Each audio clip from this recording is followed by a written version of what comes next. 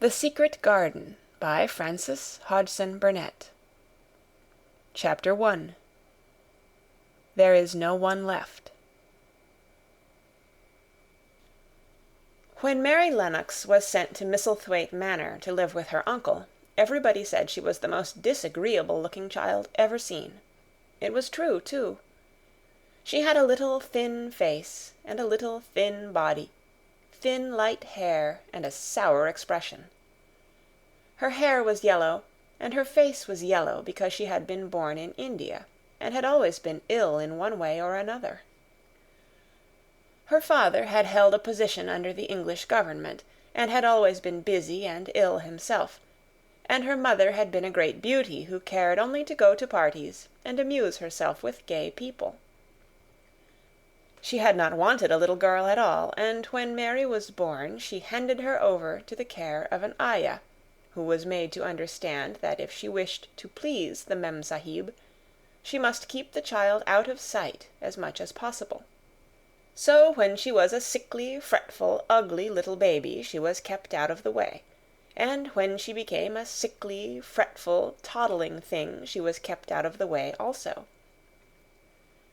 She never remembered seeing familiarly anything but the dark faces of her ayah and the other native servants, and as they always obeyed her and gave her her own way in everything, because the Mem-Sahib would be angry if she was disturbed by her crying, by the time she was 6 years old she was as tyrannical and selfish a little pig as ever lived. The young English governess who came to teach her to read and write disliked her so much that she gave up her place in 3 months.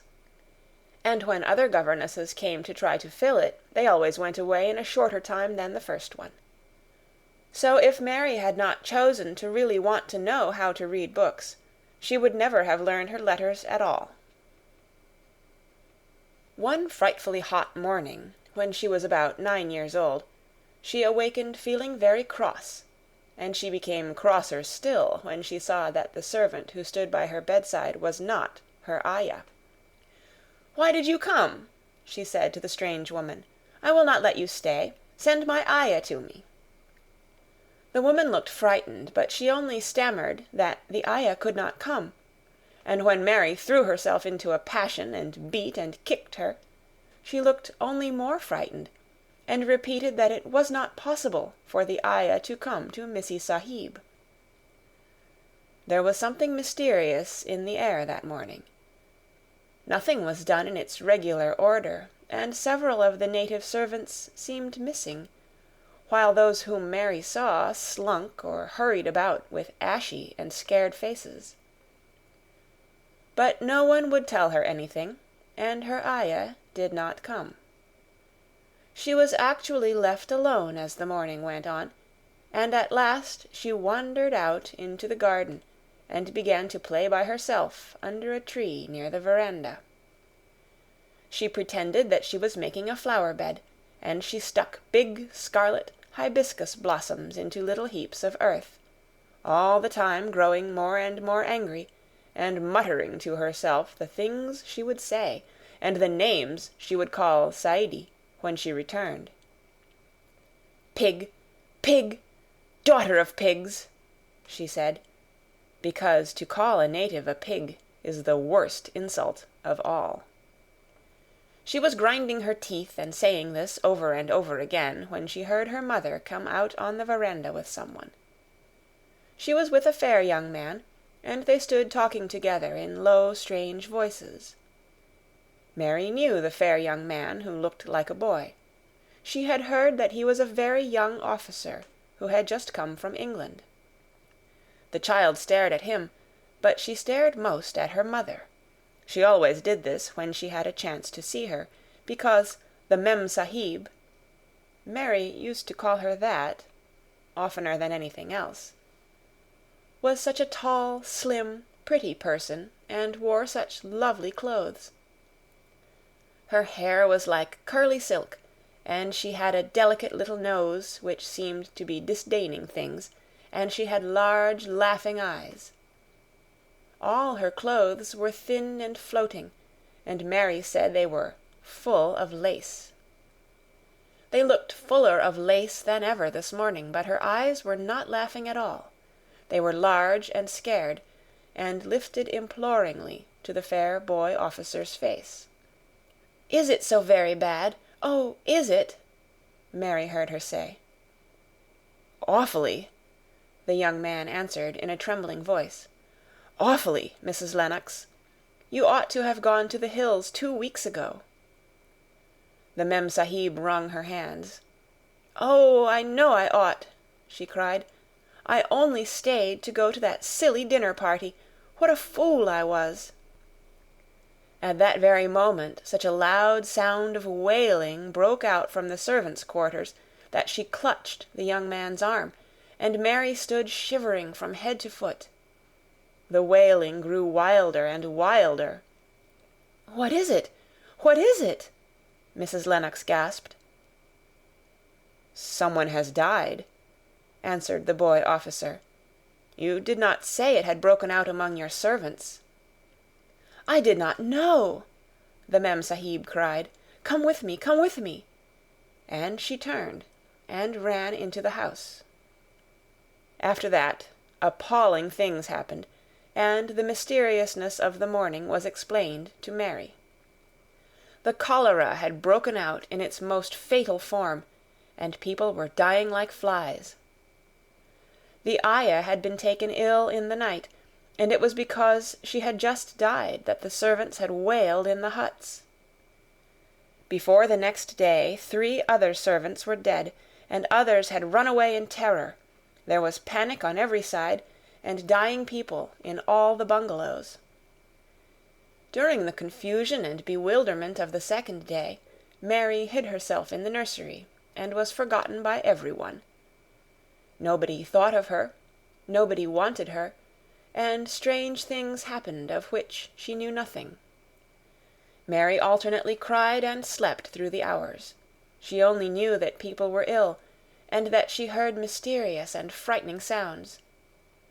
Once she crept into the dining-room and found it empty, though a partly finished meal was on the table, and chairs and plates looked as if they had been hastily pushed back when the diners rose suddenly for some reason. The child ate some fruit and biscuits, and being thirsty she drank a glass of wine which stood nearly filled. It was sweet, and she did not know how strong it was. Very soon it made her intensely drowsy, and she went back to her nursery and shut herself in again, frightened by cries she heard in the huts and by the hurrying sound of feet. The wine made her so sleepy that she could scarcely keep her eyes open, and she lay down on her bed and knew nothing more for a long time. Many things happened during the hours in which she slept so heavily, but she was not disturbed by the wails and the sound of things being carried in and out of the bungalow. When she awakened, she lay and stared at the wall. The house was perfectly still. She had never known it to be so silent before. She heard neither voices nor footsteps, and wondered if everybody had got well of the cholera and all the trouble was over. She wondered also who would take care of her now her ayah was dead. There would be a new ayah, and perhaps she would know some new stories. Mary had been rather tired of the old ones. She did not cry because her nurse had died. She was not an affectionate child, and had never cared much for anyone. The noise and hurrying about and wailing over the cholera had frightened her, and she had been angry because no one seemed to remember that she was alive. Everyone was too panic-stricken to think of a little girl no one was fond of.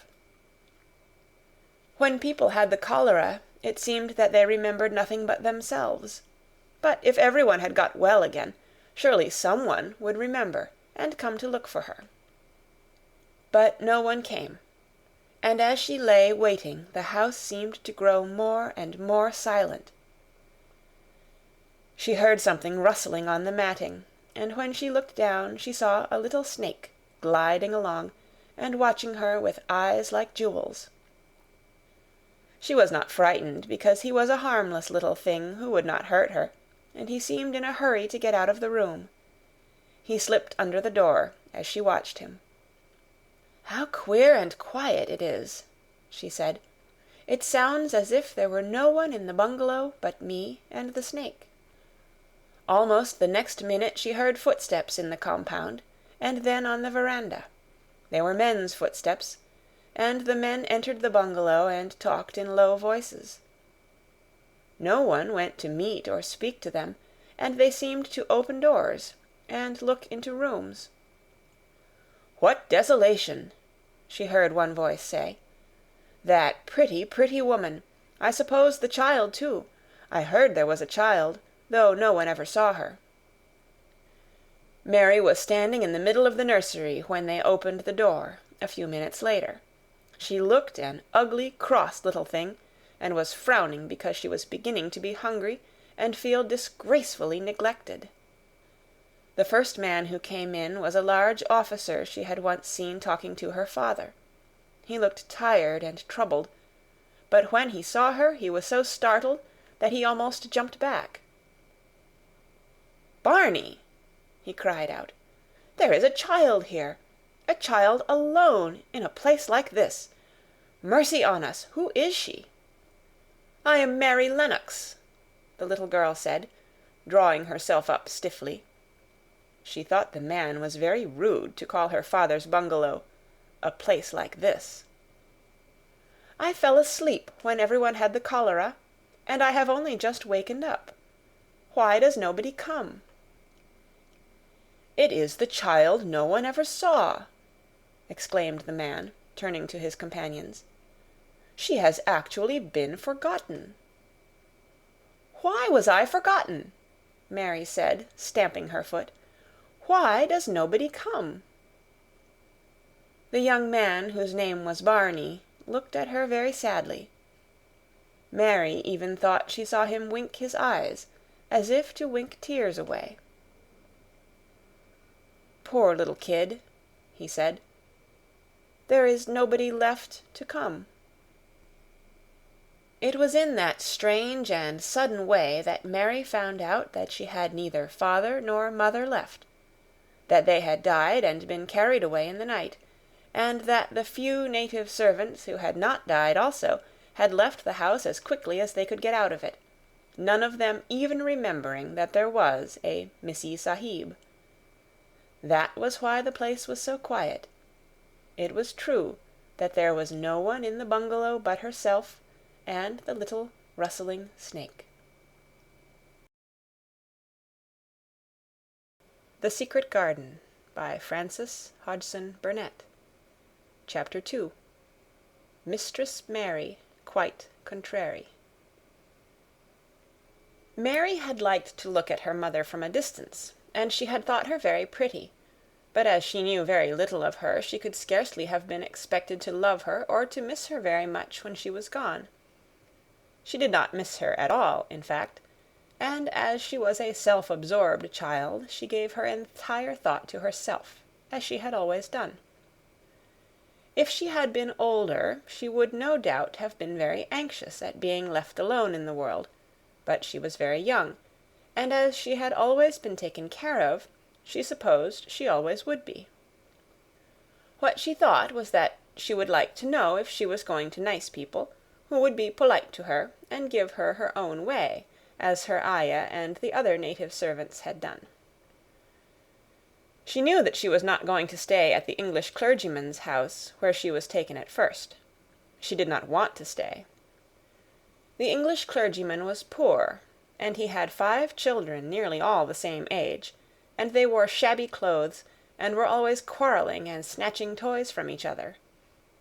Mary hated their untidy bungalow and was so disagreeable to them that after the first day or two nobody would play with her. By the second day they had given her a nickname which made her furious. It was Basil who thought of it first. Basil was a little boy with impudent blue eyes and a turned-up nose, and Mary hated him. She was playing by herself under a tree, just as she had been playing the day the cholera broke out. She was making heaps of earth and paths for a garden, and Basil came and stood near to watch her. Presently he got rather interested, and suddenly made a suggestion. "Why don't you put a heap of stones there, and pretend it is a rockery?" he said. "There, in the middle," and he leaned over her to point. "Go away!" cried Mary. "I don't want boys. Go away!" For a moment Basil looked angry, and then he began to tease. He was always teasing his sisters. He danced round and round her, and made faces, and sang and laughed. "Mistress Mary, quite contrary, how does your garden grow? With silver bells and cockle shells, and marigolds all in a row." He sang it until the other children heard and laughed too, and the crosser Mary got, the more they sang, "Mistress Mary, quite contrary," and after that, as long as she stayed with them, they called her Mistress Mary quite contrary, when they spoke of her to each other, and often when they spoke to her. "You are going to be sent home," Basil said to her at the end of the week, "and we're glad of it." "I am glad of it too," answered Mary. "Where is home?" "She doesn't know where home is," said Basil, with 7-year-old scorn. "It's England, of course. Our grandmamma lives there, and our sister Mabel was sent to her last year. You are not going to your grandmamma. You have none. You are going to your uncle. His name is Mr. Archibald Craven." "I don't know anything about him," snapped Mary. "I know you don't," Basil answered. "You don't know anything. Girls never do. I heard father and mother talking about him. He lives in a great, big, desolate old house in the country, and no one goes near him. He's so cross he won't let them, and they wouldn't come if he would let them. He's a hunchback, and he's horrid." "I don't believe you," said Mary, and she turned her back and stuck her fingers in her ears, because she would not listen any more. But she thought over it a great deal afterward, and when Mrs. Crawford told her that night that she was going to sail away to England in a few days and go to her uncle, Mr. Archibald Craven, who lived at Misselthwaite Manor, she looked so stony and stubbornly uninterested that they did not know what to think about her. They tried to be kind to her, but she only turned her face away when Mrs. Crawford attempted to kiss her, and held herself stiffly when Mr. Crawford patted her shoulder. "She is such a plain child," Mrs. Crawford said pityingly afterward. "And her mother was such a pretty creature. She had a very pretty manner, too, and Mary has the most unattractive ways I ever saw in a child. The children call her Mistress Mary quite contrary, and, though it's naughty of them, one can't help understanding it." Perhaps if her mother had carried her pretty face and her pretty manners oftener into the nursery, Mary might have learned some pretty ways too. It is very sad, now the poor beautiful thing is gone, to remember that many people never even knew that she had a child at all. "I believe she scarcely ever looked at her," sighed Mrs. Crawford. "When her ayah was dead, there was no one to give a thought to the little thing. Think of the servants running away and leaving her all alone in that deserted bungalow. Colonel McGrew said he nearly jumped out of his skin when he opened the door and found her standing by herself in the middle of the room." Mary made the long voyage to England under the care of an officer's wife, who was taking her children to leave them in a boarding school. She was very much absorbed in her own little boy and girl, and was rather glad to hand the child over to the woman Mr. Archibald Craven sent to meet her in London. The woman was his housekeeper at Misselthwaite Manor, and her name was Mrs. Medlock. She was a stout woman with very red cheeks and sharp black eyes.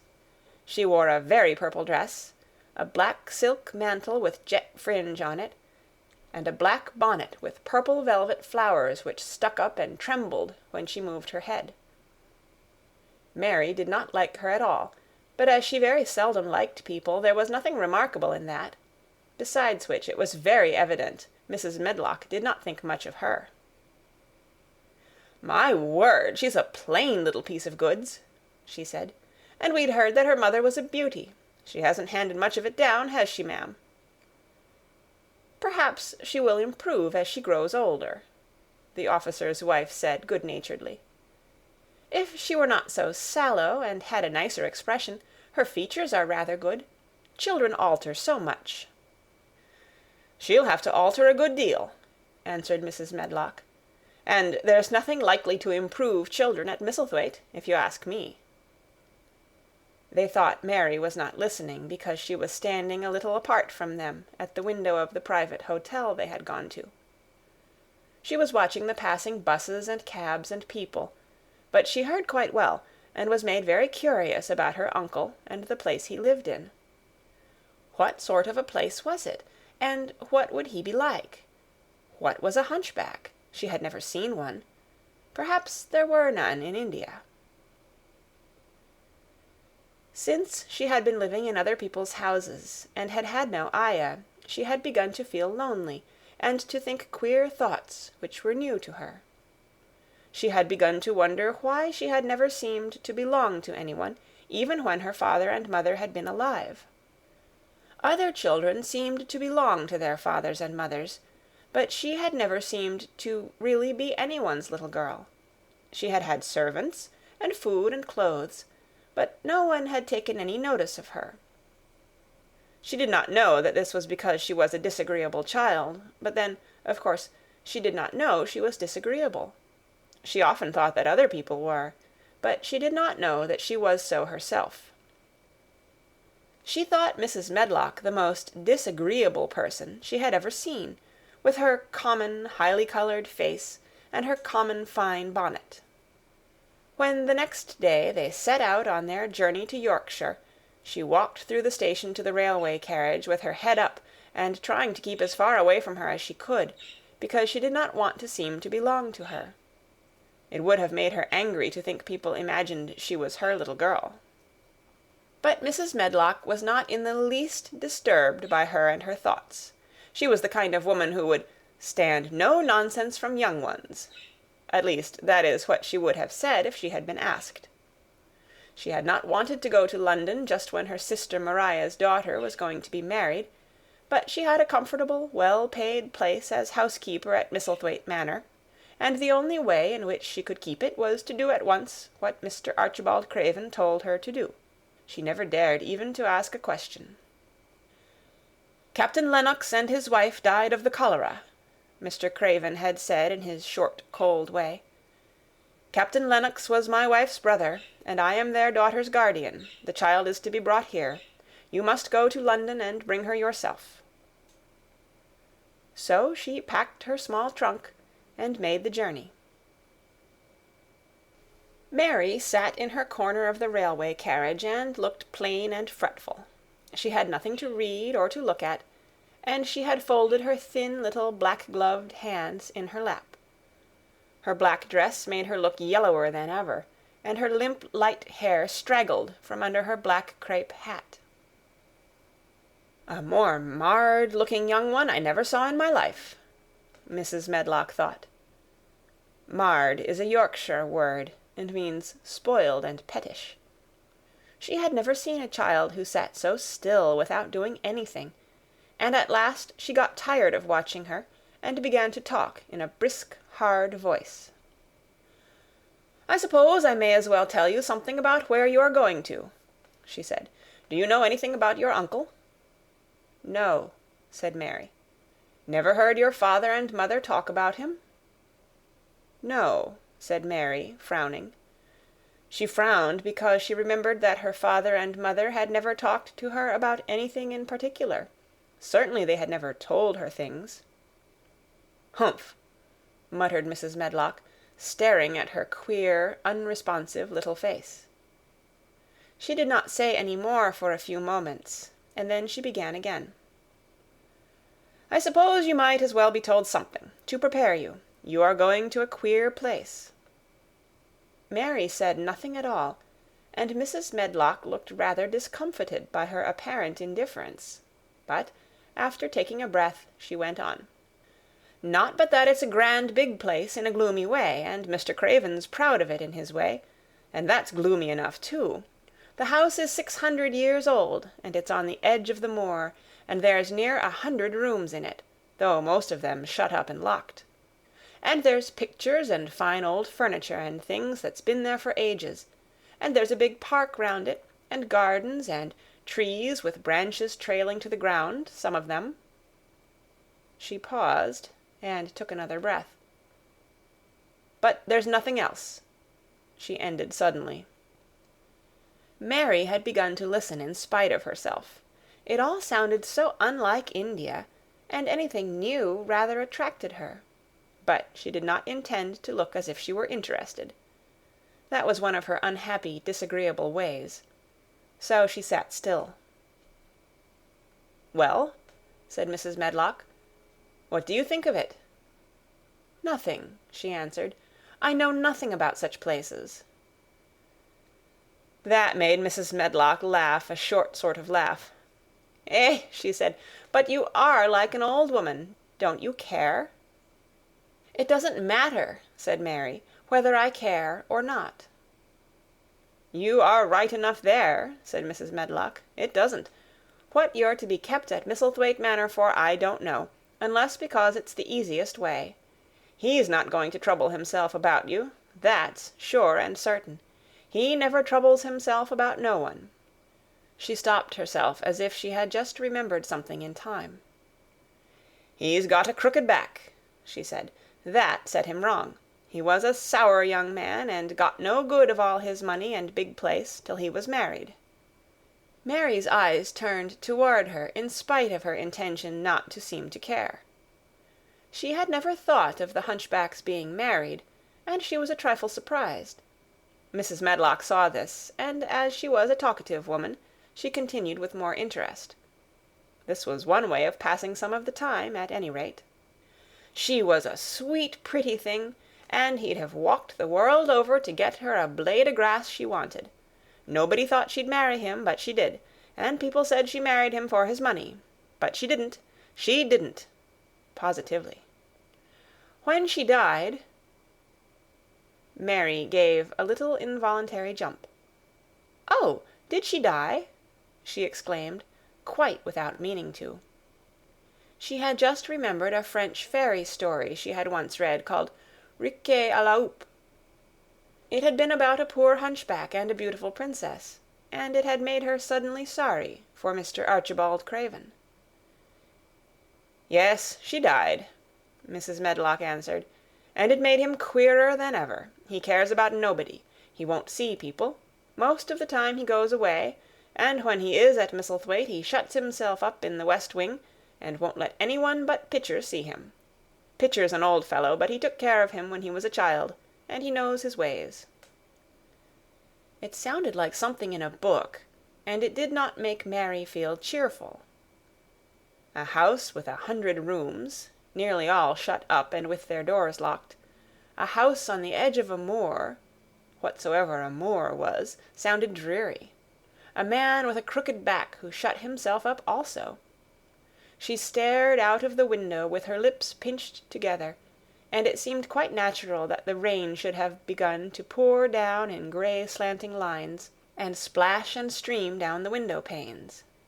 If the pretty wife had been alive, she might have made things cheerful by being something like her own mother, and by running in and out and going to parties, as she had done in frocks full of lace. But she was not there any more. "You needn't expect to see him, because 10 to 1 you won't," said Mrs. Medlock. "And you mustn't expect that there will be people to talk to you. You'll have to play about and look after yourself. You'll be told what rooms you can go into and what rooms you're to keep out of. There's gardens enough.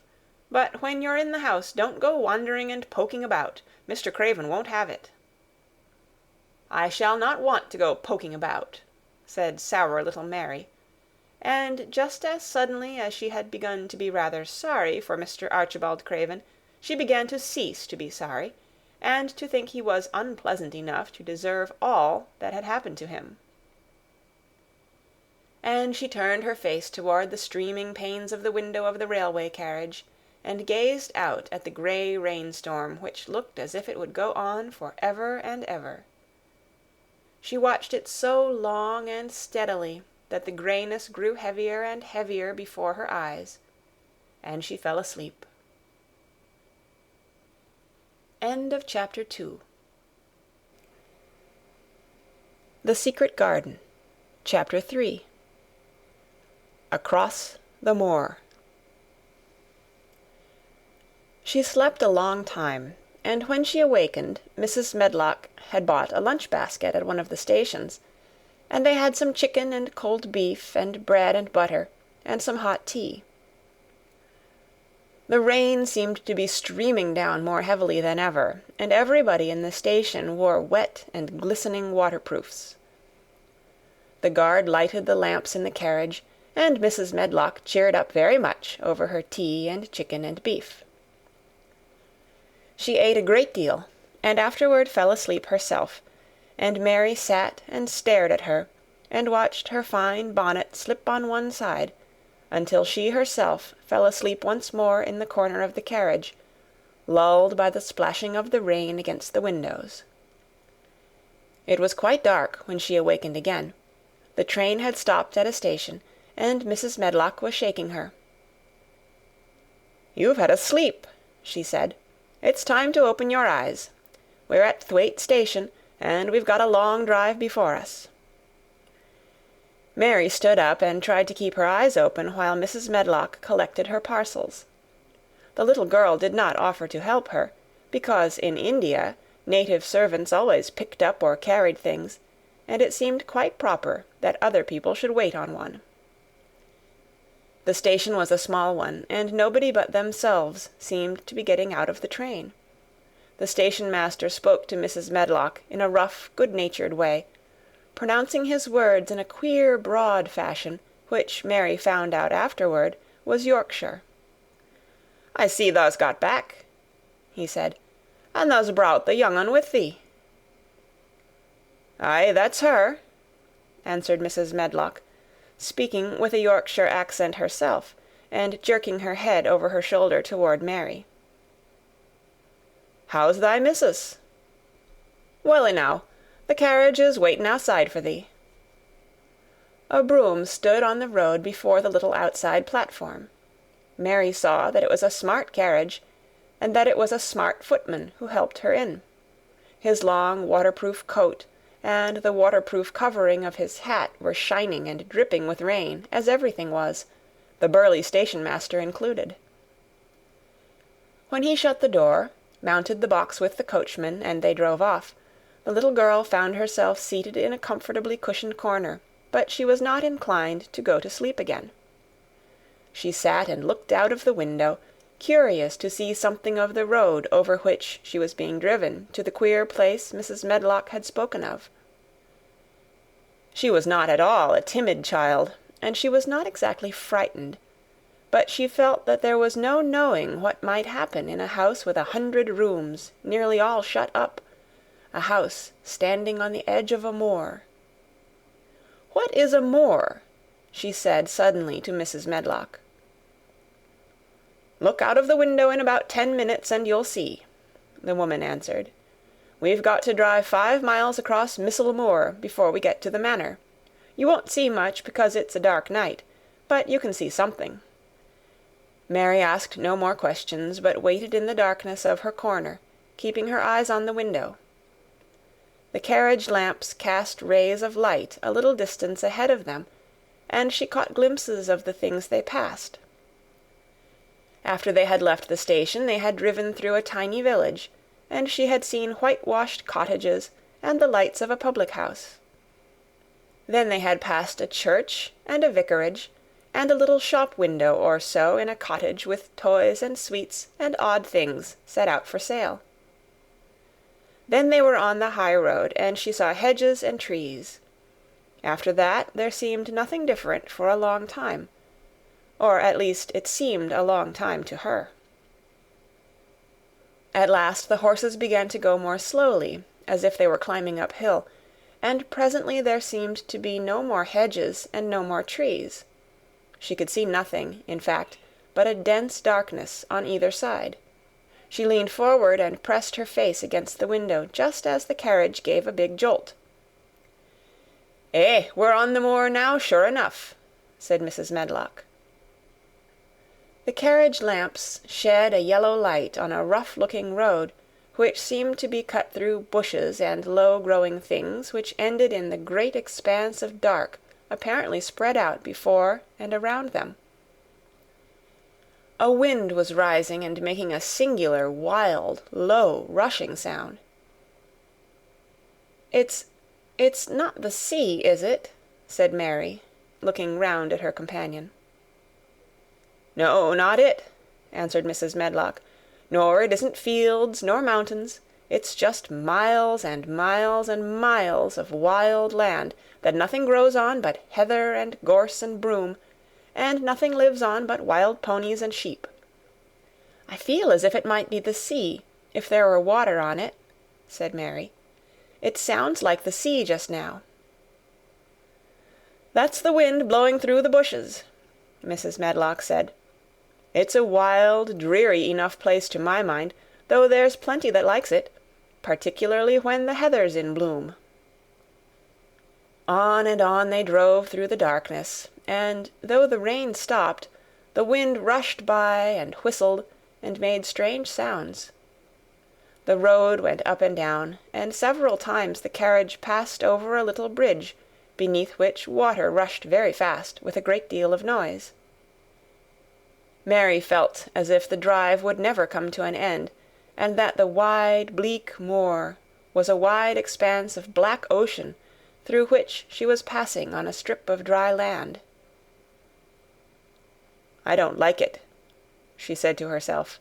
"I don't like it," and she pinched her thin lips more tightly together. The horses were climbing up a hilly piece of road when she first caught sight of a light. Mrs. Medlock saw it as soon as she did, and drew a long sigh of relief. I am glad to see that bit o' light twinkling," she exclaimed. "It's the light in the lodge window. We shall get a good cup of tea after a bit, at all events." It was after a bit, as she said, for when the carriage passed through the park gates, there was still 2 miles of avenue to drive through, and the trees, which nearly met overhead, made it seem as if they were driving through a long, dark vault.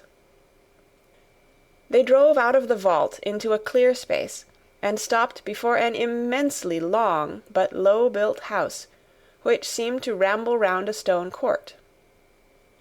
At first Mary thought that there were no lights at all in the windows, but as she got out of the carriage, she saw that one room, in a corner upstairs, showed a dull glow.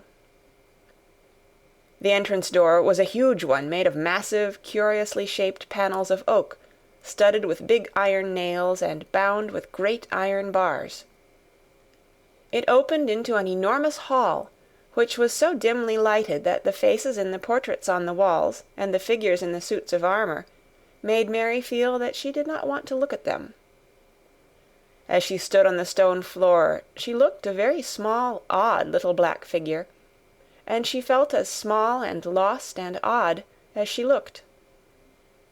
A neat, thin old man stood near the manservant who opened the door for them. "You are to take her to her room," he said in a husky voice. "He doesn't want to see her. He's going to London in the morning." "Very well, Mr. Pitcher," Mrs. Medlock answered. "So long as I know what's expected of me, I can manage." "What's expected of you, Mrs. Medlock," Mr. Pitcher said, "is that you make sure that he's not disturbed, and that he doesn't see what he doesn't want to see." And then Mary Lennox was led up a broad staircase, and down a long corridor, and up a short flight of steps, and through another corridor, and another, until a door opened in a wall, and she found herself in a room with a fire in it, and a supper on a table. Mrs. Medlock said unceremoniously, "Well, here you are. This room and the next are where you'll live, and you must keep to them. Don't you forget that." It was in this way Mistress Mary arrived at Misselthwaite Manor, and she had perhaps never felt quite so contrary in all her life. End of chapter 3. The Secret Garden by Frances Hodgson Burnett. Chapter 4. Martha. When she opened her eyes in the morning, it was because a young housemaid had come into her room to light the fire and was kneeling on the hearth-rug raking out the cinders noisily. Mary lay and watched her for a few moments, and then began to look about the room. She had never seen a room at all like it, and thought it curious and gloomy. The walls were covered with tapestry, with a forest scene embroidered on it. There were fantastically dressed people under the trees, and in the distance there was a glimpse of the turrets of a castle. There were hunters and horses and dogs and ladies. Mary felt as if she were in the forest with them.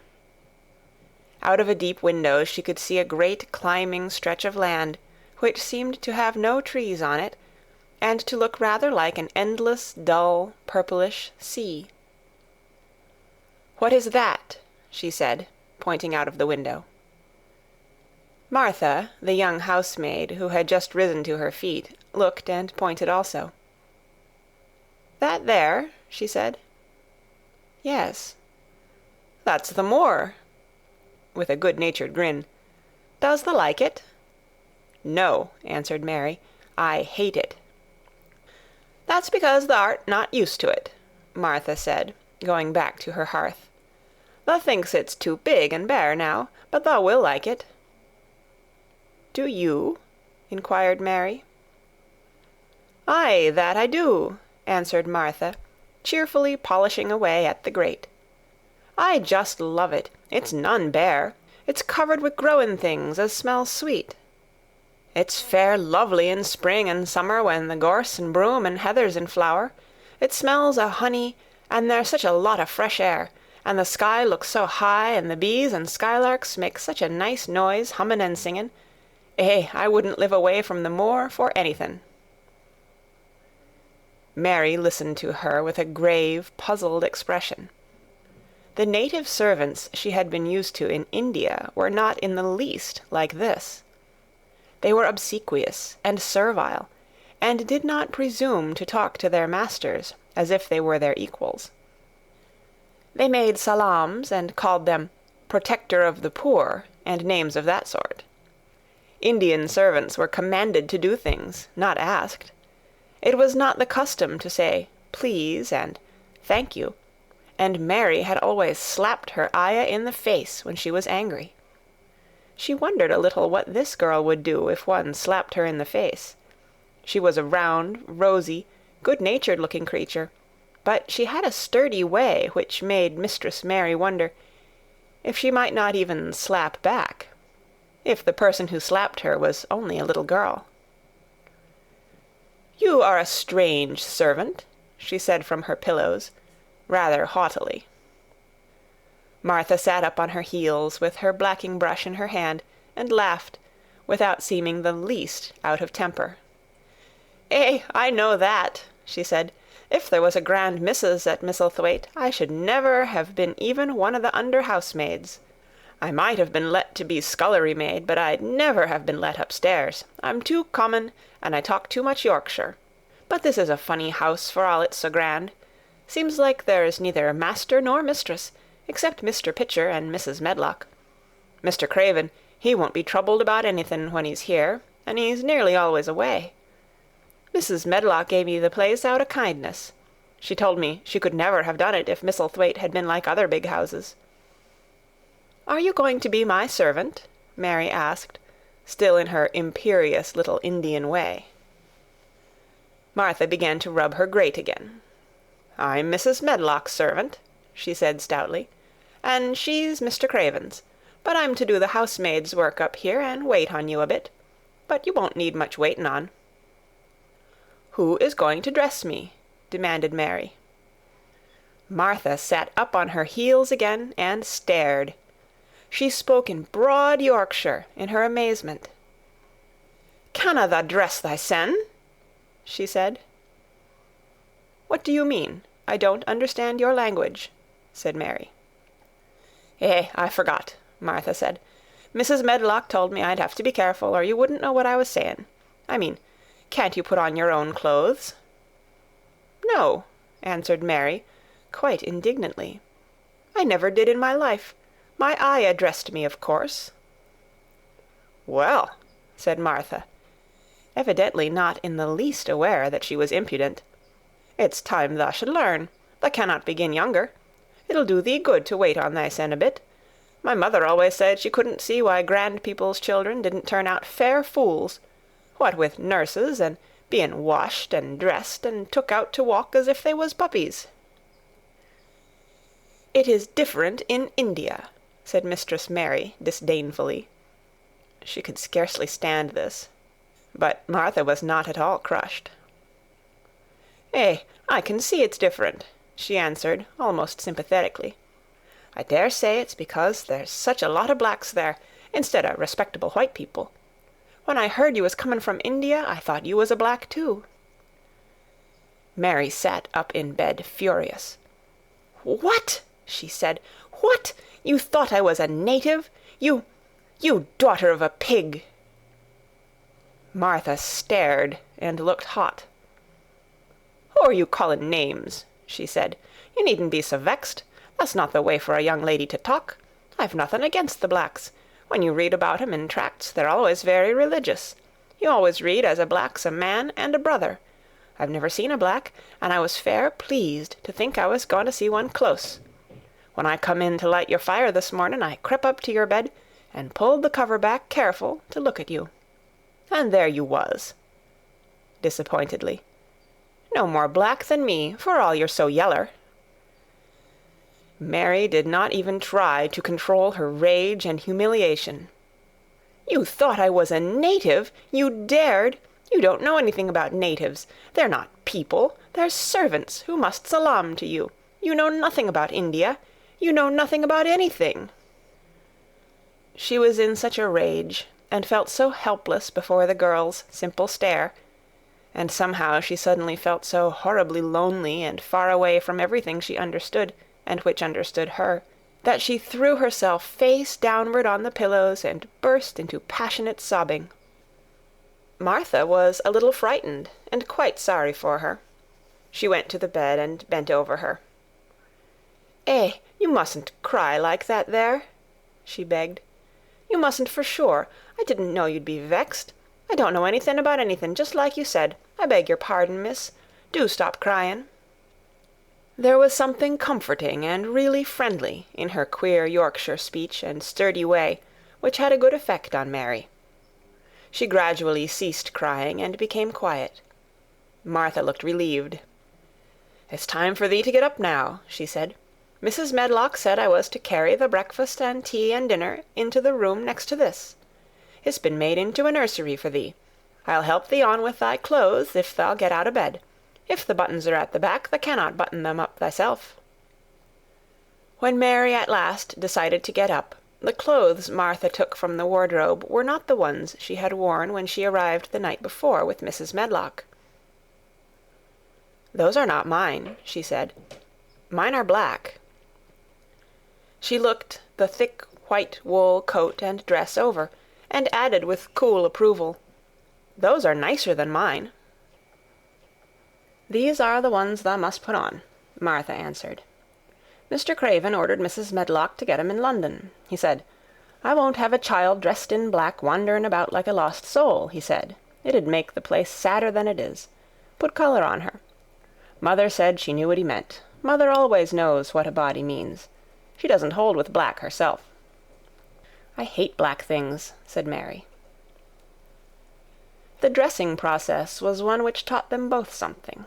Martha had buttoned up her little sisters and brothers, but she had never seen a child who stood still and waited for another person to do things for her, as if she had neither hands nor feet of her own. "Why doesn't thou put on thy own shoes?" she said, when Mary quietly held out her foot. "My ayah did it," answered Mary, staring. "It was the custom." She said that very often. It was the custom. The native servants were always saying it. If one told them to do a thing their ancestors had not done for 1,000 years, they gazed at one mildly and said, "It is not the custom," and one knew that was the end of the matter. It had not been the custom that Mistress Mary should do anything but stand and allow herself to be dressed like a doll. But before she was ready for breakfast, she began to suspect that her life at Misselthwaite Manor would end by teaching her a number of things quite new to her. Things such as putting on her own shoes and stockings, and picking up things she let fall. If Martha had been a well-trained, fine young lady's maid, she would have been more subservient and respectful, and would have known that it was her business to brush hair and button boots, and pick things up and lay them away. She was, however, only an untrained Yorkshire rustic, who had been brought up in a moorland cottage with a swarm of little brothers and sisters, who had never dreamed of doing anything but waiting on themselves and on the younger ones, who were either babies in arms, or just learning to totter about and tumble over things. If Mary Lennox had been a child who was ready to be amused, she would perhaps have laughed at Martha's readiness to talk, but Mary only listened to her coldly, and wondered at her freedom of manner. At first she was not at all interested, but gradually, as the girl rattled on in her good-tempered, homely way, Mary began to notice what she was saying. You should see 'em all," she said. "There's 12 of us, and my father only gets 16 shilling a week. I can tell you my mother's put to it to get porridge for 'em all. They tumble about on the moor and play there all day, and mother says the air o' the moor fattens 'em. She says she believes they eat the grass, same as the wild ponies do. Our Dickon, he's 12 years old, and he's got a young pony he calls his own." "Where did he get it?" asked Mary. "He found it on the moor with its mother when it was a little one, and he began to make friends with it, and give it bits o' bread, and pluck young grass for it. And it got to like him, so it follows him about, and it lets him get on its back. Dickon's a kind lad, and animals likes him." Mary had never possessed an animal pet of her own, and had always thought she should like one. So she began to feel a slight interest in Dickon, and as she had never before been interested in anyone but herself, it was the dawning of a healthy sentiment. When she went into the room which had been made into a nursery for her, she found that it was rather like the one she had slept in. It was not a child's room, but a grown-up person's room, with gloomy old pictures on the walls, and heavy old oak chairs. A table in the centre was set with a good substantial breakfast, but she had always had a very small appetite, and she looked with something more than indifference at the first plate Martha set before her. "I don't want it," she said. "Thou doesn't want thy porridge?" Martha exclaimed incredulously. "No." "Thou doesn't know how good it is. Put a bit o' treacle on it, or a bit o' sugar." "I don't want it," repeated Mary.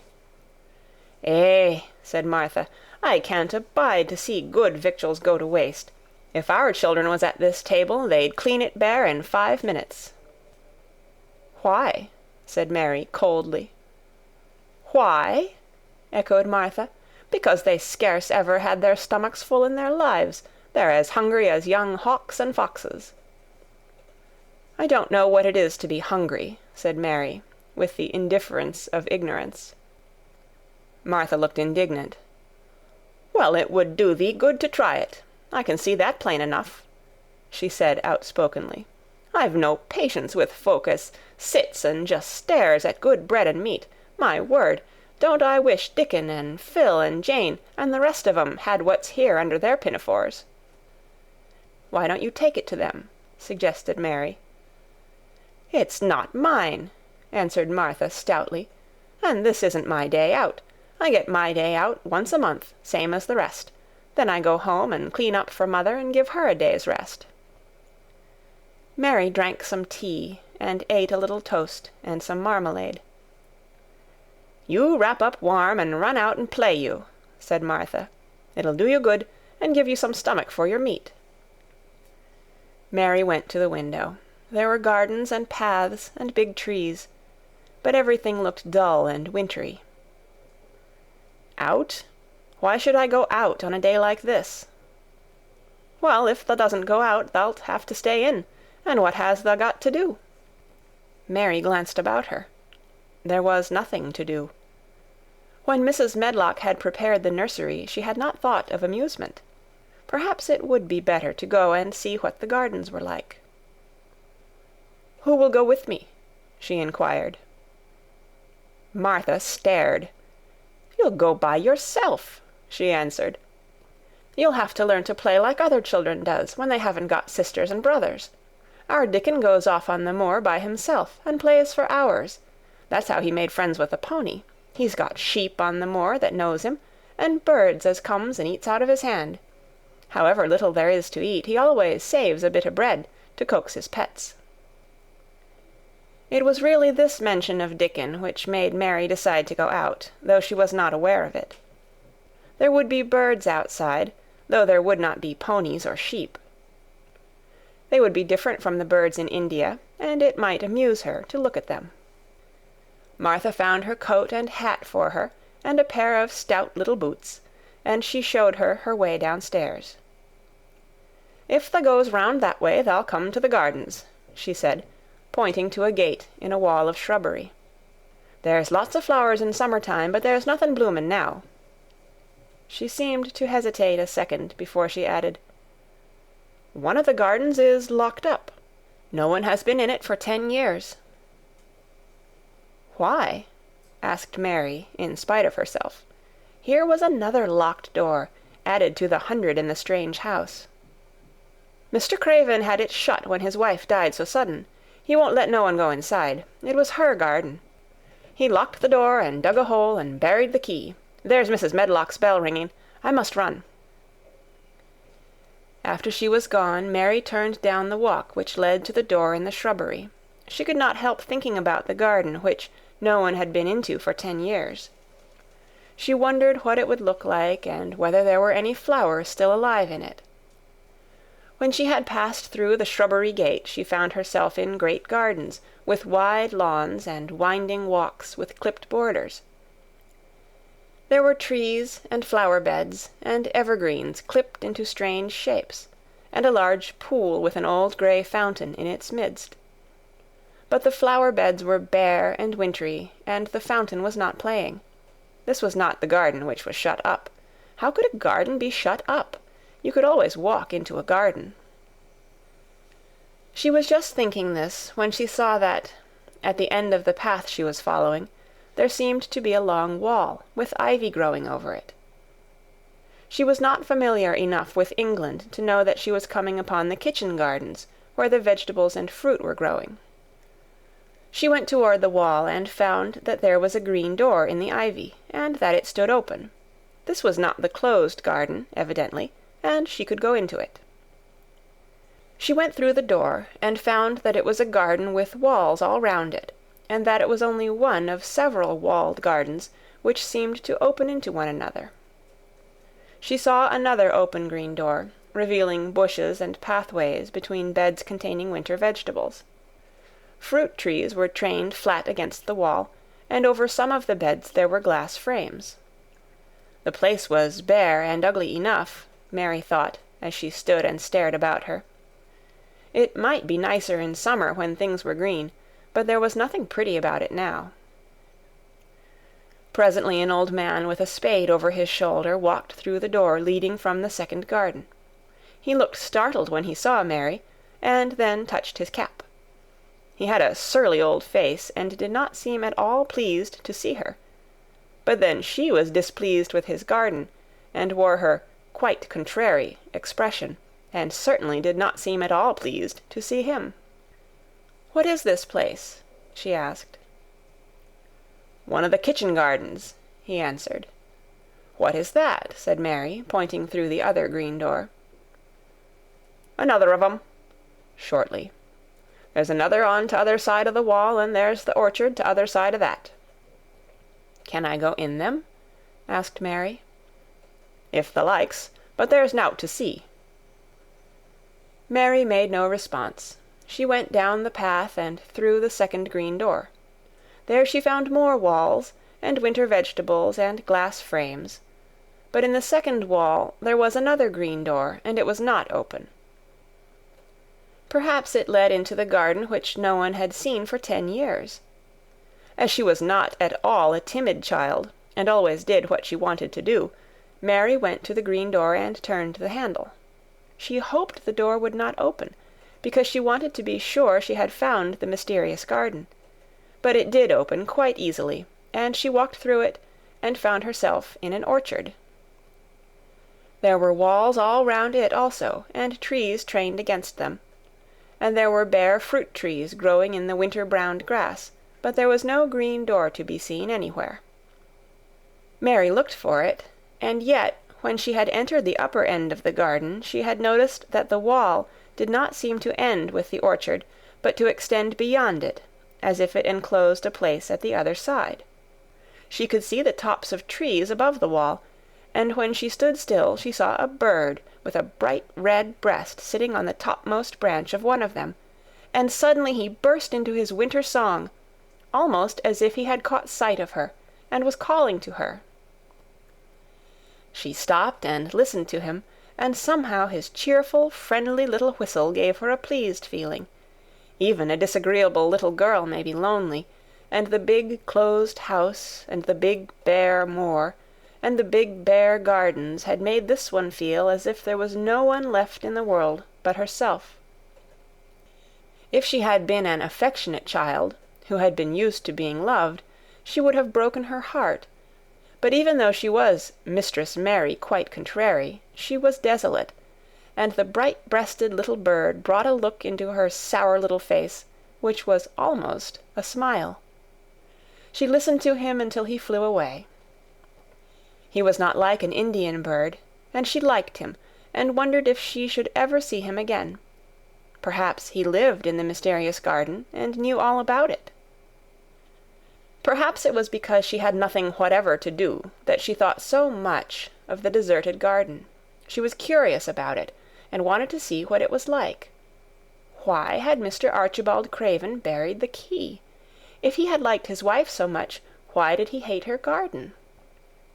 She wondered if she should ever see him, but she knew that if she did she should not like him, and he would not like her, and that she should only stand and stare at him and say nothing, though she should be wanting dreadfully to ask him why he had done such a queer thing.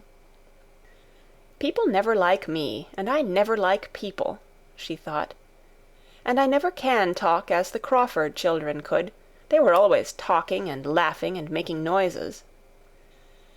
She thought of the robin, and of the way he seemed to sing his song at her, and as she remembered the tree-top he perched on, she stopped rather suddenly on the path. I believe that tree was in the secret garden. I feel sure it was, she said. There was a wall round the place, and there was no door. She walked back into the first kitchen garden she had entered, and found the old man digging there. She went and stood beside him, and watched him a few moments in her cold little way. He took no notice of her, and so at last she spoke to him. "I have been into the other gardens," she said.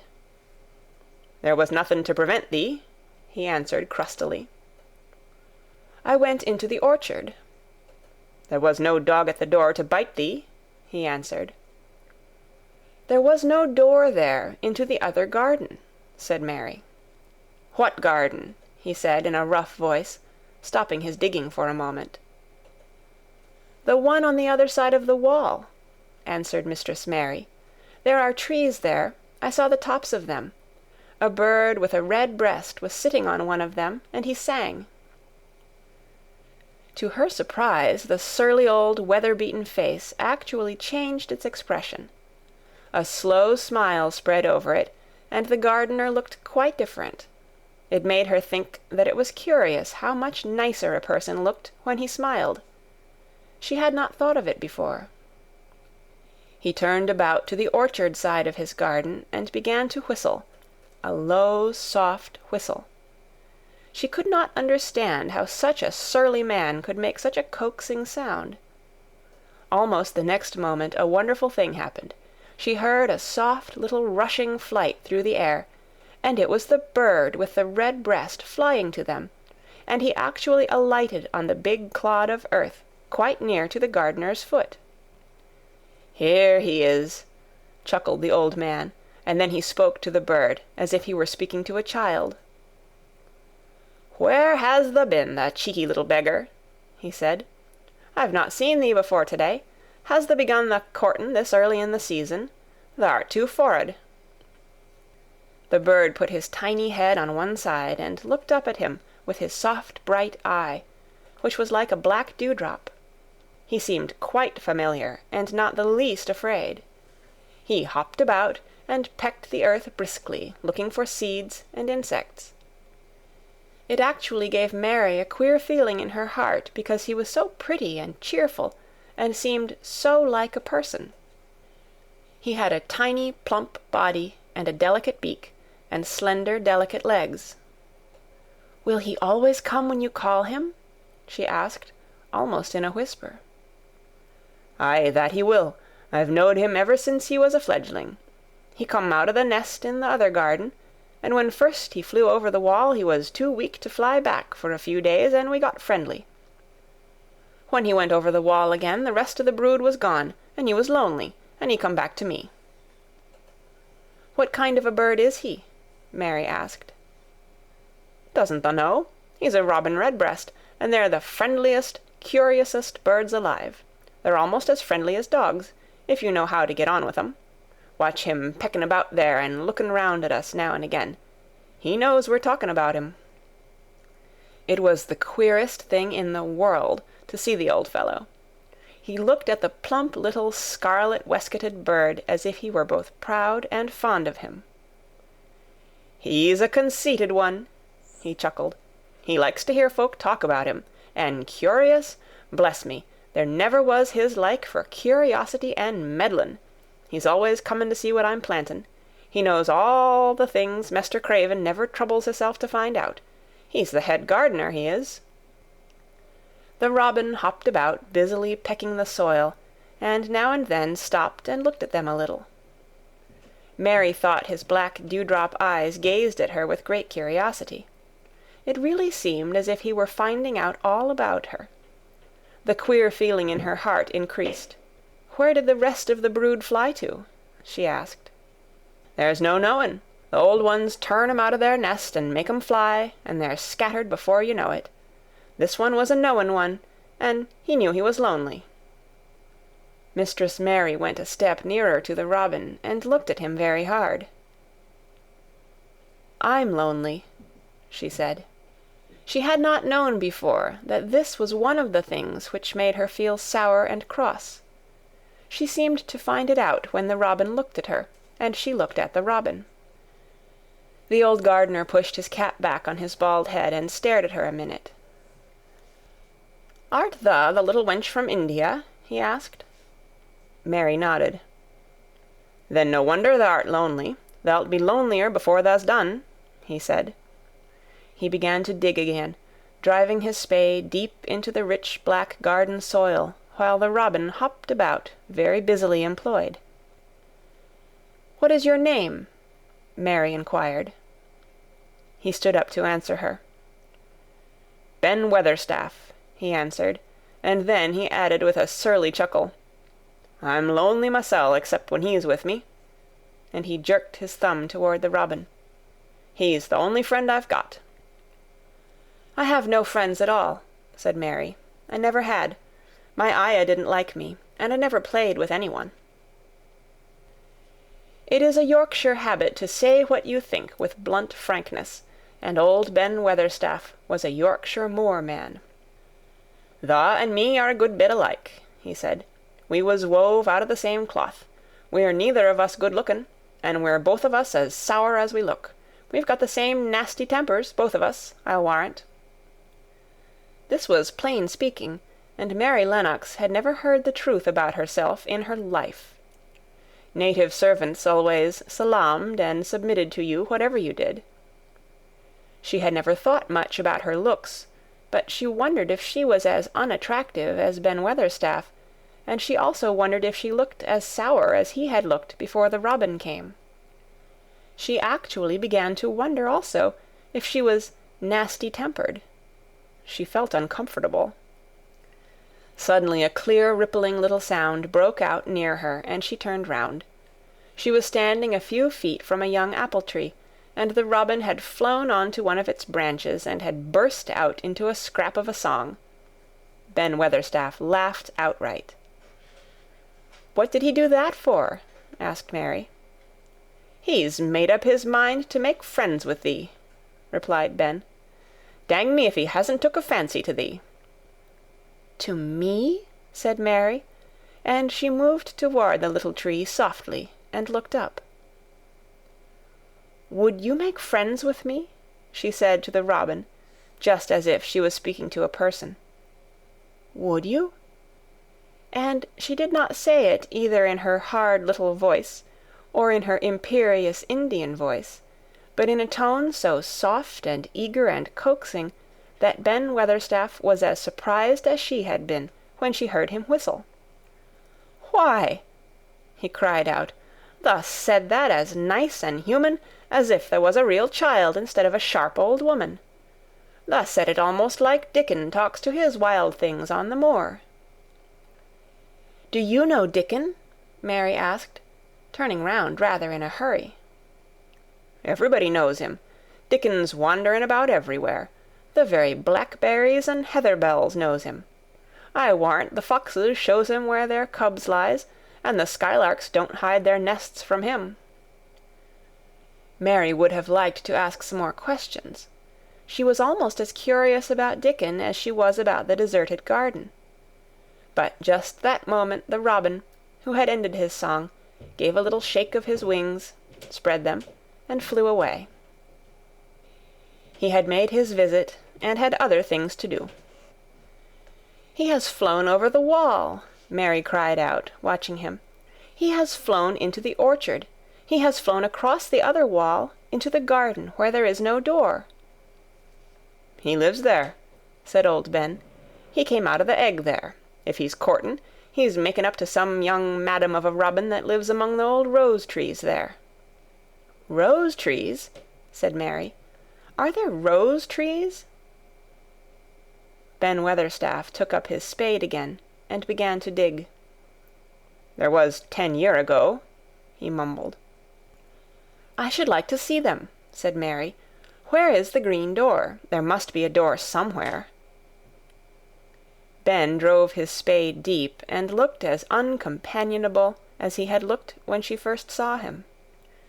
"There was 10 year ago, but there isn't now," he said. "No door?" cried Mary. "There must be." "None as anyone can find, and none as is anyone's business. Don't you be a meddlesome wench and poke your nose where it's no cause to go. Here, I must go on with my work. Get you gone and play you. I've no more time." And he actually stopped digging, threw his spade over his shoulder, and walked off, without even glancing at her or saying good-bye. End of Chapter 4. The Secret Garden, Chapter 5. The Cry in the Corridor. At first, each day which passed by for Mary Lennox was exactly like the others. Every morning she awoke in her tapestried room and found Martha kneeling upon the hearth building her fire. Every morning she ate her breakfast in the nursery, which had nothing amusing in it, and after each breakfast she gazed out of the window across to the huge moor which seemed to spread out on all sides and climb up to the sky, and after she had stared for a while she realized that if she did not go out she would have to stay in and do nothing, and so she went out. She did not know that this was the best thing she could have done, and she did not know that, when she began to walk quickly or even run along the paths and down the avenue, she was stirring her slow blood and making herself stronger by fighting with the wind which swept down from the moor. She ran only to make herself warm, and she hated the wind which rushed at her face and roared and held her back as if it were some giant she could not see. But the big breaths of rough fresh air blown over the heather filled her lungs with something which was good for her whole thin body, and whipped some red color into her cheeks and brightened her dull eyes when she did not know anything about it. But after a few days spent almost entirely out of doors, She wakened one morning knowing what it was to be hungry, and when she sat down to her breakfast she did not glance disdainfully at her porridge and push it away, but took up her spoon and began to eat it, and went on eating it until her bowl was empty. "Tha got on well enough with that this morning, didn't tha?" said Martha. "It tastes nice today," said Mary, feeling a little surprised herself. "It's the air of the moor that's given thee stomach for the victuals," answered Martha. "It's lucky for thee that thou's got victuals as well as appetite. There's been 12 in our cottage as had the stomach and nothing to put in it. You go on playing you out o' doors every day, and you'll get some flesh on your bones, and you won't be so yeller." "I don't play," said Mary. "I have nothing to play with." "Nothing to play with!" exclaimed Martha. "Our children plays with sticks and stones. They just runs about and shouts and looks at things." Mary did not shout, but she looked at things. There was nothing else to do. She walked round and round the gardens and wandered about the paths in the park. Sometimes she looked for Ben Weatherstaff, but though several times she saw him at work, he was too busy to look at her, or was too surly. Once when she was walking toward him, he picked up his spade and turned away, as if he did it on purpose. One place she went to oftener than to any other. It was the long walk outside the gardens with the walls round them. There were bare flower beds on either side of it, and against the walls ivy grew thickly. There was one part of the wall where the creeping dark green leaves were more bushy than elsewhere. It seemed as if for a long time that part had been neglected. The rest of it had been clipped and made to look neat, but at this lower end of the walk it had not been trimmed at all. A few days after she had talked to Ben Weatherstaff, Mary stopped to notice this, and wondered why it was so. She had just paused, and was looking up at a long spray of ivy swinging in the wind, when she saw a gleam of scarlet and heard a brilliant chirp, and there on the top of the wall perched Ben Weatherstaff's robin redbreast, tilting forward to look at her with his small head on one side. "Oh!" she cried out. "Is it you? Is it you?" And it did not seem at all queer to her that she spoke to him, as if she were sure that he would understand and answer her. He did answer. He twittered and chirped and hopped along the wall as if he were telling her all sorts of things. It seemed to Mistress Mary as if she understood him too, though he was not speaking in words. It was as if he said, "Good morning. Isn't the wind nice? Isn't the sun nice? Isn't everything nice? Let us both chirp and hop and twitter. Come on, come on." Mary began to laugh, and as he hopped and took little flights along the wall, she ran after him. Poor little thin, sallow, ugly Mary! She actually looked almost pretty for a moment. "I like you, I like you," she cried out, pattering down the walk, and she chirped and tried to whistle, which last she did not know how to do in the least. But the robin seemed to be quite satisfied, and chirped and whistled back at her. At last he spread his wings and made a darting flight to the top of a tree, where he perched and sang loudly. That reminded Mary of the first time she had seen him. He had been swinging on a tree-top then, and she had been standing in the orchard. Now she was on the other side of the orchard, and standing in the path outside a wall, much lower down, and there was the same tree inside. "It's the garden no one can go into," she said to herself. "It's the garden without a door. He lives in there. How I wish I could see what it is like." She ran up the walk to the green door she had entered the first morning. Then she ran down the path through the other door, and then into the orchard. And when she stood and looked up, there was the tree on the other side of the wall, and there was the robin just finishing his song, and beginning to preen his feathers with his beak.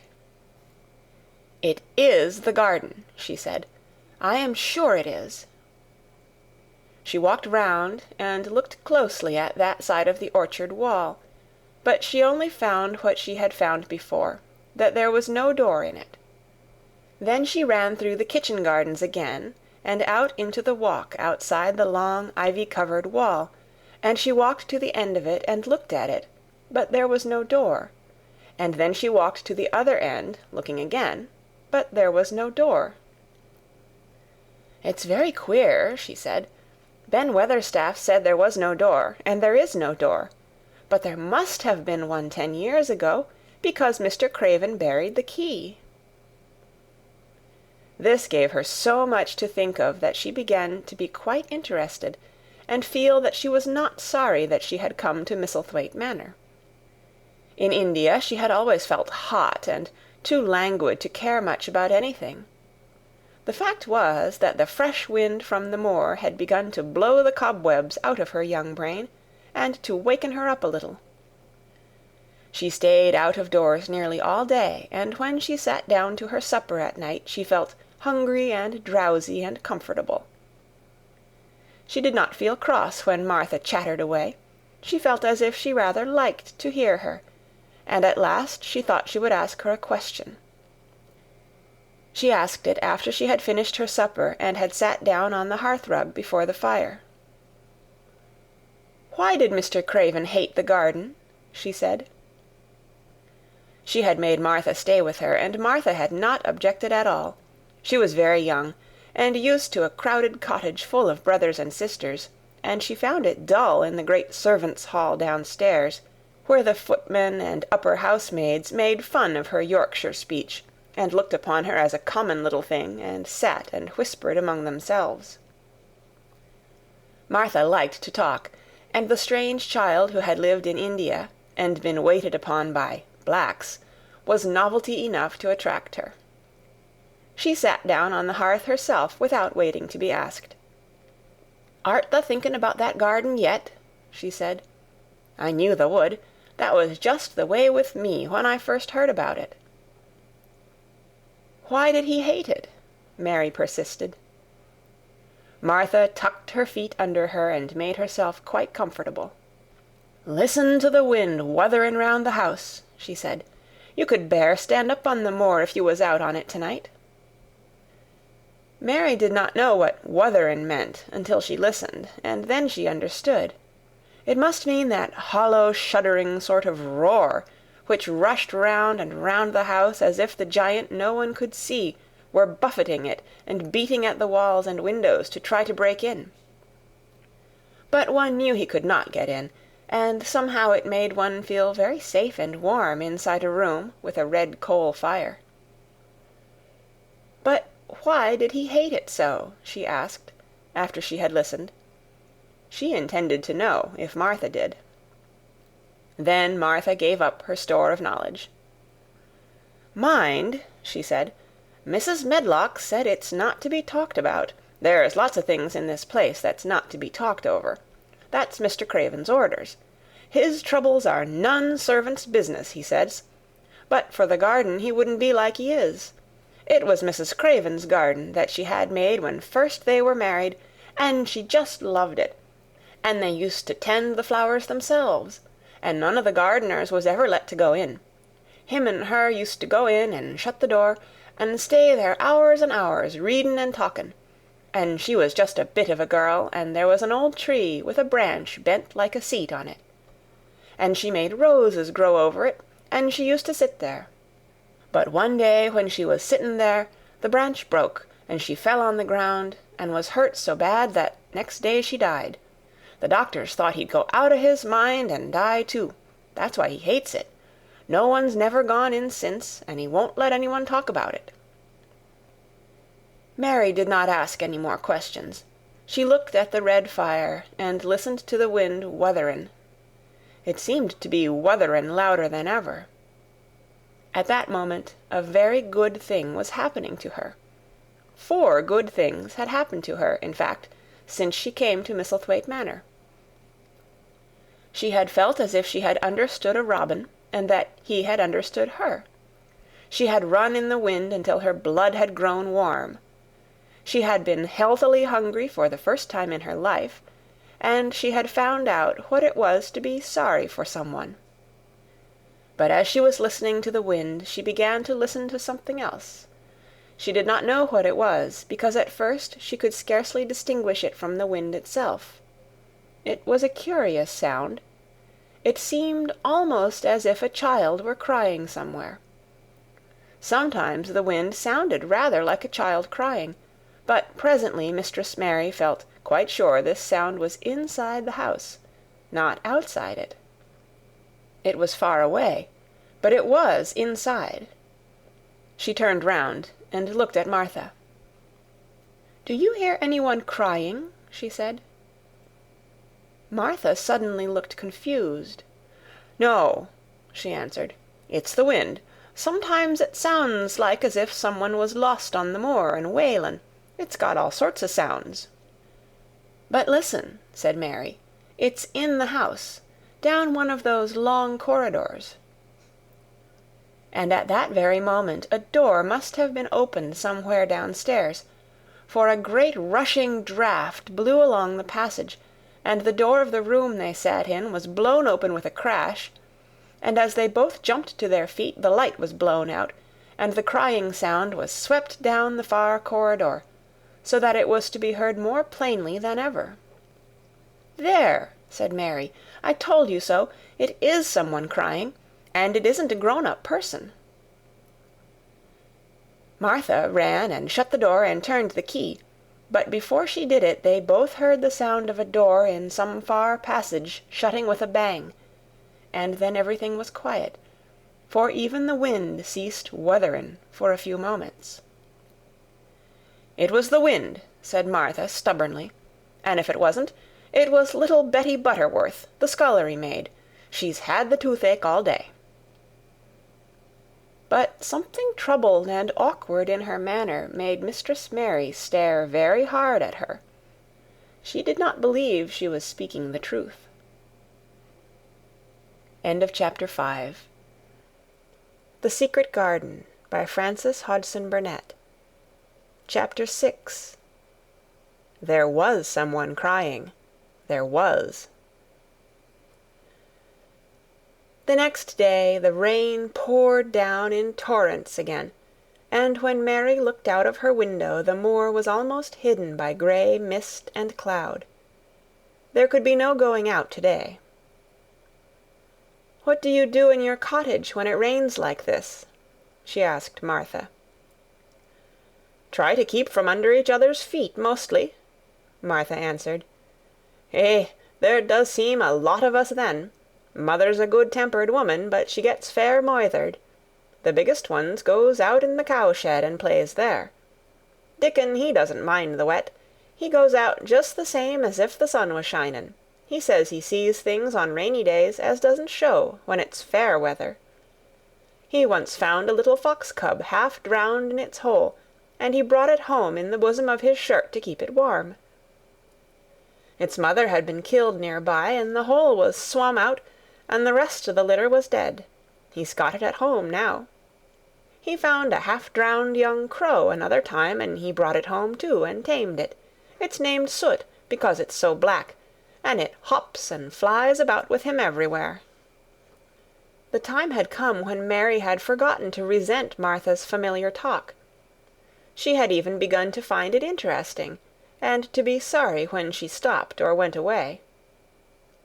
The stories she had been told by her ayah when she lived in India had been quite unlike those Martha had to tell, about the moorland cottage which held 14 people who lived in 4 little rooms, and never had quite enough to eat. The children seemed to tumble about and amuse themselves like a litter of rough, good-natured collie puppies. Mary was most attracted by the mother and Dickon.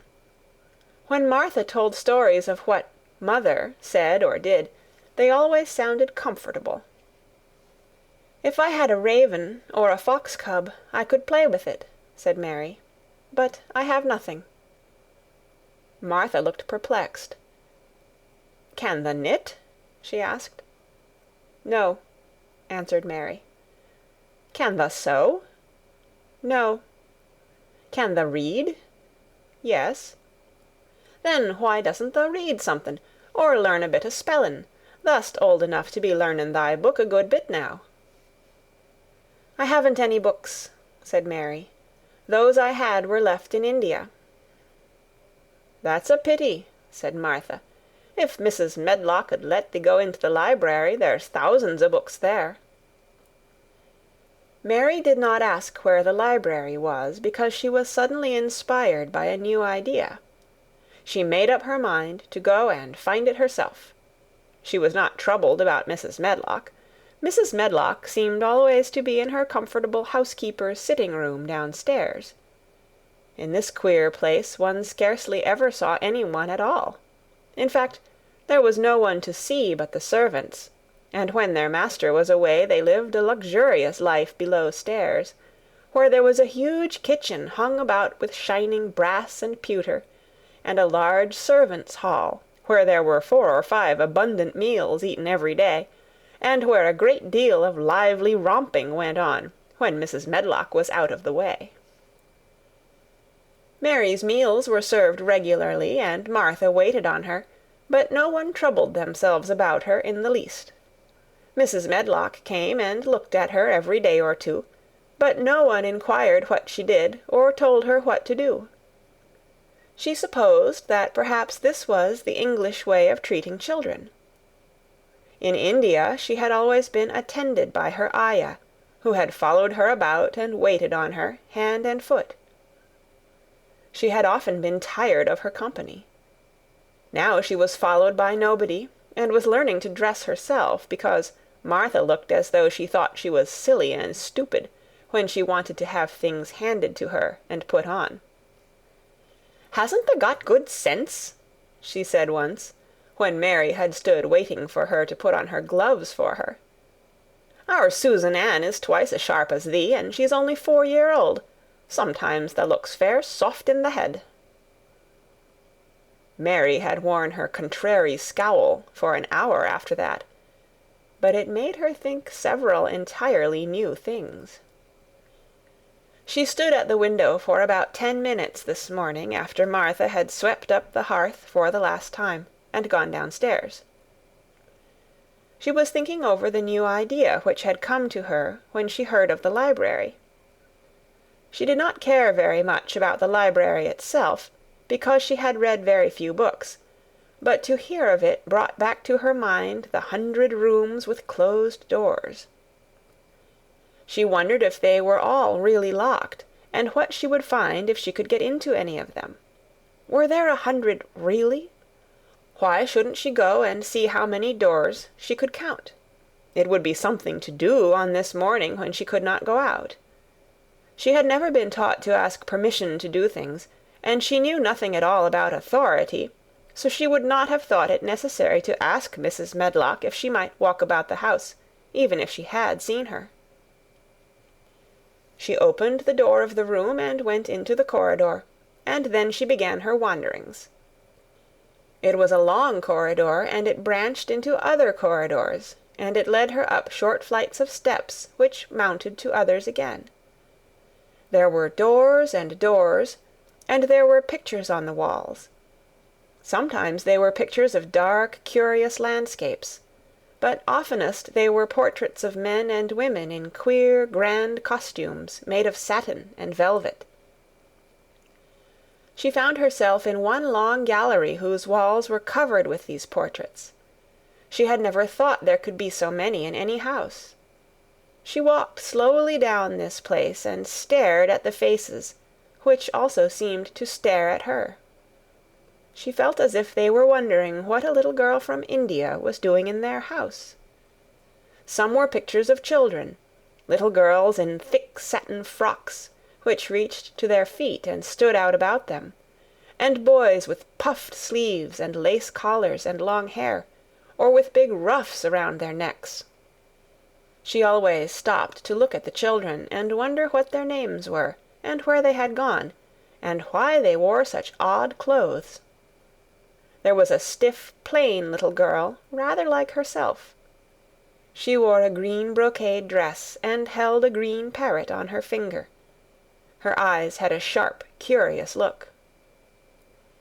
"Where do you live now?" said Mary aloud to her. I wish you were here." Surely no other little girl ever spent such a queer morning. It seemed as if there was no one in all the huge rambling house but her own small self, wandering about upstairs and down, through narrow passages and wide ones, where it seemed to her that no one but herself had ever walked. Since so many rooms had been built, people must have lived in them, but it all seemed so empty that she could not quite believe it true. It was not until she climbed to the second floor that she thought of turning the handle of a door. All the doors were shut, as Mrs. Medlock had said they were, but at last she put her hand on the handle of one of them and turned it.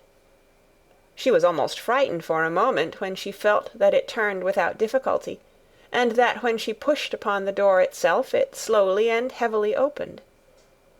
It was a massive door, and opened into a big bedroom.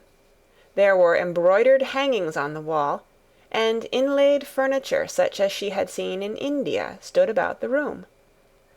A broad window with leaded panes looked out upon the moor, and over the mantel was another portrait of the stiff, plain little girl, who seemed to stare at her more curiously than ever.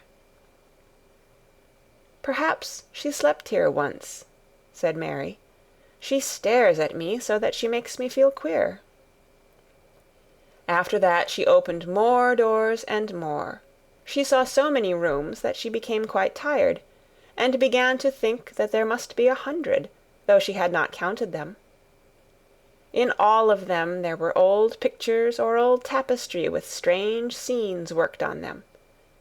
There were curious pieces of furniture and curious ornaments in nearly all of them. In one room, which looked like a lady's sitting-room, the hangings were all embroidered velvet, and in a cabinet were about 100 little elephants made of ivory.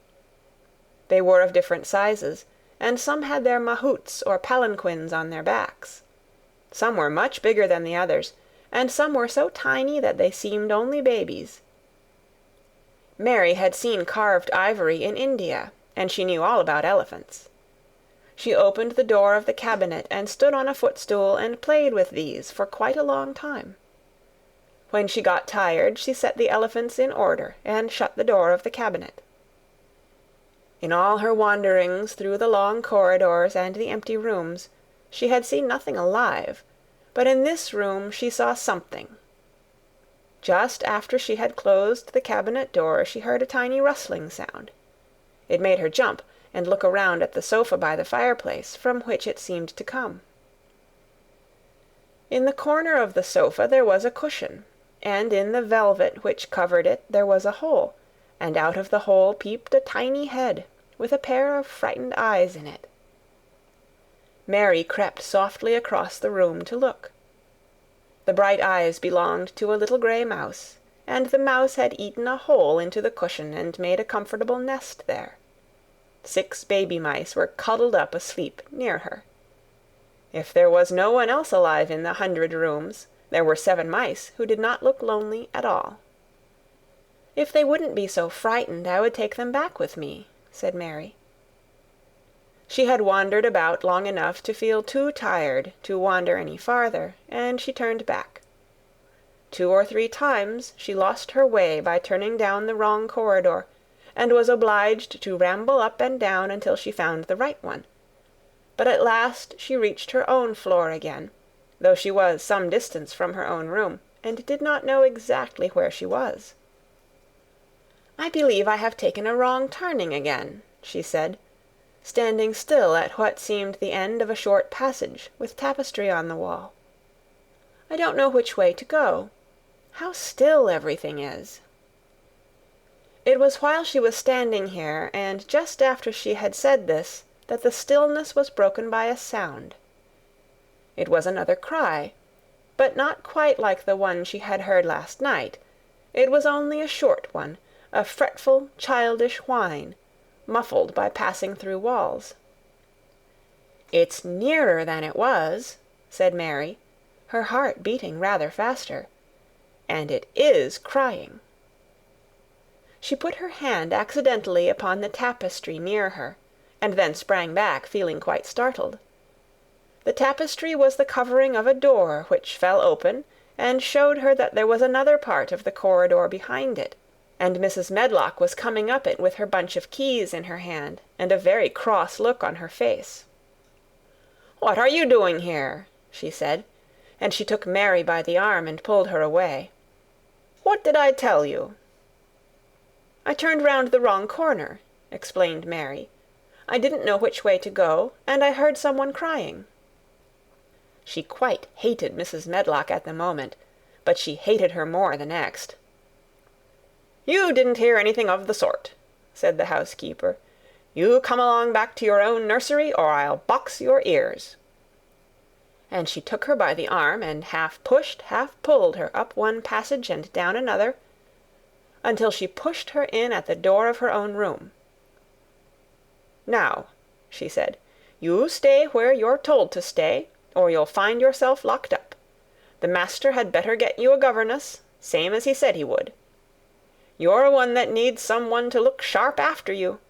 I've got enough to do." She went out of the room and slammed the door after her, and Mary went and sat on the hearth-rug, pale with rage. She did not cry, but ground her teeth. "There was someone crying, there was, she said to herself. She had heard it twice now, and sometime she would find out. She had found out a great deal this morning. She felt as if she had been on a long journey, and at any rate she had had something to amuse her all the time, and she had played with the ivory elephants, and had seen the grey mouse and its babies in their nest in the velvet cushion.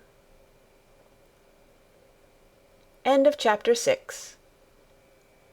The Secret Garden by Frances Hodgson Burnett. Chapter 7. The Key to the Garden.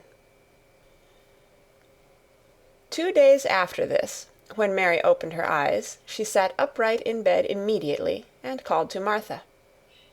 "Look at the moor! Look at the moor!" The rainstorm had ended, and the grey mist and clouds had been swept away in the night by the wind. The wind itself had ceased, and a brilliant deep blue sky arched high over the moorland. Never, never had Mary dreamed of a sky so blue. In India, skies were hot and blazing. This was of a deep, cool blue, which almost seemed to sparkle like the waters of some lovely, bottomless lake. And here and there, high, high in the arched blueness, floated small clouds of snow-white fleece. The far-reaching world of the moor itself looked softly blue instead of gloomy purple-black or awful dreary grey. "Aye," said Martha, with a cheerful grin. "The storm's over for a bit. It does like this at this time o' the year. It goes off in a night like it was pretendin' it had never been here and never meant to come again. That's because the springtime's on its way. It's a long way off yet, but it's comin'." "I thought perhaps it always rained or looked dark in England," Mary said. "Eh, no," said Martha, sitting up on her heels among her black-lead brushes. "Nowt o' the sort." "What does that mean?" asked Mary seriously. In India the natives spoke different dialects, which only a few people understood, so she was not surprised when Martha used words she did not know. Martha laughed as she had done the first morning. "There now," she said, "I've talked broad Yorkshire again, like Mrs. Medlock said I mustn't. Nowt o' the sort means nothin' of the sort," slowly and carefully. "But it takes so long to say it. Yorkshire's the sunniest place on earth, when it is sunny. I told thee thou'd like the moor after a bit. Just you wait till you see the gold-coloured gorse blossoms, and the blossoms o' the broom, and the heather flowerin', all purple bells, and hundreds o' butterflies flutterin', and bees hummin', and skylarks soarin' up and singin'. You'll want to get out on it at sunrise and live out on it all day like Dickon does." "Could I ever get there?"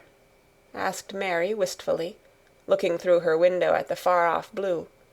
It was so new and big and wonderful, and such a heavenly colour. "I don't know," answered Martha. "Tha's never used thy legs since tha was born, it seems to me. Tha couldn't walk 5 mile. It's 5 mile to our cottage." "I should like to see your cottage." Martha stared at her a moment curiously before she took up her polishing brush and began to rub the grate again. She was thinking that the small plain face did not look quite as sour at this moment as it had done the first morning she saw it. It looked just a trifle like little Susan Ann's, when she wanted something very much. "I'll ask my mother about it," she said.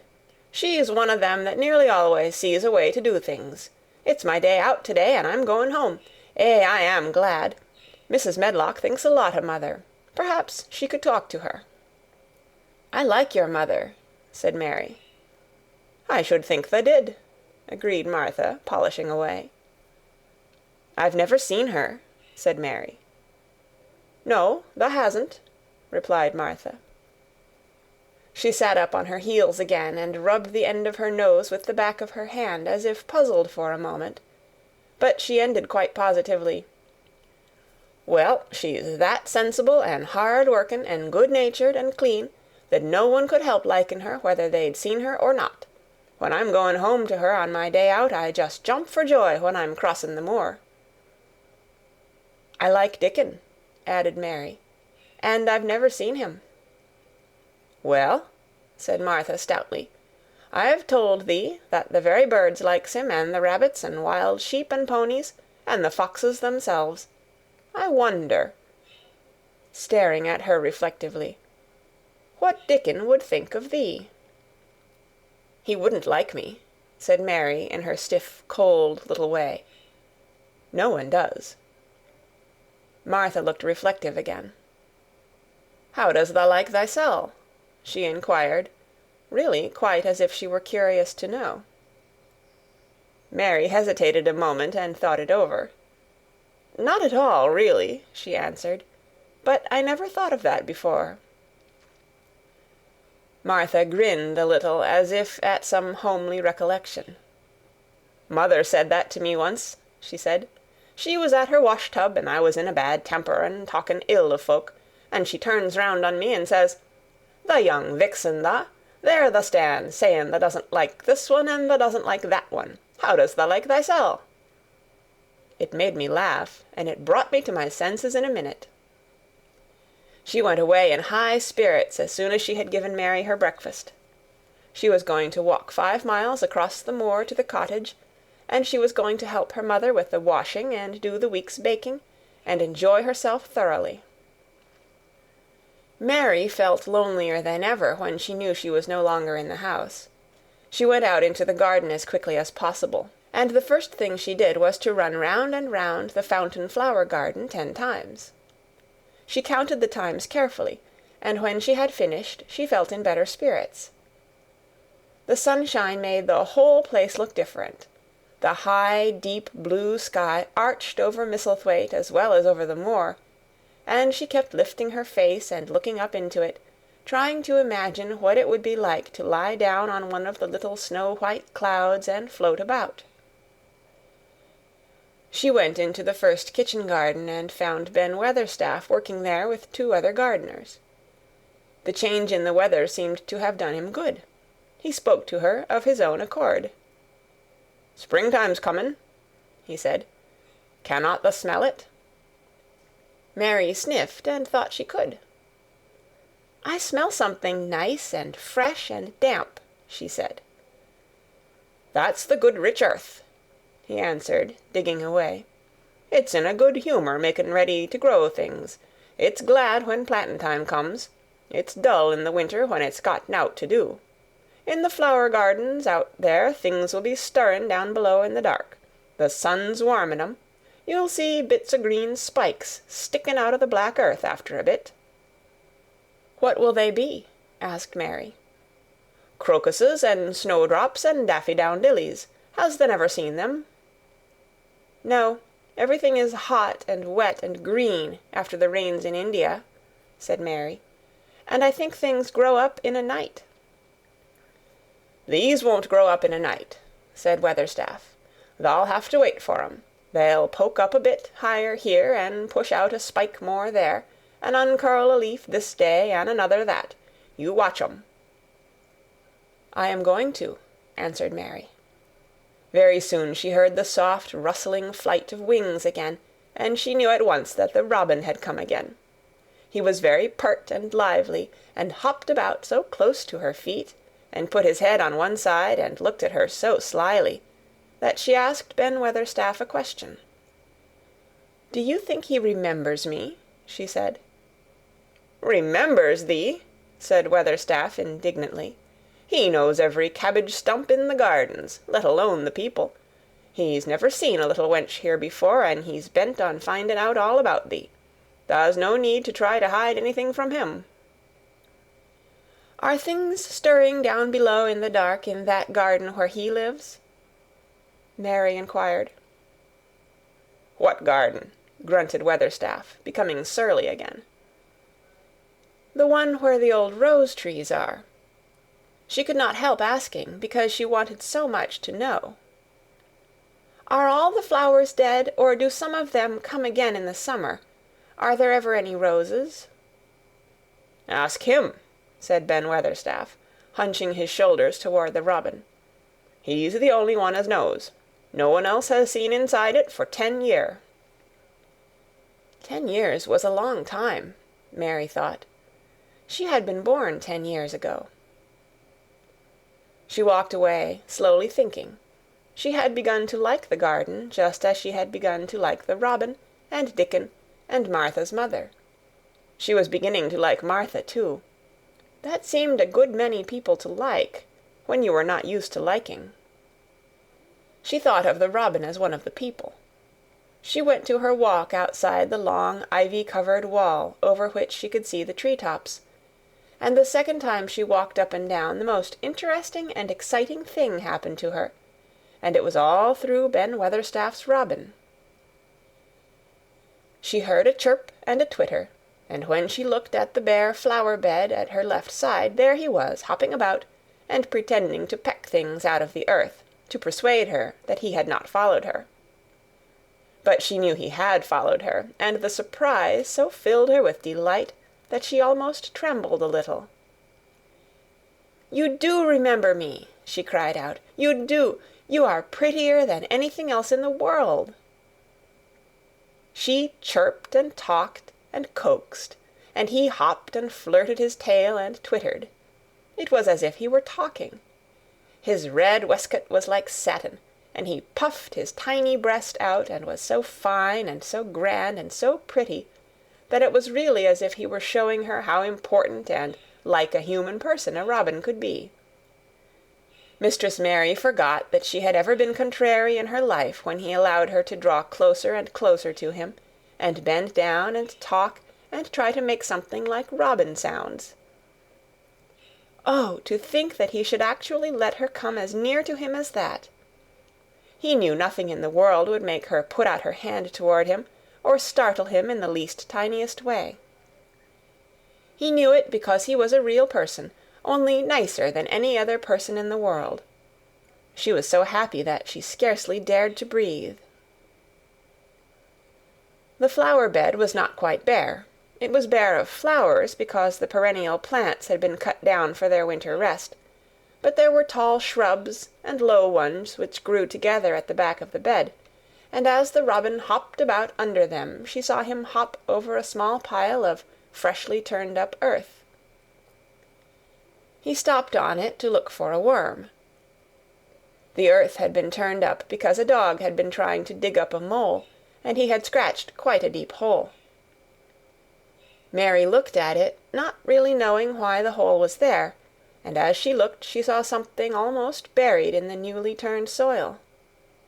It was something like a ring of rusty iron or brass, and when the robin flew up into a tree near by, she put out her hand and picked the ring up. It was more than a ring, however.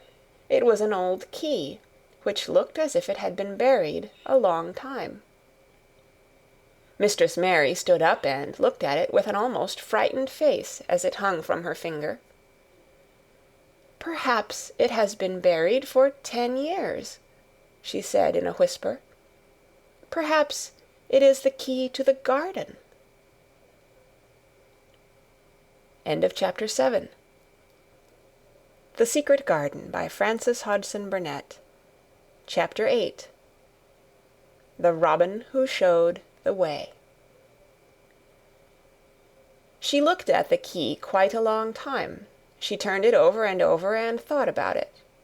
As I have said before, she was not a child who had been trained to ask permission or consult her elders about things.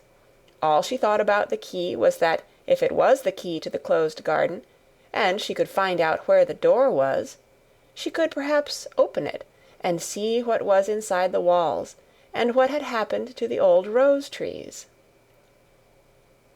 It was because it had been shut up so long that she wanted to see it. It seemed as if it must be different from other places, and that something strange must have happened to it during 10 years.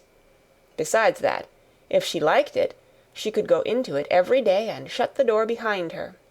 And she could make up some play of her own and play it quite alone, because nobody would ever know where she was, but would think the door was still locked and the key buried in the earth. The thought of that pleased her very much. Living, as it were, all by herself in a house with 100 mysteriously closed rooms, and having nothing whatever to do to amuse herself, had set her inactive brain to working, and was actually awakening her imagination. There is no doubt that the fresh, strong, pure air from the moor had a great deal to do with it. Just as it had given her an appetite, and fighting with the wind had stirred her blood, so the same things had stirred her mind. In India she had always been too hot and languid and weak to care much about anything, but in this place she was beginning to care and to want to do new things. Already she felt less contrary, though she did not know why. She put the key in her pocket and walked up and down her walk. No one but herself ever seemed to come there, so she could walk slowly and look at the wall, or, rather, at the ivy growing on it. The ivy was the baffling thing. Howsoever carefully she looked, she could see nothing but thickly growing, glossy, dark green leaves. She was very much disappointed. Something of her contrariness came back to her as she paced the walk and looked over it at the tree-tops inside. It seemed so silly, she said to herself, to be near it and not be able to get in. She took the key in her pocket when she went back to the house, and she made up her mind that she would always carry it with her when she went out, so that if she ever should find the hidden door, she would be ready. Mrs. Medlock had allowed Martha to sleep all night at the cottage, but she was back at her work in the morning with cheeks redder than ever and in the best of spirits. "I got up at 4 o'clock," she said. It was pretty on the moor with the birds getting up and the rabbits scampering about and the sun rising. I didn't walk all the way. A man gave me a ride in his cart, and I did enjoy myself." She was full of stories of the delights of her day out. Her mother had been glad to see her, and they had got the baking and washing all out of the way. She had even made each of the children a dough cake with a bit of brown sugar in it. "I had 'em all piping hot when they came in from playing on the moor, and the cottage all smelt a nice, clean, hot bacon, and there was a good fire, and they just shouted for joy. Our Dickon, he said our cottage was good enough for a king." In the evening they had all sat round the fire, and Martha and her mother had sewed patches on torn clothes and mended stockings, and Martha had told them about the little girl who had come from India, and who had been waited on all her life by what Martha called blacks, until she didn't know how to put on her own stockings. They did like to hear about you," said Martha. "They wanted to know all about the blacks and about the ship you came in. I couldn't tell 'em enough." Mary reflected a little. "I'll tell you a great deal more before your next day out," she said, "so that you will have more to talk about. I dare say they would like to hear about riding on elephants and camels, and about the officers going to hunt tigers." "My word!" cried delighted Martha. "It would set 'em clean off their heads. Would tha really do that, miss? It would be the same as a wild beast show like we heard they had in York once." "India is quite different from Yorkshire," Mary said slowly, as she thought the matter over. "I never thought of that. Did Dickon and your mother like to hear you talk about me?" "Why, our Dickon's eyes nearly started out o' his head, they got that round," answered Martha. "But mother, she was put out about your seemin' to be all by yourself like. She said, 'Hasn't Mr. Craven got no governess for her, nor no nurse?' And I said, 'No, he hasn't, though Mrs. Medlock says he will when he thinks of it. But she says he mayn't think of it for 2 or 3 years.'" "I don't want a governess," said Mary sharply. "But mother says you ought to be learnin' your book by this time, and you ought to have a woman to look after you. And she says, 'Now, Martha, you just think about how you'd feel yourself, in a big place like that, wanderin' about all alone, and no mother. You do your best to cheer her up,' she says. And I said I would." Mary gave her a long, steady look. "You do cheer me up," she said. "I like to hear you talk." Presently Martha went out of the room and came back with something held in her hands under her apron. "What does thee think?" she said, with a cheerful grin. "I've brought thee a present." "A present?" exclaimed Mistress Mary. How could a cottage full of 14 hungry people give anyone a present?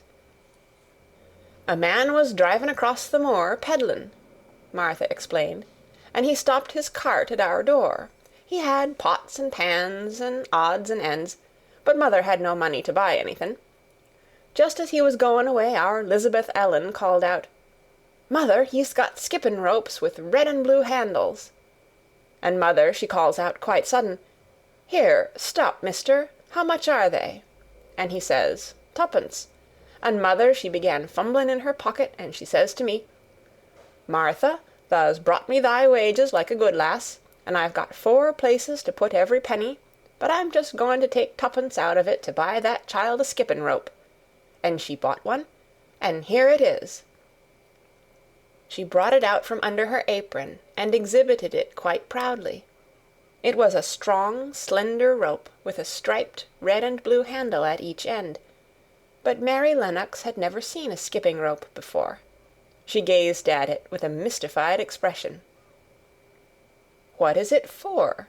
she asked curiously. "For?" cried out Martha.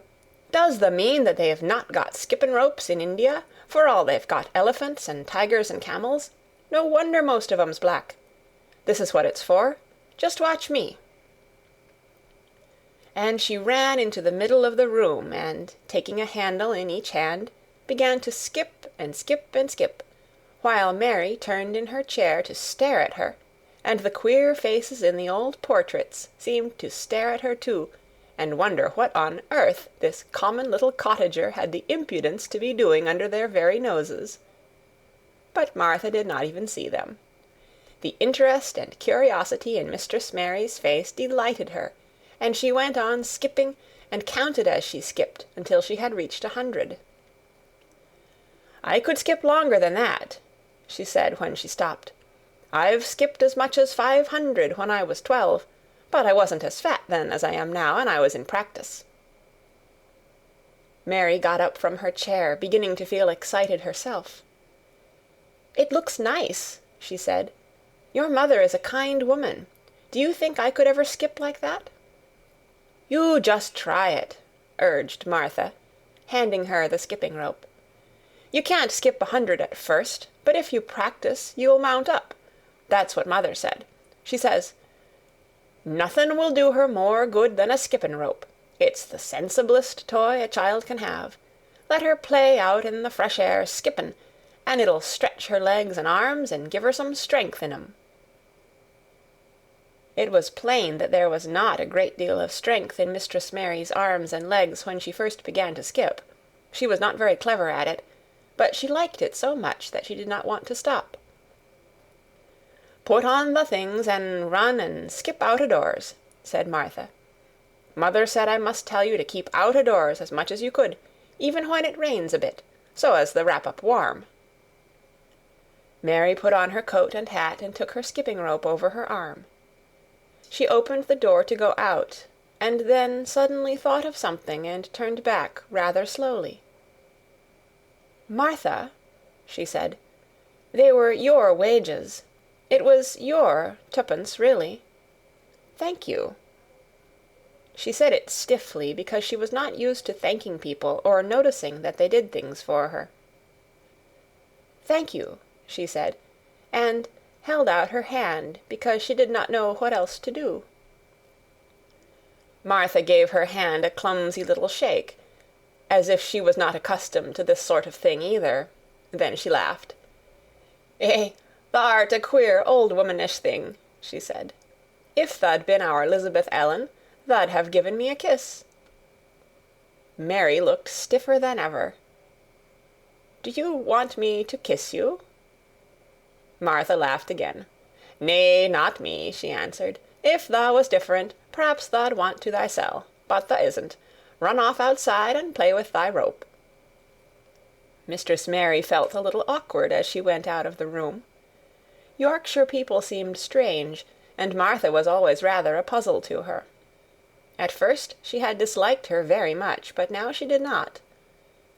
The skipping rope was a wonderful thing. She counted and skipped and counted, until her cheeks were quite red, and she was more interested than she had ever been since she was born. The sun was shining, and a little wind was blowing, not a rough wind, but one which came in delightful little gusts, and brought a fresh scent of newly turned earth with it. She skipped round the fountain garden, and up one walk and down another. She skipped at last into the kitchen garden, and saw Ben Weatherstaff digging and talking to his robin, which was hopping about him. She skipped down the walk toward him, and he lifted his head and looked at her with a curious expression. She had wondered if he would notice her. She wanted him to see her skip. "Well," he exclaimed, "upon my word, p'raps tha'rt a young un after all, and p'raps tha's got child's blood in thy veins instead of sour buttermilk. Tha's skipped red into thy cheeks as sure as my name's Ben Weatherstaff. I wouldn't have believed tha could do it." "I never skipped before," Mary said. "I'm just beginning. I can only go up to 20. "Tha keep on," said Ben. "Tha shape's well enough at it for a young un that's lived with heathen. Just see how he's watching thee," jerking his head toward the robin. "He followed after thee yesterday. He'll be at it again to-day. He'll be bound to find out what the skippin' rope is. He's never seen one. Eh," shaking his head at the bird, "the curiosity will be the death of thee sometime if tha doesn't look sharp." Mary skipped round all the gardens and round the orchard, resting every few minutes. At length she went to her own special walk, and made up her mind to try if she could skip the whole length of it. It was a good long skip, and she began slowly, but before she had gone halfway down the path she was so hot and breathless that she was obliged to stop. She did not mind much, because she had already counted up to 30. She stopped with a little laugh of pleasure, and there, lo and behold, was the robin swaying on a long branch of ivy. He had followed her, and he greeted her with a chirp. As Mary had skipped toward him, she felt something heavy in her pocket strike against her at each jump, and when she saw the robin she laughed again. "You showed me where the key was yesterday," she said. "You ought to show me the door to-day, but I don't believe you know." The robin flew from his swinging spray of ivy on to the top of the wall, and he opened his beak and sang a loud, lovely trill, merely to show off. Nothing in the world is quite as adorably lovely as a robin when he shows off, and they are nearly always doing it. Mary Lennox had heard a great deal about magic in her Aya's stories, and she always said that what happened almost at that moment was magic. One of the nice little gusts of wind rushed down the walk, and it was a stronger one than the rest. It was strong enough to wave the branches of the trees, and it was more than strong enough to sway the trailing sprays of untrimmed ivy hanging from the wall. Mary had stepped close to the robin, and suddenly the gust of wind swung aside some loose ivy trails, and more suddenly still she jumped toward it and caught it in her hand. This she did because she had seen something under it, a round knob which had been covered by the leaves hanging over it. It was the knob of a door. She put her hands under the leaves and began to pull and push them aside. Thick as the ivy hung, it nearly all was a loose and swinging curtain, though some had crept over wood and iron. Mary's heart began to thump, and her hands to shake a little in her delight and excitement. The robin kept singing and twittering away, and tilting his head on one side as if he were as excited as she was. What was this under her hands, which was square and made of iron, and which her fingers found a hole in? It was the lock of the door which had been closed 10 years, and she put her hand in her pocket, drew out the key, and found it fitted the keyhole. She put the key in and turned it. It took 2 hands to do it, but it did turn. And then she took a long breath and looked behind her up the long walk to see if anyone was coming. No one was coming. No one ever did come, it seemed, and she took another long breath, because she could not help it, and she held back the swinging curtain of ivy and pushed back the door, which opened, slowly, slowly. Then she slipped through it and shut it behind her, and stood with her back against it, looking about her and breathing quite fast with excitement and wonder and delight. She was standing inside the secret garden. End of Chapter 8. The Secret Garden by Frances Hodgson Burnett. Chapter 9. The Strangest House Anyone Ever Lived in.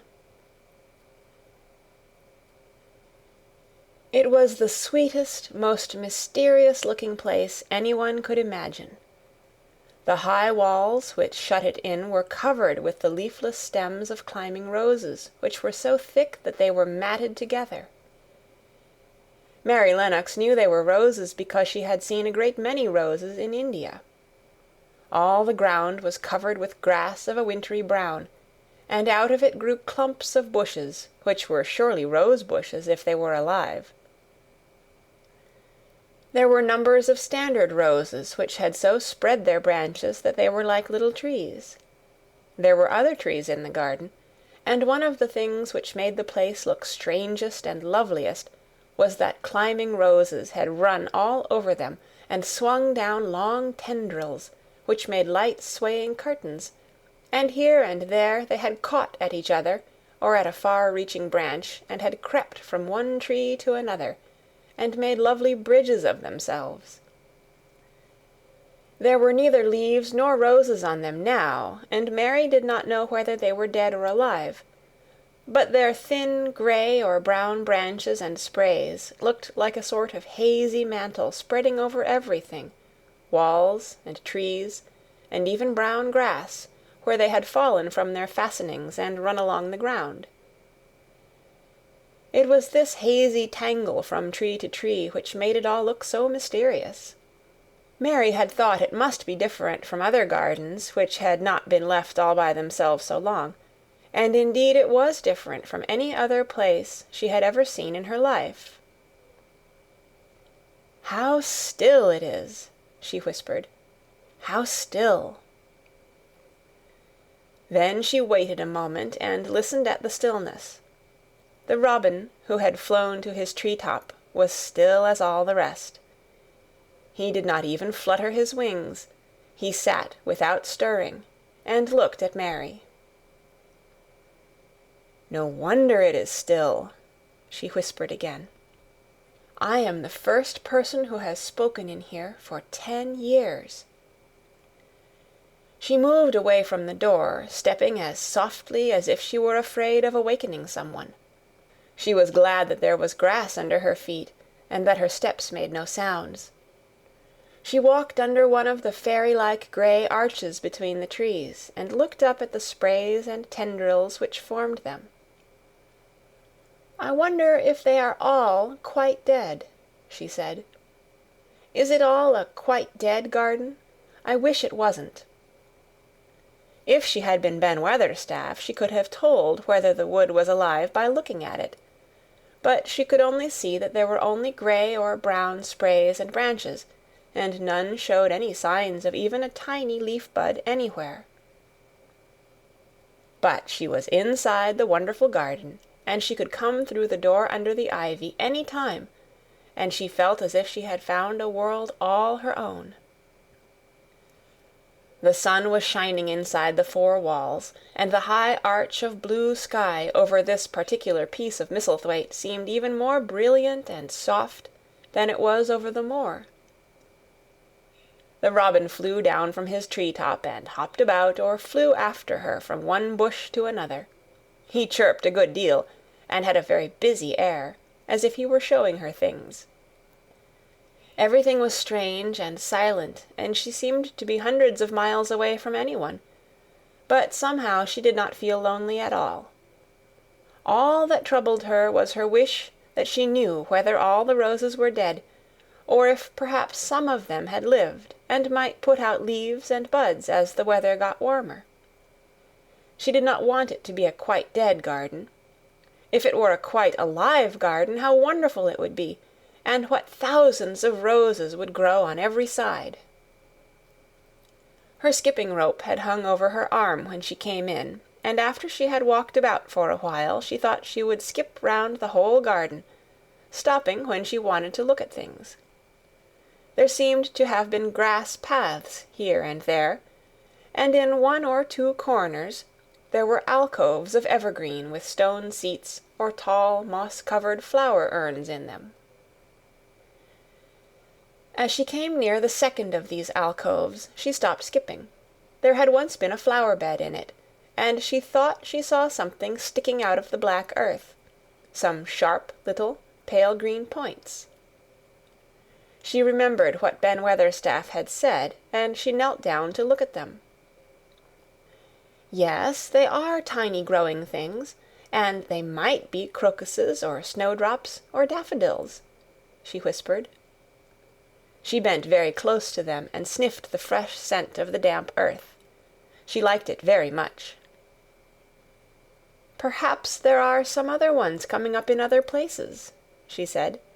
"I will go all over the garden and look." She did not skip, but walked. She went slowly and kept her eyes on the ground. She looked in the old border beds and among the grass, and after she had gone round, trying to miss nothing, she had found ever so many more sharp pale green points, and she had become quite excited again. "It isn't a quite dead garden," she cried out softly to herself. "Even if the roses are dead, there are other things alive." She did not know anything about gardening, but the grass seemed so thick in some of the places where the green points were pushing their way through, that she thought they did not seem to have room enough to grow.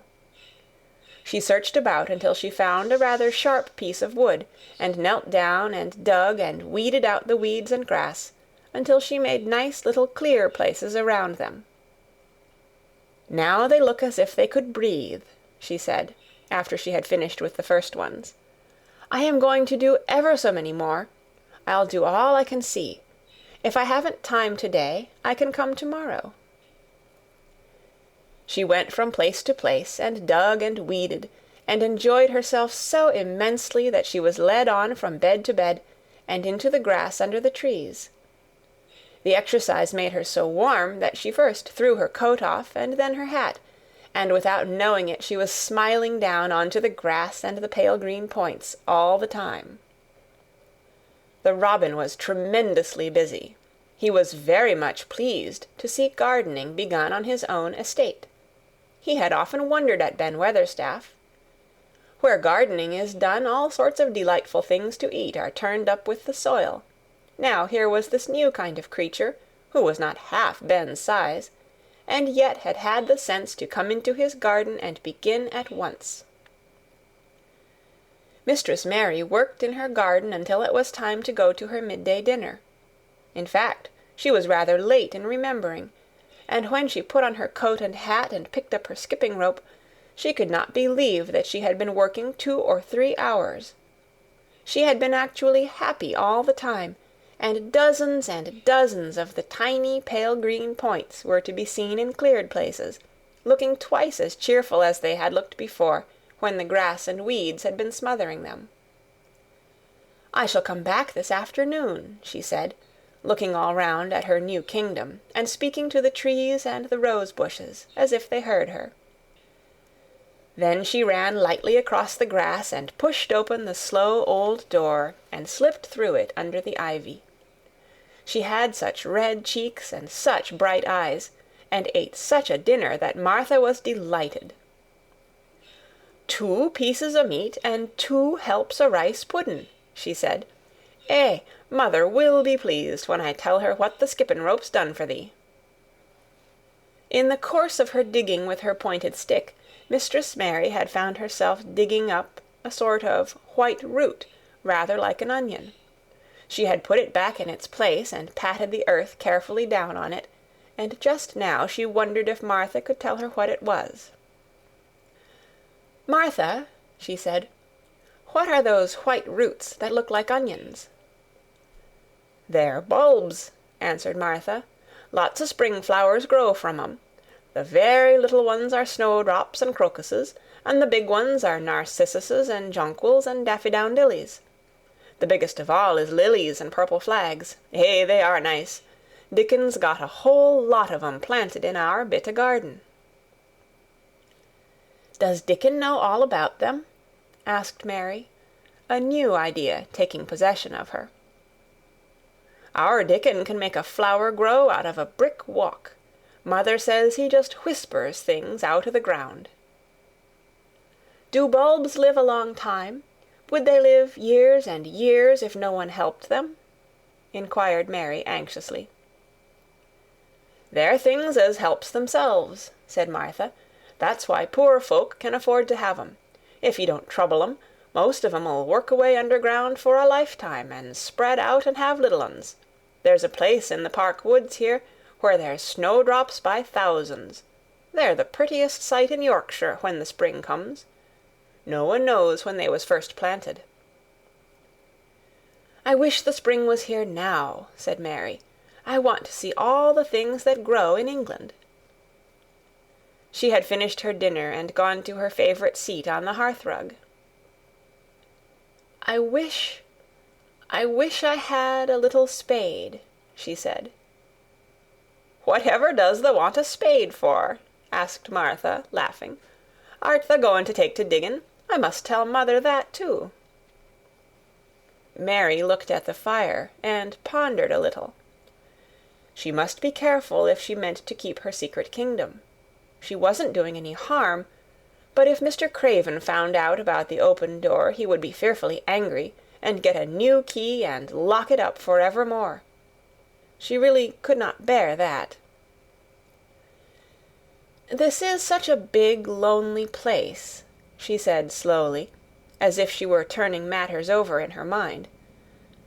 "The house is lonely, and the park is lonely, and the gardens are lonely. So many places seem shut up. I never did many things in India, but there were more people to look at, natives and soldiers marching by, and sometimes bands playing, and my ayah told me stories. There is no one to talk to here except you and Ben Weatherstaff, and you have to do your work, and Ben Weatherstaff won't speak to me often. I thought if I had a little spade, I could dig somewhere as he does, and I might make a little garden, if he would give me some seeds." Martha's face quite lighted up.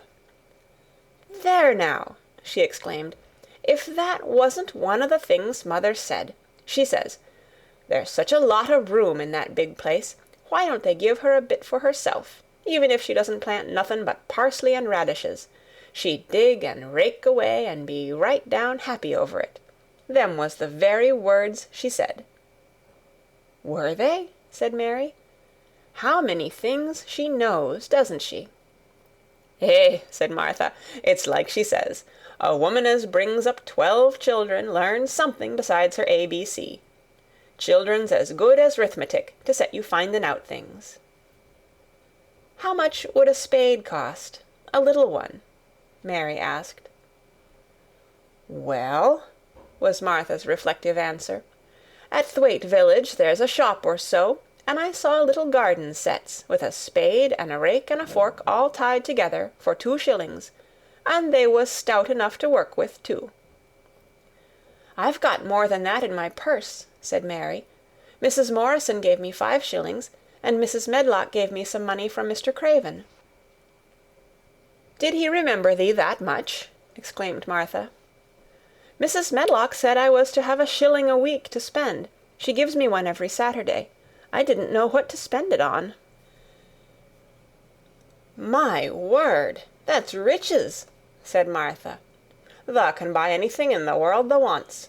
The rent of our cottage is only 1 and 3pence, and it's like pullin' eye teeth to get it. Now I've just thought o' something," putting her hands on her hips.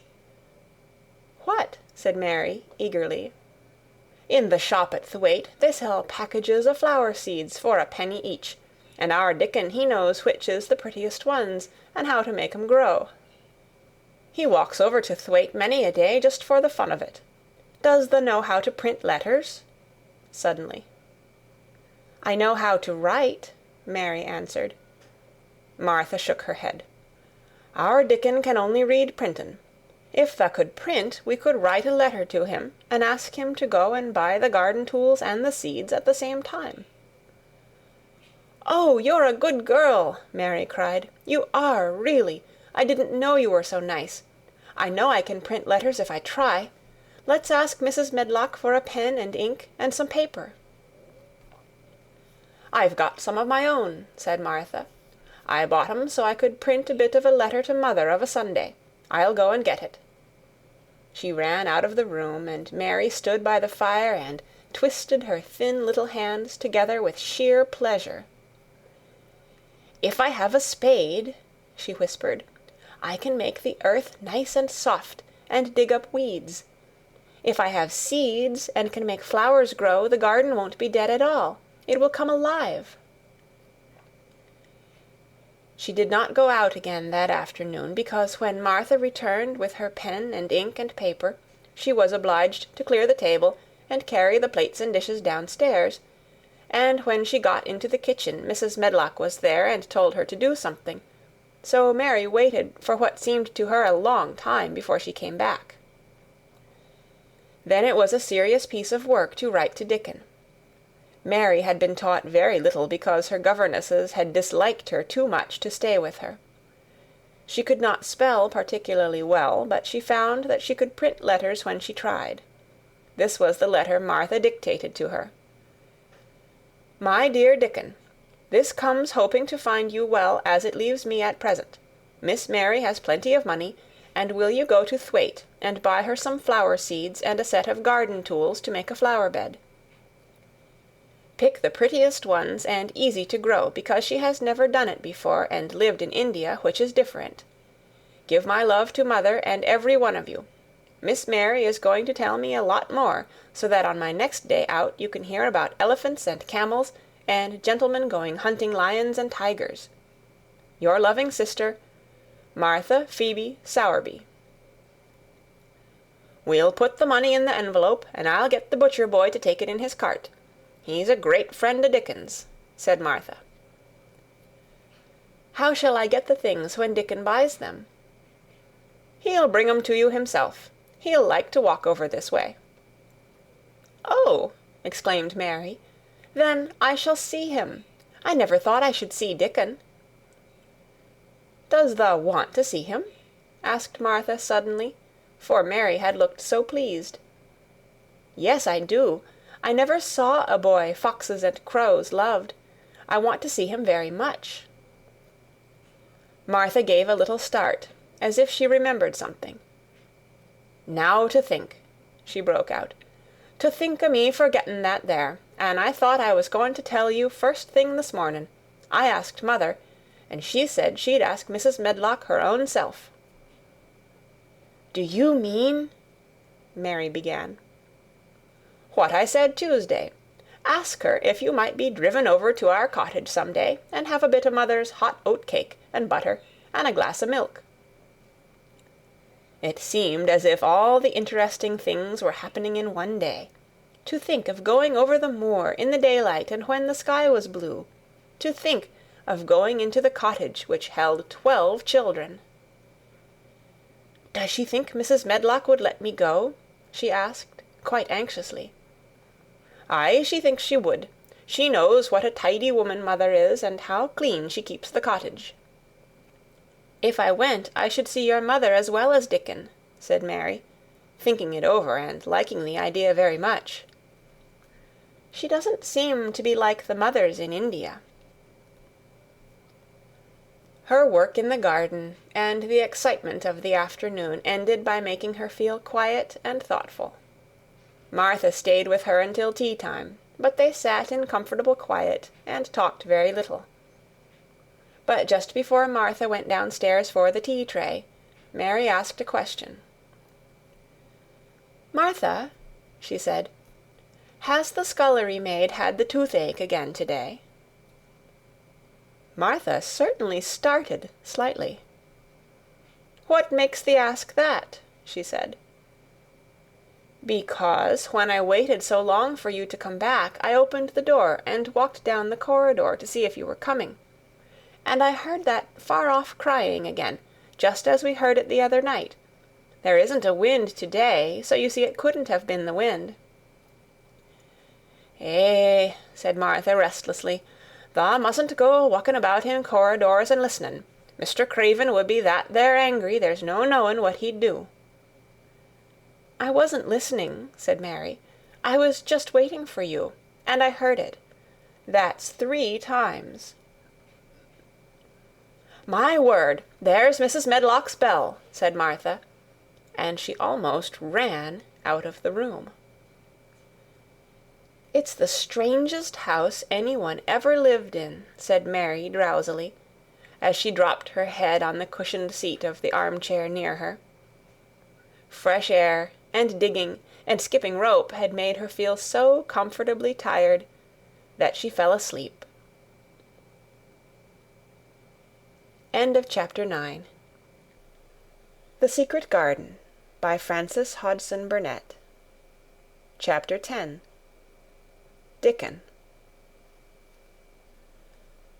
The sun shone down for nearly a week on the secret garden. The secret garden was what Mary called it when she was thinking of it.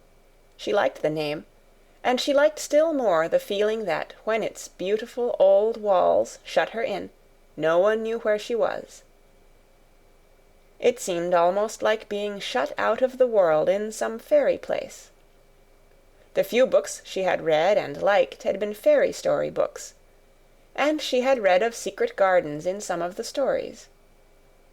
Sometimes people went to sleep in them for 100 years, which she had thought must be rather stupid.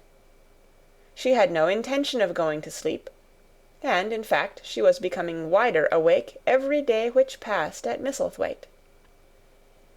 She was beginning to like to be out of doors. She no longer hated the wind, but enjoyed it.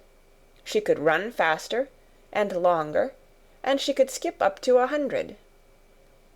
The bulbs in the secret garden must have been much astonished.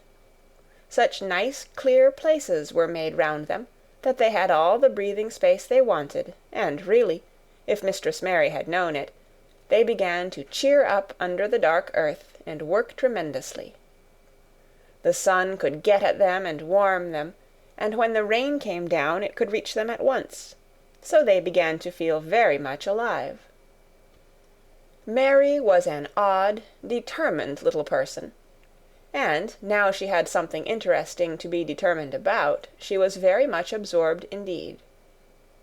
She worked and dug and pulled up weeds steadily, only becoming more pleased with her work every hour instead of tiring of it. It seemed to her like a fascinating sort of play. She found many more of the sprouting pale green points than she had ever hoped to find. They seemed to be starting up everywhere, and each day she was sure she found tiny new ones, some so tiny that they barely peeped above the earth. There were so many that she remembered what Martha had said about the snowdrops by the thousands, and about bulbs spreading and making new ones. These had been left to themselves for 10 years, and perhaps they had spread, like the snowdrops, into thousands. She wondered how long it would be before they showed that they were flowers. Sometimes she stopped digging to look at the garden and try to imagine what it would be like when it was covered with thousands of lovely things in bloom. During that week of sunshine she became more intimate with Ben Weatherstaff. She surprised him several times by seeming to start up beside him as if she sprang out of the earth. The truth was that she was afraid that he would pick up his tools and go away if he saw her coming, so she always walked toward him as silently as possible. But, in fact, he did not object to her as strongly as he had at first. Perhaps he was secretly rather flattered by her evident desire for his elderly company. Then, also, she was more civil than she had been. He did not know that when she first saw him she spoke to him as she would have spoken to a native, and had not known that a cross, sturdy old Yorkshire man was not accustomed to salaam to his masters, and be merely commanded by them to do things. "Thou art like the robin," he said to her one morning when he lifted his head and saw her standing by him. "I never knows when I shall see thee, or which side thou come from." "He's friends with me now," said Mary. "That's like him," snapped Ben Weatherstaff. "Making up to the women folk just for vanity and flightiness. There's nothing he wouldn't do for the sake of showing off and flirting his tail feathers. He's as full o' pride as an egg's full o' meat." He very seldom talked much, and sometimes did not even answer Mary's questions except by a grunt, but this morning he said more than usual. He stood up and rested one hobnailed boot on the top of his spade, while he looked her over.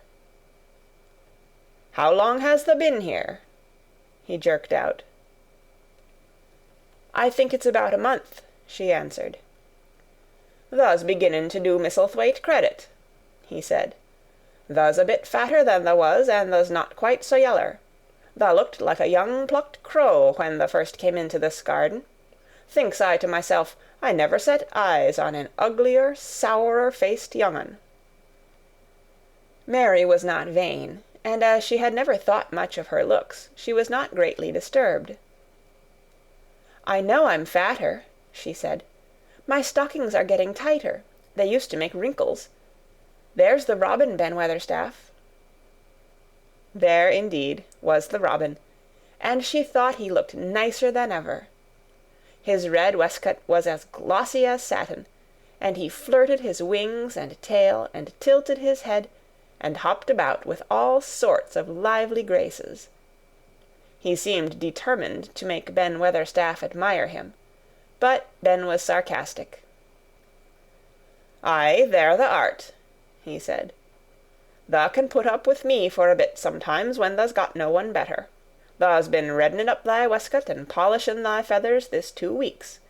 I know what thou's up to.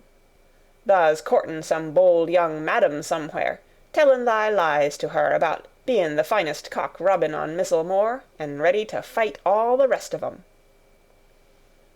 "Oh, look at him!" exclaimed Mary. The robin was evidently in a fascinating, bold mood. He hopped closer and closer, and looked at Ben Weatherstaff more and more engagingly. He flew on to the nearest currant bush, and tilted his head, and sang a little song right at him. "Thou think'st thou'll get over me by doing that," said Ben, wrinkling his face up in such a way that Mary felt sure he was trying not to look pleased. "Thou think'st no one can stand out against thee. That's what thou think'st." The robin spread his wings. Mary could scarcely believe her eyes. He flew right up to the handle of Ben Weatherstaff's spade, and alighted on the top of it. Then the old man's face wrinkled itself slowly into a new expression. He stood still, as if he were afraid to breathe, as if he would not have stirred for the world, lest his robin should start away. He spoke quite in a whisper.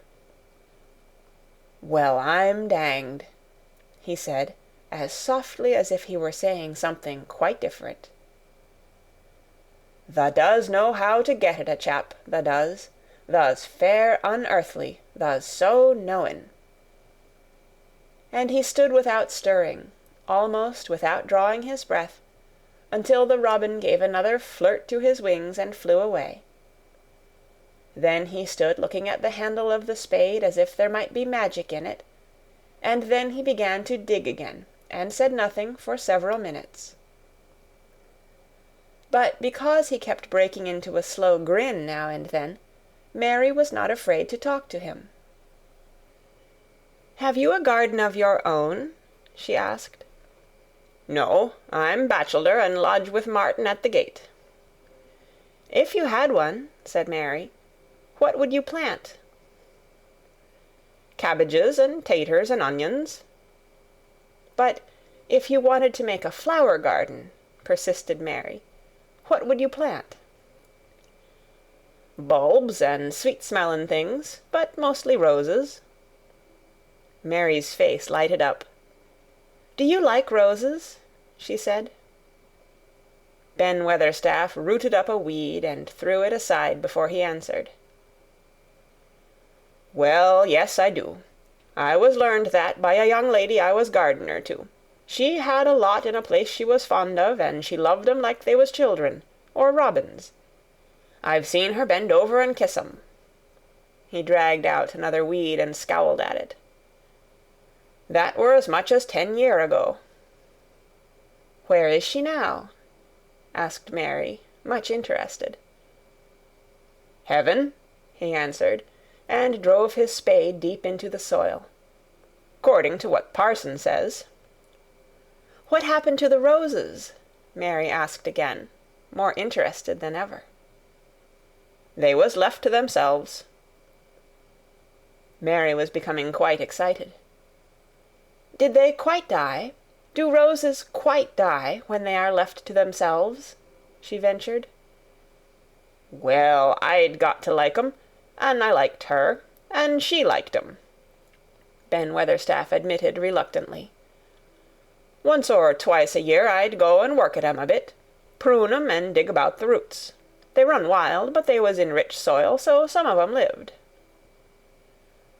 "When they have no leaves, and look gray and brown and dry, how can you tell whether they are dead or alive?"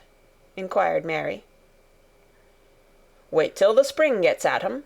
Wait till the sun shines on the rain, and the rain falls on the sunshine, and then thou'll find out." "How? How?" cried Mary, forgetting to be careful. "Look along the twigs and branches, and if thou see a bit of a brown lump swellin' here and there, watch it after the warm rain, and see what happens." He stopped suddenly, and looked curiously at her eager face. "Why does thou care so much about roses and such, all of a sudden?" he demanded.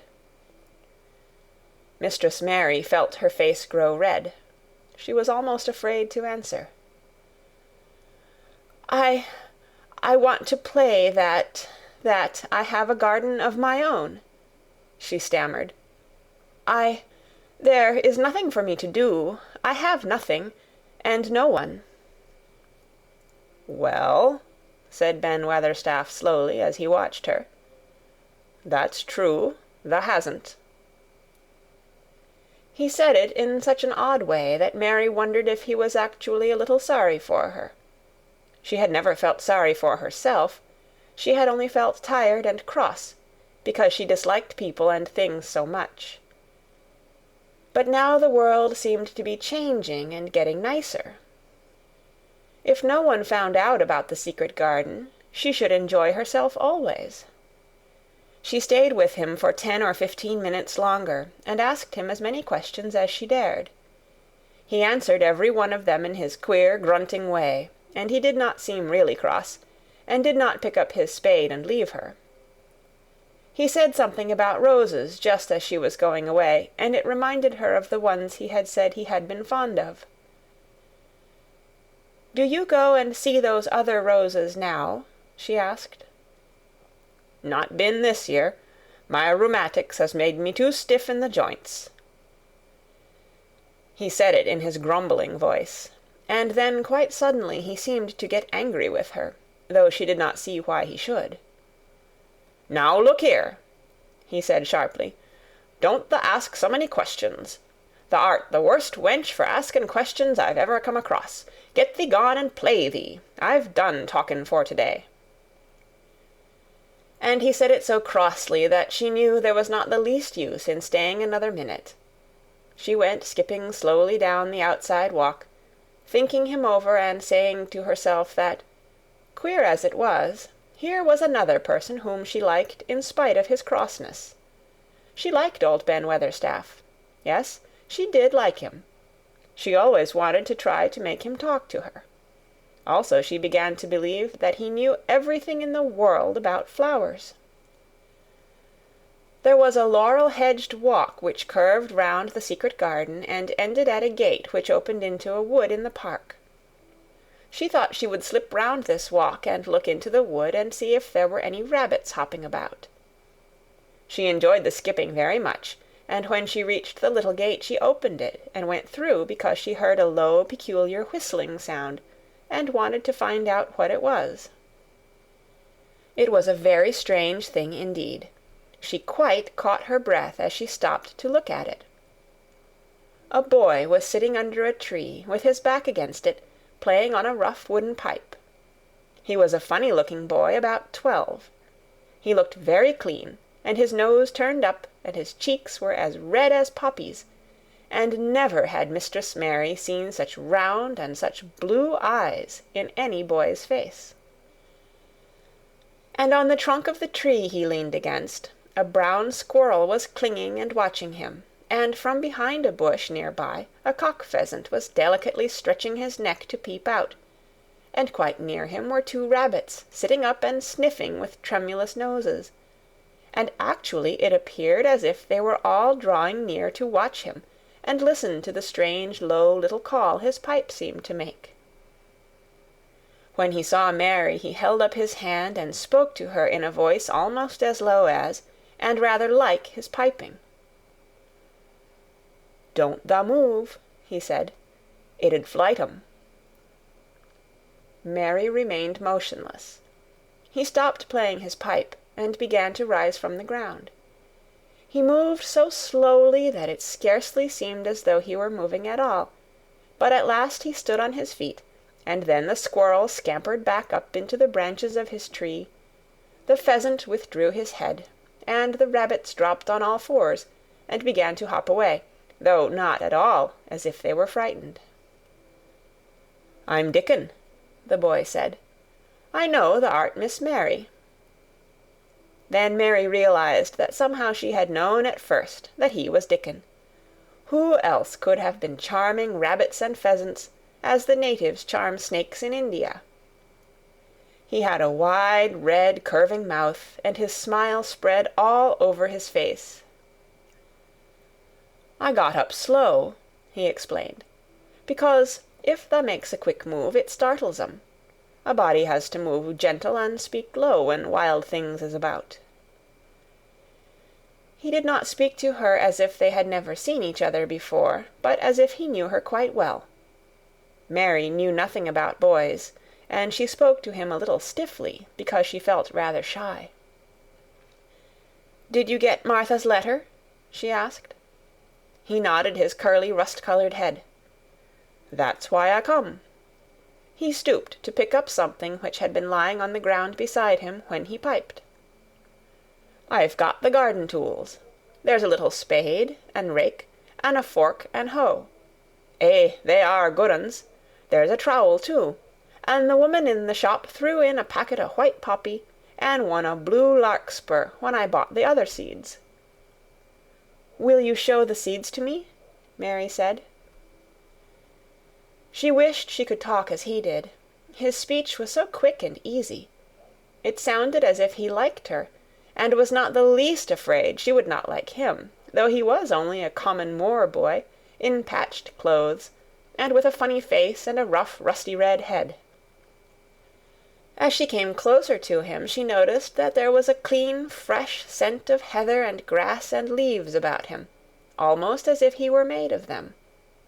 She liked it very much, and when she looked into his funny face with the red cheeks and round blue eyes, she forgot that she had felt shy. "Let us sit down on this log and look at them," she said. They sat down, and he took a clumsy little brown paper package out of his coat pocket. He untied the string, and inside there were ever so many neater and smaller packages, with a picture of a flower on each one. "There's a lot of mignonette and poppies," he said. "Mignonette's the sweetest smellin' thing as grows, and it'll grow wherever you cast it, same as poppies will. Them as'll come up and bloom if you just whistle to 'em, them's the nicest of all." He stopped and turned his head quickly, his poppy-cheeked face lighting up. "Where's that robin as is callin' us?" he said. The chirp came from a thick holly bush, bright with scarlet berries, and Mary thought she knew whose it was. "Is it really calling us?" she asked. "Aye," said Dickon, as if it was the most natural thing in the world. "He's callin' some one he's friends with. That's same as sayin', 'Here I am. Look at me. I wants a bit of a chat.' There he is in the bush. Whose is he?" "He's Ben Weatherstaff's, but I think he knows me a little," answered Mary. "Aye, he knows thee," said Dickon in his low voice again. "An' he likes thee. He's took thee on. He'll tell me all about thee in a minute." He moved quite close to the bush with the slow movement Mary had noticed before, and then he made a sound almost like the robin's own twitter. The robin listened a few seconds intently, and then answered quite as if he were replying to a question. "Aye, he's a friend o' yours," chuckled Dickon. "Do you think he is?" cried Mary eagerly. She did so want to know. "Do you think he really likes me?" "He wouldn't come near thee if he didn't," answered Dickon. "Birds is rare choosers, and a robin can flout a body worse than a man. See, he's making up to thee now. Cannot thou see a chap, he's sayin'?" And it really seemed as if it must be true. He so sidled and twittered and tilted as he hopped on his bush. "Do you understand everything birds say?" said Mary. Dickon's grin spread until he seemed all wide, red, curving mouth, and he rubbed his rough head. "I think I do, and they think I do," he said. "I've lived on the moor with 'em so long. I've watched 'em break shell, and come out, and fledge, and learn to fly, and begin to sing, till I think I'm one of 'em. Sometimes I think p'raps I'm a bird, or a fox, or a rabbit, or a squirrel, or even a beetle, and I don't know it." He laughed and came back to the log and began to talk about the flower seeds again. He told her what they looked like when they were flowers. He told her how to plant them, and watch them, and feed and water them. "See here," he said suddenly, turning round to look at her. "I'll plant them for thee myself. Where is the garden?" Mary's thin hands clutched each other as they lay on her lap. She did not know what to say, so for a whole minute she said nothing. She had never thought of this. She felt miserable, and she felt as if she went red and then pale. "Tha's got a bit o' garden, hasn't tha?" Dickon said. It was true that she had turned red and then pale. Dickon saw her do it, and as she still said nothing, he began to be puzzled. "Wouldn't they give thee a bit?" he asked. "Hasn't thee got any yet?" She held her hands tighter and turned her eyes toward him. "I don't know anything about boys," she said slowly. "Could you keep a secret, if I told you one? It's a great secret. I don't know what I should do if anyone found it out. I believe I should die." She said the last sentence quite fiercely. Dickon looked more puzzled than ever, and even rubbed his hand over his rough head again, but he answered quite good-humouredly. "I'm keepin' secrets all the time," he said. "If I couldn't keep secrets from the other lads, secrets about foxes' cubs, and birds' nests, and wild things' holes, there'd be nought safe on the moor. Aye, I can keep secrets." Mistress Mary did not mean to put out her hand and clutch his sleeve, but she did it. "I've stolen a garden," she said very fast.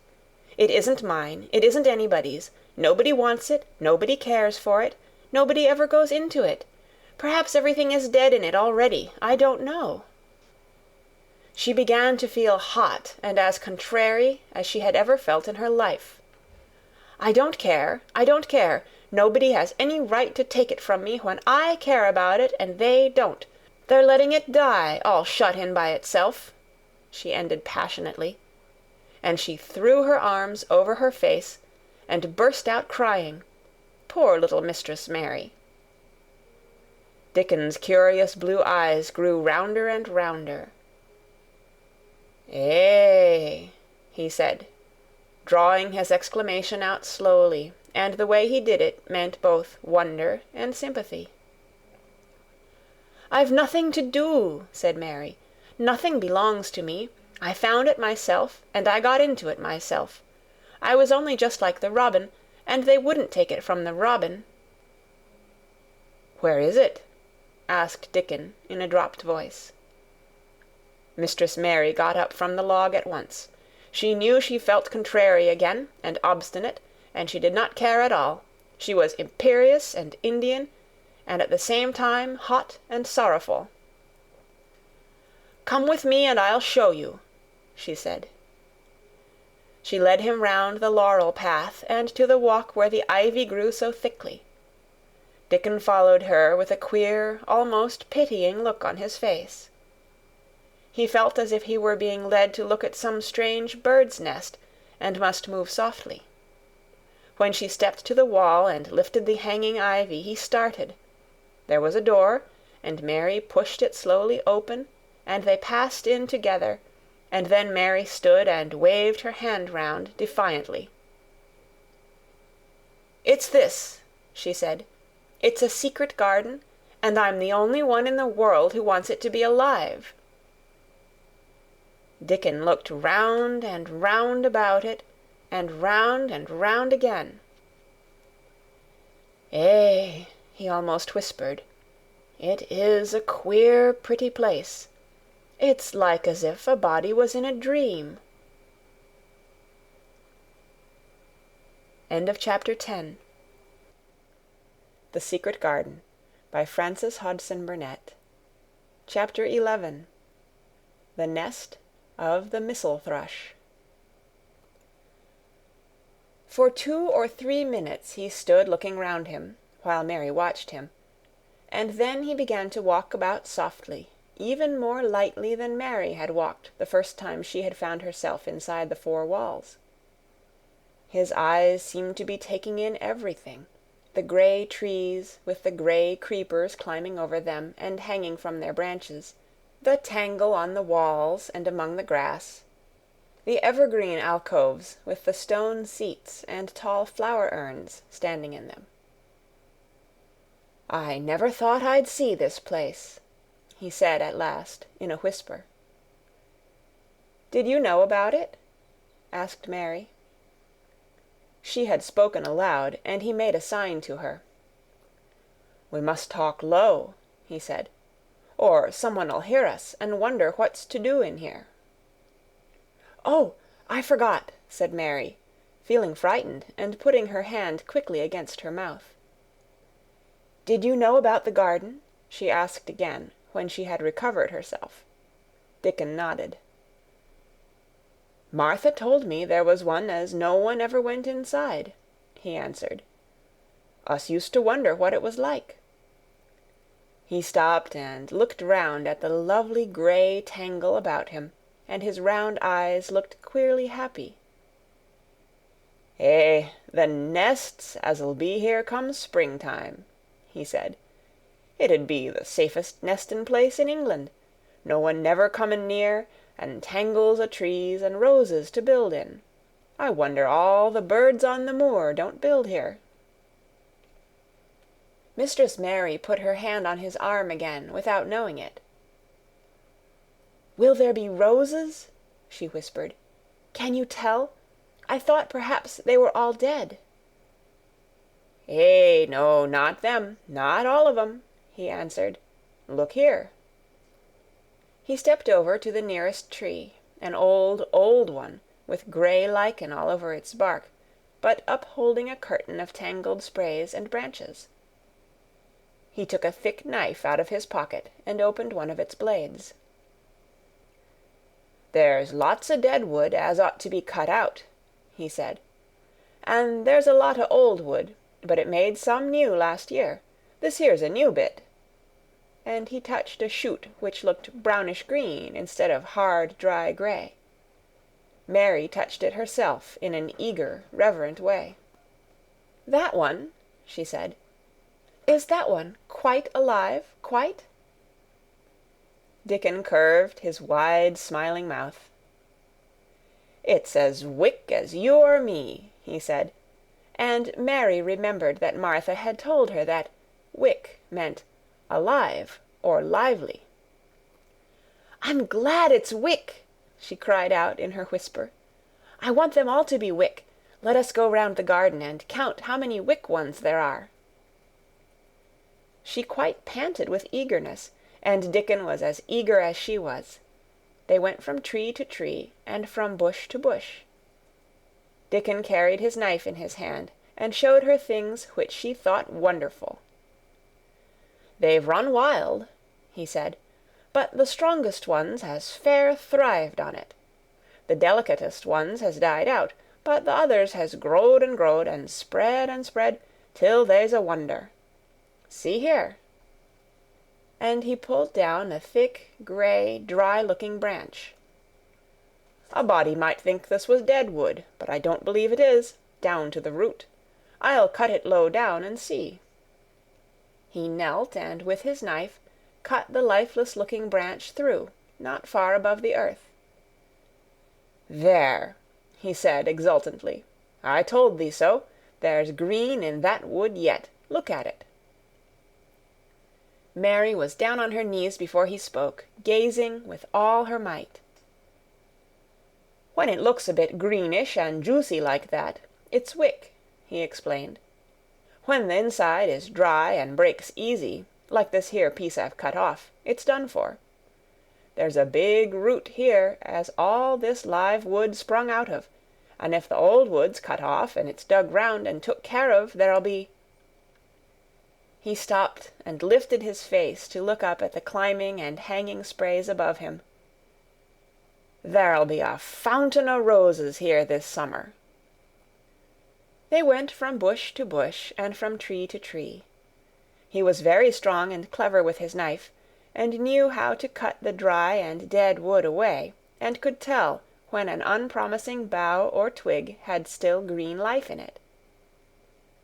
In the course of half an hour Mary thought she could tell too, and when he cut through a lifeless-looking branch, she would cry out joyfully under her breath when she caught sight of the least shade of moist green. The spade and hoe and fork were very useful. He showed her how to use the fork while he dug about roots with the spade and stirred the earth and let the air in. They were working industriously round one of the biggest standard roses, when he caught sight of something which made him utter an exclamation of surprise.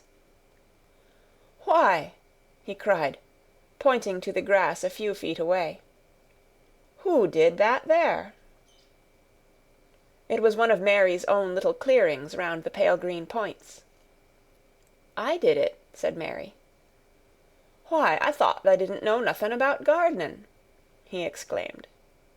"I don't," she answered, "but they were so little, and the grass was so thick and strong, and they looked as if they had no room to breathe, so I made a place for them. I don't even know what they are." Dickon went and knelt down by them, smiling his wide smile. "Thou was right," he said. "A gardener couldn't have told thee better. They'll grow now like Jack's beanstalk. They're crocuses and snowdrops, and these here is narcissuses," turning to another patch. "And here's daffydowndillys. Eh, they will be a sight." He ran from one clearing to another. "Thou has done a lot o' work for such a little wench," he said, looking her over. "I'm growing fatter," said Mary, "and I'm growing stronger. I used always to be tired. When I dig, I'm not tired at all. I like to smell the earth when it's turned up." "It's rare good for thee," he said, nodding his head wisely. "There's nought as nice as the smell o' good clean earth, except the smell o' fresh-growin' things when the rain falls on 'em. I get out on the moor many a day when it's rainin', and I lie under a bush and listen to the soft swish o' drops on the heather, and I just sniff and sniff. My nose-end fair quivers like a rabbit's, mother says." "Do you never catch cold?" inquired Mary, gazing at him wonderingly. She had never seen such a funny boy, or such a nice one. "Not me," he said, grinning. "I never catched cold since I was born. I wasn't brought up nesh enough. I've chased about the moor in all weathers, same as the rabbits does. Mother says I've sniffed up too much fresh air for 12 year to ever get to sniffin' with cold. I'm as tough as a whitethorn knobstick." He was working all the time he was talking, and Mary was following him and helping him with her fork or the trowel. "There's a lot o' work to do here," he said once, looking about quite exultantly. "Will you come again and help me to do it?" Mary begged. "I'm sure I can help too. I can dig and pull up weeds, and do whatever you tell me. Oh, do come, Dickon." "I'll come every day if thou wants me, rain or shine," he answered stoutly. "It's the best fun I ever had in my life, shut in here and wakening up a garden." "If you will come," said Mary, "if you will help me to make it alive, I don't know what I'll do," she ended helplessly. What could you do for a boy like that? "I'll tell thee what thou'll do," said Dickon, with his happy grin. "Thou'll get fat, and thou'll get as hungry as a young fox, and thou'll learn how to talk to the robin same as I do. Eh, we'll have a lot of fun." He began to walk about, looking up in the trees and at the walls and bushes with a thoughtful expression. "I wouldn't want to make it look like a gardener's garden, all clipped and spick and span, would you?" he said. "It's nicer like this, with things runnin' wild and swingin' and catchin' hold of each other." "Don't let's make it tidy," said Mary, anxiously. "It wouldn't seem like a secret garden if it was tidy." Dickon stood rubbing his rusty red head with a rather puzzled look. "It's a secret garden, sure enough," he said, "but seems like some one besides the robin must ha' been in it since it was shut up 10 year ago." "But the door was locked and the key was buried," said Mary. "No one could get in." "That's true," he answered. "It's a queer place. Seems to me as if there'd been a bit o' prunin' done here and there, later than 10 year ago." "But how could it have been done?" said Mary. He was examining a branch of a standard rose, and he shook his head. "Aye, how could it?" he murmured, "with the door locked and the key buried?" Mistress Mary always felt that, however many years she lived, she should never forget that first morning when her garden began to grow. Of course, It did seem to begin to grow for her that morning. When Dickon began to clear places to plant seeds, she remembered what Basil had sung at her when he wanted to tease her. "Are there any flowers that look like bells?" she inquired. "Lilies o' the valley does," he answered, digging away with the trowel. "And there's Canterbury bells and campanulas." "Let's plant some," said Mary. "There's lilies o' the valley here already. I saw 'em. They'll have growed too close, and we'll have to separate 'em, but there's plenty. The other ones takes 2 years to bloom from seed, but I can bring you some bits o' plants from our cottage garden. Why does thou want 'em?" Then Mary told him about Basil and his brothers and sisters in India, and of how she had hated them, and of their calling her Mistress Mary quite contrary. "They used to dance round and sing at me. They sang, 'Mistress Mary quite contrary, how does your garden grow? With silver bells and cockle shells and marigolds all in a row.' I just remembered it, and it made me wonder if there were really flowers like silver bells." She frowned a little, and gave her trowel a rather spiteful dig into the earth. "I wasn't as contrary as they were." But Dickon laughed. "Eh," he said, and as he crumbled the rich black soil she saw he was sniffing up the scent of it. "There doesn't seem to be no need for no one to be contrary when there's flowers and such like, and such lots of friendly wild things running about making homes for themselves, or building nests and singing and whistling, does there?" Mary, kneeling by him holding the seeds, looked at him and stopped frowning. "Dickon," she said, "you are as nice as Martha said you were. I like you, and you make the 5th person. I never thought I should like 5 people." Dickon sat up on his heels as Martha did when she was polishing the grate. He did look funny and delightful, Mary thought, with his round blue eyes and red cheeks and happy-looking turned-up nose. "Only 5 folk as the likes," he said. "Who is the other 4? "Your mother and Martha," Mary checked them off on her fingers, "and the robin, and Ben Weatherstaff." Dickon laughed so that he was obliged to stifle the sound by putting his arm over his mouth. "I know thou thinks I'm a queer lad," he said, "but I think thou art the queerest little lass I ever saw." Then Mary did a strange thing. She leaned forward and asked him a question she had never dreamed of asking any one before. And she tried to ask it in Yorkshire, because that was his language, and in India a native was always pleased if you knew his speech. "Does thou like me?" she said. "Eh," he answered heartily, "that I does. I likes thee wonderful, and so does the robin, I do believe." "That's 2 then," said Mary. "That's 2 for me." And then they began to work harder than ever, and more joyfully. Mary was startled and sorry when she heard the big clock in the courtyard strike the hour of her midday dinner. "I shall have to go," she said mournfully, "and you will have to go too, won't you?" Dickon grinned. "My dinner's easy to carry about with me," he said. "Mother always lets me put a bit of something in my pocket." He picked up his coat from the grass and brought out of a pocket a lumpy little bundle tied up in a quite clean, coarse, blue and white handkerchief. It held 2 thick pieces of bread, with a slice of something laid between them.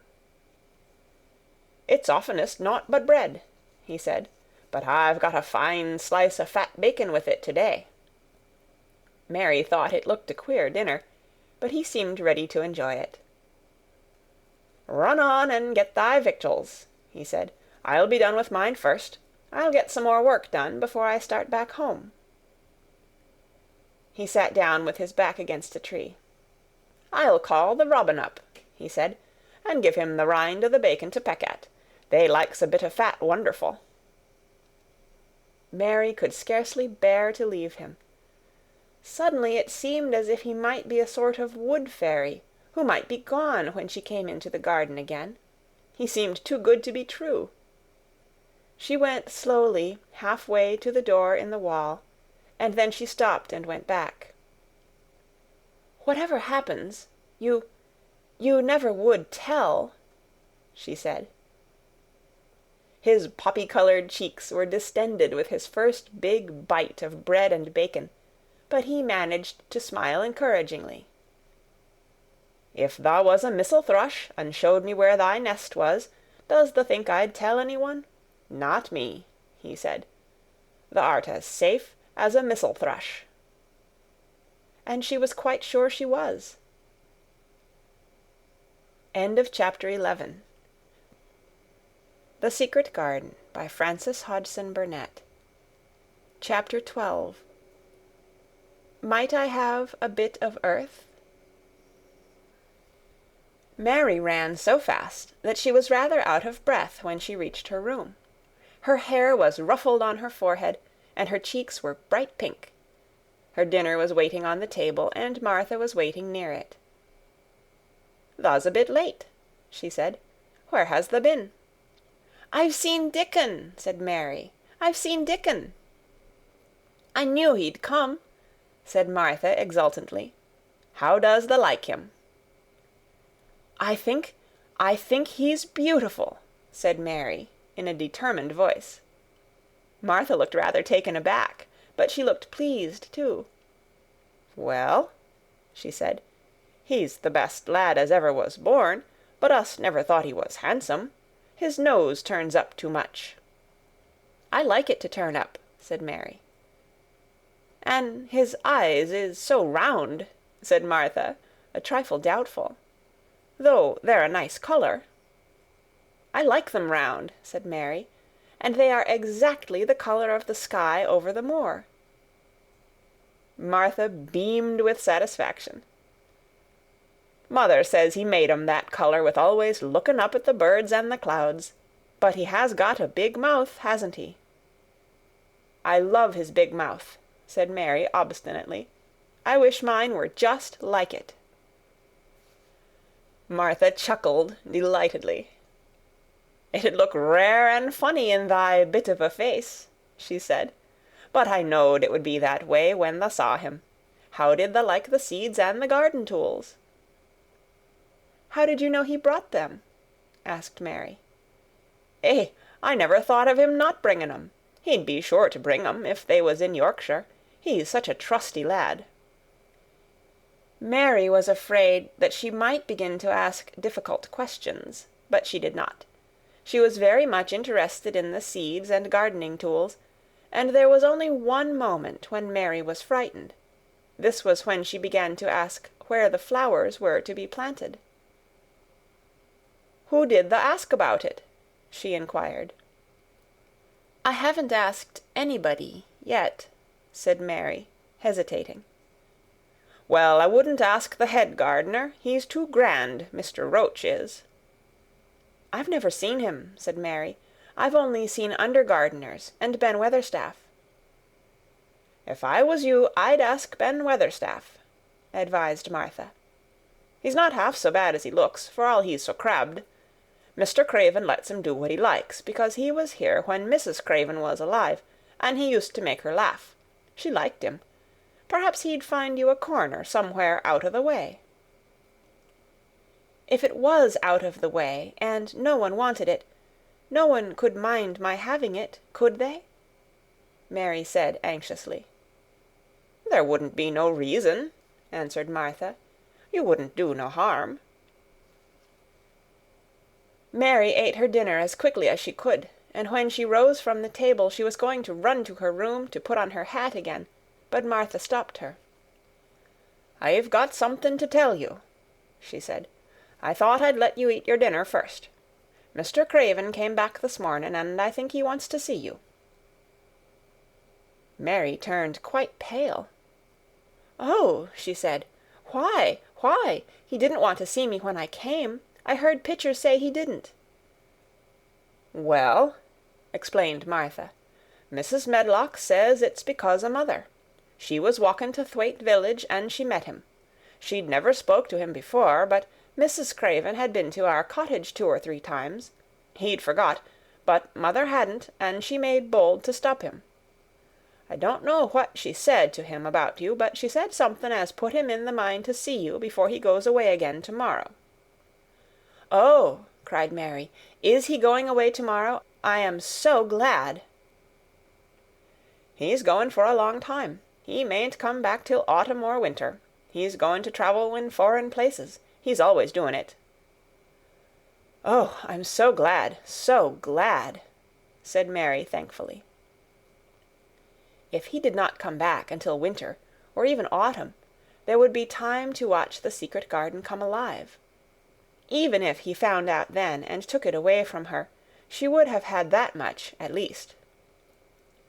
"When do you think he will want to see—" She did not finish the sentence because the door opened, and Mrs. Medlock walked in. She had on her best black dress and cap, and her collar was fastened with a large brooch with a picture of a man's face on it. It was a colored photograph of Mr. Medlock, who had died years ago, and she always wore it when she was dressed up. She looked nervous and excited. "Your hair's rough," she said quickly. "Go and brush it. Martha, help her to slip on her best dress.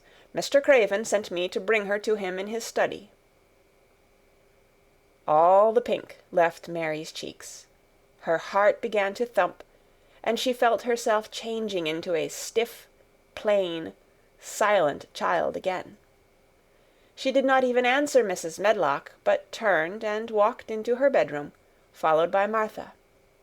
She said nothing while her dress was changed, and her hair brushed, and after she was quite tidy, she followed Mrs. Medlock down the corridors in silence. What was there for her to say? She was obliged to go and see Mr. Craven, and he would not like her, and she would not like him. She knew what he would think of her.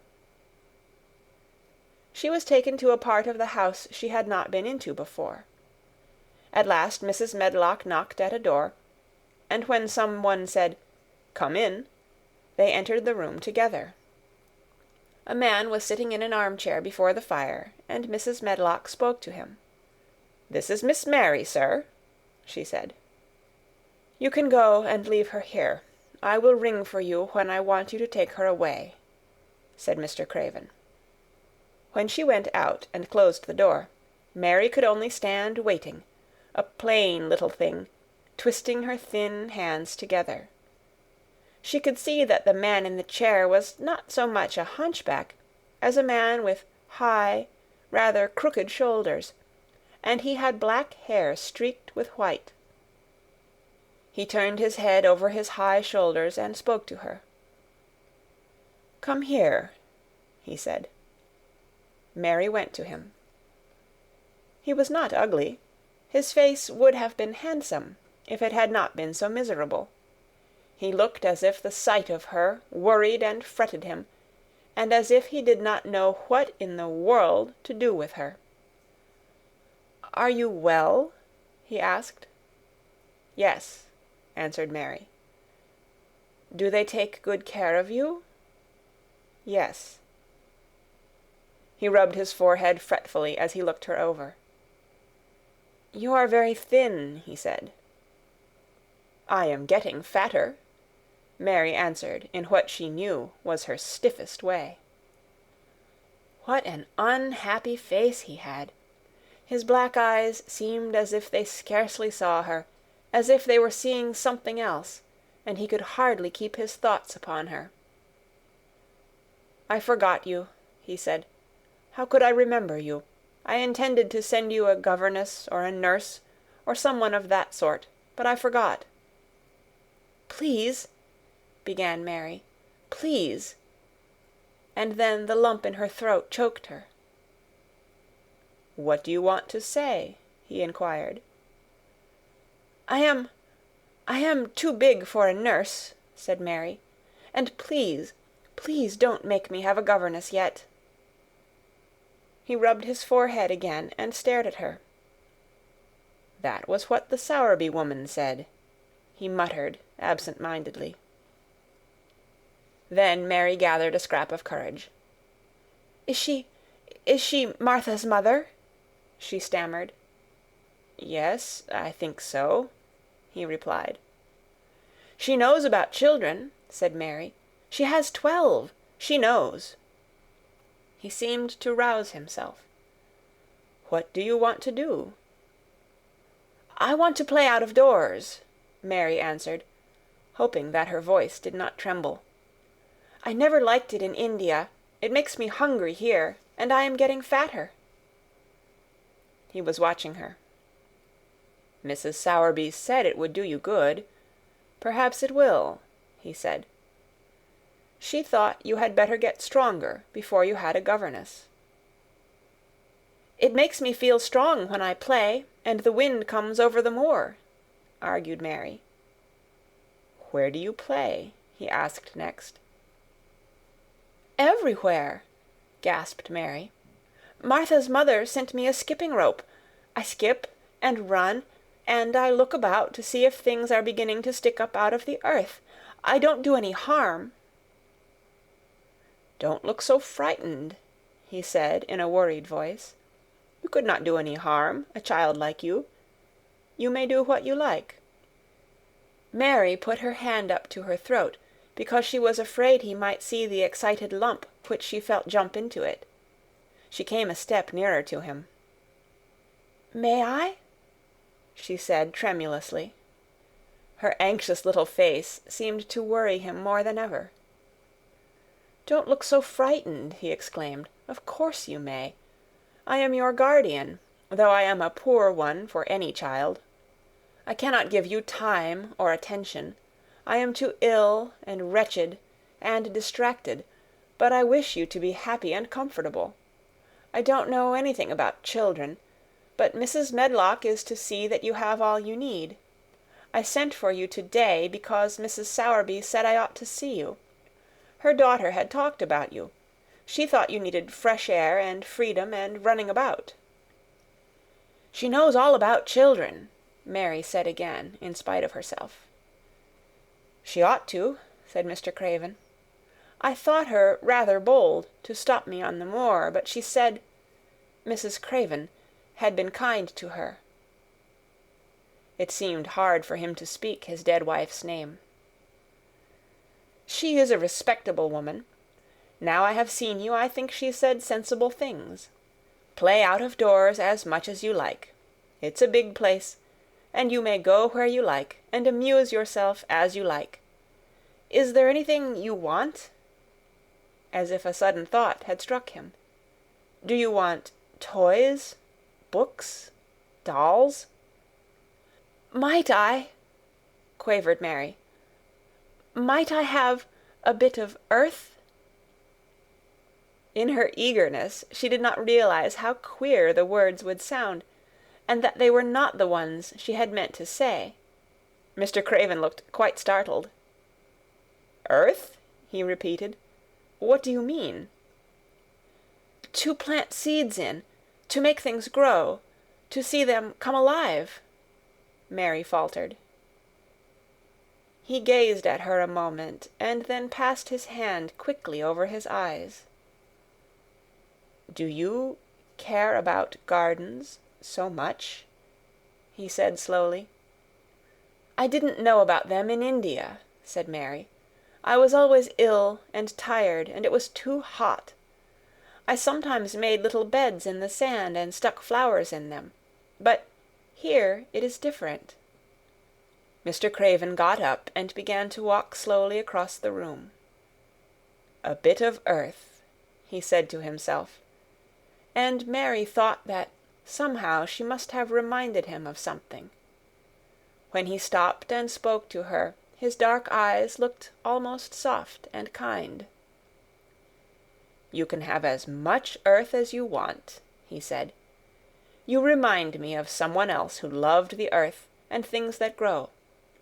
When you see a bit of earth you want," with something like a smile, "take it, child, and make it come alive." "May I take it from anywhere, if it's not wanted?" "Anywhere," he answered. "There, you must go now. I am tired." He touched the bell to call to Mrs. Medlock. "Good-bye. I shall be away all summer." Mrs. Medlock came so quickly that Mary thought she must have been waiting in the corridor. "Mrs. Medlock," Mr. Craven said to her, "now I have seen the child, I understand what Mrs. Sowerby meant. She must be less delicate before she begins lessons. Give her simple, healthy food. Let her run wild in the garden. Don't look after her too much. She needs liberty and fresh air and romping about. Mrs. Sowerby is to come and see her now and then, and she may sometimes go to the cottage." Mrs. Medlock looked pleased. She was relieved to hear that she need not look after Mary too much. She had felt her a tiresome charge, and had indeed seen as little of her as she dared. In addition to this, she was fond of Martha's mother. "Thank you, sir," she said. "Susan Sowerby and me went to school together, and she's as sensible and good-hearted a woman as you'd find in a day's walk. I never had any children myself, and she's had 12, and there never was healthier or better ones. Miss Mary can get no harm from them. I'd always take Susan Sowerby's advice about children myself. She's what you might call healthy-minded, if you understand me." "I understand," Mr. Craven answered. "Take Miss Mary away now, and send Pitcher to me." When Mrs. Medlock left her at the end of her own corridor, Mary flew back to her room. She found Martha waiting there. Martha had, in fact, hurried back, after she had removed the dinner service. "I can have my garden!" cried Mary. "I may have it where I like. I am not going to have a governess for a long time. Your mother is coming to see me, and I may go to your cottage. He says a little girl like me could not do any harm, and I may do what I like, anywhere." "Eh," said Martha delightedly. "That was nice of him, wasn't it?" "Martha," said Mary solemnly, "he is really a nice man, only his face is so miserable, and his forehead is all drawn together." She ran as quickly as she could to the garden. She had been away so much longer than she had thought she should, and she knew Dickon would have to set out early on his 5-mile walk. When she slipped through the door under the ivy, she saw he was not working where she had left him. The gardening tools were laid together under a tree. She ran to them, looking all round the place, but there was no Dickon to be seen. He had gone away, and the secret garden was empty, except for the robin, who had just flown across the wall and sat on a standard rose-bush watching her. "He's gone," she said woefully. "Oh, was he only a wood fairy?" Something white fastened to the standard rose-bush caught her eye. It was a piece of paper. In fact, it was a piece of the letter she had printed for Martha to send to Dickon. It was fastened on the bush with a long thorn, and in a minute she knew Dickon had left it there. There were some roughly printed letters on it, and a sort of picture. At first she could not tell what it was. Then she saw it was meant for a nest, with a bird sitting on it. Underneath were the printed letters, and they said, "I will come back." End of chapter 12. The Secret Garden, by Frances Hodgson Burnett. Chapter 13. I am Colin. Mary took the picture back to the house when she went to her supper, and she showed it to Martha. "Eh," said Martha with great pride, "I never knew our Dickon was as clever as that. That there's a picture of a missel thrush on her nest, as large as life and twice as natural." Then Mary knew Dickon had meant the picture to be a message. He had meant that she might be sure he would keep her secret. Her garden was her nest, and she was like a missel thrush. Oh, how she did like that queer, common boy! She hoped he would come back the very next day, and she fell asleep looking forward to the morning. But you never know what the weather will do in Yorkshire, particularly in the springtime. She was awakened in the night by the sound of rain beating with heavy drops against her window. It was pouring down in torrents, and the wind was wuthering round the corners and in the chimneys of the huge old house. Mary sat up in bed and felt miserable and angry. "The rain is as contrary as I ever was," she said. "It came because it knew I did not want it." She threw herself back on her pillow and buried her face. She did not cry, but she lay and hated the sound of the heavily beating rain. She hated the wind and its wuthering. She could not go to sleep again. The mournful sound kept her awake because she felt mournful herself. If she had felt happy, it would probably have lulled her to sleep. How it wuthered, and how the big raindrops poured down and beat against the pane! "It sounds just like a person lost on the moor and wandering on and on crying," she said. She had been lying awake, turning from side to side, for about an hour, when suddenly something made her sit up in bed and turn her head toward the door, listening. She listened and she listened. "It isn't the wind now," she said in a loud whisper. "That isn't the wind. It is different. It is that crying I heard before." The door of her room was ajar, and the sound came down the corridor, a far-off, faint sound of fretful crying. She listened for a few minutes, and each minute she became more and more sure. She felt as if she must find out what it was. It seemed even stranger than the secret garden and the buried key. Perhaps the fact that she was in a rebellious mood made her bold. She put her foot out of bed and stood on the floor. "I am going to find out what it is," she said. "Everybody is in bed, and I don't care about Mrs. Medlock. I don't care." There was a candle by her bedside, and she took it up and went softly out of the room. The corridor looked very long and dark, but she was too excited to mind that. She thought she remembered the corners she must turn to find the short corridor with the door covered with tapestry, the one Mrs. Medlock had come through the day she lost herself. The sound had come up that passage. So she went on with her dim light, almost feeling her way, her heart beating so loud that she fancied she could hear it. The far-off, faint crying went on and led her. Sometimes it stopped for a moment or so, and then began again. Was this the right corner to turn? She stopped and thought. Yes, it was. Down this passage, and then to the left, and then up 2 broad steps, and then to the right again. Yes, there was the tapestry door. She pushed it open very gently and closed it behind her, and she stood in the corridor and could hear the crying quite plainly, though it was not loud. It was on the other side of the wall at her left, and a few yards farther on there was a door. She could see a glimmer of light coming from beneath it.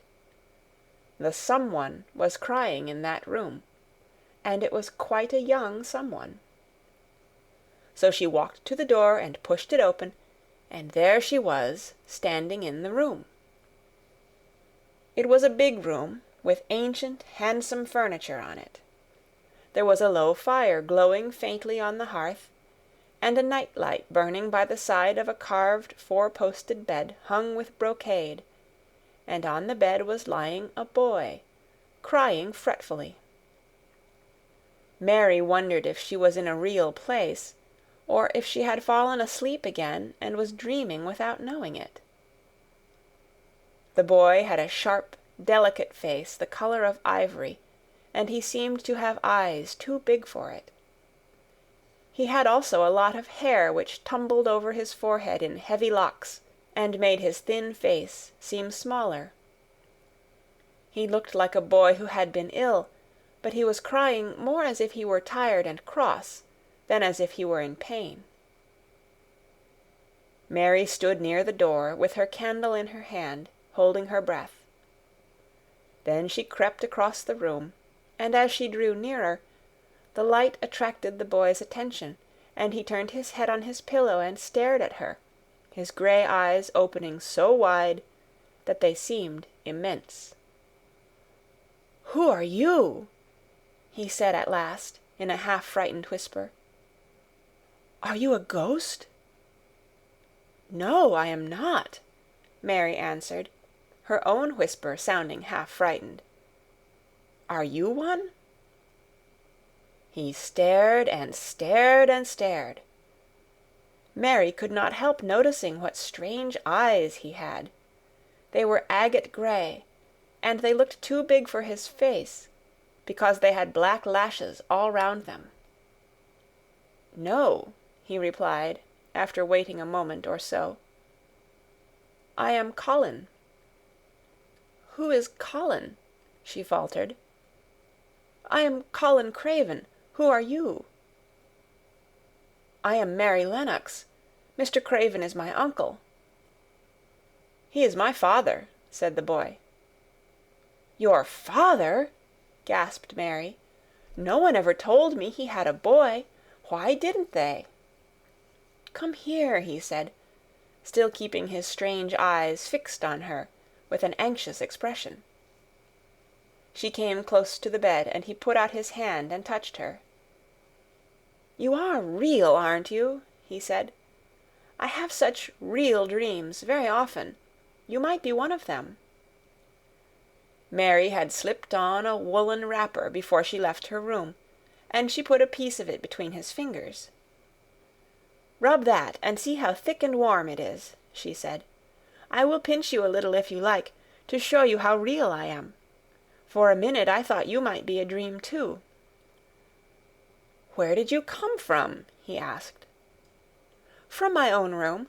The wind wuthered so I couldn't go to sleep, and I heard someone crying, and wanted to find out who it was. What were you crying for?" "Because I couldn't go to sleep either, and my head ached. Tell me your name again." "Mary Lennox. Did no one ever tell you I had come to live here?" He was still fingering the fold of her wrapper, but he began to look a little more as if he believed in her reality. "No," he answered. "They daren't." "Why?" asked Mary. "Because I should have been afraid you would see me. I won't let people see me and talk me over." "Why?" Mary asked again, feeling more mystified every moment. "Because I am like this always, ill and having to lie down. My father won't let people talk me over either. The servants are not allowed to speak about me.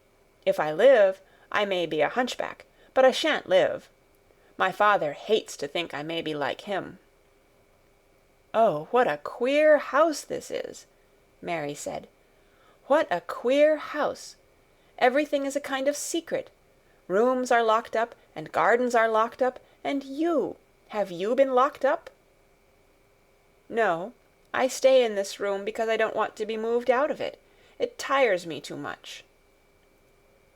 "Does your father come and see you?" Mary ventured. "Sometimes. Generally when I am asleep. He doesn't want to see me." "Why?"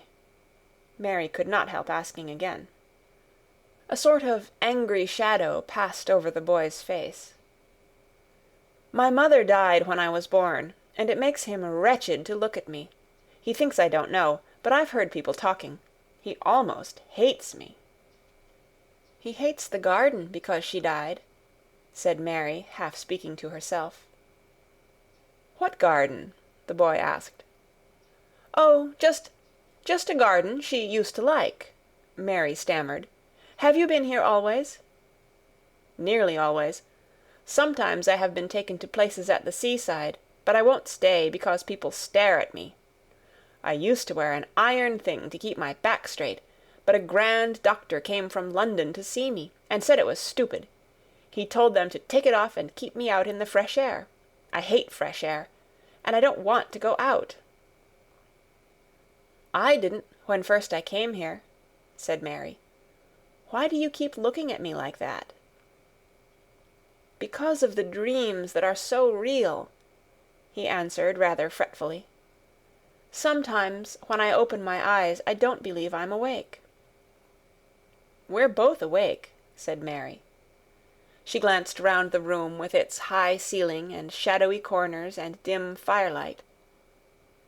"It looks quite like a dream, and it's the middle of the night, and everybody in the house is asleep. Everybody but us. We are wide awake." "I don't want it to be a dream," the boy said restlessly. Mary thought of something all at once. "If you don't like people to see you," she began, "do you want me to go away?" He still held the fold of her wrapper, and he gave it a little pull. "No," he said. "I should be sure you were a dream if you went. If you are real, sit down on that big footstool and talk. I want to hear about you." Mary put down her candle on the table near the bed, and sat down on the cushioned stool. She did not want to go away at all. She wanted to stay in the mysterious hidden-away room and talk to the mysterious boy. "What do you want me to tell you?" she said. He wanted to know how long she had been at Misselthwaite. He wanted to know which corridor her room was on. He wanted to know what she had been doing, if she disliked the moor as he disliked it, where she had lived before she came to Yorkshire. She answered all these questions and many more, and he lay back on his pillow and listened. He made her tell him a great deal about India and about her voyage across the ocean. She found out that because he had been an invalid, he had not learned things as other children had. One of his nurses had taught him to read when he was quite little, and he was always reading and looking at pictures in splendid books. Though his father rarely saw him when he was awake, he was given all sorts of wonderful things to amuse himself with. He never seemed to have been amused, however. He could have anything he asked for, and was never made to do anything he did not like to do. "Everyone is obliged to do what pleases me," he said indifferently. "It makes me ill to be angry. No one believes I shall live to grow up." He said it as if he was so accustomed to the idea that it had ceased to matter to him at all. He seemed to like the sound of Mary's voice. As she went on talking, he listened in a drowsy, interested way. Once or twice she wondered if he were not gradually falling into a doze. But at last he asked a question which opened up a new subject. "How old are you?" he asked. "I am 10, answered Mary, forgetting herself for the moment. "And so are you." "How do you know that?" he demanded in a surprised voice. "Because when you were born the garden door was locked and the key was buried, and it has been locked for 10 years. Colin half sat up, turning toward her, leaning on his elbows. "What garden door was locked? Who did it? Where was the key buried?" he exclaimed, as if he were suddenly very much interested. It was the garden Mr. Craven hates," said Mary nervously. "He locked the door. No one knew where he buried the key." "What sort of a garden is it?" Colin persisted eagerly. "No one has been allowed to go into it for 10 years," was Mary's careful answer. But it was too late to be careful. He was too much like herself. He, too, had had nothing to think about, and the idea of a hidden garden attracted him as it had attracted her. He asked question after question. Where was it? Had she never looked for the door? Had she never asked the gardeners? "They won't talk about it," said Mary. "I think they have been told not to answer questions." "I would make them," said Colin.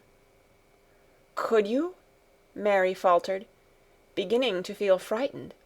If he could make people answer questions, who knew what might happen? "Everyone is obliged to please me. I told you that," he said.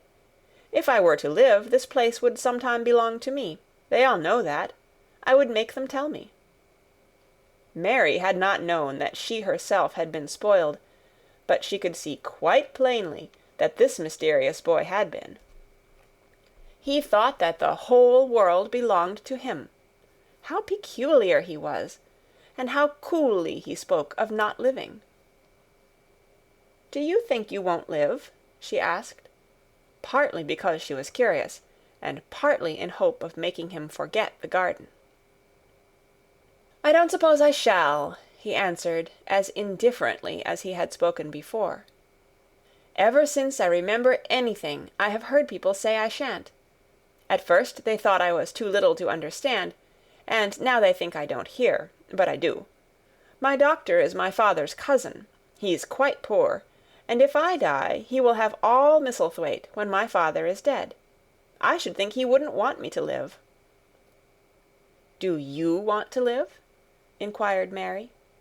"No," he answered, in a cross, tired fashion. "But I don't want to die.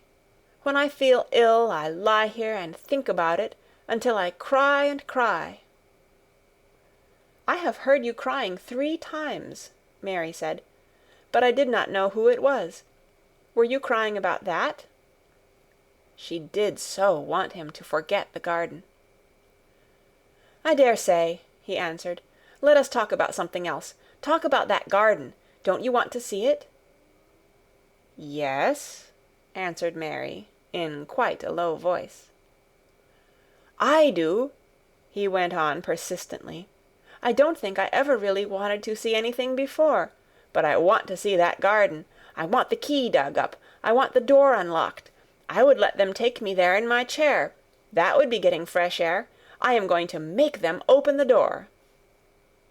He had become quite excited, and his strange eyes began to shine like stars, and looked more immense than ever. "They have to please me," he said. "I will make them take me there, and I will let you go too." Mary's hands clutched each other. Everything would be spoiled, everything. Dickon would never come back. She would never again feel like a missel thrush with a safe-hidden nest. "Oh, don't do that!" she cried out. He stared as if he thought she had gone crazy. "Why?" he exclaimed. "You said you wanted to see it." "I do," she answered, almost with a sob in her throat. "But if you make them open the door and take you in like that, it will never be a secret again." He leaned still farther forward. "A secret?" he said. "What do you mean? Tell me." Mary's words almost tumbled over one another. You see," she panted, "if no one knows but ourselves, if there was a door hidden somewhere under the ivy, if there was, and we could find it, and if we could slip through it together and shut it behind us, and no one knew anyone was inside, and we called it our garden, and pretended that we were missel thrushes, and it was our nest, and if we played there almost every day, and dug and planted seeds, and made it all come alive—" "Is it dead?" he interrupted her. "It soon will be if no one cares for it," she went on. "The bulbs will live, but the roses—" He stopped her again, as excited as she was herself. "What are bulbs?" he put in quickly. "They are daffodils and lilies and snowdrops. They are working in the earth now, pushing up pale green points, because the spring is coming." "Is the spring coming?" he said. "What is it like? You don't see it in rooms, if you are ill."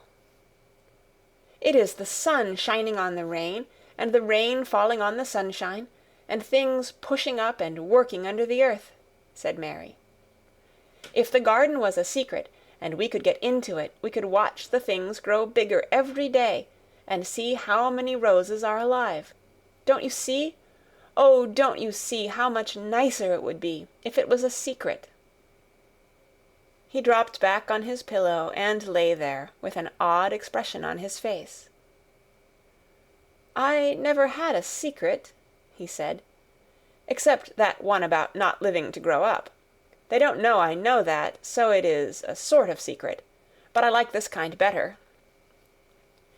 "If you won't make them take you to the garden," pleaded Mary, "perhaps I feel almost sure I can find out how to get in sometime, and then, if the doctor wants you to go out in your chair, and if you can always do what you want to do, perhaps we might find some boy who would push you, and we could go alone, and it would always be a secret garden."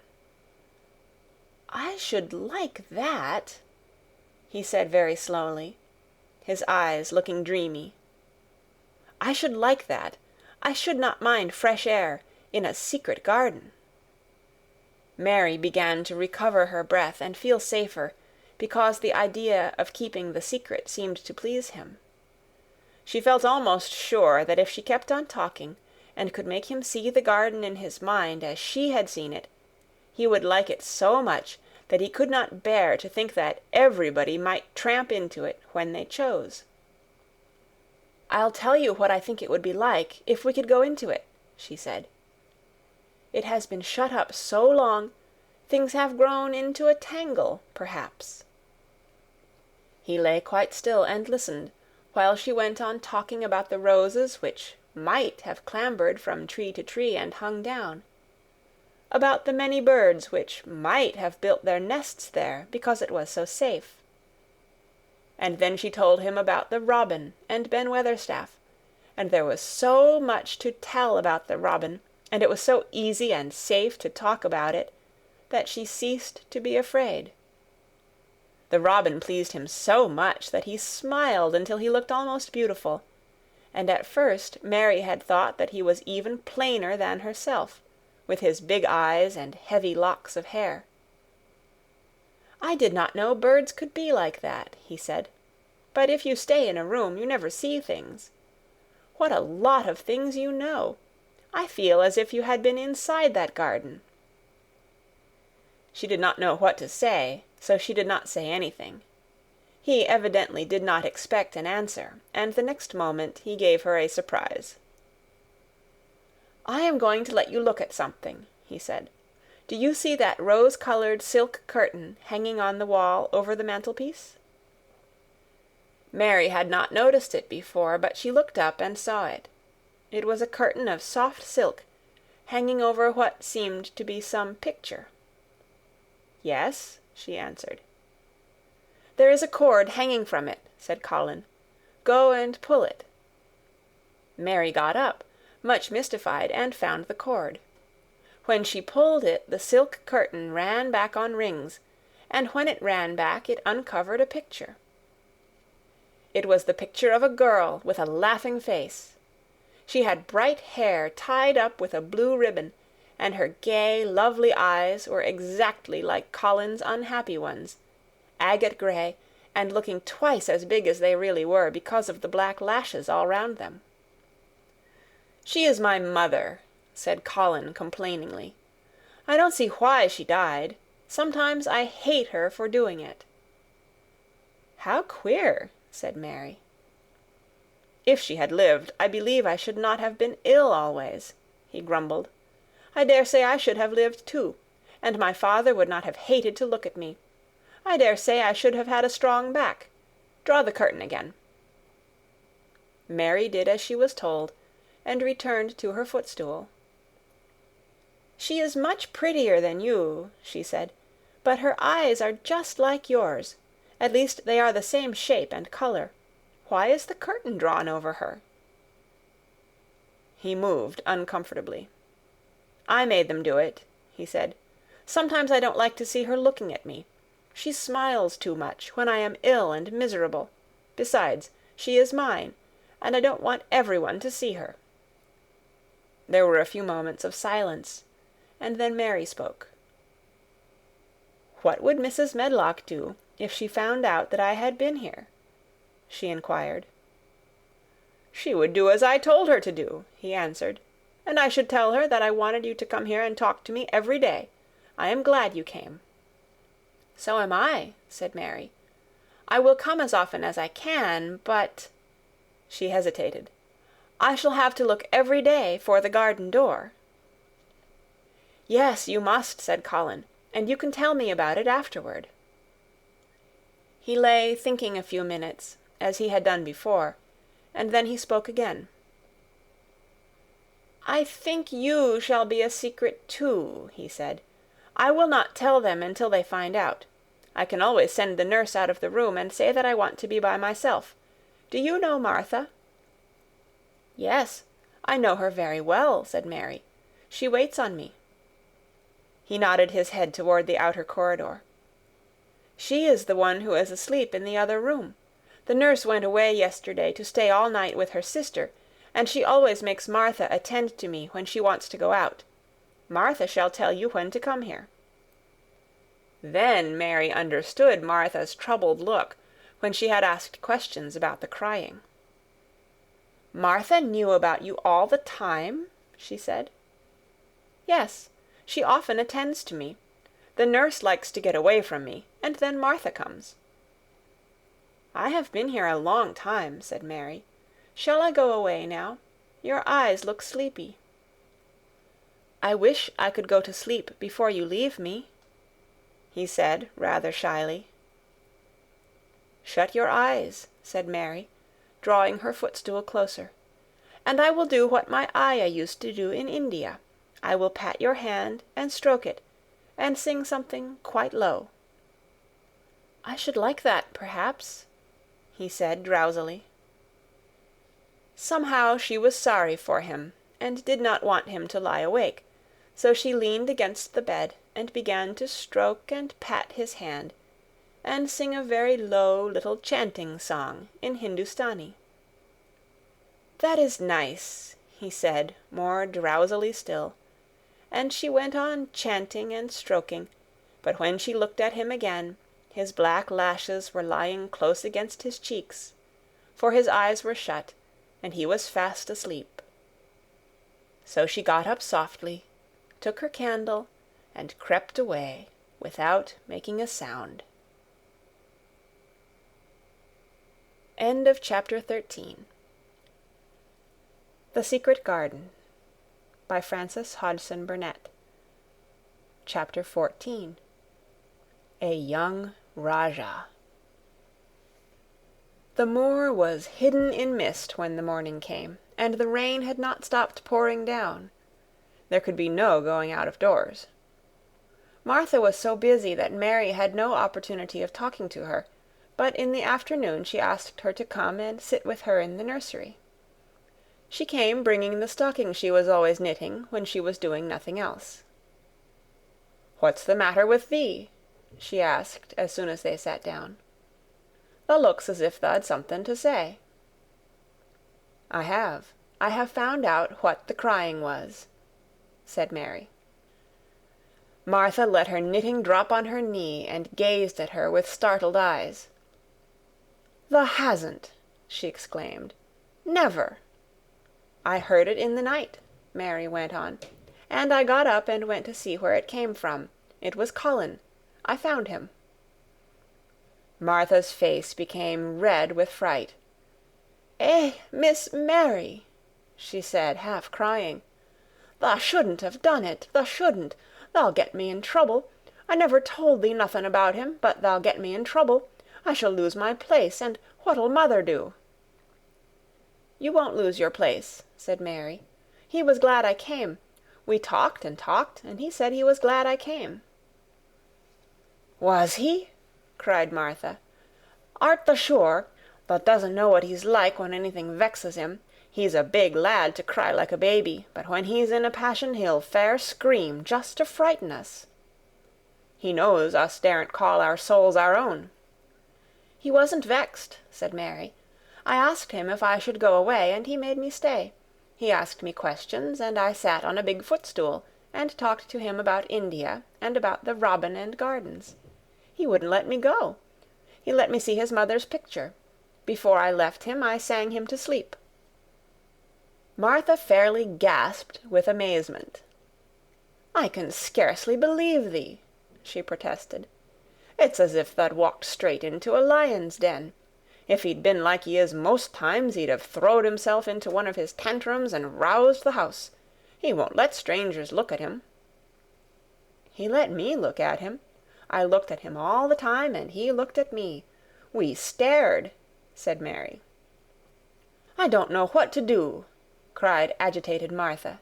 "If Mrs. Medlock finds out, she'll think I broke orders and told thee, and I shall be packed back to mother." "He is not going to tell Mrs. Medlock anything about it yet.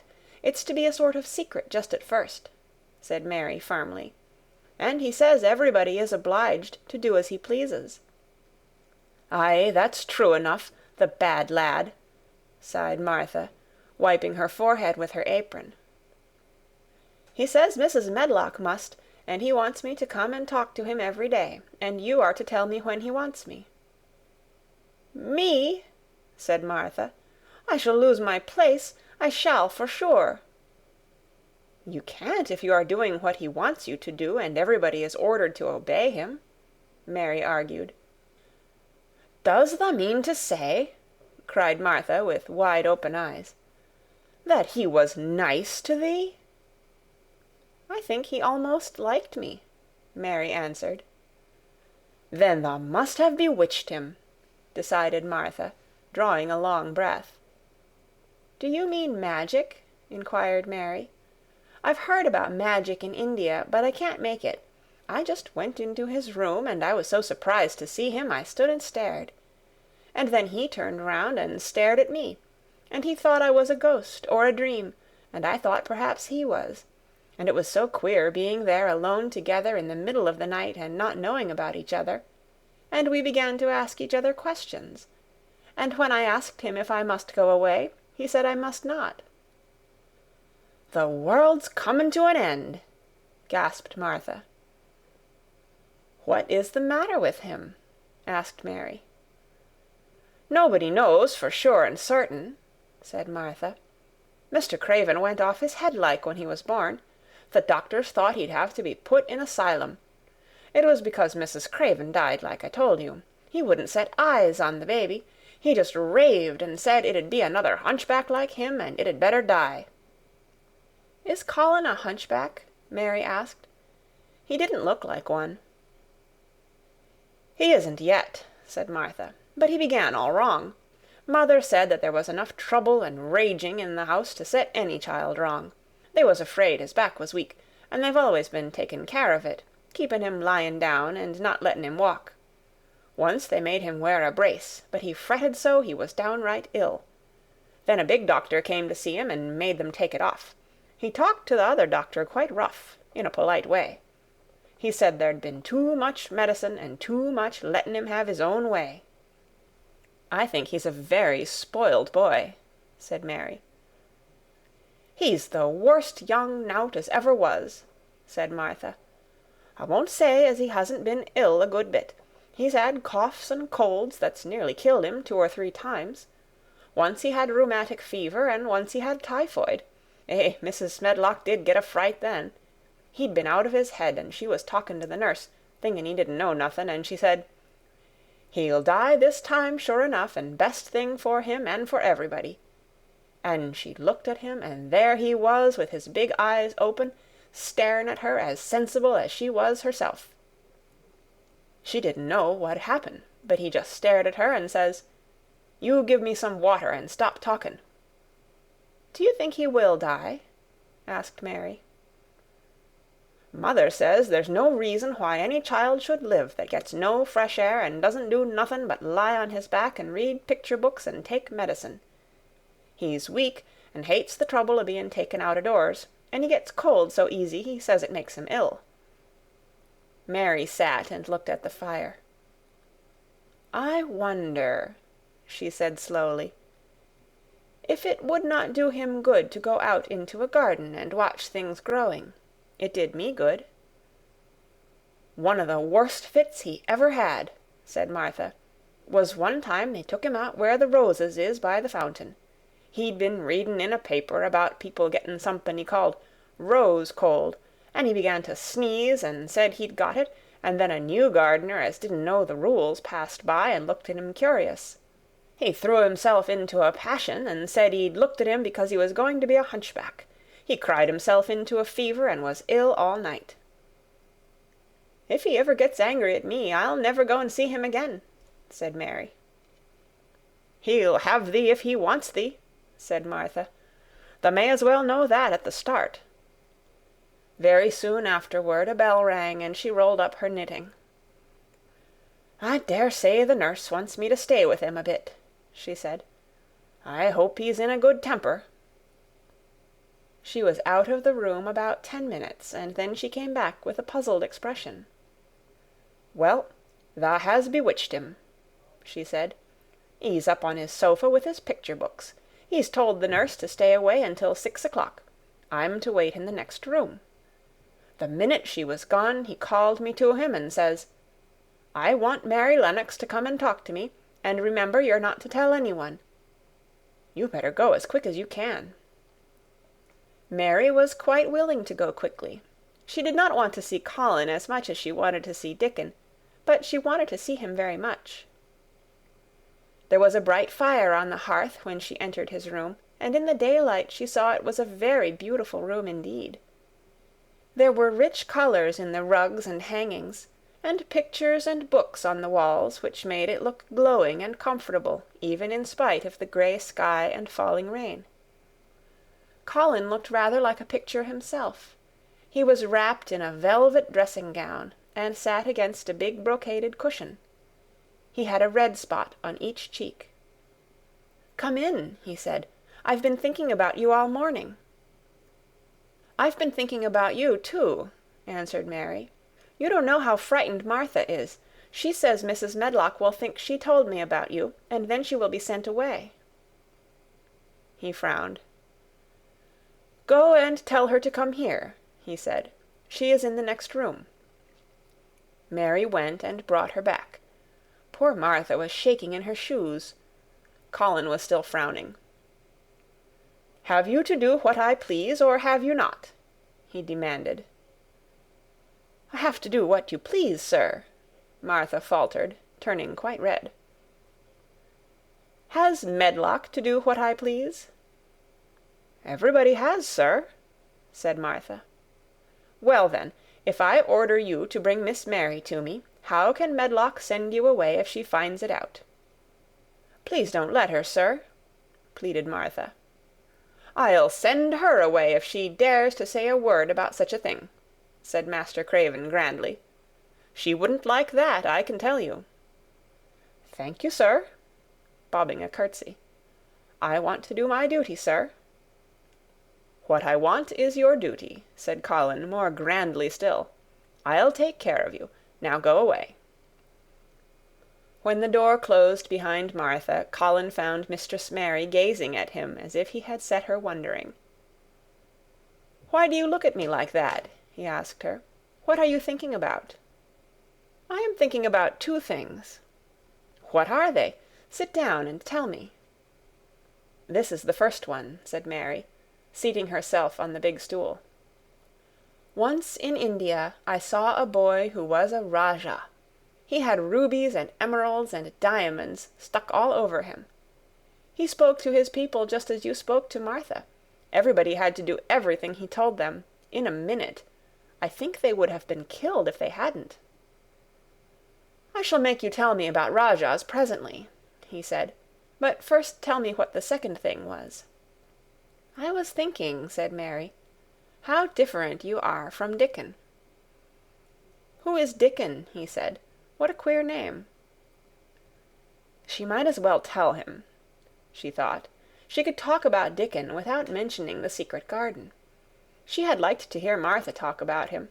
Besides, she longed to talk about him. It would seem to bring him nearer. "He is Martha's brother. He is 12 years old," she explained.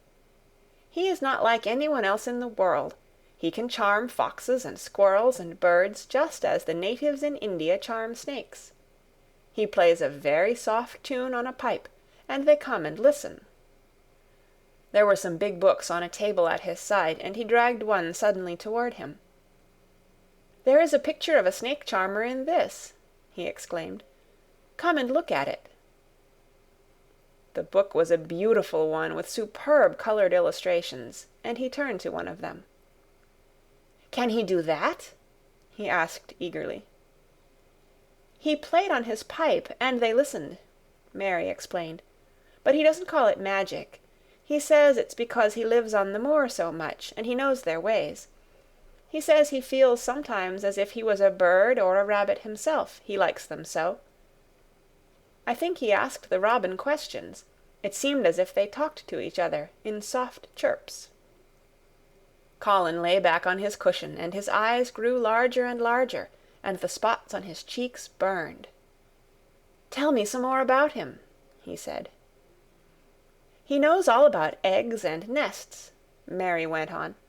"And he knows where foxes and badgers and otters live.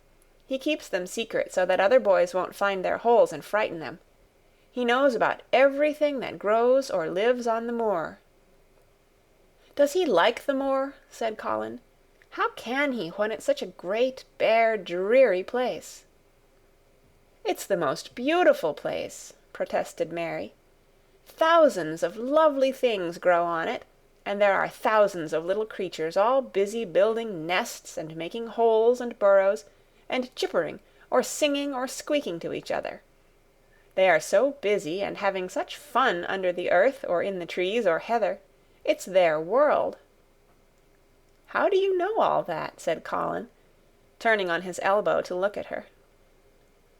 "I have never been there once, really," said Mary, suddenly remembering. "I only drove over it in the dark. I thought it was hideous. Martha told me about it first, and then Dickon.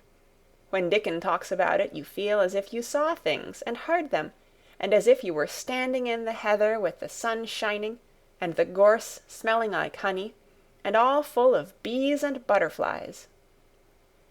"You never see anything if you are ill," said Colin restlessly. He looked like a person listening to a new sound in the distance and wondering what it was. "You can't if you stay in a room," said Mary. "I couldn't go on the moor," he said in a resentful tone. Mary was silent for a minute, and then she said something bold. "You might, sometime." He moved as if he were startled.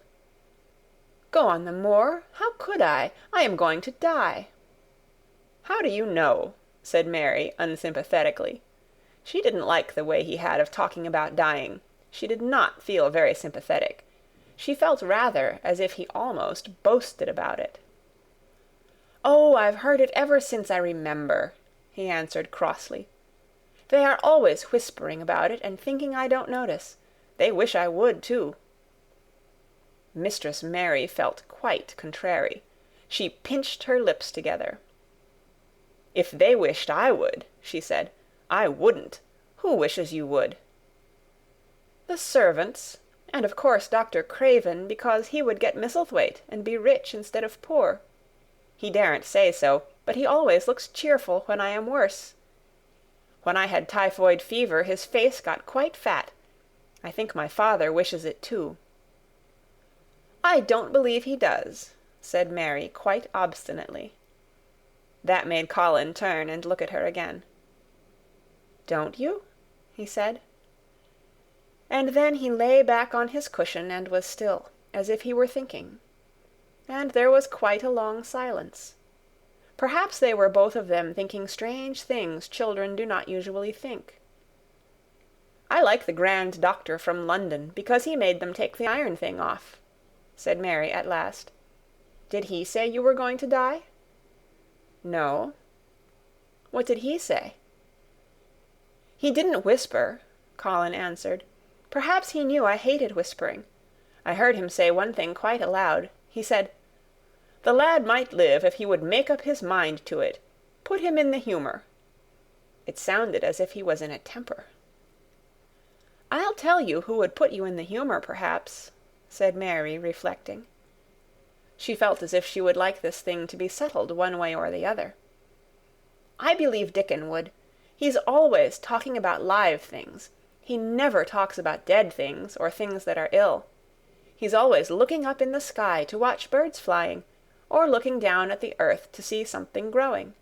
He has such round blue eyes, and they are so wide open with looking about.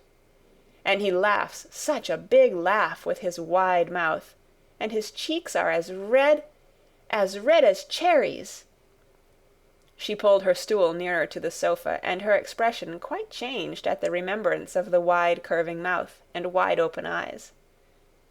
"See here," she said, "don't let us talk about dying. I don't like it. Let us talk about living. Let us talk and talk about Dickon. And then we will look at your pictures." It was the best thing she could have said. To talk about Dickon meant to talk about the moor, and about the cottage and the 14 people who lived in it on 16 shillings a week, and the children who got fat on the moor grass like the wild ponies, and about Dickon's mother, and the skipping rope, and the moor with the sun on it, and about pale green points sticking up out of the black sod. And it was all so alive that Mary talked more than she had ever talked before, and Colin both talked and listened as he had never done either before. And they both began to laugh over nothings, as children will when they are happy together. And they laughed so that in the end they were making as much noise as if they had been two ordinary, healthy, natural 10-year-old creatures, instead of a hard little unloving girl and a sickly boy who believed that he was going to die. They enjoyed themselves so much that they forgot the pictures and they forgot about the time. They had been laughing quite loudly over Ben Weatherstaff and his robin, and Colin was actually sitting up as if he had forgotten about his weak back, when he suddenly remembered something. "Do you know, there is one thing we have never once thought of," he said. "We are cousins." It seemed so queer that they had talked so much and never remembered this simple thing that they laughed more than ever, because they had got into the humour to laugh at anything. And in the midst of the fun the door opened, and in walked Dr. Craven and Mrs. Medlock. Dr. Craven started in actual alarm, and Mrs. Medlock almost fell back because he had accidentally bumped against her. "Good Lord!" exclaimed poor Mrs. Medlock, with her eyes almost starting out of her head. "Good Lord!" "What is this?" said Dr. Craven, coming forward. "What does it mean?" Then Mary was reminded of the boy Rajah again. Colin answered as if neither the doctor's alarm nor Mrs. Medlock's terror were of the slightest consequence. He was as little disturbed or frightened as if an elderly cat and dog had walked into the room. "This is my cousin, Mary Lennox," he said. "I asked her to come and talk to me. I like her. She must come and talk to me whenever I send for her." Dr. Craven turned reproachfully to Mrs. Medlock. "Oh, sir," she panted, "I don't know how it's happened. There's not a servant on the place that dare to talk. They all have their orders." "Nobody told her anything," said Colin. "She heard me crying and found me herself. I am glad she came. Don't be silly, Medlock." Mary saw that Dr. Craven did not look pleased, but it was quite plain that he dare not oppose his patient. He sat down by Colin and felt his pulse. "I am afraid there has been too much excitement. Excitement is not good for you, my boy," he said. "I should be excited if she kept away," answered Colin, his eyes beginning to look dangerously sparkling. "I am better. She makes me better. The nurse must bring up her tea with mine. We will have tea together." Mrs. Medlock and Dr. Craven looked at each other in a troubled way, but there was evidently nothing to be done. "He does look rather better, sir," ventured Mrs. Medlock. "But," thinking the matter over, "he looked better this morning before she came into the room." "She came into the room last night. She stayed with me a long time. She sang a Hindustani song to me, and it made me go to sleep," said Colin. "I was better when I wakened up. I wanted my breakfast. I want my tea now. Tell Nurse, Medlock." Dr. Craven did not stay very long. He talked to the nurse for a few minutes when she came into the room, and said a few words of warning to Colin. He must not talk too much. He must not forget that he was ill. He must not forget that he was very easily tired. Mary thought that there seemed to be a number of uncomfortable things he was not to forget. Colin looked fretful and kept his strange, black-lashed eyes fixed on Dr. Craven's face. "I want to forget it," he said at last. "She makes me forget it. That is why I want her." Dr. Craven did not look happy when he left the room. He gave a puzzled glance at the little girl sitting on the large stool. She had become a stiff, silent child again as soon as he entered, and he could not see what the attraction was. The boy actually did look brighter, however, and he sighed rather heavily as he went down the corridor.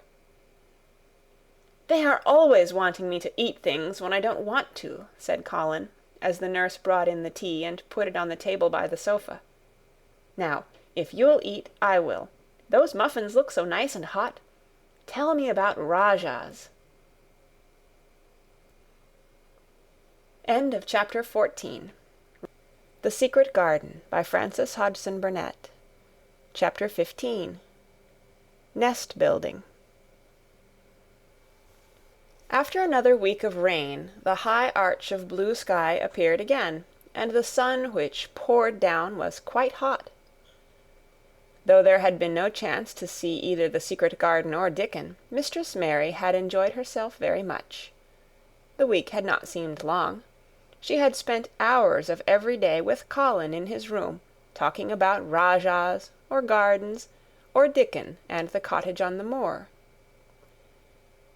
They had looked at the splendid books and pictures, and sometimes Mary had read things to Colin, and sometimes he had read a little to her. When he was amused and interested, she thought he scarcely looked like an invalid at all, except that his face was so colourless, and he was always on the sofa. "You are a sly young one to listen and get out of your bed to go following things up like you did that night," Mrs. Medlock said once. "But there's no saying it's not been a sort of blessing to the lot of us. He's not had a tantrum or a whining fit since you made friends. The nurse was just going to give up the case because she was so sick of him, but she says she doesn't mind staying now you've gone on duty with her," laughing a little. In her talks with Colin, Mary had tried to be very cautious about the secret garden. There were certain things she wanted to find out from him, but she felt that she must find them out without asking him direct questions. In the first place, as she began to like to be with him, she wanted to discover whether he was the kind of boy you could tell a secret to.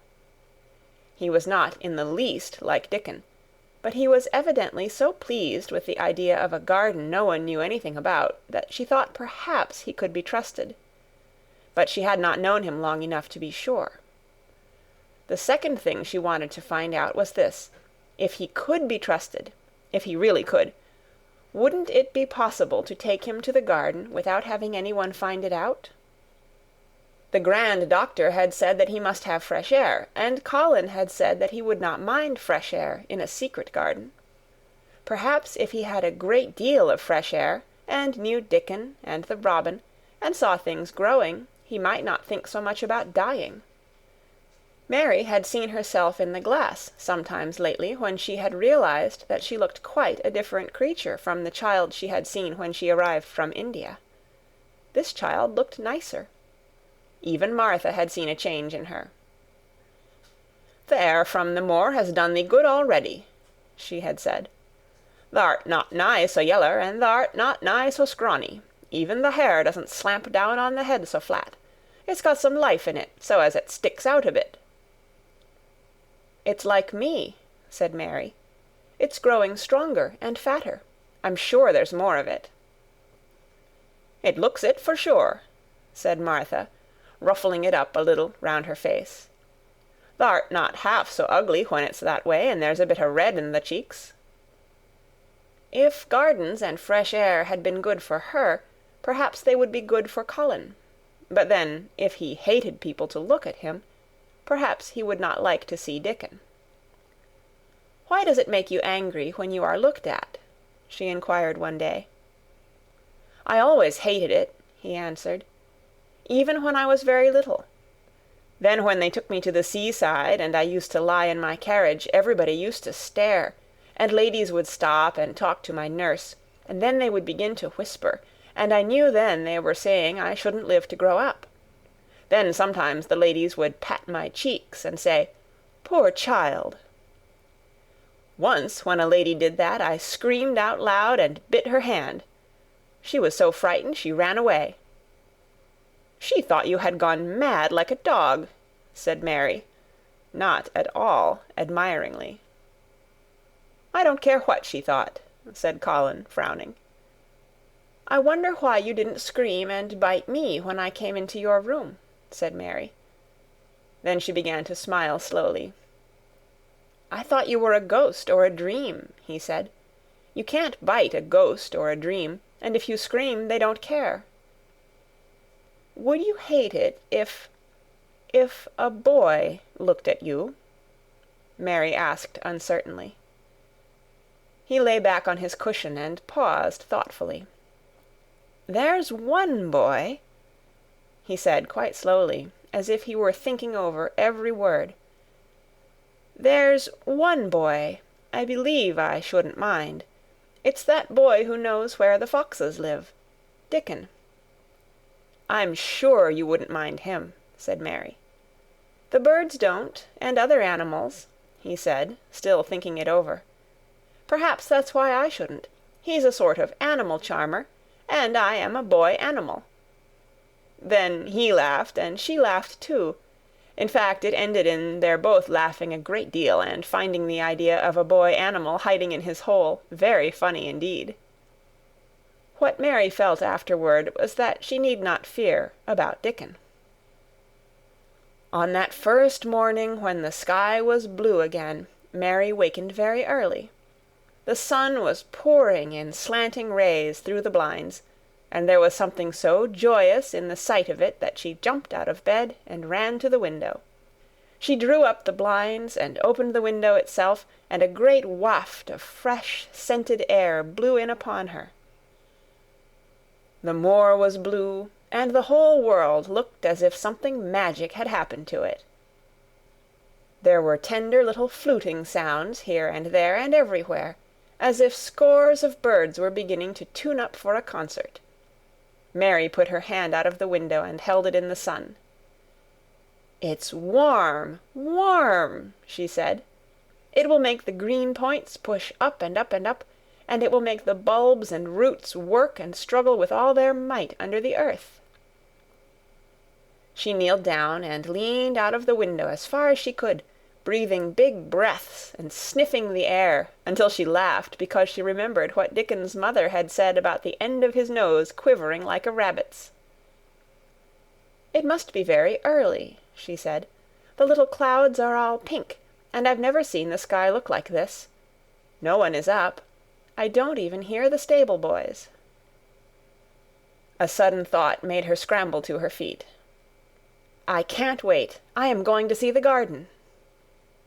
She had learned to dress herself by this time, and she put on her clothes in 5 minutes. She knew a small side door which she could unbolt herself, and she flew downstairs in her stocking feet and put on her shoes in the hall. She unchained and unbolted and unlocked, and when the door was open she sprang across the step with one bound, and there she was, standing on the grass, which seemed to have turned green, and with the sun pouring down on her, and warm, sweet wafts about her, and the fluting and twittering and singing coming from every bush and tree.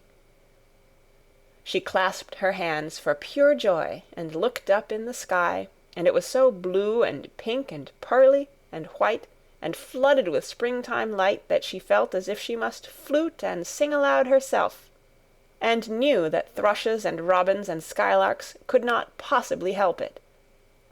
She ran around the shrubs and paths towards the secret garden. "It is all different already," she said. "The grass is greener, and things are sticking up everywhere, and things are uncurling, and green buds of leaves are showing. This afternoon I am sure Dickon will come." The long, warm rain had done strange things to the herbaceous beds which bordered the walk by the lower wall. There were things sprouting and pushing out from the roots of clumps of plants, and there were actually here and there glimpses of royal purple and yellow unfurling among the stems of crocuses.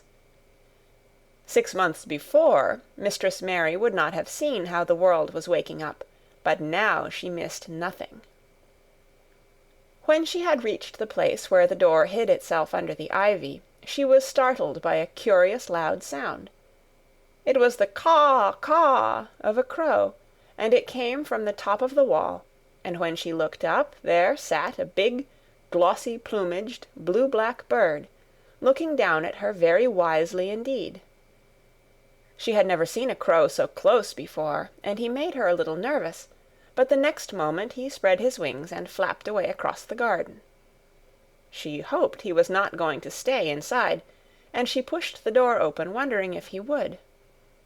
When she got fairly into the garden, she saw that he probably did intend to stay, because he had alighted on a dwarf apple-tree, and under the apple-tree was lying a little reddish animal with a bushy tail, and both of them were watching the stooping body and rust-red head of Dickon, who was kneeling on the grass, working hard. Mary flew across the grass to him. "Oh, Dickon, Dickon!" she cried out. "How could you get here so early? How could you? The sun has only just got up." He got up himself, laughing and glowing and tousled, his eyes like a bit of the sky. "Eh," he said, "I was up long before him. How could I have stayed abed? The world's all fair begun again this mornin', it has, and it's workin' and hummin' and scratchin' and pipin', and nest-buildin' and breathin' out scents, till you've got to be out on it, 'stead o' lyin' on your back. When the sun did jump up, the moor went mad for joy, and I was in the midst of the heather, and I run like mad myself, shoutin' and singin', and I come straight here. I couldn't have stayed away. Why, the garden was lyin' here waitin'." Mary put her hands on her chest, panting, as if she had been running herself. "Oh, Dickon, Dickon," she said, "I'm so happy I can scarcely breathe." Seeing him talking to a stranger, the little bushy-tailed animal rose from its place under the tree and came to him, and the rook, cawing once, flew down from its branch and settled quietly on his shoulder. "This is the little fox-cub," he said, rubbing the little reddish animal's head. "It's named Captain. And this here's Soot. Soot, he flew across the moor with me, and Captain, he run same as if the hounds had been after him. They both felt same as I did." Neither of the creatures looked as if he were the least afraid of Mary. When Dickon began to walk about, Soot stayed on his shoulder, and Captain trotted quietly close to his side. "See here," said Dickon. "See how these has pushed up, and these, and look at these here." He threw himself upon his knees, and Mary went down beside him. They had come upon a whole clump of crocuses, burst into purple and orange and gold. Mary bent her face down and kissed them. "You never kiss a person in that way," she said, when she lifted her head. "Flowers are so different." He looked puzzled, but smiled. He said, "I've kissed mother many a time that way, when I come in from the moor after a day's roamin', and she stood there at the door in the sun, looking so glad and comfortable." They ran from one part of the garden to another, and found so many wonders that they were obliged to remind themselves that they must whisper or speak low. He showed her swelling leaf-buds on rose branches which had seemed dead. He showed her 10,000 new green points pushing through the mold. They put their eager young noses close to the earth and sniffed its warmed springtime breathing. They dug and pulled and laughed low with rapture until Mistress Mary's hair was as tumbled as Dickon's, and her cheeks were almost as poppy-red as his. There was every joy on earth in the secret garden that morning, and in the midst of them came a delight more delightful than all, because it was more wonderful. Swiftly something flew across the wall and darted through the trees to a close-grown corner, a little flare of red-breasted bird with something hanging from its beak. Dickon stood quite still, and put his hand on Mary almost as if they had suddenly found themselves laughing in church. "We munnot stir," he whispered in broad Yorkshire. "We munnot scarce breathe. I knowed he was mate huntin' when I seed him last. It's Ben Weatherstaff's robin. He's buildin' his nest. He'll stay here, if us don't fright him." They settled down softly upon the grass, and sat there without moving. "Us mustn't seem as if us was watching him too close," said Dickon. "He'd be out with us for good if he got the notion us was interfering now. He'll be a good bit different till all this is over. He's setting up housekeeping. He'll be shyer and readier to take things ill. He's got no time for visitin' and gossipin'. Us must keep still a bit, and try to look as if us was grass and trees and bushes. Then when he's got used to seeing us, I'll chirp a bit, and he'll know us'll not be in his way." Mistress Mary was not at all sure that she knew, as Dickon seemed to, how to try to look like grass and trees and bushes. But he had said the queer thing as if it were the simplest and most natural thing in the world, and she felt it must be quite easy to him, and indeed she watched him for a few minutes carefully, wondering if it was possible for him to quietly turn green and put out branches and leaves. But he only sat wonderfully still, and when he spoke dropped his voice to such a softness that it was curious that she could hear him, but she could. "It's part o' the springtime, this nest-buildin' is," he said. "I warrant it's been going on in the same way every year since the world was begun. They've got their way o' thinking and doing things, and a body had better not meddle. You can lose a friend in springtime easier than any other season, if you're too curious." "If we talk about him, I can't help looking at him," Mary said as softly as possible. "We must talk of something else. There is something I want to tell you." "He'll like it better if us talks o' something else," said Dickon. "What is it thou's got to tell me?" "Well, do you know about Colin?" she whispered. He turned his head to look at her. "What does thou know about him?" he asked. "I've seen him. I have been to talk to him every day this week. He wants me to come. He says I'm making him forget about being ill and dying," answered Mary. Dickon looked actually relieved as soon as the surprise died away from his round face. "I am glad o' that," he exclaimed. "I'm right down glad. It makes me easier. I knowed I must say nothing about him, and I don't like having to hide things." "Don't you like hiding the garden?" said Mary.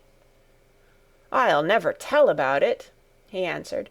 "But I says to mother, 'Mother,' I says, 'I got a secret to keep. It's not a bad un, thou knows that. It's no worse than hiding where a bird's nest is. Thou doesn't mind it, does thou?'" Mary always wanted to hear about mother. "What did she say?" she asked, not at all afraid to hear. Dickon grinned sweet-temperedly. "It was just like her, what she said," he answered. "She give my head a bit of a rub and laughed, and she says, 'Eh, lad, thou can have all the secrets thou likes. I've knowed thee 12 year.'" "How did you know about Colin?" asked Mary. "Everybody as knowed about Mester Craven knowed there was a little lad as was like to be a cripple, and they knowed Mester Craven didn't like him to be talked about. Folks is sorry for Mester Craven because Mrs. Craven was such a pretty young lady, and they was so fond of each other. Mrs. Medlock stops in our cottage whenever she goes to Thwaite, and she doesn't mind talking to mother before us children, because she knows us has been brought up to be trusty. How did thou find out about him? Martha was in a fine trouble the last time she came home. She said tha'd heard him frettin', and thou was asking questions, and she didn't know what to say." Mary told him her story about the midnight wuthering of the wind which had wakened her, and about the faint far-off sounds of the complaining voice which had led her down the dark corridors with her candle, and had ended with her opening of the door of the dimly lighted room with the carven four-posted bed in the corner. When she described the small ivory-white face and the strange black-rimmed eyes, Dickon shook his head. "Them's just like his mother's eyes, only hers was always laughin', they say," he said. "They say as Mr. Craven can't bear to see him when he's awake, and it's because his eyes is so like his mother's, and yet looks so different in his miserable bit of a face." "Do you think he wants to die?" whispered Mary. "No, but he wishes he'd never been born. Mother, she says that's the worst thing on earth for a child. Them as is not wanted scarce ever thrives. Mr. Craven, he'd buy anything as money could buy for the poor lad, but he'd like to forget as he's on earth. For one thing, he's afraid he'll look at him some day and find he's growed hunchback." "Colin's so afraid of it himself that he won't sit up," said Mary. "He says he's always thinking that if he should feel a lump coming, he should go crazy and scream himself to death."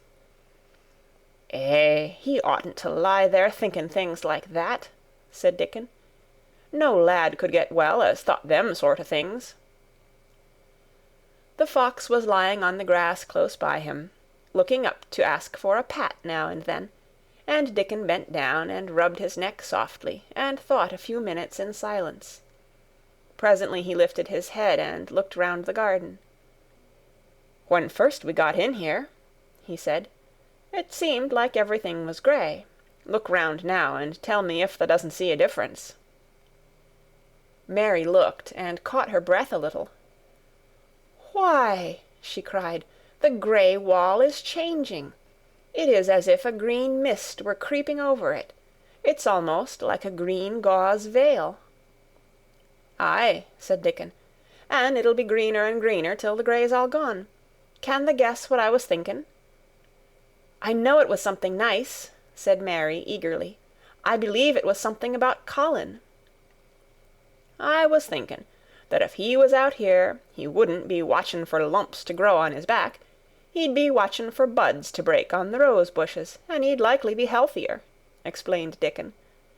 "I was wondering if us could ever get him in the humour to come out here and lie under the trees in his carriage." "I've been wondering that myself. I've thought of it almost every time I've talked to him," said Mary. "I've wondered if he could keep a secret, and I've wondered if we could bring him here without anyone seeing us. I thought perhaps you could push his carriage. The doctor said he must have fresh air, and if he wants us to take him out, no one dare disobey him. He won't go out for other people, and perhaps they will be glad if he will go out with us. He could order the gardeners to keep away, so they wouldn't find out." Dickon was thinking very hard as he scratched Captain's back. "It'd be good for him, I'll warrant," he said. "Us'd not be thinking he'd better never been born. Us'd be just two children watching a garden grow, and he'd be another. Two lads and a little lass just looking on at the springtime. I warrant it'd be better than doctor's stuff." "He's been lying in his room so long, and he's always been so afraid of his back, that it has made him queer," said Mary. "He knows a good many things out of books, but he doesn't know anything else. He says he has been too ill to notice things, and he hates going out of doors, and hates gardens and gardeners. But he likes to hear about this garden because it is a secret. I daren't tell him much, but he said he wanted to see it." "Us'll have him out here some time for sure," said Dickon. "I could push his carriage well enough. Has thou noticed how the robin and his mate has been working while we've been sitting here? Look at him perched on that branch, wondering where it'd be best to put that twig he's got in his beak." He made one of his low whistling calls, and the robin turned his head and looked at him inquiringly, still holding his twig. Dickon spoke to him as Ben Weatherstaff did, but Dickon's tone was one of friendly advice. "Wheresoever thou puts it," he said, "it'll be all right. Thou knew how to build the nest before thou came out of the egg. Get on with thee, lad. Thou'st got no time to lose." "Oh, I do like to hear you talk to him," Mary said, laughing delightedly. "Ben Weatherstaff scolds him and makes fun of him, and he hops about and looks as if he understood every word, and I know he likes it. Ben Weatherstaff says he is so conceited he would rather have stones thrown at him than not be noticed." Dickon laughed too and went on talking. "Thou knows us won't trouble thee," he said to the robin. "Us is near being wild things ourselves. Us is nest building too, bless thee. Look out thou doesn't tell on us." And though the robin did not answer, because his beak was occupied, Mary knew that when he flew away with his twig to his own corner of the garden, the darkness of his dew-bright eye meant that he would not tell their secret for the world. End of chapter 15. The Secret Garden by Frances Hodgson Burnett. Chapter 16. "I won't," said Mary. They found a great deal to do that morning, and Mary was late in returning to the house, and was also in such a hurry to get back to her work that she quite forgot Colin until the last moment. "Tell Colin that I can't come and see him yet," she said to Martha. "I'm very busy in the garden." Martha looked rather frightened. "Eh, Miss Mary," she said, "it may put him all out of humour when I tell him that." But Mary was not as afraid of him as other people were, and she was not a self-sacrificing person. "I can't stay," she answered. "Dickon's waiting for me." And she ran away. The afternoon was even lovelier and busier than the morning had been. Already nearly all the weeds were cleared out of the garden, and most of the roses and trees had been pruned or dug about. Dickon had brought a spade of his own, and he had taught Mary to use all her tools, so that by this time it was plain that, though the lovely wild place was not likely to become a gardener's garden, it would be a wilderness of growing things before the springtime was over. "There'll be apple blossoms and cherry blossoms overhead," Dickon said, working away with all his might. "And there'll be peach and plum trees in bloom against the walls, and the grass'll be a carpet of flowers." The little fox and the rook were as happy and busy as they were, and the robin and his mate flew backward and forward like tiny streaks of lightning. Sometimes the rook flapped his black wings and soared away over the tree-tops in the park.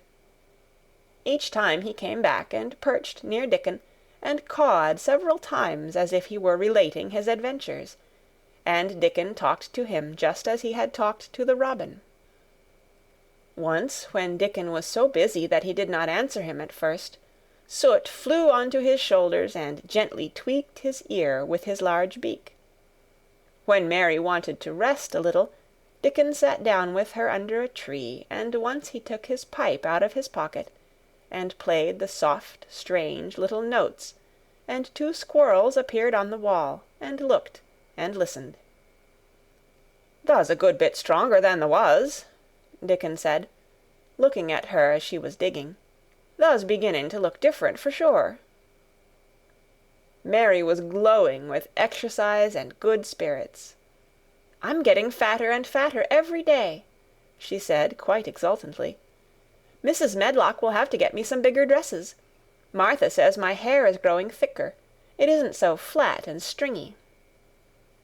The sun was beginning to set, and sending deep, gold-colored rays slanting under the trees when they parted. "It'll be fine tomorrow," said Dickon. "I'll be at work by sunrise." "So will I," said Mary. She ran back to the house as quickly as her feet would carry her.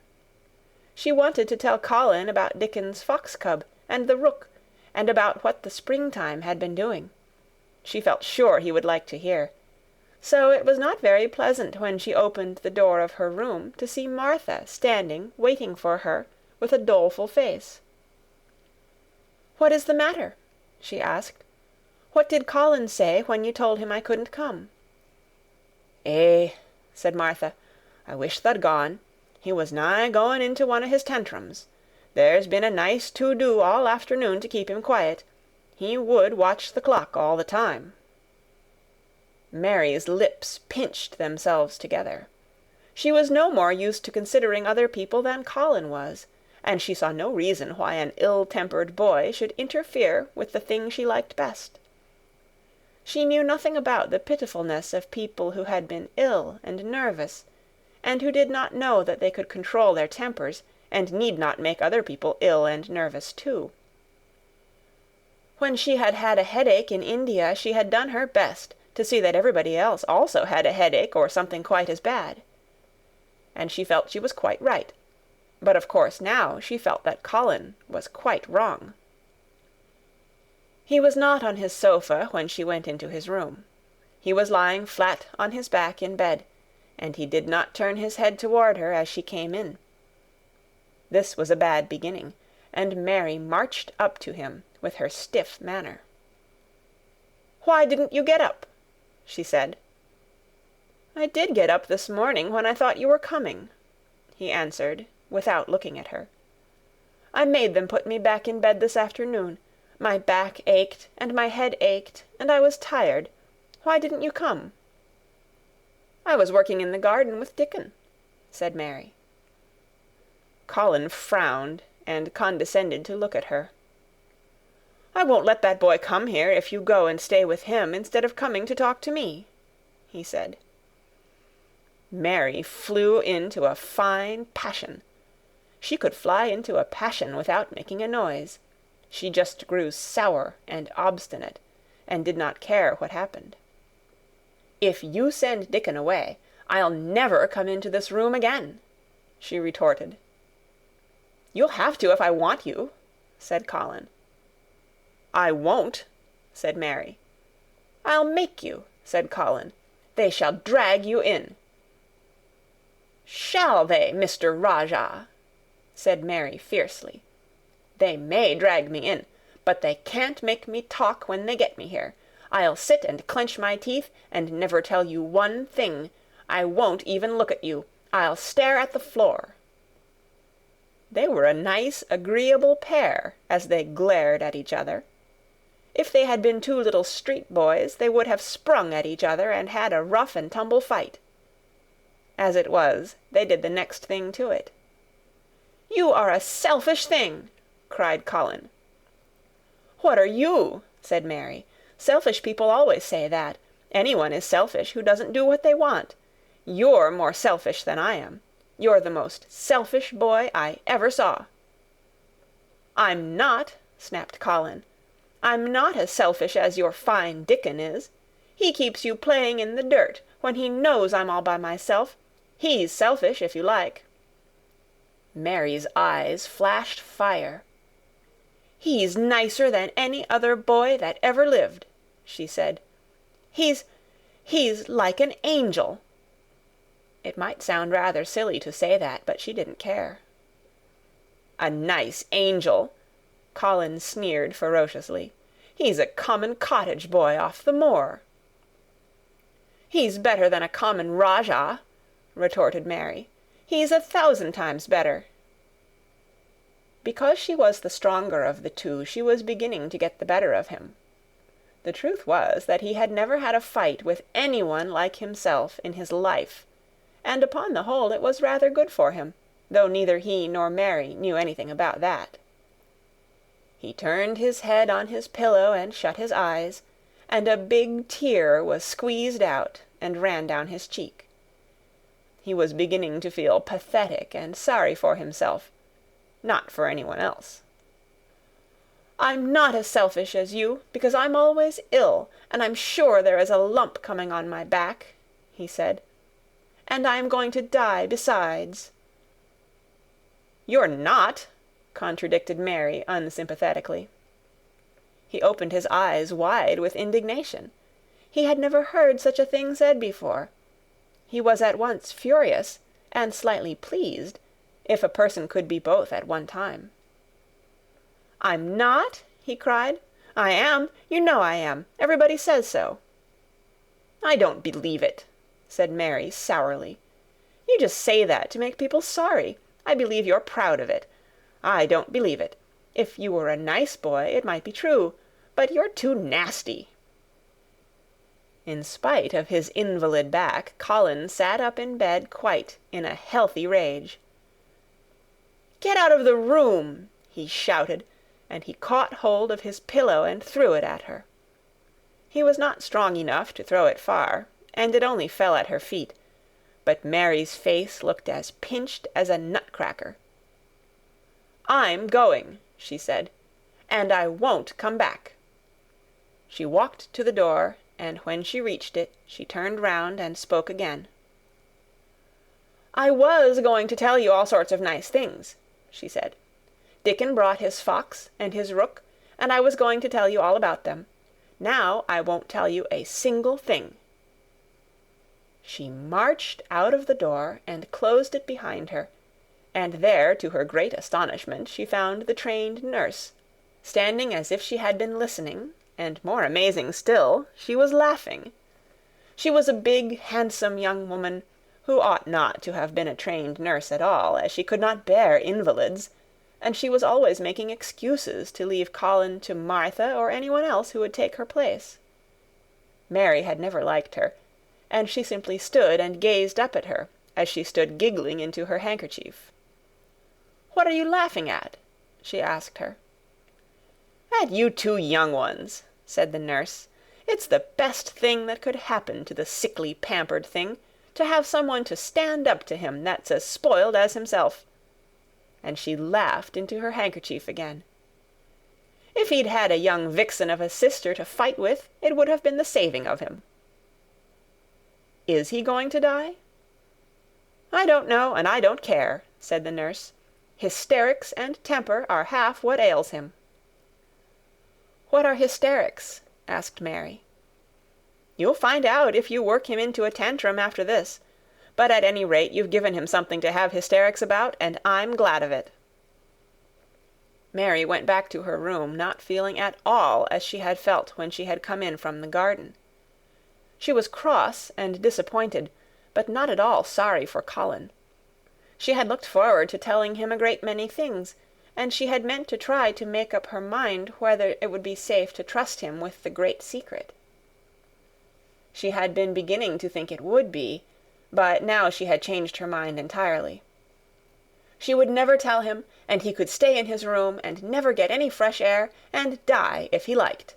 It would serve him right. She felt so sour and unrelenting that for a few minutes she almost forgot about Dickon, and the green veil creeping over the world, and the soft wind blowing down from the moor. Martha was waiting for her, and the trouble in her face had been temporarily replaced by interest and curiosity. There was a wooden box on the table, and its cover had been removed, and revealed that it was full of neat packages.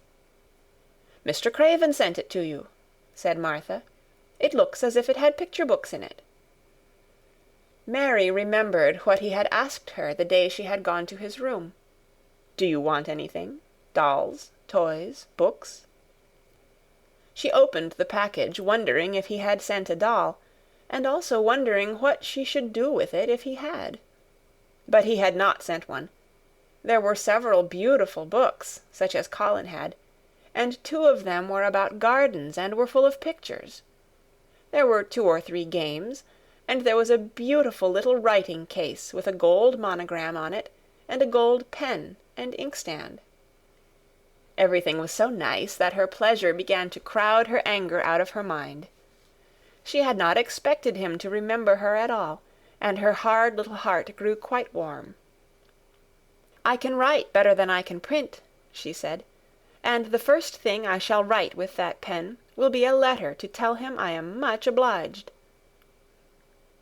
If she had been friends with Colin, she would have run to show him her presents at once, and they would have looked at the pictures, and read some of the gardening books, and perhaps tried playing the games, and he would have enjoyed himself so much he would never once have thought he was going to die, or have put his hand on his spine to see if there was a lump coming. He had a way of doing that which she could not bear. It gave her an uncomfortable, frightened feeling, because he always looked so frightened himself. He said that if he felt even quite a little lump some day, he should know his hunch had begun to grow. Something he had heard Mrs. Medlock whispering to the nurse had given him the idea, and he had thought over it in secret until it was quite firmly fixed in his mind. Mrs. Medlock had said his father's back had begun to show its crookedness in that way when he was a child. He had never told anyone but Mary that most of his tantrums, as they called them, grew out of his hysterical hidden fear. Mary had been sorry for him when he had told her. He always began to think about it when he was cross or tired, she said to herself. And he has been cross today. Perhaps he has been thinking about it all afternoon. She stood still, looking down at the carpet and thinking. I said I would never go back again. She hesitated, knitting her brows. But perhaps, just perhaps, I will go and see if he wants me in the morning. Perhaps he'll try to throw his pillow at me again, but I think I'll go. End of chapter 16. The Secret Garden, chapter 17. A Tantrum. She had got up very early in the morning and had worked hard in the garden, and she was tired and sleepy, so as soon as Martha had brought her supper and she had eaten it, she was glad to go to bed. As she laid her head on the pillow, she murmured to herself, I'll go out before breakfast and work with Dickon, and then afterward, I believe I'll go see him. She thought it was the middle of the night when she was awakened by such dreadful sounds that she jumped out of bed in an instant. What was it? What was it? The next minute she felt quite sure she knew. Doors were opened and shut, and there were hurrying feet in the corridors, and someone was crying and screaming at the same time, screaming and crying in a horrible way. It's Colin, she said. He's having one of those tantrums the nurse called hysterics. How awful it sounds. As she listened to the sobbing screams, she did not wonder that people were so frightened that they gave him his own way in everything, rather than hear them. She put her hands over her ears and felt sick and shivering. I don't know what to do. I don't know what to do, she kept saying. I can't bear it. Once she wondered if he would stop if she dared to go to him, and then she remembered how he had driven her out of the room, and thought that perhaps the sight of her might make him worse.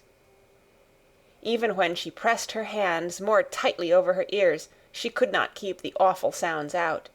She hated them so and was so terrified by them that suddenly they began to make her angry, and she felt as if she should like to fly into a tantrum herself and frighten him as he was frightening her. She was not used to anyone's tempers but her own. She took her hands from her ears and sprang up and stamped her foot. He ought to be stopped. Somebody ought to make him stop. Somebody ought to beat him, she cried out. Just then she heard feet almost running down the corridor, and her door opened, and the nurse came in. She was not laughing now by any means. She even looked rather pale. He's worked himself into hysterics, she said in a great hurry. He'll do himself harm. No one can do anything with him. You come and try, like a good child. He likes you. He turned me out of the room this morning, said Mary, stamping her foot with excitement. The stamp rather pleased the nurse. The truth was that she had been afraid she might find Mary crying and hiding her head under the bedclothes. That's right, she said.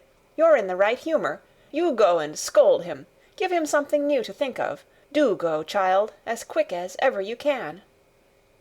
It was not until afterward that Mary realized that the thing had been funny as well as dreadful, that it was funny that all the grown-up people were so frightened that they came to a little girl just because they guessed she was almost as bad as Colin himself. She flew along the corridor, and the nearer she got to the screams, the higher her temper mounted. She felt quite wicked by the time she reached the door. She slapped it open with her hand and ran across the room to the four-posted bed. You stop! She almost shouted. You stop! I hate you. Everybody hates you. I wish everybody would run out of the house and let you scream yourself to death. You will scream yourself to death in a minute, and I wish you would. A nice, sympathetic child could neither have thought nor said such things. but it just happened that the shock of hearing them was the best possible thing for this hysterical boy whom no one had ever dared to restrain or contradict. He had been lying on his face, beating his pillow with his hands, and he actually almost jumped around, he turned so quickly at the sound of the furious little voice. His face looked dreadful, white and red and swollen, and he was gasping and choking. But savage little Mary did not care an atom. "If you scream another scream," she said, "I'll scream too, and I can scream louder than you can, and I'll frighten you, I'll frighten you." He actually had stopped screaming because she had startled him so. The scream which had been coming almost choked him. The tears were streaming down his face, and he shook all over. "I can't stop," he gasped and sobbed. "I can't! I can't!" "You can!" shouted Mary. "Half that ails you is hysterics and temper. Just hysterics, hysterics, hysterics." And she stamped each time she said it. "I felt the lump! I felt it!" choked out Colin. "I knew I should. I shall have a hunch on my back, and then I shall die." And he began to writhe again, and turned on his face and sobbed and wailed, but he didn't scream. "You didn't feel a lump," contradicted Mary fiercely. "If you did, it was only a hysterical lump. Hysterics makes lumps. There's nothing the matter with your horrid back. Nothing but hysterics. Turn over and let me look at it." She liked the word hysterics, and felt somehow as if it had an effect on him.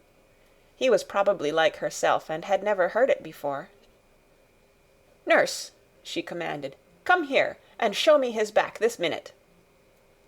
The nurse, Mrs. Medlock, and Martha had been standing huddled together near the door, staring at her, their mouths half open. All three had gasped with fright more than once. The nurse came forward as if she were half afraid. Colin was heaving with great, breathless sobs. "Perhaps he won't let me." She hesitated in a low voice. Colin heard her, however, and he gasped out between two sobs, "Show her! She'll see then." It was a poor thin back to look at when it was bared. Every rib could be counted, and every joint of the spine, though Mistress Mary did not count them as she bent over and examined them with a solemn, savage little face. She looked so sour and old-fashioned that the nurse turned her head aside to hide the twitching of her mouth. There was just a minute's silence, for even Colin tried to hold his breath while Mary looked up and down his spine, and down and up, as intently as if she had been the great doctor from London. "There's not a single lump there," she said at last. "There's not a lump as big as a pin, except backbone lumps, and you can only feel them because you're thin. I've got backbone lumps myself, and they used to stick out as much as yours do, until I began to get fatter, and I am not fat enough yet to hide them. There's not a lump as big as a pin. If you ever say there is again, I shall laugh." No one but Colin himself knew what effect those crossly spoken, childish words had on him. If he had ever had anyone to talk to about his secret terrors, if he had ever dared to let himself ask questions, if he had had childish companions and had not lain on his back in the huge closed house, breathing an atmosphere heavy with the fears of people who were most of them ignorant and tired of him, he would have found out that most of his fright and illness was created by himself. But he had lain and thought of himself and his aches and weariness for hours and days and months and years. And now that an angry, unsympathetic little girl insisted obstinately that he was not as ill as he thought he was, he actually felt as if she might be speaking the truth. "I didn't know," ventured the nurse, "that he thought he had a lump on his spine. His back is weak because he won't try to sit up. I could have told him there was no lump there." Colin gulped and turned his face a little to look at her. "Could you?" he said pathetically. "Yes, sir." "There," said Mary, and she gulped too. Colin turned on his face again, and but for his long-drawn broken breaths, which were the dying down of his storm of sobbing, he lay still for a minute, though great tears streamed down his face and wet the pillow. Actually, the tears meant that a curious great relief had come to him. Presently he turned and looked at the nurse again, and strangely enough he was not like a Rajah at all as he spoke to her. "Do you think I could live to grow up?" he said. The nurse was neither clever nor soft-hearted, but she could repeat some of the London doctor's words. "You probably will if you will do what you are told to do and not give way to your temper, and stay out a great deal in the fresh air." Colin's tantrum had passed, and he was weak and worn out with crying, and this perhaps made him feel gentle. He put out his hand a little toward Mary, and I am glad to say that, her own tantrum having passed, she was softened too, and met him half-way with her hand, so that it was a sort of making up. I'll go out with you, Mary," he said. "I shan't hate fresh air if we can find—" He remembered just in time to stop himself from saying, "if we can find the secret garden," and he ended, "I shall like to go out with you if Dickon will come and push my chair. I do so want to see Dickon, and the fox, and the crow." The nurse remade the tumbled bed, and shook and straightened the pillows. Then she made Colin a cup of beef tea, and gave a cup to Mary, who was really very glad to get it after her excitement. Mrs. Medlock and Martha gladly slipped away, and after everything was neat and calm and in order, the nurse looked as if she would very gladly slip away also. She was a healthy young woman who resented being robbed of her sleep, and she yawned quite openly as she looked at Mary, who had pushed her big footstool close to the four-posted bed and was holding Colin's hand. "You must go back and get your sleep out," she said. "He'll drop off after a while if he's not too upset. Then I'll lie down myself in the next room." "Would you like me to sing you that song I learned from my ayah?" Mary whispered to Colin. His hand pulled hers gently, and he turned his tired eyes on her appealingly. "Oh, yes," he answered. "It's such a soft song. I shall go to sleep in a minute." "I will put him to sleep," Mary said to the yawning nurse. "You can go if you like." "Well," said the nurse, with an attempt at reluctance, "if he doesn't go to sleep in half an hour, you must call me." "Very well," answered Mary. The nurse was out of the room in a minute, and as soon as she was gone, Colin pulled Mary's hand again. "I almost told," he said, "but I stopped myself in time. I won't talk, and I'll go to sleep. But you said you had a whole lot of nice things to tell me. Do you think you have found out anything at all about the way into the secret garden?" Mary looked at his poor little tired face and swollen eyes, and her heart relented. "Yes," she answered, "I think I have, and if you will go to sleep, I will tell you tomorrow." His hand quite trembled. "Oh, Mary," he said, "oh, Mary, if I could get into it, I think I should live to grow up.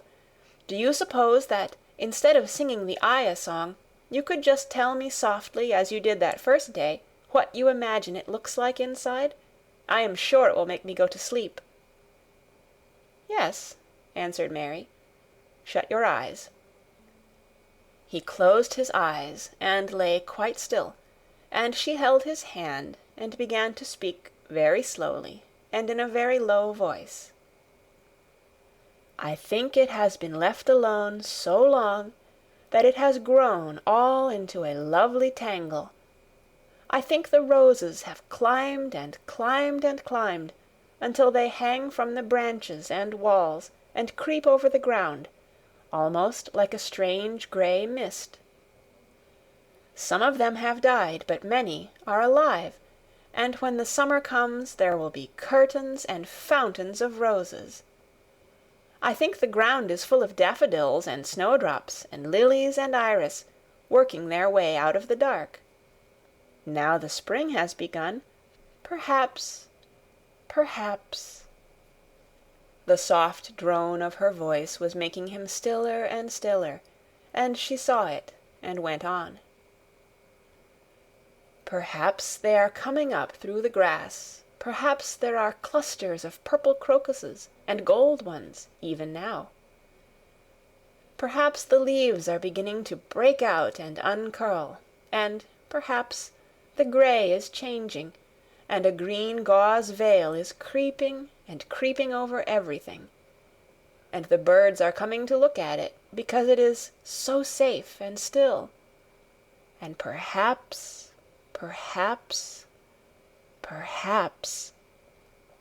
very softly and slowly indeed, the robin has found a mate and is building a nest. And Colin was asleep. End of chapter 17.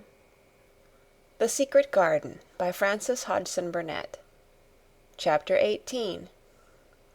The Munnot Waste No Time. Of course, Mary did not waken early the next morning.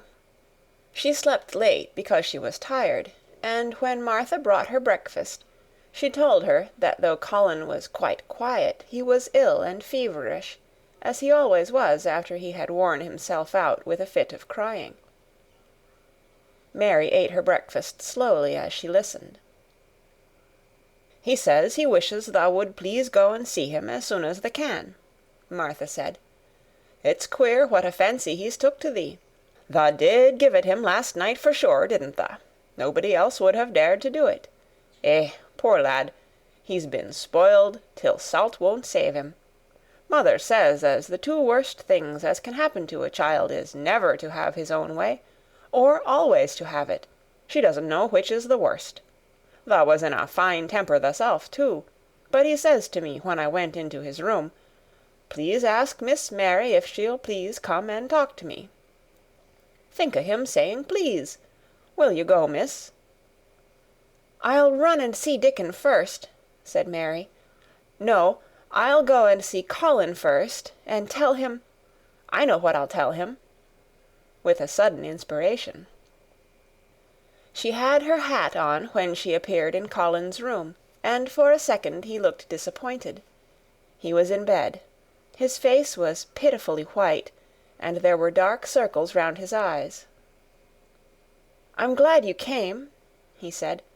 "My head aches, and I ache all over because I'm so tired. Are you going somewhere?" Mary went and leaned against his bed. "I won't be long," she said. "I'm going to Dickon, but I'll come back. Colin, it's something about the garden." His whole face brightened, and a little color came into it. "Oh, is it?" he cried out. "I dreamed about it all night. I heard you say something about gray changing into green, and I dreamed I was standing in a place all filled with trembling little green leaves, and there were birds on nests everywhere, and they looked so soft and still. I'll lie and think about it until you come back." In 5 minutes Mary was with Dickon in their garden. The fox and the crow were with him again, and this time he had brought 2 tame squirrels. "I came over on the pony this morning," he said. "Eh, he is a good little chap, Jump is. I brought these 2 in my pockets. This here one he's called Nut, and this here other one's called Shell." When he said Nut, one squirrel leaped onto his right shoulder, and when he said Shell, the other one leaped onto his left shoulder.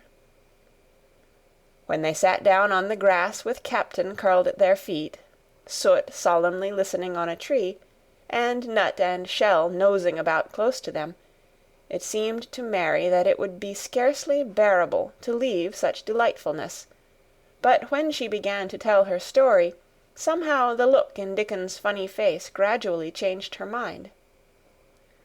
She could see he felt sorrier for Colin than she did. He looked up at the sky and all about him. "Just listen to them birds. The world seems full of 'em, all whistlin' and pipin'," he said. "Look at 'em dartin' about, and hearken at 'em callin' to each other. Come springtime, seems like as if all the world's callin'.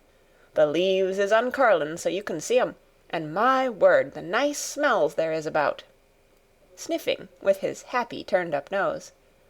"And that poor lad lyin' shut up and seein' so little that he gets to thinkin' o' things as sets him screamin'. Eh, my, we mun get him out here. We mun get him watchin' and listenin' and sniffin' up the air, and get him just soaked through wi' sunshine. And we munnot lose no time about it." When he was very much interested, he often spoke quite broad Yorkshire, though at other times he tried to modify his dialect so that Mary could better understand. But she loved his broad Yorkshire, and had in fact been trying to learn to speak it herself, so she spoke a little now. "Aye, that we mun," she said, which meant, "Yes, indeed, we must." "I'll tell thee what us'll do first," she proceeded, and Dickon grinned, because when the little wench tried to twist her tongue into speaking Yorkshire, it amused him very much. "He's took a gradely fancy to thee. He wants to see thee, and he wants to see Soot and Captain. When I go back to the house to talk to him, I'll ax him if tha canna come and see him to-morrow mornin', and bring the creatures with thee, and then, in a bit, when there's more leaves out, and happen a bud or two, we'll get him to come out, and thou shall push him in his chair, and we'll bring him here and show him everything." When she stopped, she was quite proud of herself. She had never made a long speech in Yorkshire before, and she had remembered very well. "Thou mun talk a bit o' Yorkshire like that to Mester Colin," Dickon chuckled. "Thou'll make him laugh, and there's nowt as good for ill folk as laughin' is. Mother says she believes as a half-hour's good laugh every mornin' 'ud cure a chap as was making ready for typhus fever." "I'm going to talk Yorkshire to him this very day," said Mary, chuckling herself. The garden had reached the time when every day and every night it seemed as if magicians were passing through it, drawing loveliness out of the earth and the boughs with wands. It was hard to go away and leave it all, particularly as Nut had actually crept onto her dress, and Shell had scrambled down the trunk of the apple tree they sat under, and stayed there looking at her with inquiring eyes. But she went back to the house, and when she sat down close to Colin's bed, he began to sniff as Dickon did, though not in such an experienced way. "You smell like flowers, and fresh things," he cried out quite joyously. "What is it you smell of? It's cool and warm and sweet all at the same time." "It's the wind from the moor," said Mary. "It comes a-sittin' on the grass under a tree wi' Dickon and wi' Captain and Soot and Nut and Shell. It's the springtime and out-o'-doors and sunshine, as smells so gradely." She said it as broadly as she could, and you do not know how broadly Yorkshire sounds until you have heard someone speak it. Colin began to laugh. "What are you doing?" he said. "I never heard you talk like that before. How funny it sounds." "I'm givin' thee a bit o' Yorkshire," answered Mary triumphantly. "I canna talk as gradely as Dickon and Martha can, but tha sees I can shape a bit. Doesn't tha understand a bit o' Yorkshire when tha hears it? And tha a Yorkshire lad thysel, bred and born. Eh, I wonder tha'rt not ashamed o' thy face." And then she began to laugh too, and they both laughed until they could not stop themselves, and they laughed until the room echoed, and Mrs. Medlock, opening the door to come in, drew back into the corridor, and stood listening, amazed. "Well, upon my word," she said, speaking rather broad Yorkshire herself, because there was no one to hear her, and she was so astonished. "Who ever heard the like? Who ever on earth would ha' thought it?" There was so much to talk about. It seemed as if Colin could never hear enough of Dickon and Captain and Soot and Nut and Shell and the pony whose name was Jump. Mary had run round into the wood with Dickon to see Jump. He was a tiny little shaggy moor pony, with thick locks hanging over his eyes, and with a pretty face and a nuzzling velvet nose. He was rather thin with living on moor grass, but he was as tough and wiry as if the muscle in his little legs had been made of steel springs. He had lifted his head and whinnied softly the moment he saw Dickon, and he had trotted up to him and put his head across his shoulder, and then Dickon had talked into his ear, and Jump had talked back in odd little whinnies and puffs and snorts. Dickon had made him give Mary his small front hoof and kiss her on the cheek with his velvet muzzle. "Does he really understand everything Dickon says?" Colin asked. "It seems as if he does," answered Mary. "Dickon says anything will understand if you're friends with it for sure, but you have to be friends for sure." Colin lay quiet a little while, and his strange grey eyes seemed to be staring at the wall, but Mary saw he was thinking. "I wish I was friends with things," he said at last, "but I'm not. I never had anything to be friends with, and I can't bear people." "Can't you bear me?" asked Mary. "Yes, I can," he answered. "It's funny, but I even like you." "Ben Weatherstaff said I was like him," said Mary. "He said he'd warrant we'd both got the same nasty tempers. I think you are like him, too. We are all three alike, you and I and Ben Weatherstaff. He said we were neither of us much to look at, and we were as sour as we looked. But I don't feel as sour as I used to before I knew the Robin and Dickon." "Did you feel as if you hated people?" "Yes," answered Mary, without any affectation. "I should have detested you if I had seen you before I saw the Robin and Dickon." Colin put out his thin hand and touched her. "Mary," he said, "I wish I hadn't said what I did about sending Dickon away. I hated you when you said he was like an angel, and I laughed at you, but perhaps he is." "Well, it was rather funny to say it," she admitted frankly, "because his nose does turn up, and he has a big mouth, and his clothes have patches all over them, and he talks broad Yorkshire, but if an angel did come to Yorkshire and live on the moor, if there was a Yorkshire angel, I believe he'd understand the green things and know how to make them grow, and he would know how to talk to the wild creatures as Dickon does, and they'd know he was friends for sure." "I shouldn't mind Dickon looking at me," said Colin. "I want to see him." "I'm glad you said that," answered Mary, because... Quite suddenly it came into her mind that this was the minute to tell him. Colin knew something new was coming. "Because what?" he cried eagerly. Mary was so anxious that she got up from her stool and came to him and caught hold of both his hands. "Can I trust you? I trusted Dickon because birds trusted him. Can I trust you for sure, she implored. Her face was so solemn that he almost whispered his answer. "Yes, yes." "Well, Dickon will come to see you tomorrow morning, and he'll bring his creatures with him." "Oh, oh!" Colin cried out in delight. "But that's not all," Mary went on, almost pale with solemn excitement. "The rest is better. There is a door into the garden. I found it. It is under the ivy on the wall." If he had been a strong, healthy boy, Colin would probably have shouted, "Hooray, hooray, hooray!" But he was weak and rather hysterical. His eyes grew bigger and bigger, and he gasped for breath. "Oh, Mary!" he cried out with a half-sob. Shall I see it? Shall I get into it? Shall I live to get into it?" And he clutched her hands and dragged her toward him. "Of course you'll see it," snapped Mary indignantly. "Of course you'll live to get into it. Don't be silly." And she was so unhysterical and natural and childish that she brought him to his senses, and he began to laugh at himself.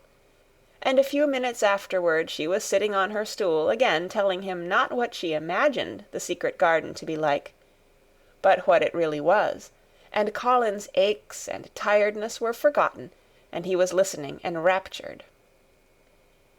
"It is just what you thought it would be," he said at last. "It sounds just as if you had really seen it. You know I said that when you told me first." Mary hesitated about 2 minutes, and then boldly spoke the truth. "I had seen it, and I had been in," she said. "I found the key and got in weeks ago, but I daren't tell you. I daren't, because I was so afraid I couldn't trust you for sure." End of chapter 18. The Secret Garden by Frances Hodgson Burnett. Chapter 19. It Has Come. Of course Dr. Craven had been sent for the morning after Colin had had his tantrum. He was always sent for at once when such a thing occurred, and he always found, when he arrived, a white, shaken boy lying on his bed, sulky, and still so hysterical that he was ready to break into fresh sobbing at the least word. In fact, Dr. Craven dreaded and detested the difficulties of these visits. On this occasion he was away from Misselthwaite Manor until afternoon. "How is he?" he asked Mrs. Medlock rather irritably when he arrived. "He will break a blood vessel in one of those fits some day. The boy is half insane with hysteria and self-indulgence." "Well, sir," answered Mrs. Medlock, "you'll scarcely believe your eyes when you see him. That plain, sour-faced child, that's almost as bad as himself, has just bewitched him. How she's done it, there's no telling. The Lord knows she's nothing to look at, and you scarcely ever hear her speak. But she did what none of us dare do. She just flew at him like a little cat last night, and stamped her feet, and ordered him to stop screaming. And somehow she startled him so that he actually did stop. And this afternoon, well, just come up and see, sir. It's past crediting." The scene which Dr. Craven beheld when he entered his patient's room was indeed rather astonishing to him.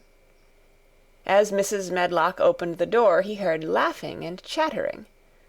Colin was on his sofa in his dressing-gown, and he was sitting up quite straight, looking at a picture in one of the garden books, and talking to the plain child, who at that moment could scarcely be called plain at all, because her face was so glowing with enjoyment. "Those long spires of blue ones. We'll have a lot of those," Colin was announcing. "They're called delphiniums." "Dickon says they're larkspurs made big and grand," cried Mistress Mary. "There are clumps there already." Then they saw Dr. Craven, and stopped. Mary became quite still, and Colin looked fretful. "I am sorry to hear you were ill last night, my boy," Dr. Craven said, a trifle nervously. He was rather a nervous man. "I'm better now, much better," Colin answered, rather like a Rajah. "I'm going out in my chair in a day or two if it is fine. I want some fresh air." Dr. Craven sat down by him and felt his pulse, and looked at him curiously. "It must be a very fine day," he said, "and you must be very careful not to tire yourself." "Fresh air won't tire me," said the young Rajah. As there had been occasions when this same young gentleman had shrieked aloud with rage, and had insisted that fresh air would give him cold and kill him, it is not to be wondered at that his doctor felt somewhat startled. "I thought you did not like fresh air," he said. "I don't when I am by myself," replied the Rajah, "but my cousin is going out with me." And the nurse, of course," suggested Dr. Craven.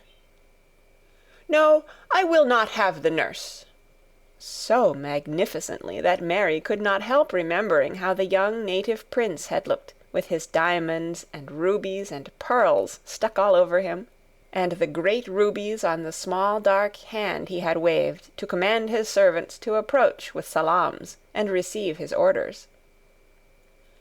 "My cousin knows how to take care of me. I am always better when she is with me. She made me better last night. A very strong boy, I know, will push my carriage." Dr. Craven felt rather alarmed. If this tiresome, hysterical boy should chance to get well, he himself would lose all chance of inheriting Misselthwaite. But he was not an unscrupulous man, though he was a weak one, and he did not intend to let him run into actual danger. "He must be a strong boy and a steady boy," he said, "and I must know something about him. Who is he? What is his name?" "It's Dickon." Mary spoke up suddenly. She felt somehow that everybody who knew the moor must know Dickon. And she was right, too. She saw that in a moment Dr. Craven's serious face relaxed into a relieved smile. "Oh, Dickon," he said. "If it is Dickon, you will be safe enough. He's as strong as a moor pony, is Dickon." "And he's trusty," said Mary.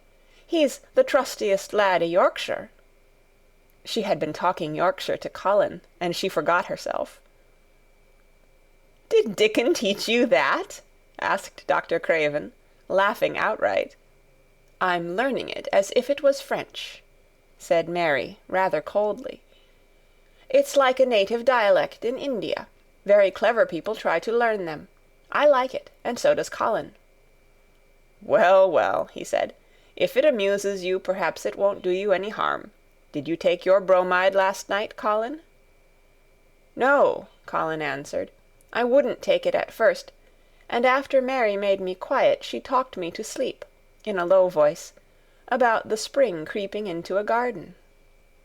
"That sounds soothing," said Dr. Craven, more perplexed than ever, and glancing sideways at Mistress Mary sitting on her stool and looking down silently at the carpet.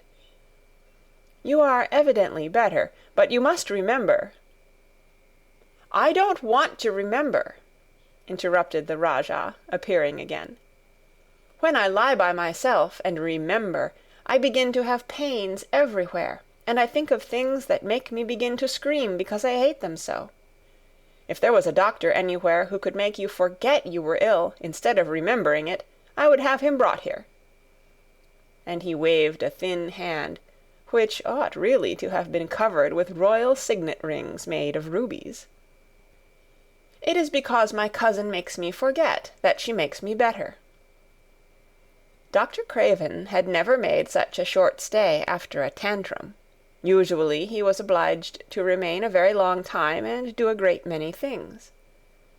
This afternoon he did not give any medicine or leave any new orders, and he was spared any disagreeable scenes. When he went downstairs he looked very thoughtful, and when he talked to Mrs. Medlock in the library she felt that he was a much puzzled man. "Well, sir," she ventured, "could you have believed it?" "It is certainly a new state of affairs," said the doctor, "and there's no denying it is better than the old one." "I believe Susan Sowerby's right, I do that," said Mrs. Medlock. "I stopped in her cottage on my way to Thwaite yesterday and had a bit of a talk with her, and she says to me, 'Well, Sarah Ann, she mayn't be a good child, and she mayn't be a pretty one, but she's a child, and children needs children.' We went to school together, Susan Sowerby and me." "She's the best sick nurse I know," said Dr. Craven. "When I find her in a cottage, I know the chances are that I shall save my patient." Mrs. Medlock smiled. She was fond of Susan Sowerby. "She's got a way with her, has Susan," she went on quite volubly. "I've been thinking all morning of one thing she said yesterday. She says, Once, when I was givin' the children a bit of a preach after they'd been fightin', I says to 'em all, 'When I was at school my joggraphy told as the world was shaped like an orange, and I found out before I was 10 that the whole orange doesn't belong to nobody. No one owns more than his bit of a quarter, and there's times it seems like there's not enow quarters to go round. But don't you, none o' you, think as you own the whole orange, or you'll find out you're mistaken, and you won't find it out without hard knocks. What children learns from children,' she says, 'is that there's no sense in grabbin' at the whole orange, peel and all. If you do, you'll likely not get even the pips, and them's too bitter to eat.'" "She's a shrewd woman," said Dr. Craven, putting on his coat. "Well, she's got a way of saying things," ended Mrs. Medlock, much pleased. "Sometimes I've said to her, 'Susan, if you was a different woman and didn't talk such broad Yorkshire, I've seen the times when I should have said you was clever.'" That night Colin slept without once awakening, and when he opened his eyes in the morning he lay still and smiled without knowing it, smiled because he felt so curiously comfortable. It was actually nice to be awake, and he turned over and stretched his limbs luxuriously. He felt as if tight strings which had held him had loosened themselves and let him go. He did not know that Dr. Craven would have said that his nerves had relaxed and rested themselves. Instead of lying and staring at the wall and wishing he had not awakened, his mind was full of the plans he and Mary had made yesterday, of pictures of the garden and of Dickon and his wild creatures. It was so nice to have things to think about. And he had not been awake more than 10 minutes when he heard feet running along the corridor, and Mary was at the door. The next minute she was in the room and had run across to his bed, bringing with her a waft of fresh air full of the scent of the morning. "You've been out! You've been out! There's that nice smell of leaves!" he cried. She had been running, and her hair was loose and blown, and she was bright with the air and pink-cheeked, though he could not see it. "It's so beautiful," she said, a little breathless with her speed. "You never saw anything so beautiful. It has come. I thought it had come that other morning, but it was only coming. It is here now. It has come, the spring. Dickon says so." "Has it?" cried Colin, and though he really knew nothing about it, he felt his heart beat. He actually sat up in bed. "Open the window," he added, laughing half with joyful excitement and half at his own fancy. "Perhaps we may hear golden trumpets." And though he laughed, Mary was at the window in a moment, and in a moment more it was opened wide, and freshness and softness and scents and birds' songs were pouring through. "That's fresh air," she said. "Lie on your back and draw in long breaths of it. That's what Dickon does when he's lying on the moor. He says he feels it in his veins, and it makes him strong, and he feels as if he could live for ever and ever. Breathe it and breathe it." She was only repeating what Dickon had told her, but she caught Colin's fancy. "For ever and ever, does it make him feel like that?" he said, and he did as she told him, drawing in long, deep breaths over and over again, until he felt that something quite new and delightful was happening to him. Mary was at his bedside again. "Things are crowding up out of the earth," she ran on in a hurry, "and there are flowers uncurling, and buds on everything, and the green veil has covered nearly all the gray, and the birds are in such a hurry about their nests for fear they may be too late, that some of them are even fighting for places in the secret garden. And the rose bushes look as wick can be, and there are primroses in the lanes and woods, and the seeds we planted are up, and Dickon has brought the fox and the crow and the squirrels, and a newborn lamb." And then she paused for breath. The new-born lamb Dickon had found 3 days before lying by its dead mother among the gorse bushes on the moor. It was not the first motherless lamb he had found, and he knew what to do with it. He had taken it to the cottage wrapped in his jacket, and he had let it lie near the fire, and had fed it with warm milk. It was a soft thing with a darling silly baby face, and legs rather long for its body. Dickon had carried it over the moor in his arms, and its feeding bottle was in his pocket with a squirrel, and when Mary had sat under a tree with its limp warmness huddled on her lap, she had felt as if she were too full of strange joy to speak. A lamb! A lamb! A living lamb who lay on your lap like a baby. She was describing it with great joy, and Colin was listening and drawing in long breaths of air when the nurse entered. She started a little at the sight of the open window.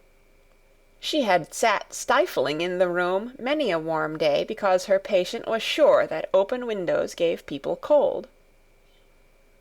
"Are you sure you are not chilly, Master Colin?" she inquired.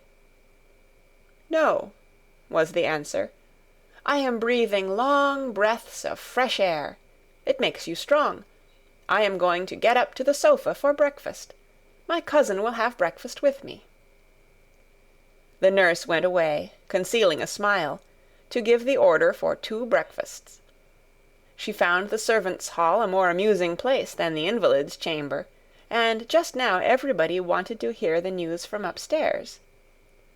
There was a great deal of joking about the unpopular young recluse who, as the cook said, had found his master, and good for him. The servants' hall had been very tired of the tantrums, and the butler, who was a man with a family, had more than once expressed his opinion that the invalid would be all the better for a good hiding. When Colin was on his sofa, and the breakfast for 2 was put upon the table, he made an announcement to the nurse in his most Rajah-like manner. "A boy, and a fox, and a crow, and 2 squirrels, and a new-born lamb are coming to see me this morning. I want them brought upstairs as soon as they come," he said. "You are not to begin playing with the animals in the servants' hall and keep them there. I want them here." The nurse gave a slight gasp, and tried to conceal it with a cough.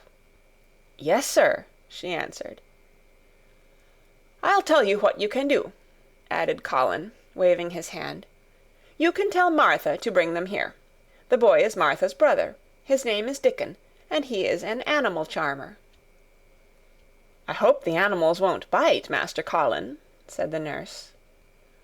"I told you he was a charmer," said Colin austerely. "Charmers' animals never bite."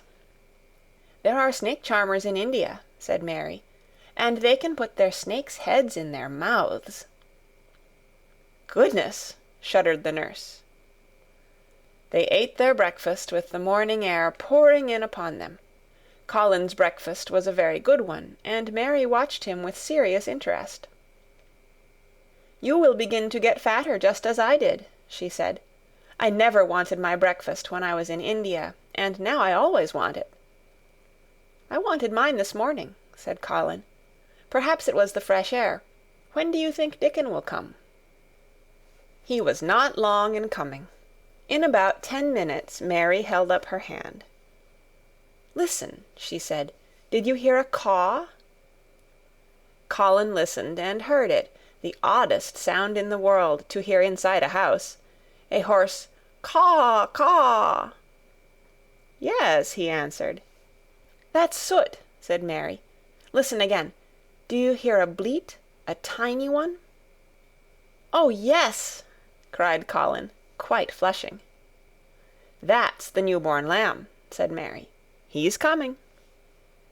Dickon's moorland boots were thick and clumsy, and though he tried to walk quietly, they made a clumping sound as he walked through the long corridors.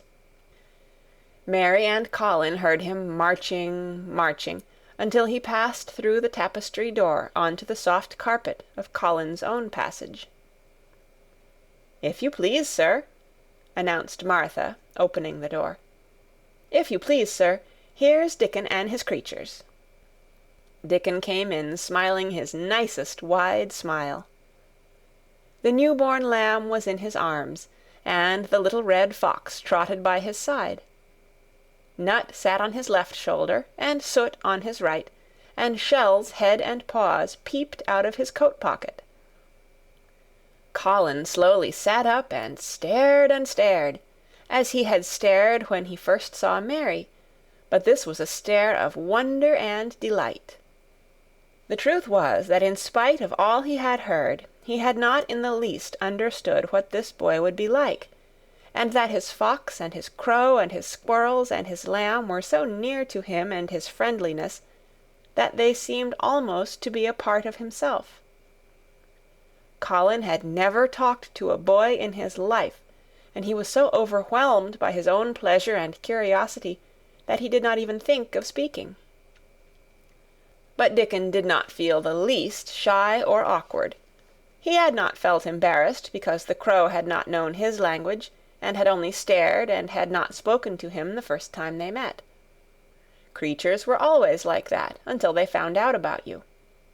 He walked over to Colin's sofa, and put the new-born lamb quietly on his lap, and immediately the little creature turned to the warm velvet dressing-gown, and began to nuzzle and nuzzle into its folds, and butt its tight-curled head with soft impatience against his side. Of course no boy could have helped speaking then. "What is it doing?" cried Colin. "What does it want?" "It wants its mother," said Dickon, smiling more and more. "I brought it to thee a bit hungry, because I knowed thou'd like to see it feed."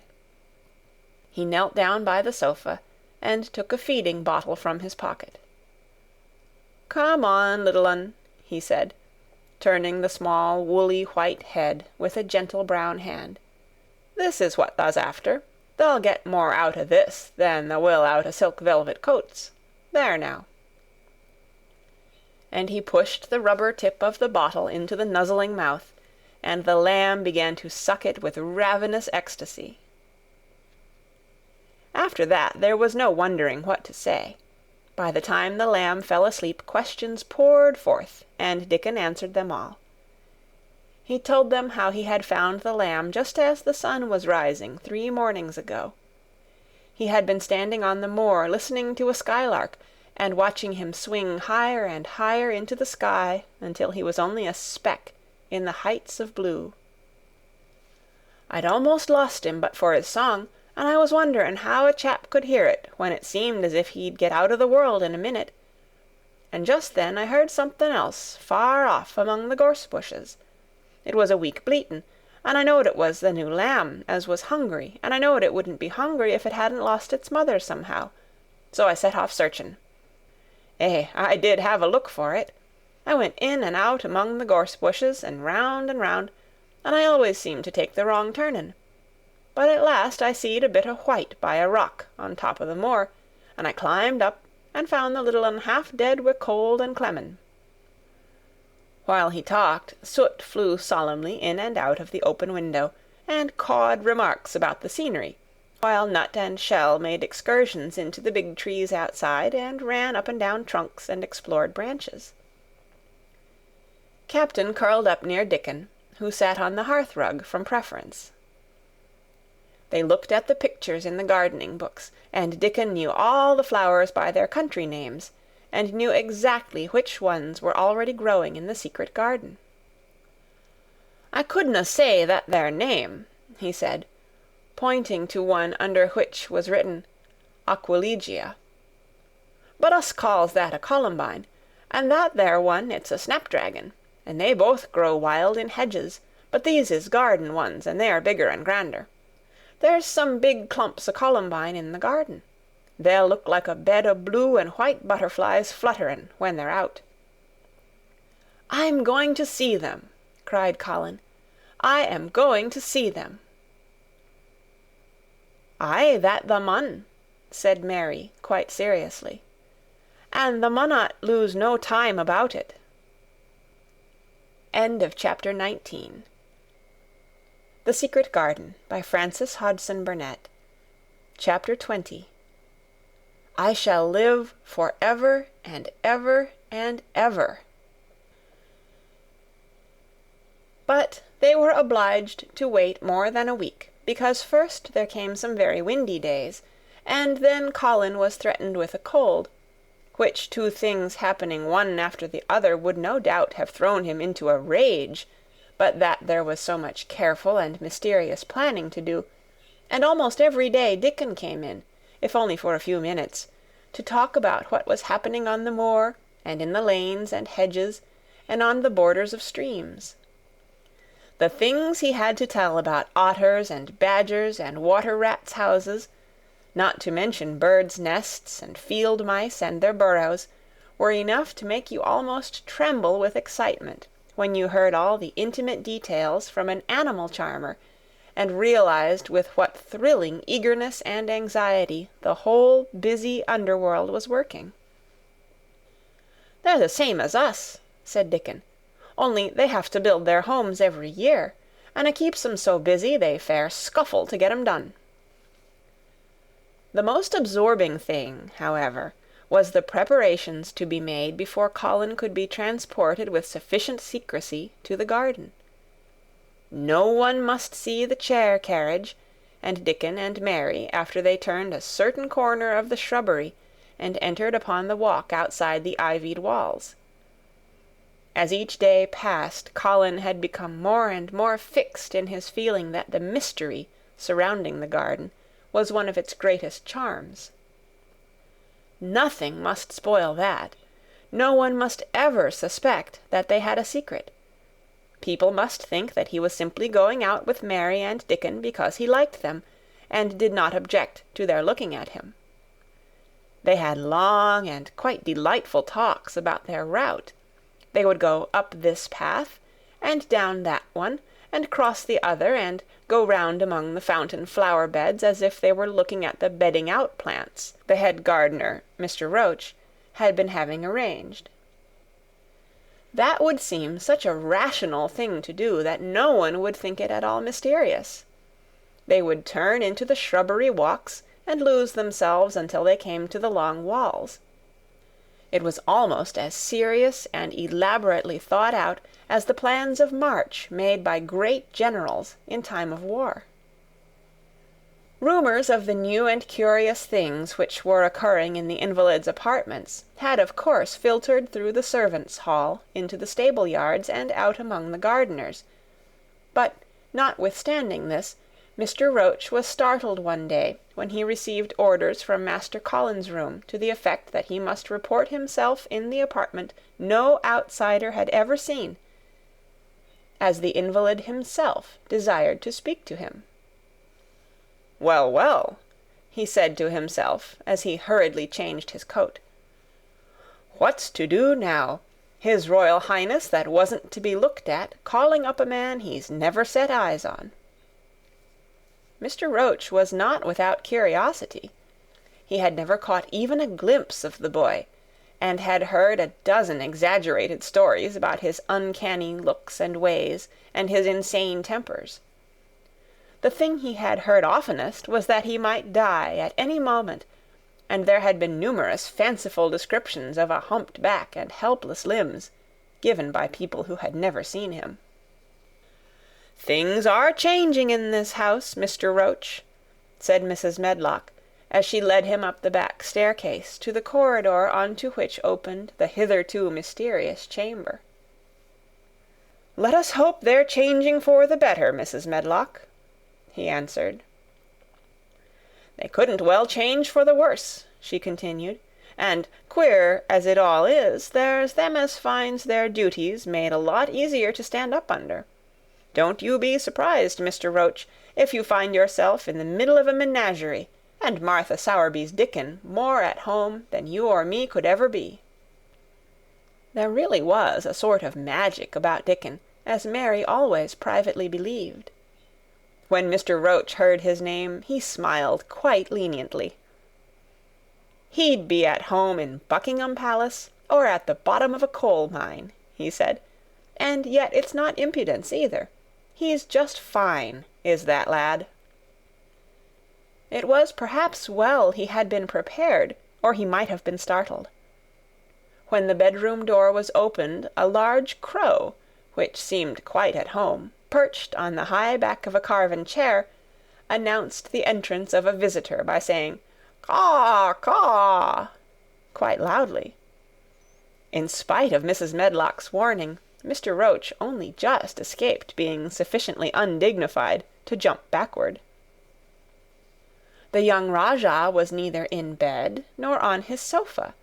He was sitting in an armchair, and a young lamb was standing by him, shaking its tail in feeding lamb fashion, as Dickon knelt giving it milk from its bottle. A squirrel was perched on Dickon's bent back, attentively nibbling a nut. The little girl from India was sitting on a big footstool, looking on. "Here's Mr. Roach, Master Colin," said Mrs. Medlock. The young Rajah turned and looked his servitor over. At least, that was what the head gardener felt happened. "Oh, you are Roach, are you?" he said. "I sent for you to give you some very important orders." "Very good, sir," answered Roach, wondering if he was to receive instructions to fell all the oaks in the park, or to transform the orchards into water gardens. "I am going out in my chair this afternoon," said Colin. "If the fresh air agrees with me, I may go out every day. When I go, none of the gardeners are to be anywhere near the long walk by the garden walls. No one is to be there. I shall go out about 2 o'clock, and everyone must keep away until I send word that they may go back to their work." "Very good, sir," replied Mr. Roach, much relieved to hear that the oaks might remain, and that the orchards were safe. "Mary," said Colin, turning to her, "what is that thing you say in India, when you have finished talking and want people to go?" "You say, 'You have my permission to go,'" answered Mary. The Rajah waved his hand. "You have my permission to go, Roach," he said. "But remember, this is very important." "Caw, caw," remarked the crow hoarsely, but not impolitely. "Very good, sir. Thank you, sir," said Mr. Roach, and Mrs. Medlock took him out of the room. Outside in the corridor, being a rather good-natured man, he smiled until he almost laughed. "My word," he said, "he's got a fine lordly way with him, hasn't he? You'd think he was a whole royal family rolled into one, prince consort and all." "Eh," protested Mrs. Medlock, "we've had to let him trample all over every one of us ever since he had feet, and he thinks that's what folks was born for." "Perhaps he'll grow out of it, if he lives," suggested Mr. Roach. "Well, there's one thing pretty sure," said Mrs. Medlock. "If he does live, and that Indian child stays here, I'll warrant she teaches him that the whole orange does not belong to him, as Susan Sowerby says. And he'll be likely to find out the size of his own quarter." Inside the room, Colin was leaning back on his cushions. "It's all safe now," he said, "and this afternoon I shall see it. This afternoon I shall be in it." Dickon went back to the garden with his creatures, and Mary stayed with Colin. She did not think he looked tired, but he was very quiet before their lunch came, and he was quiet while they were eating it. She wondered why, and asked him about it. "What big eyes you've got, Colin," she said. "When you are thinking, they get as big as saucers. What are you thinking about now?" "I can't help thinking about what it will look like," he answered. "The garden?" asked Mary. "The springtime," he said.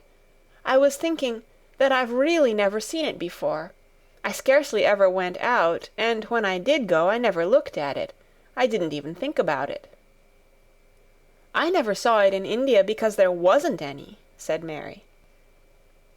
Shut in and morbid as his life had been, Colin had more imagination than she had, and at least he had spent a good deal of time looking at wonderful books and pictures. "That morning when you ran in and said, 'It's come, it's come,' you made me feel quite queer. It sounded as if things were coming with a great procession and big bursts and wafts of music. I've a picture like it in one of my books, crowds of lovely people and children with garlands, and branches with blossoms on them, everyone laughing and dancing and crowding and playing on pipes. That was why I said, 'Perhaps we shall hear golden trumpets,' and told you to throw open the window." "How funny," said Mary. "That's really just what it feels like. And if all the flowers and leaves and green things and birds and wild creatures danced past at once, what a crowd it would be! I'm sure they'd dance and sing and flute, and that would be the wafts of music." They both laughed, but it was not because the idea was laughable, but because they both so liked it. A little later, the nurse made Colin ready. She noticed that instead of lying like a log while his clothes were put on, he sat up and made some efforts to help himself, and he talked and laughed with Mary all the time. "This is one of his good days, sir," she said to Dr. Craven, who dropped in to inspect him. "He's in such good spirits that it makes him stronger." "I'll call in again later in the afternoon, after he has come in," said Dr. Craven. "I must see how the going out agrees with him. I wish," in a very low voice, "that he would let you go with him."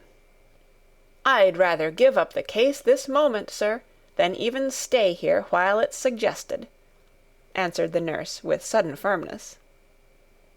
"I hadn't really decided to suggest it," said the doctor, with his slight nervousness. "We'll try the experiment. Dickon's a lad I'd trust with a new-born child." The strongest footman in the house carried Colin downstairs and put him in his wheeled chair, near which Dickon waited outside. After the manservant had arranged his rugs and cushions, the Rajah waved his hand to him and to the nurse. "You have my permission to go," he said, and they both disappeared quickly, and, it must be confessed, giggled when they were safely inside the house.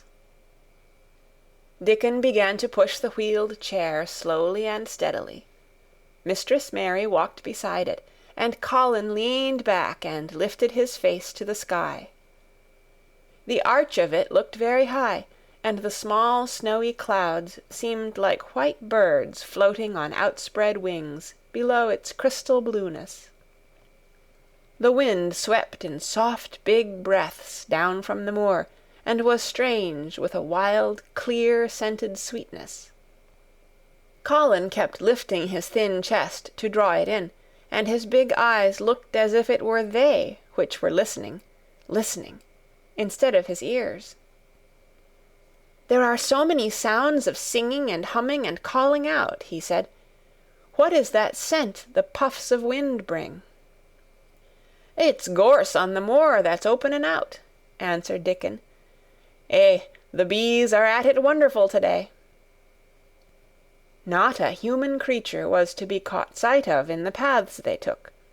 In fact, every gardener or gardener's lad had been witched away, but they wound in and out among the shrubbery and out and round the fountain beds, following their carefully planned route for the mere mysterious pleasure of it. But when at last they turned into the long walk by the ivied walls, the excited sense of an approaching thrill made them, for some curious reason they could not have explained, begin to speak in whispers. "This is it," breathed Mary. "This is where I used to walk up and down and wonder. "Is it?" cried Colin, and his eyes began to search the ivy with eager curiousness. "But I can see nothing," he whispered. "There is no door." "That's what I thought," said Mary. Then there was a lovely, breathless silence, and the chair wheeled on. "That is the garden where Ben Weatherstaff works," said Mary. "Is it?" said Colin. A few yards more, and Mary whispered again. "This is where the robin flew over the wall," she said. "Is it?" cried Colin. "Oh, I wish he'd come again." "And that," said Mary, with solemn delight, pointing under a big lilac bush, "is where he perched on the little heap of earth and showed me the key." Then Colin sat up. "Where? There?" he cried, and his eyes were as big as the wolf's in Red Riding Hood, when Red Riding Hood felt called upon to remark on them. Dickon stood still, and the wheeled chair stopped. "And this," said Mary, stepping on to the bed close to the ivy, "is where I went to talk to him when he chirped at me from the top of the wall. And this is the ivy the wind blew back." And she took hold of the hanging green curtain. "Oh, is it? Gasped Colin. "And here is the handle, and here is the door. Dickon, push him in quickly." And Dickon did it with one strong, steady, splendid push.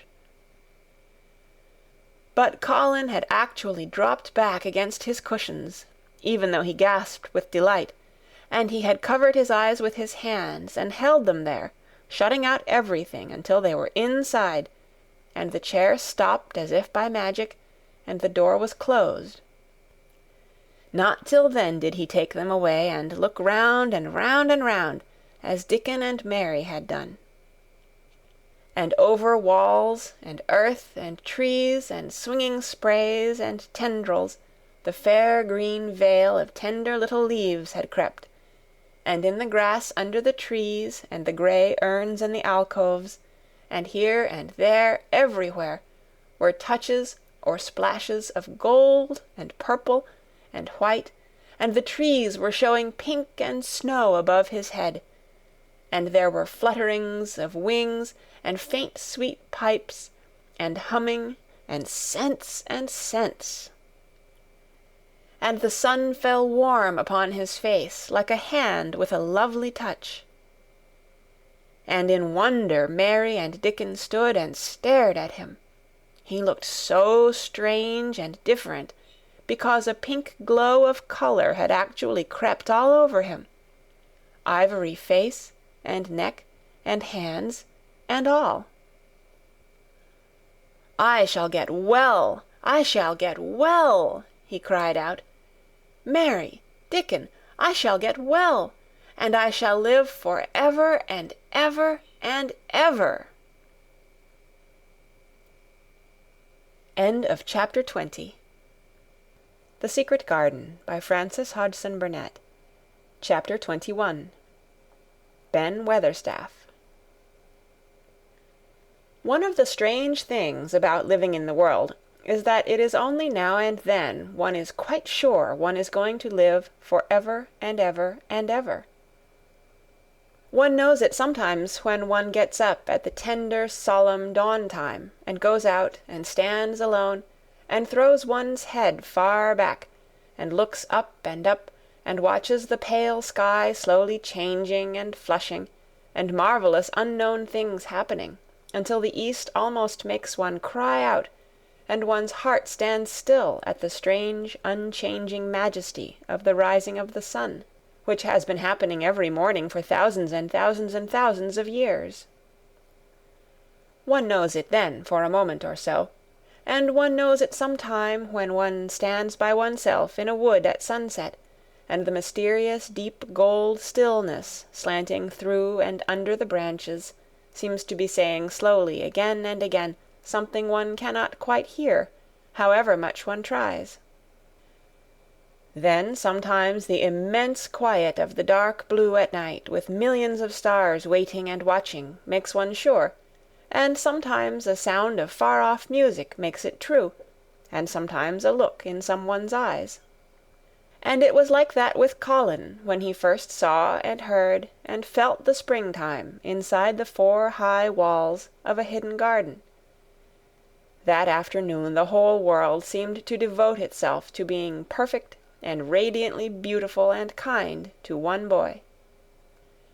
Perhaps out of pure heavenly goodness the spring came and crowned everything it possibly could into that one place. More than once Dickon paused in what he was doing and stood still, with a sort of growing wonder in his eyes, shaking his head softly.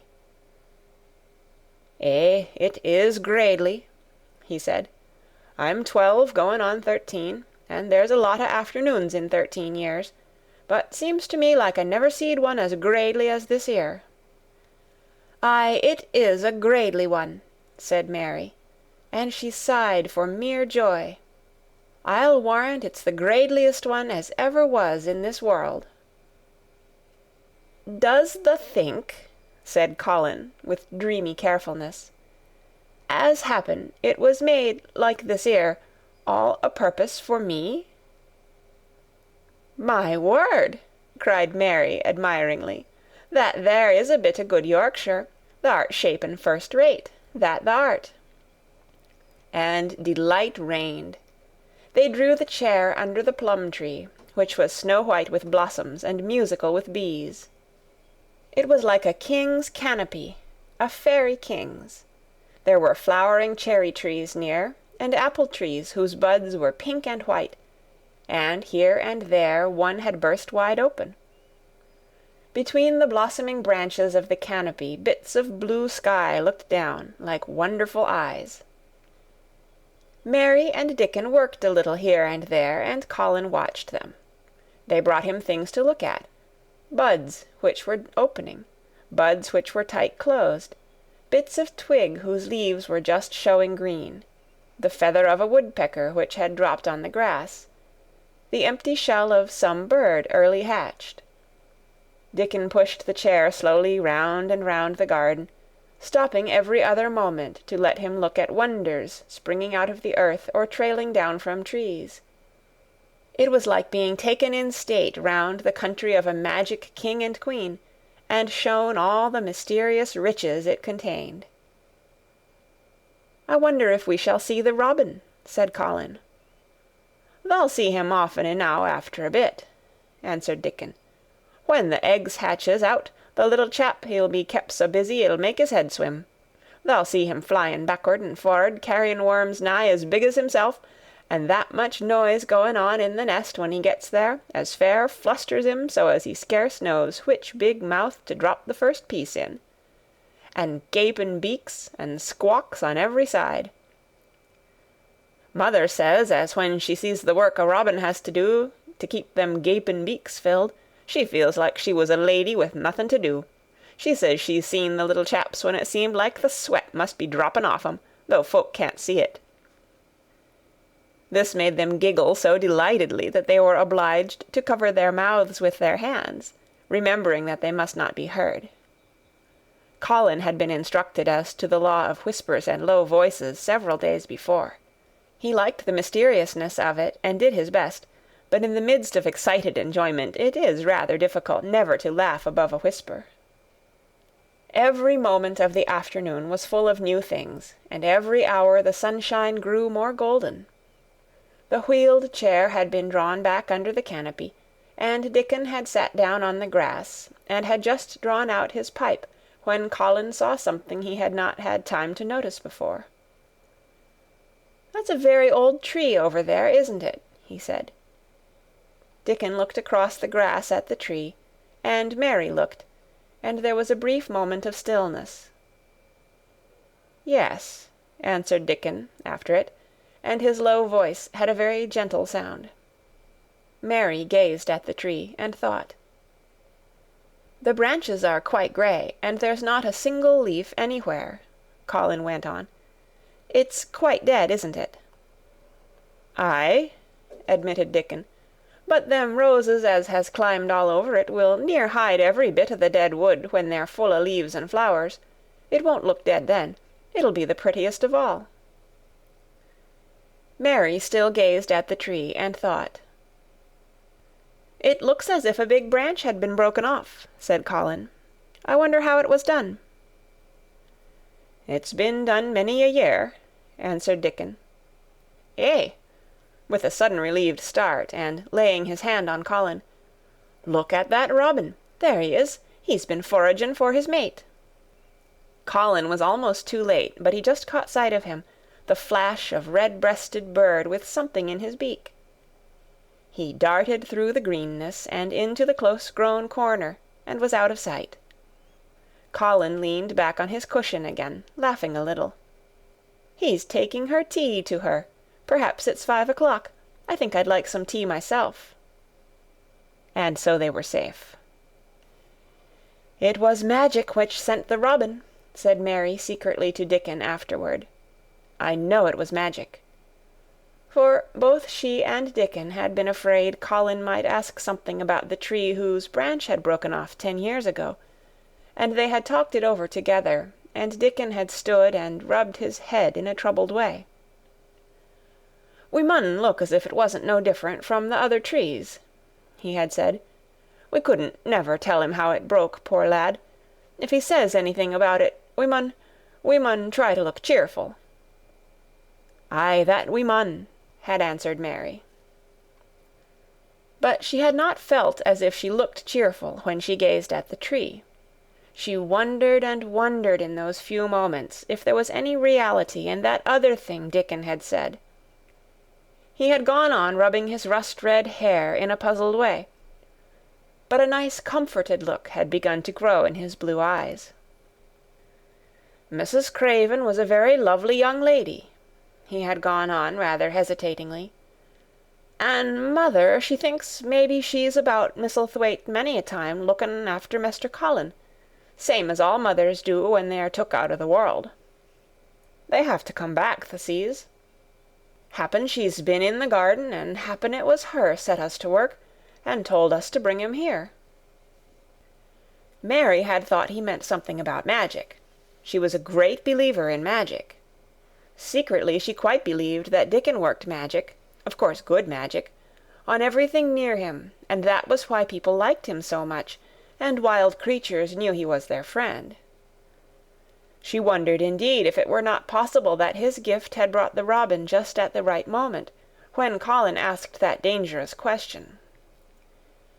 She felt that his magic was working all the afternoon and making Colin look like an entirely different boy. It did not seem possible that he could be the crazy creature who had screamed and beaten and bitten his pillow. Even his ivory whiteness seemed to change. The faint glow of color which had shone on his face and neck and hands when he first got inside the garden never really quite died away. He looked as if he were made of flesh instead of ivory or wax. They saw the robin carry food to his mate 2 or 3 times, and it was so suggestive of afternoon tea that Colin felt they must have some. "Go and make one of the men-servants bring some in a basket to the rhododendron walk," he said, "and then you and Dickon can bring it here." It was an agreeable idea, easily carried out, and when the white cloth was spread upon the grass, with hot tea and buttered toast and crumpets, a delightfully hungry meal was eaten, and several birds on domestic errands paused to inquire what was going on, and were led into investigating crumbs with great activity. Nut and Shell whisked up trees with pieces of cake, and Soot took the entire half of a buttered crumpet into a corner, and pecked at, and examined, and turned it over, and made hoarse remarks about it, until he decided to swallow it all joyfully in one gulp. The afternoon was dragging towards its mellow hour. The sun was deepening the gold of its lances, the bees were going home, and the birds were flying past less often. Dickon and Mary were sitting on the grass, the tea-basket was repacked, ready to be taken back to the house, and Colin was lying against his cushions with his heavy locks pushed back from his forehead, and his face looking quite a natural color. "I don't want this afternoon to go," he said, "but I shall come back tomorrow, and the day after, and the day after, and the day after." "You'll get plenty of fresh air, won't you?" said Mary. "I'm going to get nothing else," he answered. "I've seen the spring now, and I'm going to see the summer, I'm going to see everything grow here. I'm going to grow here myself." "That thou will," said Dickon. "Us'll have thee walking about here and digging same as other folk afore long." Colin flushed tremendously. "Walk?" he said. "Dig? Shall I?" Dickon's glance at him was delicately cautious. Neither he nor Mary had ever asked if anything was the matter with his legs. "For sure thou will," he said stoutly. "Thou's got legs o' thine own, same as other folks." Mary was rather frightened until she heard Colin's answer. "Nothing really ails them," he said, "but they are so thin and weak, they shake so that I'm afraid to try to stand on them." Both Mary and Dickon drew a relieved breath. "When thou stops being afraid, thou'lt stand on 'em," Dickon said with renewed cheer. "And thou'lt stop being afraid in a bit." "I shall?" said Colin, and he lay still as if he were wondering about things. They were really very quiet for a little while. The sun was dropping lower. It was that hour when everything stills itself, and they really had had a busy and exciting afternoon. Colin looked as if he were resting luxuriously. Even the creatures had ceased moving about, and had drawn together and were resting near them. Soot had perched on a low branch and drawn up one leg, and dropped the grey film drowsily over his eyes. Mary privately thought he looked as if he might snore in a minute. In the midst of this stillness it was rather startling when Colin half lifted his head and exclaimed in a loud, suddenly alarmed whisper, "Who is that man?" Dickon and Mary scrambled to their feet. "Man?" they both cried in low, quick voices. Colin pointed to the high wall. "Look!" he whispered excitedly. "Just look!" Mary and Dickon wheeled about and looked. There was Ben Weatherstaff's indignant face glaring at them over the wall from the top of a ladder. He actually shook his fist at Mary. "If I wasn't a bachelder and thou was a wench o' mine," he cried, "I'd give thee a hidin'." He mounted another step threateningly, as if it were his energetic intention to jump down and deal with her. But as she came toward him, he evidently thought better of it, and stood on the top step of his ladder, shaking his fist down at her. "I never thowt much o' thee," he harangued. "I couldna abide thee the first time I set eyes on thee. A scrawny, buttermilk-faced young besom, allus asking questions and poking the nose where it wasna wanted. I never knowed how tha got so thick wi' me. If it hadna been for the rubbin', drat him." "Ben Weatherstaff!" called out Mary, finding her breath. She stood below him and called up to him with a sort of gasp. "Ben Weatherstaff! It was the robin who showed me the way." Then it did seem as if Ben really would scramble down on her side of the wall, he was so outraged. "The young bad un!" he called down at her, "layin' the badness on a robin. Not but what he's impudent now for anything. Him showing thee the way, him, the young nowt." She could see his next words burst out because he was overpowered by curiosity.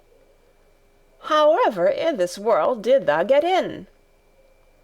"It was the robin who showed me the way," she protested obstinately.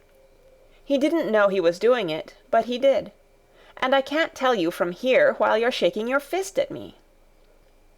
He stopped shaking his fist very suddenly at that very moment, and his jaw actually dropped as he stared over her head at something he saw coming over the grass toward him. At the first sound of his torrent of words, Colin had been so surprised that he had only sat up and listened as if he were spellbound. But in the midst of it he had recovered himself and beckoned imperiously to Dickon. "Wheel me over there," he commanded. "Wheel me quite close and stop right in front of him." And this, if you please, this is what Ben Weatherstaff beheld, and which made his jaw drop. A wheeled chair with luxurious cushions and robes which came toward him looking rather like some sort of state coach, because a young Rajah leaned back in it with royal command in his great black-rimmed eyes, and a thin white hand extended haughtily toward him. And it stopped right under Ben Weatherstaff's nose. It was really no wonder his mouth dropped open. "Do you know who I am?" demanded the Rajah. How Ben Weatherstaff stared! His red old eyes fixed themselves on what was before him as if he were seeing a ghost. He gazed and gazed, and gulped a lump down his throat and did not say a word. "Do you know who I am?" demanded Colin still more imperiously. "Answer." Ben Weatherstaff put his gnarled hand up and passed it over his eyes and over his forehead, and then he did answer in a queer, shaky voice. "Who thou art?" he said. "Aye, that I do, with a mother's eyes staring at me out o' the face. Lord knows how thou come here, but thou'rt the poor cripple." Colin forgot that he had ever had a back. His face flushed scarlet, and he sat bolt upright. "I'm not a cripple!" he cried out furiously. "I'm not!" "He's not!" cried Mary, almost shouting up the wall in her fierce indignation. "He's not got a lump as big as a pin. I looked, and there was none there, not one." Ben Weatherstaff passed his hand over his forehead again, and gazed as if he could never gaze enough. His hand shook, and his mouth shook, and his voice shook. He was an ignorant old man, and a tactless old man, and he could only remember the things he had heard. Thou hasn't got a crooked back?" he said hoarsely. "No," shouted Colin. Thou hasn't got crooked legs?" quavered Ben more hoarsely yet. It was too much. The strength which Colin usually threw into his tantrums rushed through him now in a new way. Never yet had he been accused of crooked legs, even in whispers, and the perfectly simple belief in their existence which was revealed by Ben Weatherstaff's voice was more than Rajah flesh and blood could endure.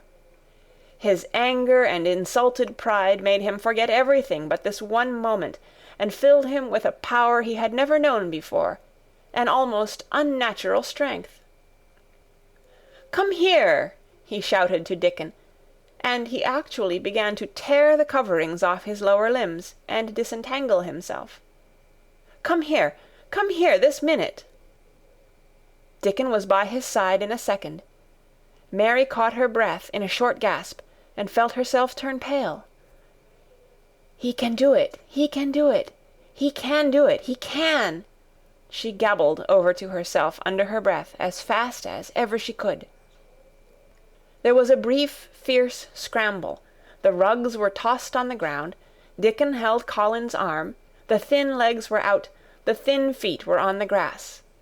Colin was standing upright, as straight as an arrow, and looking strangely tall, his head thrown back, and his strange eyes flashing lightning. "Look at me!" he flung up at Ben Weatherstaff. "Just look at me, you! Just look at me!" "He's as straight as I am," cried Dickon. "He's as straight as any lad o' Yorkshire." What Ben Weatherstaff did Mary thought queer beyond measure. He choked and gulped, and suddenly tears ran down his weather-wrinkled cheeks as he struck his old hands together.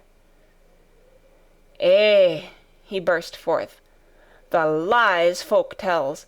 Thou'rt as thin as a lath, and as white as a wraith, but there's not a knob on thee. Thou'lt make a man yet. God bless thee." Dickon held Colin's arm strongly, but the boy had not begun to falter. He stood straighter and straighter, and looked Ben Weatherstaff in the face. "I'm your master," he said, "when my father is away, and you are to obey me. This is my garden. Don't dare to say a word about it. You get down from that ladder and go out to the long walk, and Miss Mary will meet you and bring you here. I want to talk to you. We did not want you, but now you will have to be in the secret. Be quick."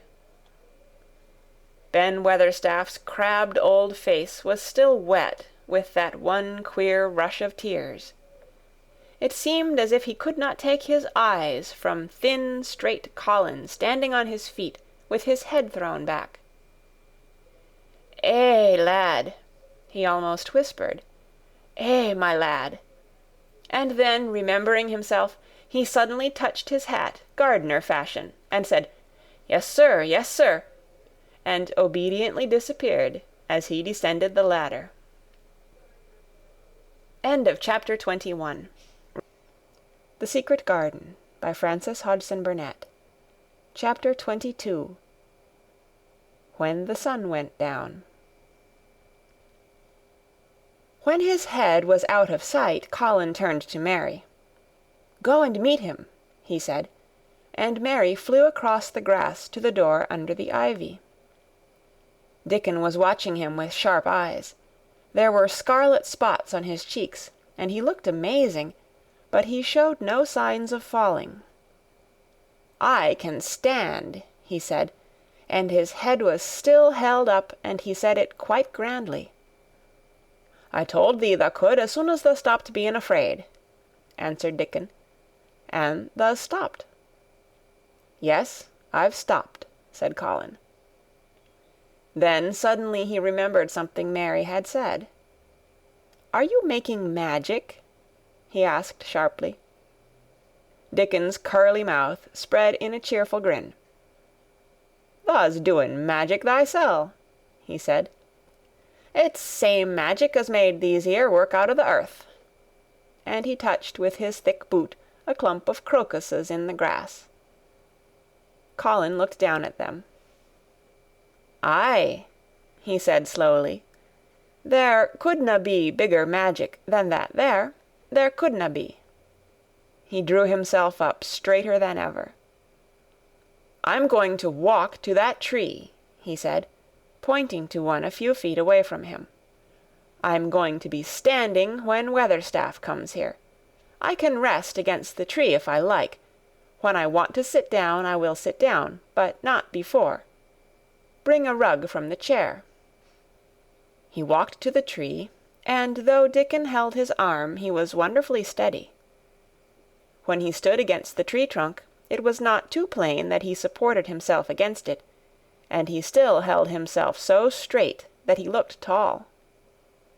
When Ben Weatherstaff came through the door in the wall, he saw him standing there, and he heard Mary muttering something under her breath. "What art saying?" he asked rather testily, because he did not want his attention distracted from the long, thin, straight boy figure and proud face. But she did not tell him. What she was saying was this: "You can do it. You can do it. I told you you could. You can do it. You can do it. You can." She was saying it to Colin because she wanted to make magic and keep him on his feet looking like that. She could not bear that he should give in before Ben Weatherstaff. He did not give in. She was uplifted by a sudden feeling that he looked quite beautiful in spite of his thinness. He fixed his eyes on Ben Weatherstaff in his funny, imperious way. "Look at me," he commanded. "Look at me all over. Am I a hunchback? Have I got crooked legs?"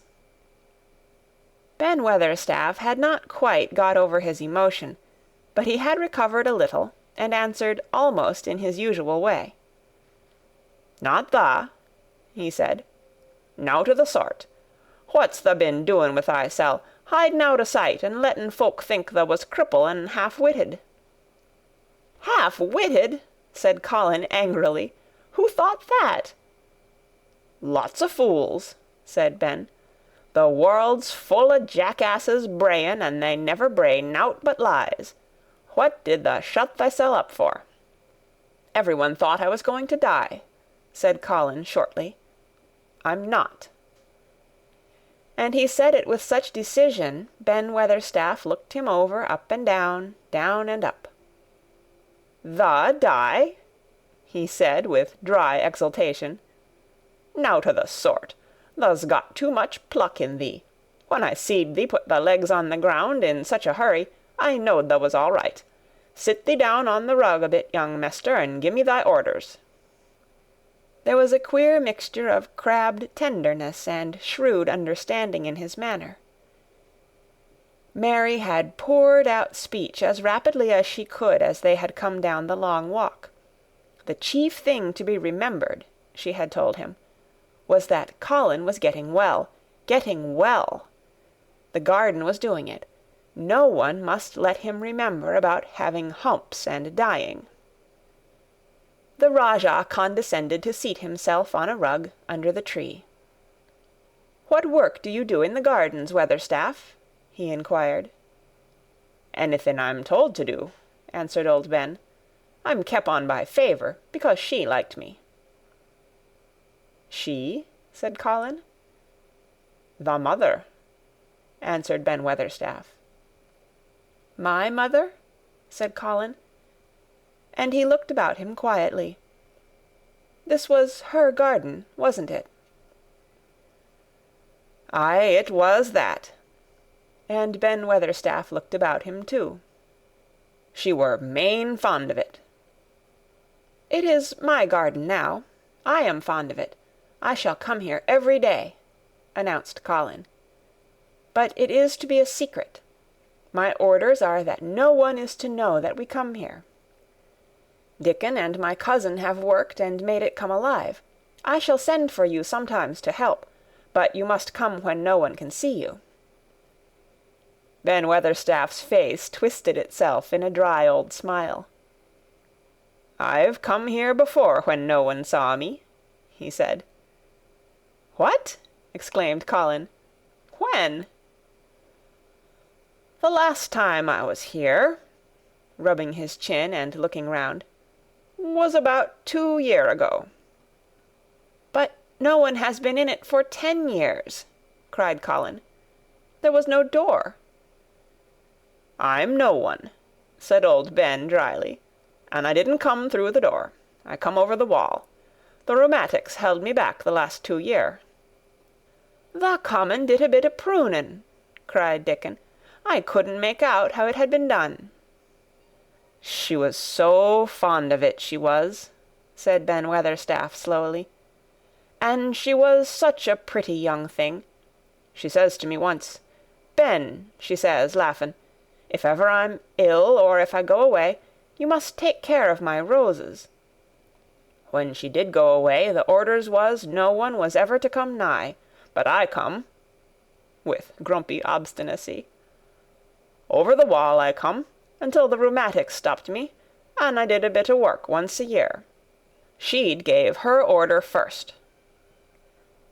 "It wouldn't have been as wick as it is if tha hadn't done it," said Dickon. "I did wonder." "I'm glad you did it, Weatherstaff," said Colin. "You'll know how to keep the secret." "Aye, I'll know, sir," answered Ben, "and it'll be easier for a man wi' rheumatics to come in at the door." On the grass near the tree Mary had dropped her trowel. Colin stretched out his hand and took it up. An odd expression came into his face, and he began to scratch at the earth. His thin hand was weak enough, but presently, as they watched him, Mary with quite breathless interest, he drove the end of the trowel into the soil and turned some over. "You can do it, you can do it," said Mary to herself. "I tell you, you can." Dickon's round eyes were full of eager curiousness, but he said not a word. Ben Weatherstaff looked on with interested face. Colin persevered. After he had turned a few trowelfuls of soil, he spoke exultantly to Dickon in his best Yorkshire. "Tha said as tha'd have me walking about here same as other folk, and tha said tha'd have me diggin'. I thought tha was just leein' to please me. This is only the first day, and I've walked, and here I am diggin'." Ben Weatherstaff's mouth fell open again when he heard him, but he ended by chuckling. "Eh," he said, "that sounds as if tha'd got wits enow. Tha'rt a Yorkshire lad for sure, and tha'rt diggin' too. How'd tha like to plant a bit o' something? I can get thee a rose in a pot." "Go and get it," said Colin, digging excitedly. "Quick, quick!" It was done quickly enough indeed. Ben Weatherstaff went his way, forgetting rheumatics. Dickon took his spade and dug the hole deeper and wider than a new digger with thin white hands could make it. Mary slipped out to run and bring back a watering-can. When Dickon had deepened the hole, Colin went on turning the soft earth over and over. He looked up at the sky, flushed and glowing with the strangely new exercise, slight as it was. "I want to do it before the sun goes quite down," he said. Mary thought that perhaps the sun held back a few minutes, just on purpose. Ben Weatherstaff brought the rose in its pot from the greenhouse. He hobbled over the grass as fast as he could. He had begun to be excited too. He knelt down by the hole and broke the pot from the mould. "Here, lad," he said, handing the plant to Colin. "Set it in the earth thysel, same as the king does when he goes to a new place." The thin white hands shook a little, and Colin's flush grew deeper as he set the rose in the mould and held it while old Ben made firm the earth. It was filled in and pressed down and made steady. Mary was leaning forward on her hands and knees. Soot had flown down and marched forward to see what was being done. Nut and shell chattered about it from a cherry-tree. "It's planted," said Colin at last, "and the sun is only slipping over the edge. Help me up, Dickon. I want to be standing when it goes. That's part of the magic." And Dickon helped him, and the magic, or whatever it was, so gave him strength that when the sun did slip over the edge and end the strange, lovely afternoon for them, there he actually stood on his 2 feet, laughing. End of chapter 22. The Secret Garden by Frances Hodgson Burnett. Chapter 23. Magic. Dr. Craven had been waiting some time at the house when they returned to it. He had indeed begun to wonder if it might not be wise to send someone out to explore the garden paths. When Colin was brought back to his room, the poor man looked him over seriously. "You should not have stayed so long," he said. "You must not overexert yourself." "I am not tired at all," said Colin. "It has made me well. Tomorrow I am going out in the morning as well as in the afternoon." "I am not sure that I can allow it," answered Dr. Craven. "I am afraid it would not be wise." "It would not be wise to try to stop me," said Colin quite seriously. "I am going." Even Mary had found out that one of Colin's chief peculiarities was that he did not know in the least what a rude little brute he was, with his way of ordering people about. He had lived on a sort of desert island all his life, and as he had been the king of it, he had made his own manners, and had had no one to compare himself with. Mary had indeed been rather like him herself, and since she had been at Misselthwaite, had gradually discovered that her own manners had not been of the kind which is usual or popular. Having made this discovery, she naturally thought it of enough interest to communicate to Colin. So she sat and looked at him curiously for a few minutes after Dr. Craven had gone. She wanted to make him ask her why she was doing it, and of course she did. "What are you looking at me for?" he said. "I'm thinking that I am rather sorry for Dr. Craven." "So am I," said Colin calmly, but not without an air of some satisfaction. "He won't get Misselthwaite at all, now I'm not going to die." "I'm sorry for him because of that, of course," said Mary. "But I was thinking just then that it must have been very horrid to have had to be polite for 10 years to a boy who was always rude. I would never have done it." "Am I rude?" Colin inquired undisturbedly. "If you had been his own boy, and he had been a slapping sort of man," said Mary, "he would have slapped you." But he daren't, said Colin. No, he daren't, answered Mistress Mary, thinking the thing out quite without prejudice. Nobody ever dared to do anything you didn't like, because you were going to die and things like that. You were such a poor thing. But, announced Colin stubbornly, I am not going to be a poor thing. I won't let people think I'm one. I stood on my feet this afternoon. It is always having your own way that has made you so queer, Mary went on, thinking aloud. Colin turned his head, frowning. Am I queer?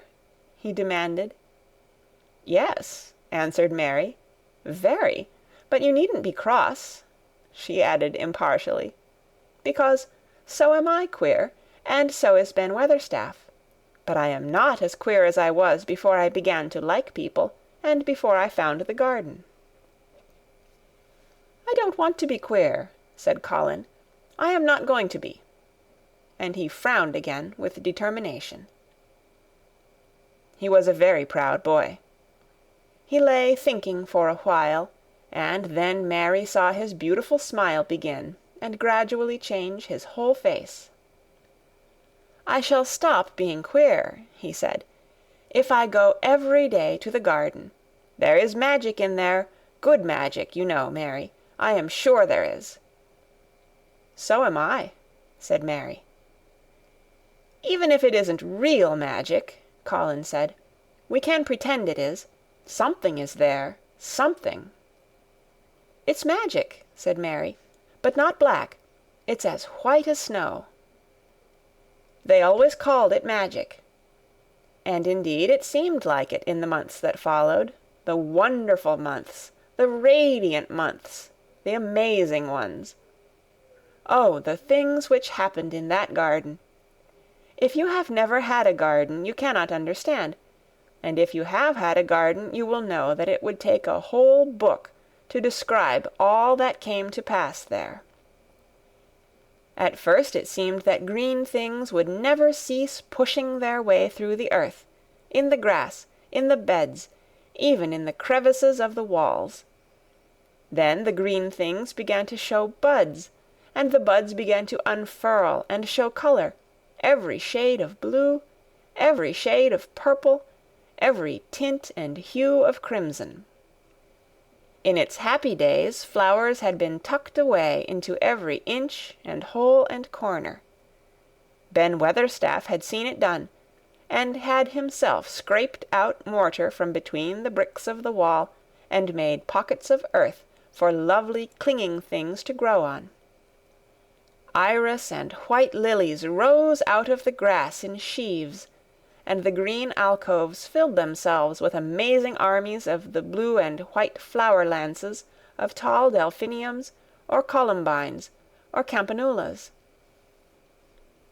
She was main fond o' them, she was, Ben Weatherstaff said. She liked them things as was allus pointing up to the blue sky, she used to tell. Not as she was one of them as looked down on the earth, not her. She just loved it, but she said as the blue sky allus looked so joyful. The seeds Dickon and Mary had planted grew as if fairies had tended them. Satiny poppies of all tints danced in the breeze by the score, gaily defying flowers which had lived in the garden for years, and which, it might be confessed, seemed rather to wonder how such new people had got there. And the roses, rising out of the grass, tangled round the sundial, wreathing the tree trunks and hanging from their branches, climbing up the walls and spreading over them with long garlands falling in cascades. They came alive day by day, hour by hour. Fair fresh leaves, and buds, tiny at first, but swelling and working magic until they burst and uncurled into cups of scent, delicately spilling themselves over their brims and filling the garden air. Colin saw it all, watching each change as it took place. Every morning he was brought out, and every hour of each day, when it didn't rain, he spent in the garden.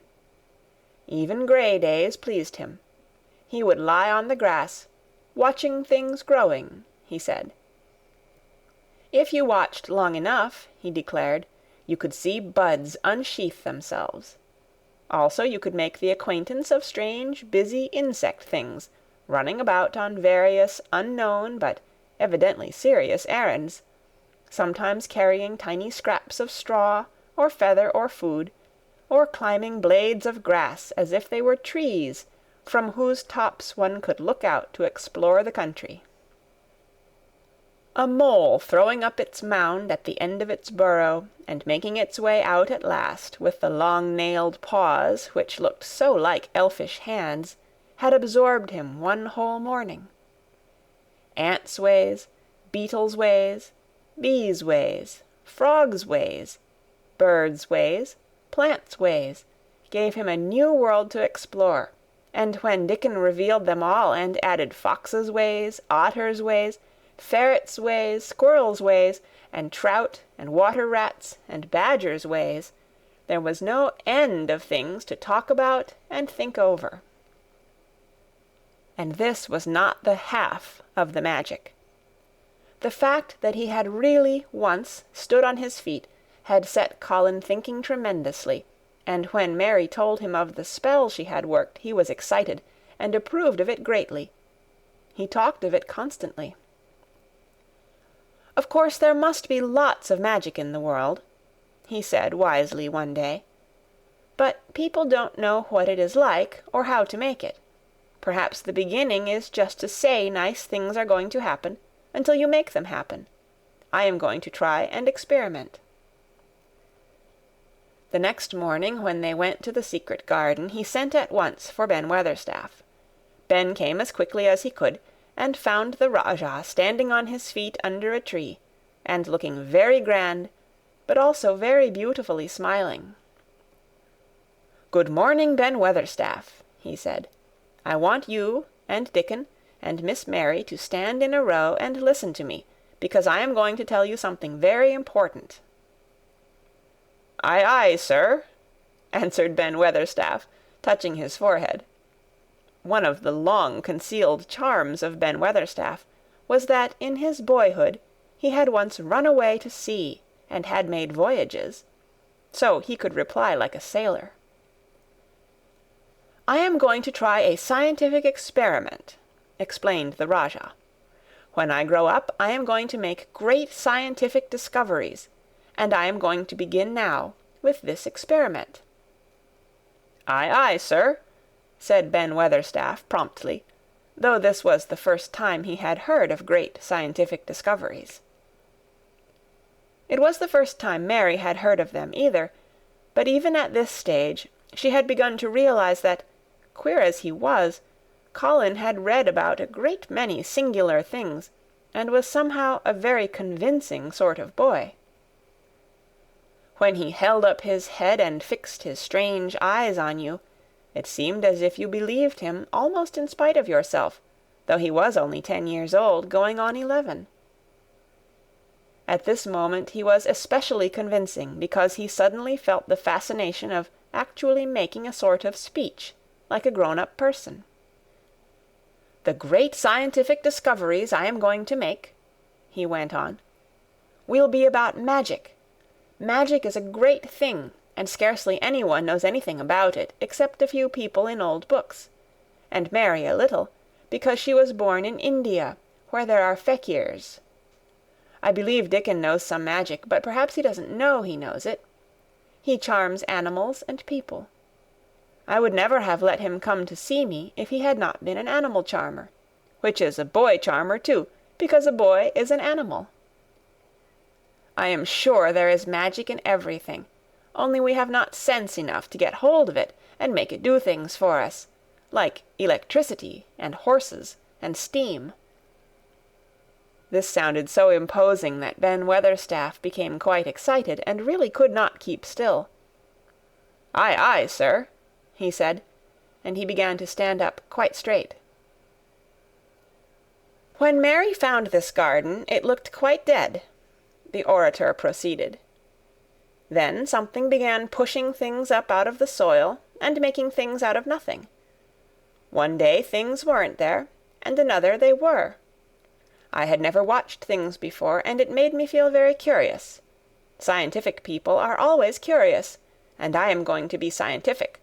I keep saying to myself, what is it? What is it? It's something. It can't be nothing. I don't know its name, so I call it magic.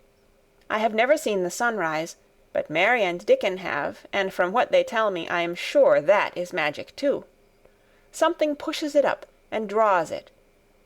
Sometimes, since I've been in the garden, I've looked up through the trees at the sky, and I have had a strange feeling of being happy, as if something were pushing and drawing in my chest, and making me breathe fast.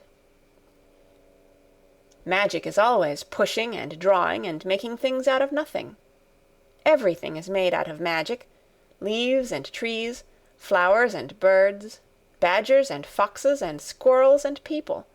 So it must be all around us. In this garden, in all the places. The magic in this garden has made me stand up and know I am going to live to be a man. I am going to make the scientific experiment of trying to get some, and put it in myself, and make it push and draw me, and make me strong. I don't know how to do it, but I think that if you keep thinking about it, and calling it, perhaps it will come. Perhaps that is the first baby way to get it. When I was going to try to stand that first time, Mary kept saying to herself as fast as she could, "You can do it, you can do it." And I did. I had to try myself at the same time, of course, but her magic helped me, and so did Dickon's. Every morning and evening, and as often in the daytime as I can remember, I am going to say, "Magic is in me. Magic is making me well. I am going to be as strong as Dickon, as strong as Dickon. And you must all do it too. That is my experiment. Will you help, Ben Weatherstaff?" "Aye, aye, sir," said Ben Weatherstaff. "Aye, aye." If you keep doing it every day as regularly as soldiers go through drill, we shall see what will happen, and find out if the experiment succeeds. You learn things by saying them over and over, and thinking about them until they stay in your mind forever, and I think it will be the same with magic. If you keep calling it to come to you, and help you, it will get to be part of you, and it will stay and do things. I once heard an officer in India tell my mother that there were fakirs who said words over and over thousands of times, said Mary. "I've heard Jem Fettleworth's wife say the same thing over thousands of times, callin' Jem a drunken brute," said Ben Weatherstaff dryly. "Summat allus comes o' that, sure enough. He gave her a good hidin' and went to the Blue Lion and got as drunk as a lord." Colin drew his brows together and thought a few minutes. Then he cheered up. "Well," he said, "you see, something did come of it. She used the wrong magic until she made him beat her. If she'd used the right magic and had said something nice, perhaps he wouldn't have got as drunk as a lord, and perhaps he might have bought her a new bonnet." Ben Weatherstaff chuckled, and there was shrewd admiration in his little old eyes. "Thou'rt a clever lad as well as a straight-legged one, Mester Colin," he said. "Next time I see Bess Fettleworth I'll give her a bit of a hint o' what magic will do for her. She'd be rare and pleased if the scientific experiment worked, and so 'ud Jem." Dickon had stood listening to the lecture, his round eyes shining with curious delight. Nut and Shell were on his shoulders, and he held a long-eared white rabbit in his arm, and stroked it softly, while it laid its ears along its back, and enjoyed itself. "Do you think the experiment will work?" Colin asked him, wondering what he was thinking. He so often wondered what Dickon was thinking when he saw him looking at him or at one of his creatures with his happy wide smile. He smiled now, and his smile was wider than usual. "Aye," he answered, "that I do. It'll work same as the seeds do when the sun shines on 'em. It'll work for sure. Shall us begin it now?" Colin was delighted, and so was Mary. Fired by recollections of fakirs and devotees in illustrations, Colin suggested that they should all sit cross-legged under the tree, which made a canopy. "It will be like sitting in a sort of temple," said Colin. "I'm rather tired, and I want to sit down." "Eh," said Dickon, "thou mustn't begin by saying thou'rt tired. Thou might spoil the magic." Colin turned and looked at him, into his innocent round eyes. "That's true," he said slowly. "I must only think of the magic." It all seemed most majestic and mysterious when they sat down in their circle. Ben Weatherstaff felt as if he had somehow been led into appearing at a prayer meeting. Ordinarily, he was very fixed in being what he called "again prayer meetin's," but this being the Rajah's affair, he did not resent it, and was indeed inclined to be gratified at being called upon to assist.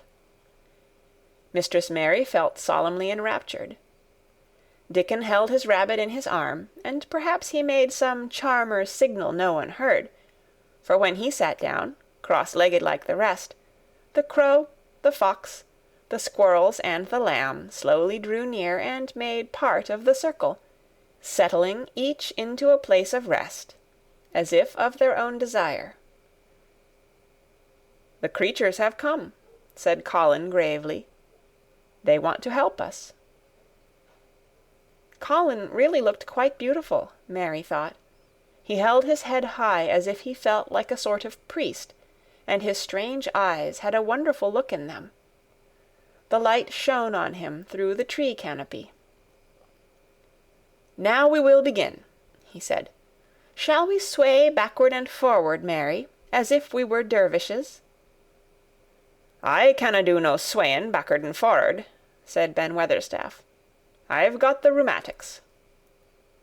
"The magic will take them away," said Colin in a high priest tone. "But we won't sway until it has done it. We will only chant." "I canna do no chantin'," said Ben Weatherstaff, a trifle testily. "They turned me out o' the church choir the only time I ever tried it." No one smiled. They were all too much in earnest. Colin's face was not even crossed by a shadow. He was thinking only of the magic. "Then I will chant," he said, and he began, looking like a strange boy spirit. "The sun is shining, the sun is shining. That is the magic. The flowers are growing, the roots are stirring. That is the magic. Being alive is the magic. Being strong is the magic. The magic is in me, the magic is in me. It is in me, it is in me. It's in every one of us. It's in Ben Weatherstaff's back. Magic, magic, come and help." He said it a great many times. Not 1,000 times, but quite a goodly number. Mary listened entranced. She felt as if it were at once queer and beautiful, and she wanted him to go on and on. Ben Weatherstaff began to feel soothed into a sort of dream which was quite agreeable. The humming of the bees in the blossoms mingled with the chanting voice, and drowsily melted into a doze. Dickon sat cross-legged with his rabbit asleep on his arm, and a hand resting on the lamb's back. Soot had pushed away a squirrel, and huddled close to him on his shoulder. The grey film dropped over his eyes. At last Colin stopped. "Now I am going to walk round the garden," he announced. Ben Weatherstaff's head had just dropped forward, and he lifted it with a jerk. "You have been asleep," said Colin. "Nowt o' the sort," mumbled Ben. "The sermon was good enow, but I'm bound to get out afore the collection." He was not quite awake yet. "You're not in church," said Colin. "Not me," said Ben, straightening himself.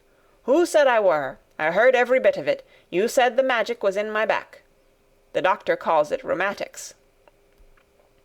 The Rajah waved his hand. "That was the wrong magic," he said. "You will get better. You have my permission to go to your work, but come back tomorrow." "I'd like to see thee walk round the garden," grunted Ben. It was not an unfriendly grunt, but it was a grunt. In fact, being a stubborn old party, and not having entire faith in magic, he had made up his mind that if he were sent away, he would climb his ladder, and look over the wall, so that he might be ready to hobble back, if there were any stumbling. The Rajah did not object to his staying, and so the procession was formed. It really did look like a procession. Colin was at its head with Dickon on one side, and Mary on the other. Ben Weatherstaff walked behind, and the creatures trailed after them, the lamb and the fox cub keeping close to Dickon, the white rabbit hopping along or stopping to nibble, and Soot following with the solemnity of a person who felt himself in charge. It was a procession which moved slowly, but with dignity. Every few yards it stopped to rest. Colin leaned on Dickon's arm, and privately Ben Weatherstaff kept a sharp lookout, but now and then Colin took his hand from its support and walked a few steps alone. His head was held up all the time, and he looked very grand. "The magic is in me," he kept saying. "The magic is making me strong. I can feel it. I can feel it." It seemed very certain that something was upholding and uplifting him. He sat on the seats in the alcoves, and once or twice he sat down on the grass, and several times he paused in the path and leaned on Dickon, but he would not give up until he had gone all round the garden. When he returned to the canopy tree, his cheeks were flushed, and he looked triumphant. "I did it! The magic worked!" he cried. "That is my first scientific discovery." "What will Dr. Craven say?" broke out Mary. "He won't say anything," Colin answered, "because he will not be told. This is to be the biggest secret of all. No one is to know anything about it until I have grown so strong that I can walk and run like any other boy. I shall come here every day in my chair, and I shall be taken back in it. I won't have people whispering and asking questions, and I won't let my father hear about it until the experiment has quite succeeded. Then, some time when he comes back to Misselthwaite, I shall just walk into his study and say, 'Here I am. I am like any other boy. I am quite well, and I shall live to be a man. It has been done by a scientific experiment.'" "He will think he is in a dream," cried Mary. "He won't believe his eyes." Colin flushed triumphantly. He had made himself believe that he was going to get well, which was really more than half the battle, if he had been aware of it. And the thought which stimulated him more than any other was this imagining what his father would look like when he saw that he had a son who was as straight and strong as other fathers' sons. One of his darkest miseries in the unhealthy, morbid past days had been his hatred of being a sickly, weak-backed boy whose father was afraid to look at him. "He'll be obliged to believe them," he said. "One of the things I am going to do, after the magic works and before I begin to make scientific discoveries, is to be an athlete."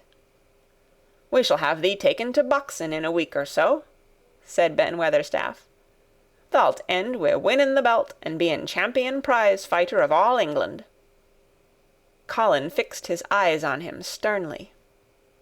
"Weatherstaff," he said, "that is disrespectful.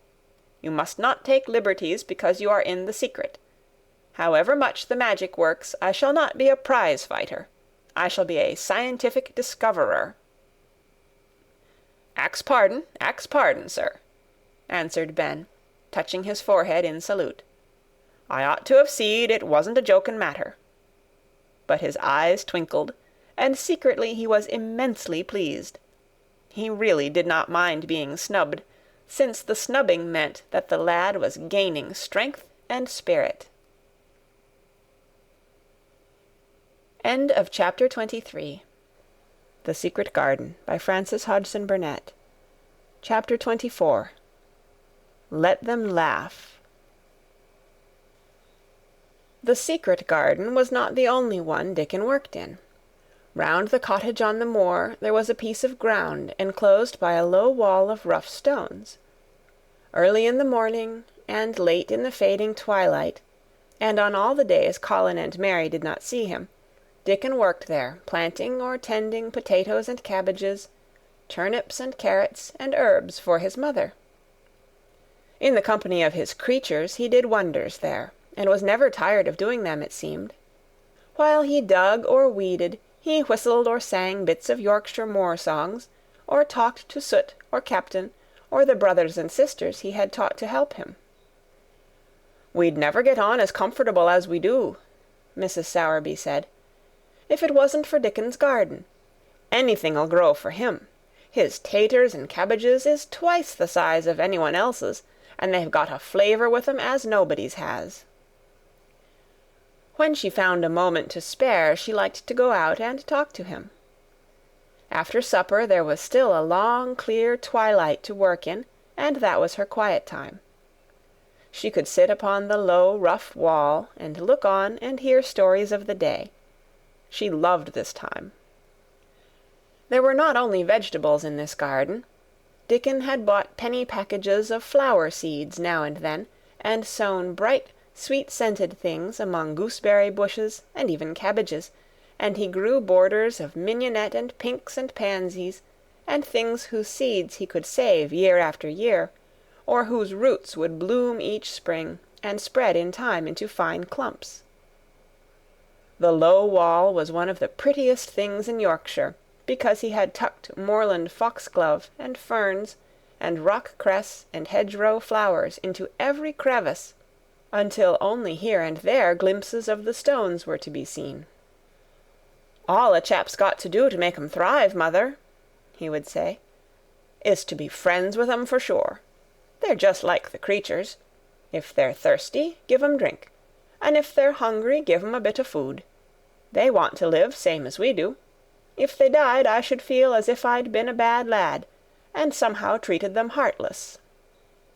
It was in these twilight hours that Mrs. Sowerby heard of all that happened at Misselthwaite Manor. At first she was only told that Mr. Colin had taken a fancy to going out into the grounds with Miss Mary, and that it was doing him good.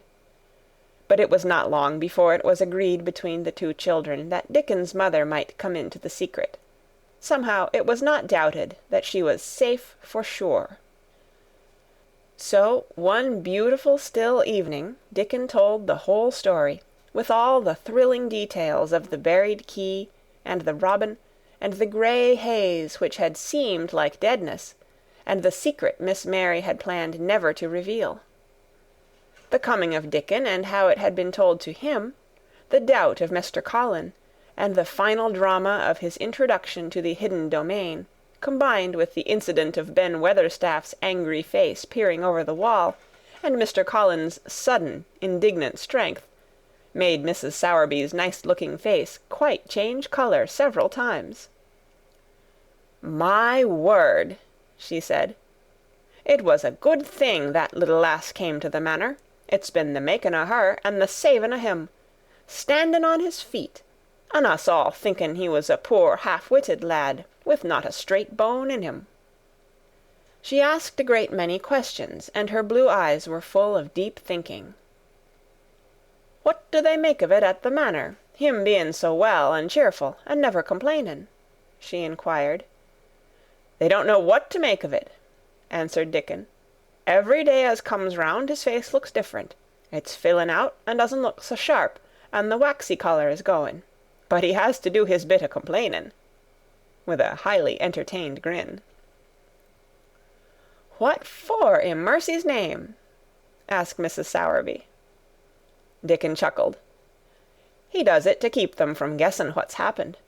If the doctor knew he'd found out he could stand on his feet, he'd likely write and tell Mr. Craven. Mr. Colin's saving the secret to tell himself.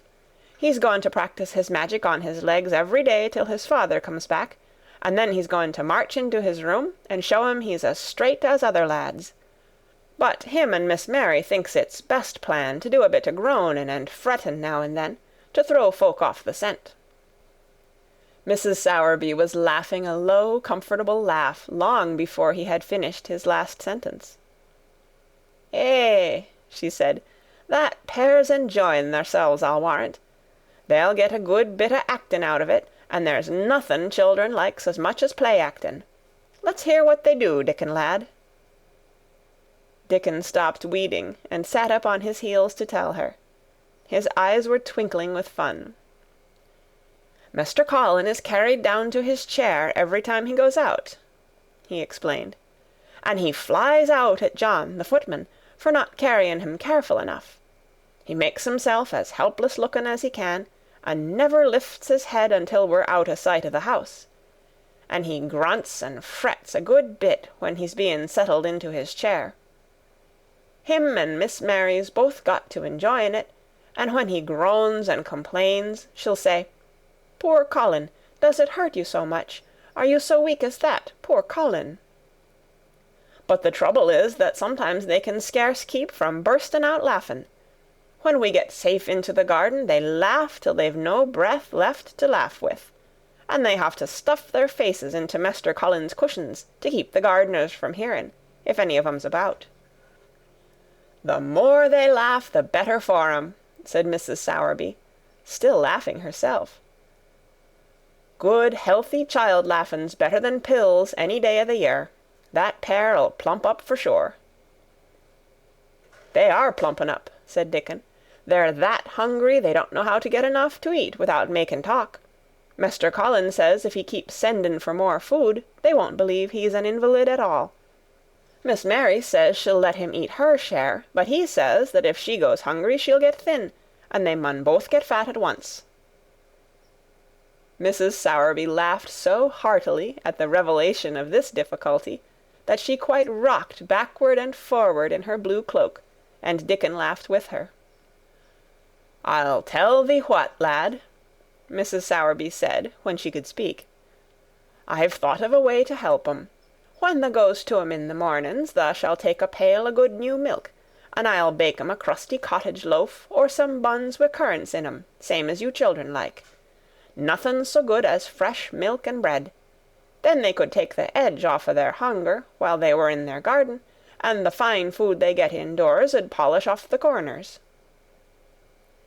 "Eh, mother," said Dickon admiringly, "what a wonder thou art! Thou always sees a way out o' things. They was quite in a pother yesterday. They didn't see how they was to manage without ordering up more food. They felt that empty inside." "They're two young uns growing fast, and health's coming back to both of 'em. Children like that feels like young wolves, and food's flesh and blood to 'em," said Mrs. Sowerby. Then she smiled Dickon's own curving smile. "Eh, but they're enjoying theirselves for sure," she said. She was quite right, the comfortable, wonderful mother creature, and she had never been more so than when she said their play-actin' would be their joy.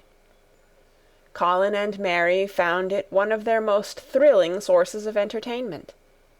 The idea of protecting themselves from suspicion had been unconsciously suggested to them first by the puzzled nurse, and then by Dr. Craven himself. "Your appetite is improving very much, Master Colin," the nurse had said one day. "You used to eat nothing, and so many things disagreed with you." "Nothing disagrees with me now," replied Colin, and then, seeing the nurse looking at him curiously, he suddenly remembered that perhaps he ought not to appear too well just yet. "At least, things don't so often disagree with me. It's the fresh air." "Perhaps it is," said the nurse, still looking at him with a mystified expression. "But I must talk to Dr. Craven about it."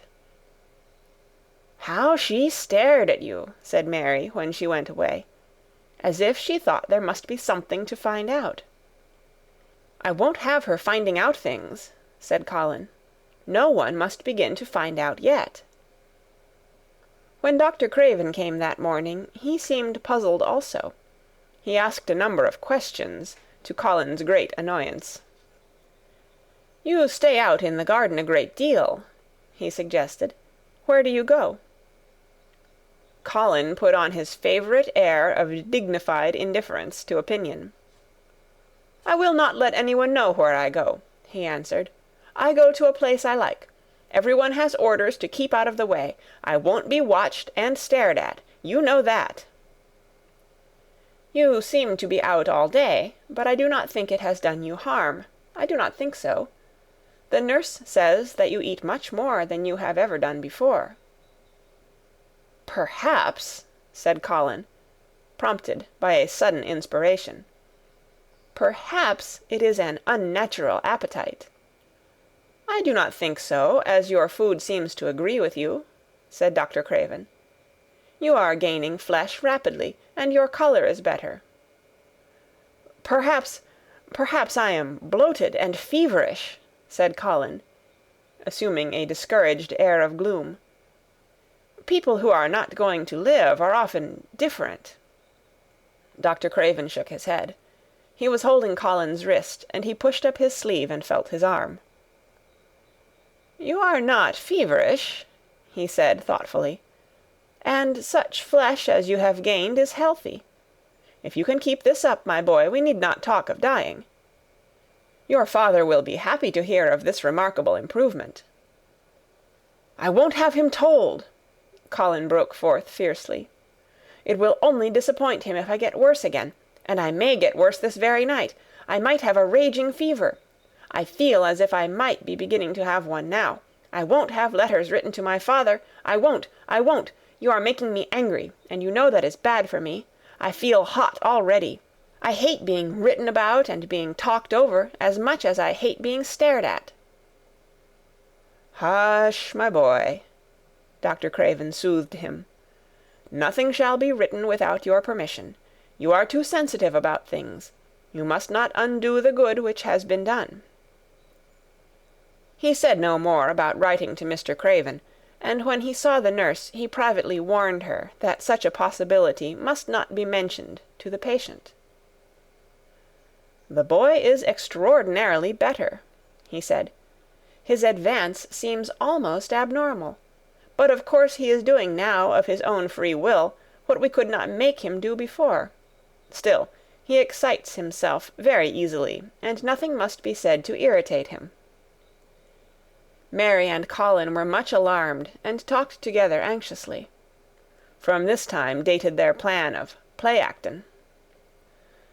"I may be obliged to have a tantrum," said Colin regretfully. "I don't want to have one, and I'm not miserable enough now to work myself into a big one. Perhaps I couldn't have one at all. That lump doesn't come in my throat now, and I keep thinking of nice things instead of horrible ones. But if they talk about writing to my father, I shall have to do something."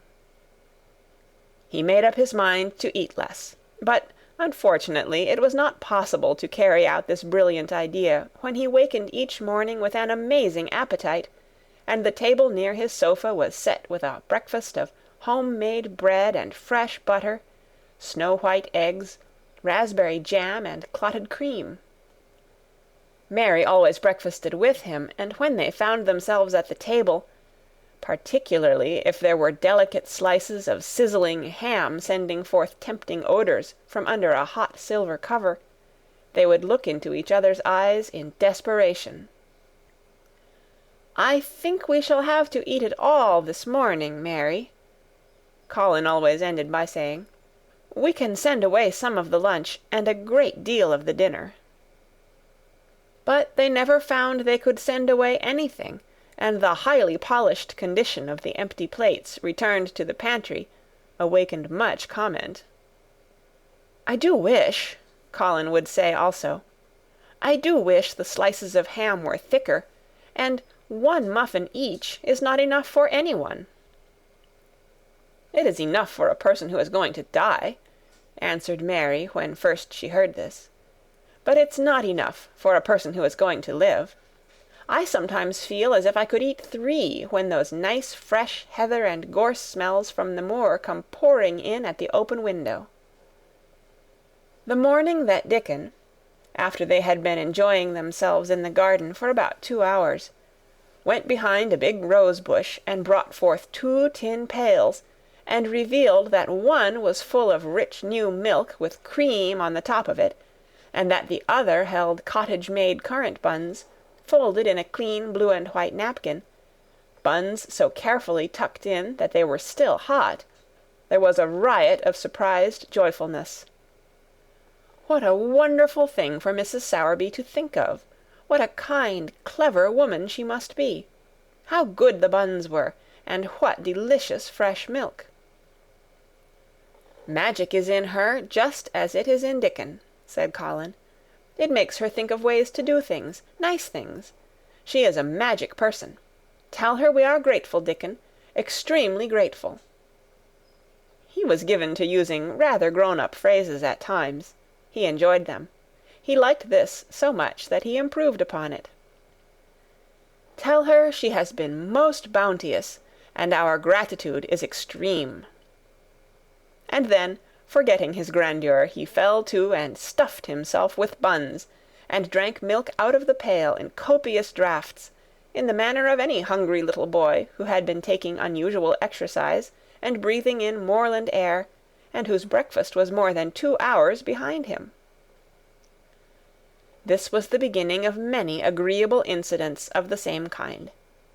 They actually awoke to the fact that, as Mrs. Sowerby had 14 people to provide food for, she might not have enough to satisfy 2 extra appetites every day. So they asked her to let them send some of their shillings to buy things.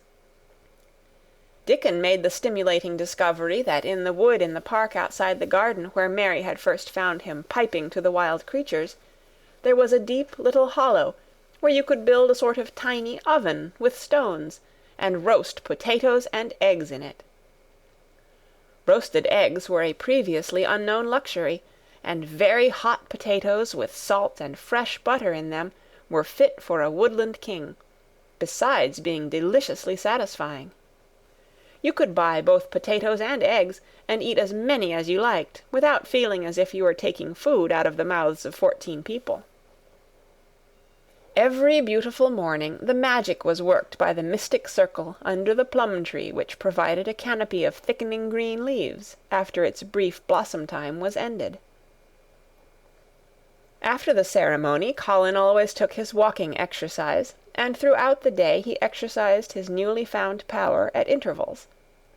Each day he grew stronger and could walk more steadily and cover more ground. And each day his belief in the magic grew stronger, as well it might. He tried one experiment after another, as he felt himself gaining strength, and it was Dickon who showed him the best things of all. "Yesterday," he said one morning, after an absence, "I went to Thwaite for mother, and near the Blue Cow Inn I seed Bob Hayworth. He's the strongest chap on the moor. He's the champion wrestler, and he can jump higher than any other chap, and throw the hammer farther. He's gone all the way to Scotland for the sports, some years. He's knowed me ever since I was a little un, and he's a friendly sort, and I asked him some questions. The gentry calls him a athlete, and I thought o' thee, Mr. Colin, and I says, 'How did they make the muscles stick out that way, Bob? Did they do anything extra to make thyself so strong?' And he says, 'Well, yes, lad, I did. A strong man in a show that came to Thwaite once showed me how to exercise my arms and legs and every muscle in my body.' And I says, 'Could a delicate chap make himself stronger with 'em, Bob?' And he laughed and says, 'Art tha the delicate chap?' And I says, 'No, but I knows a young gentleman that's getting well of a long illness, and I wish I knowed some of them tricks to tell him about.' I didn't say no names, and he didn't ask none. He's friendly, same as I said, and he stood up and showed me good-natured like, and I imitated what he did till I knowed it by heart." Colin had been listening excitedly. "Can you show me?" he cried. "Will you?" "Aye, to be sure," Dickon answered, getting up. But he says thou mun do 'em gentle at first, and be careful not to tire thysel. Rest in between times, and take deep breaths, and don't overdo." "I'll be careful," said Colin. "Show me, show me. Dickon, you are the most magic boy in the world." Dickon stood up on the grass and slowly went through a carefully practical but simple series of muscle exercises. Colin watched them with widening eyes. He could do a few while he was sitting down. Presently he did a few gently while he stood upon his already steadied feet. Mary began to do them also. Soot, who was watching the performance, became much disturbed, and left his branch and hopped about restlessly, because he could not do them too. From that time the exercises were part of the day's duties as much as the magic was. It became possible for both Colin and Mary to do more of them each time they tried, and such appetites were the results that, but for the basket Dickon put down behind the bush each morning, when he arrived, they would have been lost.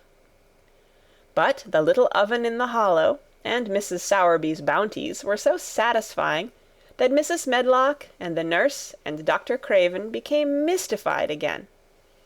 You can trifle with your breakfast, and seem to disdain your dinner, if you are full to the brim with roasted eggs and potatoes, and richly frothed new milk, and oatcakes and buns, and heather honey and clotted cream. "They are eating next to nothing," said the nurse. "They'll die of starvation if they can't be persuaded to take some nourishment. And yet see how they look." "Look!" exclaimed Mrs. Medlock indignantly. I'm moithered to death with them. They're a pair of young Satans, bursting their jackets one day, and the next turning up their noses at the best meals cook can tempt them with. Not a mouthful of that lovely young fowl and bread sauce did they set a fork into yesterday, and the poor woman fair invented a pudding for them, and back it sent. She almost cried. She's afraid she'll be blamed if they starve themselves into their graves."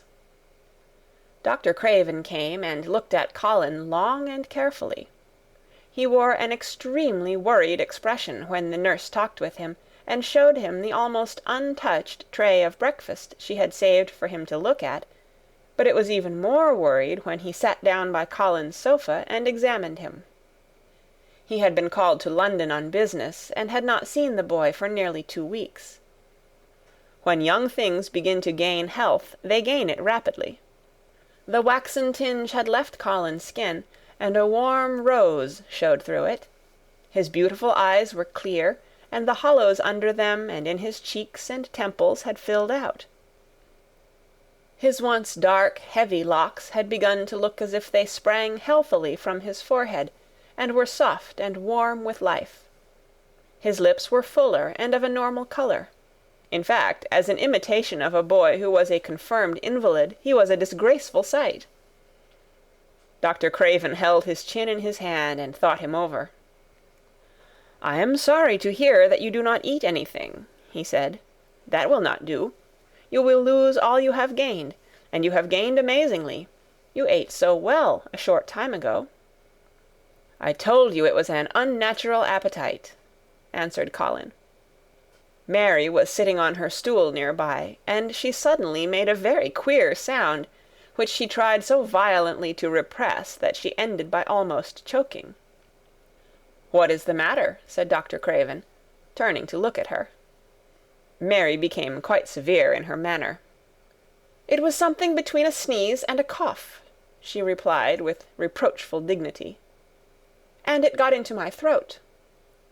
But," she said afterward to Colin, "I couldn't stop myself. It just burst out because all at once I couldn't help remembering that last big potato you ate, and the way your mouth stretched when you bit through that thick, lovely crust with jam and clotted cream on it." "Is there any way in which those children can get food secretly?" Dr. Craven inquired of Mrs. Medlock. "There's no way unless they dig it out of the earth or pick it off the trees," Mrs. Medlock answered. "They stay out in the grounds all day and see no one but each other. And if they want anything different to eat from what's sent up to them, they need only ask for it." "Well," said Dr. Craven, "so long as going without food agrees with them, we need not disturb ourselves. The boy is a new creature." "So is the girl," said Mrs. Medlock. "She's begun to be downright pretty since she's filled out and lost her ugly little sour look. Her hair's grown thick and healthy-looking, and she's got a bright colour. The glummest, ill-natured little thing she used to be, and now her and Master Colin laugh together like a pair of crazy young ones. Perhaps they're growing fat on that." "Perhaps they are," said Dr. Craven. "Let them laugh." End of Chapter 24. The Secret Garden by Frances Hodgson Burnett. Chapter 25. The Curtain. And the secret garden bloomed and bloomed, and every morning revealed new miracles. In the robin's nest there were eggs, and the robin's mate sat upon them, keeping them warm with her feathery little breast and careful wings. At first she was very nervous, and the robin himself was indignantly watchful. Even Dickon did not go near the close-grown corner in those days, but waited until by the quiet working of some mysterious spell he seemed to have conveyed to the soul of the little pair that in the garden there was nothing which was not quite like themselves, nothing which did not understand the wonderfulness of what was happening to them, the immense, tender, terrible, heart-breaking beauty and solemnity of eggs. If there had been one person in that garden who had not known through all his or her innermost being that if an egg were taken away or hurt, the whole world would whirl round and crash through space and come to an end, if there had been even one who did not feel it and act accordingly, there could have been no happiness, even in that golden springtime air. But they all knew it and felt it, and the robin and his mate knew they knew it. At first the robin watched Mary and Colin with sharp anxiety. For some mysterious reason he knew he need not watch Dickon. The first moment he set his dew-bright black eye on Dickon, he knew he was not a stranger, but a sort of robin without beak or feathers. He could speak robin, which is a quite distinct language, not to be mistaken for any other. To speak robin to a robin is like speaking French to a Frenchman. Dickon always spoke it to the robin himself, so the queer gibberish he used when he spoke to humans did not matter in the least. The robin thought he spoke this gibberish to them because they were not intelligent enough to understand feathered speech. His movements were also robin. They never startled one by being sudden enough to seem dangerous or threatening. Any robin could understand Dickon, so his presence was not even disturbing. But at the outset it seemed necessary to be on guard against the other two. In the first place, the boy creature did not come into the garden on his legs. He was pushed in on a thing with wheels, and the skins of wild animals were thrown over him. That in itself was doubtful. Then, when he began to stand up and move about, he did it in a queer, unaccustomed way, and the others seemed to have to help him. The robin used to secrete himself in a bush and watch this anxiously, his head tilted first on one side and then on the other. He thought that the slow movements might mean that he was preparing to pounce, as cats do. When cats are preparing to pounce, they creep over the ground very slowly. The robin talked this over with his mate a great deal for a few days, but after that he decided not to speak of the subject, because her terror was so great that he was afraid it might be injurious to the eggs. When the boy began to walk by himself, and even to move more quickly, it was an immense relief. But for a long time, or it seemed a long time to the robin, he was a source of some anxiety. He did not act as the other humans did. He seemed very fond of walking, but he had a way of sitting or lying down for a while, and then getting up, in a disconcerting manner, to begin again. One day the robin remembered that when he himself had been made to learn to fly by his parents, he had done much the same sort of thing. He had taken short flights of a few yards, and then had been obliged to rest. So it occurred to him that this boy was learning to fly, or rather to walk. He mentioned this to his mate, and when he told her that the eggs would probably conduct themselves in the same way after they were fledged, she was quite comforted, and even became eagerly interested, and derived great pleasure from watching the boy over the edge of her nest, though she always thought that the eggs would be much cleverer and learn more quickly. But then she said indulgently that humans were always more clumsy and slow than eggs, and most of them never seemed really to learn to fly at all. You never met them in the air, or on tree-tops. After a while the boy began to move about as the others did, but all three of the children at times did unusual things. They would stand under the trees, and move their arms and legs and heads about in a way which was neither walking, nor running, nor sitting down. They went through these movements at intervals every day, and the robin was never able to explain to his mate what they were doing or trying to do. He could only say that he was sure that the eggs would never flap about in such a manner, but as the boy who could speak robin so fluently was doing the thing with them, birds could be quite sure that the actions were not of a dangerous nature. Of course, neither the robin nor his mate had ever heard of the champion wrestler, Bob Hayworth, and his exercises for making the muscles stand out like lumps. Robins are not like human beings. Their muscles are always exercised from the first, and so they develop themselves in a natural manner. If you have to fly about to find every meal you eat, your muscles do not become atrophied. Atrophied means wasted away through want of use. When the boy was walking and running about and digging and weeding like the others, the nest in the corner was brooded over by a great peace and content. Fears for the eggs became things of the past. Knowing that your eggs were as safe as if they were locked in a bank vault, and the fact that you could watch so many curious things going on, made setting a most entertaining occupation. On wet days the egg's mother sometimes felt even a little dull, because the children did not come into the garden. But even on wet days it could not be said that Mary and Colin were dull. One morning when the rain streamed down unceasingly, and Colin was beginning to feel a little restive, as he was obliged to remain on his sofa because it was not safe to get up and walk about, Mary had an inspiration. "Now that I am a real boy," Colin had said, "my legs and arms and all my body are so full of magic that I can't keep them still. They want to be doing things all the time. Do you know that when I waken in the morning, Mary, when it's quite early and the birds are just shouting outside, and everything seems just shouting for joy, even the trees and things we can't really hear, I feel as if I must jump out of bed and shout myself. If I did it, just think what would happen." Mary giggled inordinately. "The nurse would come running, and Mrs. Medlock would come running, and they would be sure you had gone crazy, and they'd send for the doctor," she said. Colin giggled himself. He could see how they would all look, how horrified by his outbreak, and how amazed to see him standing upright.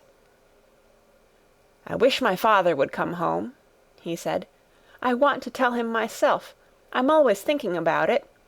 But we couldn't go on like this much longer. I can't stand lying still and pretending, and besides, I look too different. I wish it wasn't raining today." It was then Mistress Mary had her inspiration. "Colin," she began mysteriously, "do you know how many rooms there are in this house?" "About 1,000, I suppose," he answered. "There's about 100 no one ever goes into," said Mary. "And one rainy day I went and looked into ever so many of them. No one ever knew, though Mrs. Medlock nearly found me out. I lost my way when I was coming back, and I stopped at the end of your corridor. That was the second time I heard you crying." Colin started up on his sofa. 100 rooms no one goes into," he said. "It sounds almost like a secret garden. Suppose we go and look at them. You could wheel me in my chair, and nobody would know where we went." "That's what I was thinking," said Mary. "No one would dare to follow us. There are galleries where you could run. We could do our exercises. There is a little Indian room where there is a cabinet full of ivory elephants. There are all sorts of rooms." "Ring the bell," said Colin. When the nurse came in, he gave his orders. "I want my chair," he said. "Miss Mary and I are going to look at the part of the house which is not used. John can push me as far as the picture gallery, because there are some stairs. Then he must go away and leave us alone until I send for him again." Rainy days lost their terrors that morning. When the footman had wheeled the chair into the picture gallery, and left the two together in obedience to orders, Colin and Mary looked at each other, delighted. As soon as Mary had made sure that John was really on his way back to his own quarters below stairs, Colin got out of his chair. "I am going to run from one end of the gallery to the other," he said, "and then I am going to jump, and then we will do Bob Hayworth's exercises." And they did all these things and many others. They looked at the portraits, and found the plain little girl dressed in green brocade, and holding the parrot on her finger. "All these," said Colin, "must be my relations. They lived a long time ago. That parrot one, I believe, is one of my great-great-great-great-aunts. She looks rather like you, Mary, not as you look now, but as you looked when you came here. Now you are a great deal fatter and better looking." "So are you," said Mary, and they both laughed. They went to the Indian room and amused themselves with the ivory elephants. They found the rose-colored brocade boudoir and the hole in the cushion the mouse had left, but the mice had grown up and run away, and the hole was empty. They saw more rooms and made more discoveries than Mary had made on her first pilgrimage. They found new corridors and corners and flights of steps, and new old pictures they liked, and weird old things they did not know the use of.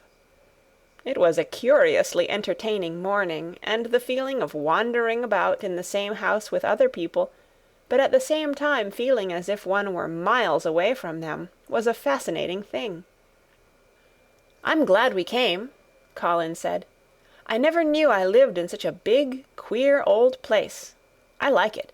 We will ramble about every rainy day. We shall always be finding new, queer corners and things." That morning they had found, among other things, such good appetites that, when they returned to Colin's room, it was not possible to send the luncheon away untouched. When the nurse carried the tray downstairs, she slapped it down on the kitchen dresser so that Mrs. Loomis, the cook, could see the highly polished dishes and plates. "Look at that," she said. "This is a house of mystery, and those two children are the greatest mysteries in it." "If they keep that up every day," said the strong young footman John, "there'd be small wonder that he weighs twice as much today as he did a month ago. I should have to give up my place in time for fear of doing my muscles an injury."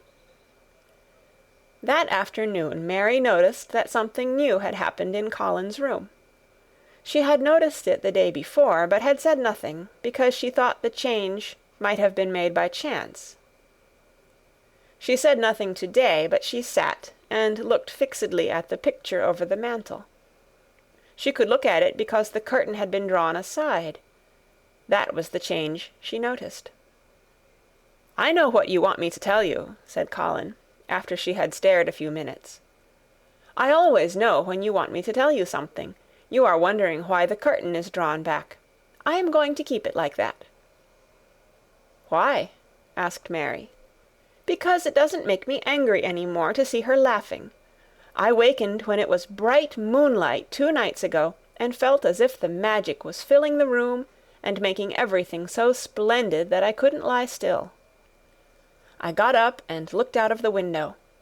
The room was quite light, and there was a patch of moonlight on the curtain, and somehow that made me go and pull the cord. She looked right down at me as if she were laughing because she was glad I was standing there. It made me like to look at her. I want to see her laughing like that all the time.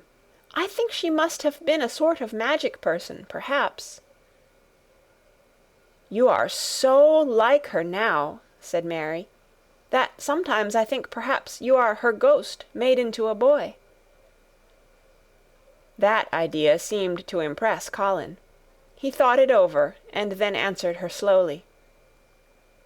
"If I were her ghost, my father would be fond of me." "Do you want him to be fond of you?" inquired Mary. "I used to hate it because he was not fond of me. If he grew fond of me, I think I should tell him about the magic. It might make him more cheerful." End of chapter 25.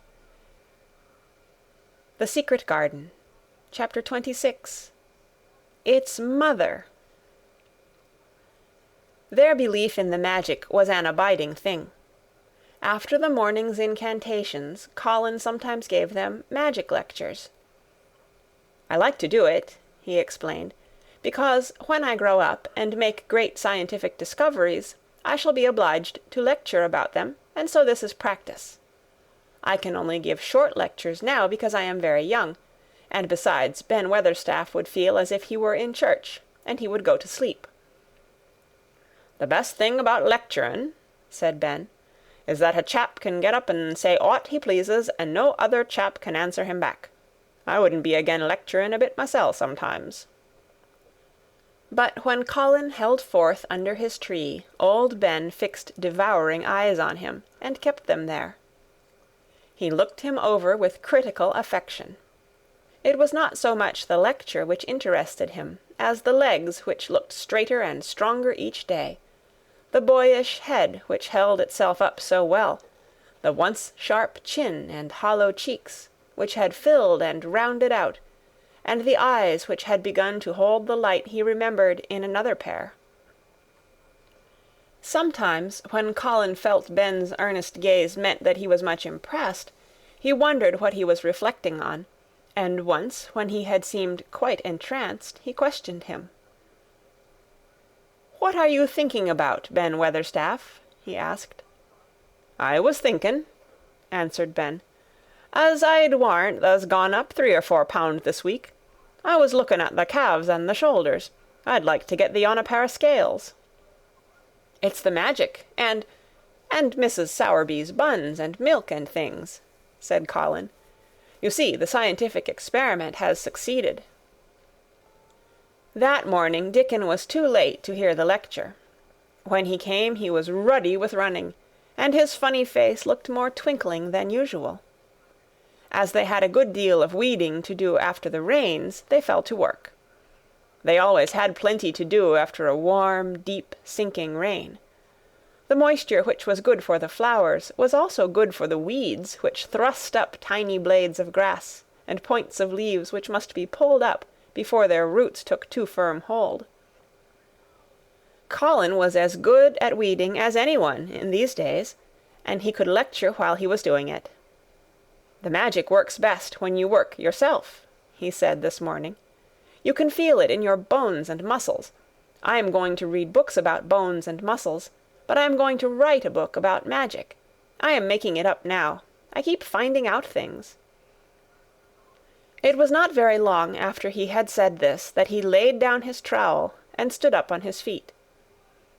He had been silent for several minutes, and they had seen that he was thinking out lectures, as he often did.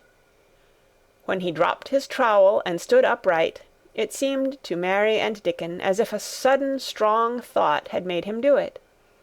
He stretched himself out to his tallest height, and he threw out his arms exultantly. Color glowed in his face, and his strange eyes widened with joyfulness. All at once he had realized something to the full. "Mary! Dickon!" he cried. "Just look at me." They stopped their weeding and looked at him. "Do you remember that first morning you brought me in here?" he demanded. Dickon was looking at him very hard. Being an animal charmer, he could see more things than most people could, and many of them were things he never talked about. He saw some of them now in this boy. "Aye, that we do," he answered. Mary looked hard too, but she said nothing. "Just this minute," said Colin, "all at once, I remembered it myself, when I looked at my hand digging with the trowel, and I had to stand up on my feet to see if it was real. And it is real. I'm well. I'm well." "Aye, that thou art," said Dickon. "I'm well. I'm well," said Colin again, and his face went quite red all over. He had known it before in a way. He had hoped it, and felt it, and thought about it. But just at that minute something had rushed all through him, a sort of rapturous belief and realization, and it had been so strong that he could not help calling out, "I shall live for ever and ever and ever," he cried grandly. "I shall find out thousands and thousands of things. I shall find out about people and creatures and everything that grows, like Dickon, and I shall never stop making magic. I'm well. I'm well. I feel as if I want to shout out something thankful, joyful."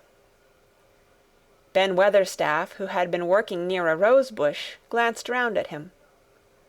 "Thou might sing the doxology," he suggested in his driest grunt.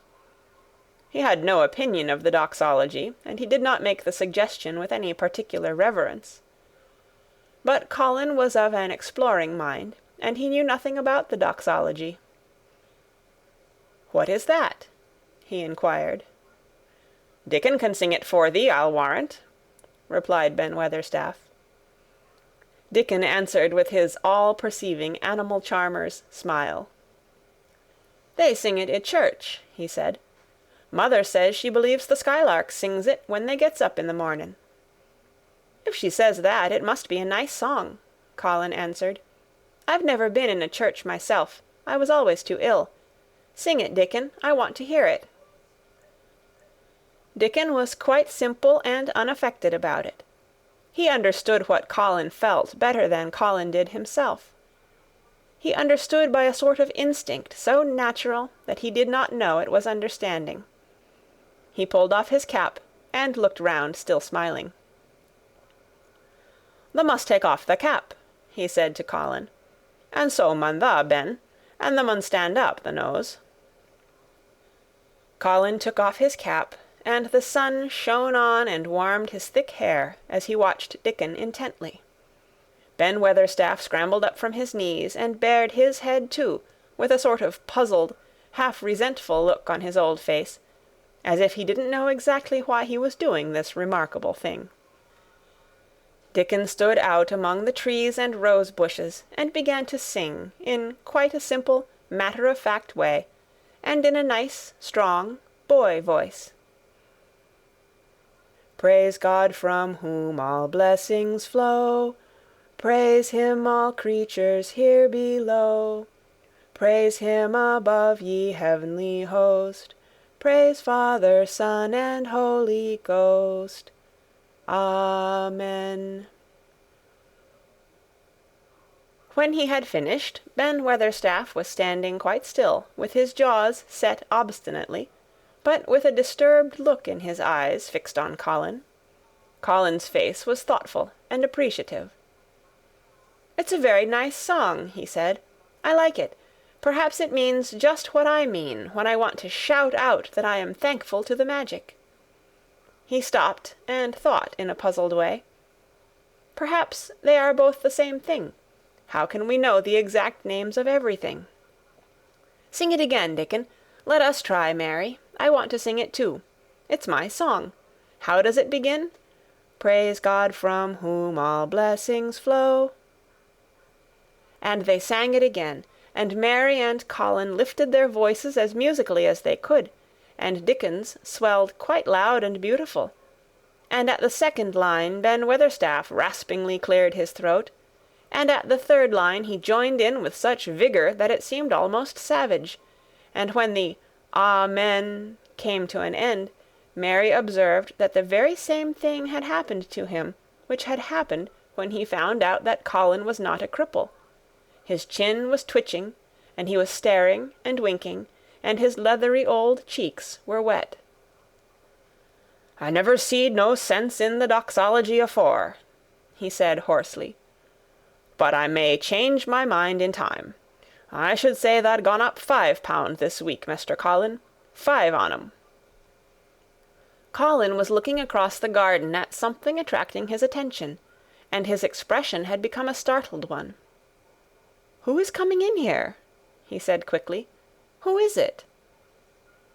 The door in the ivied wall had been pushed gently open, and a woman had entered. She had come in with the last line of their song, and she had stood still listening and looking at them. With the ivy behind her, the sunlight drifting through the trees and dappling her long blue cloak, and her nice fresh face smiling across the greenery, she was rather like a softly coloured illustration in one of Colin's books. She had wonderful affectionate eyes which seemed to take everything in, all of them, even Ben Weatherstaff and the creatures, and every flower that was in bloom. Unexpectedly as she had appeared, not one of them felt that she was an intruder at all. Dickon's eyes lighted like lamps.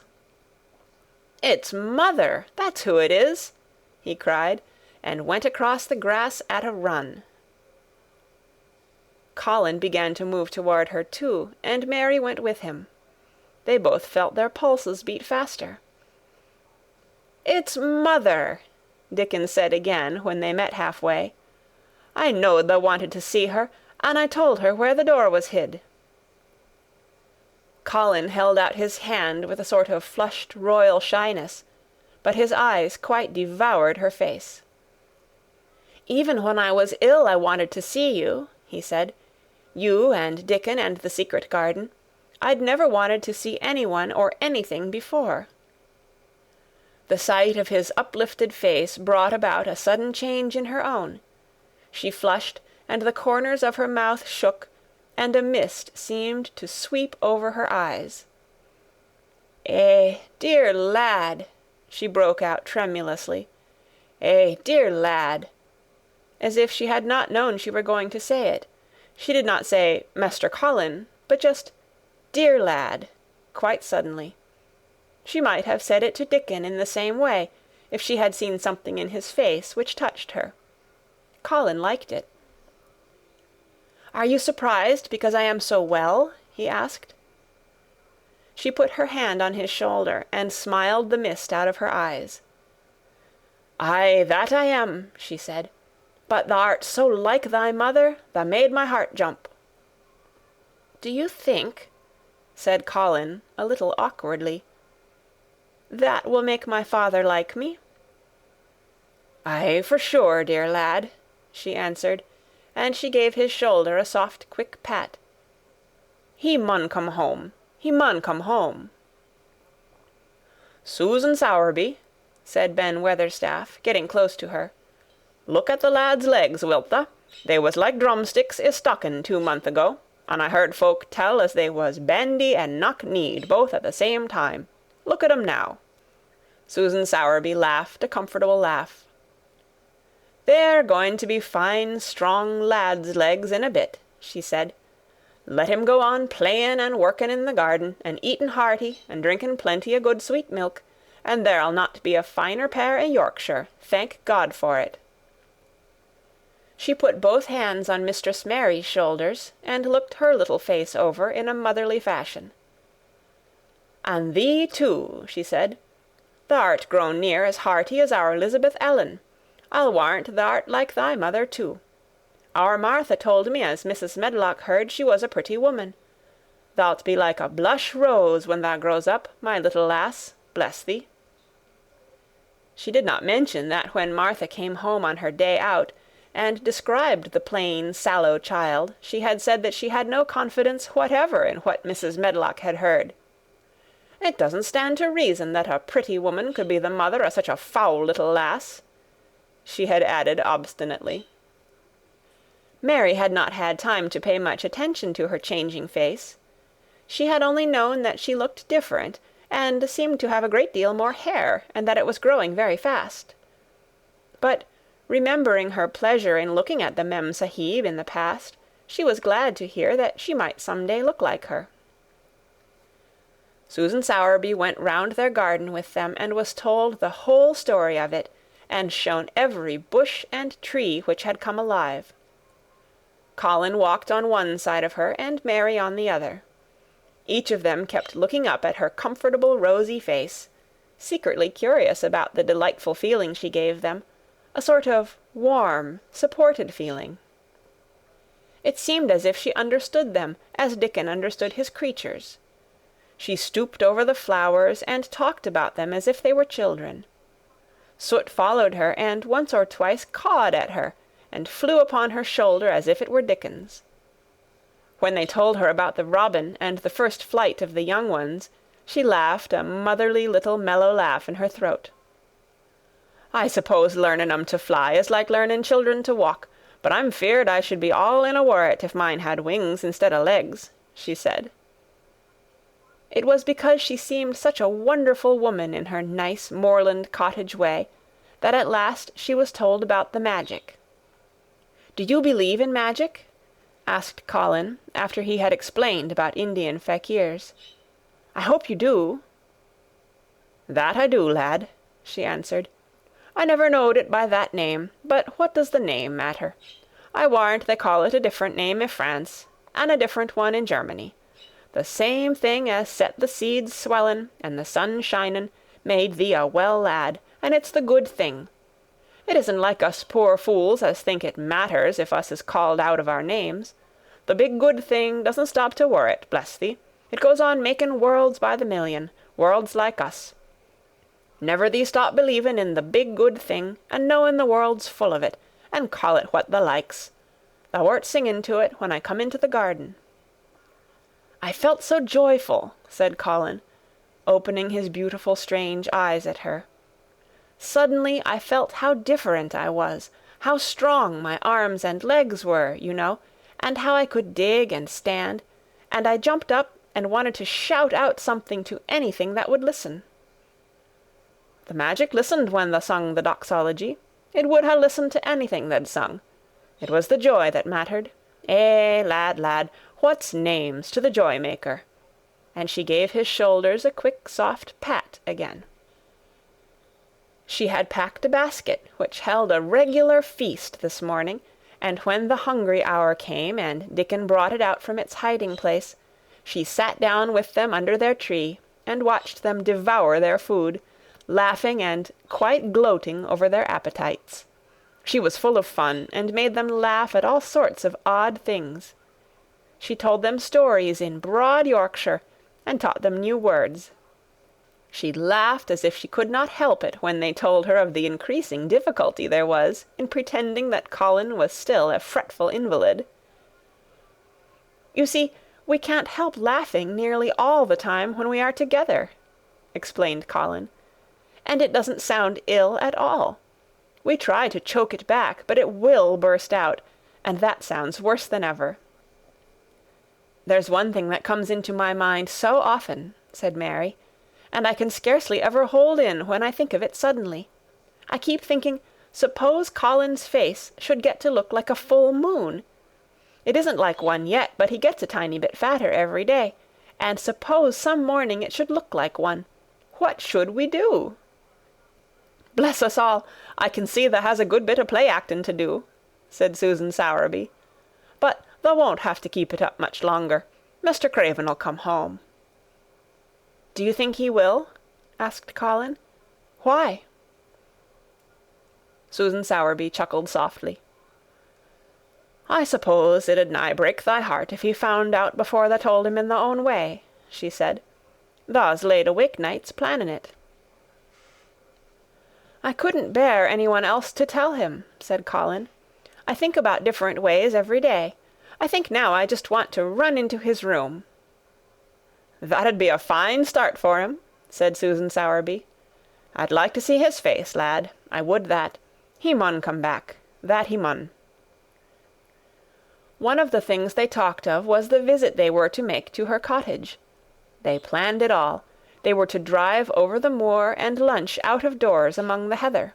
They would see all the 12 children and Dickens's garden, and would not come back until they were tired.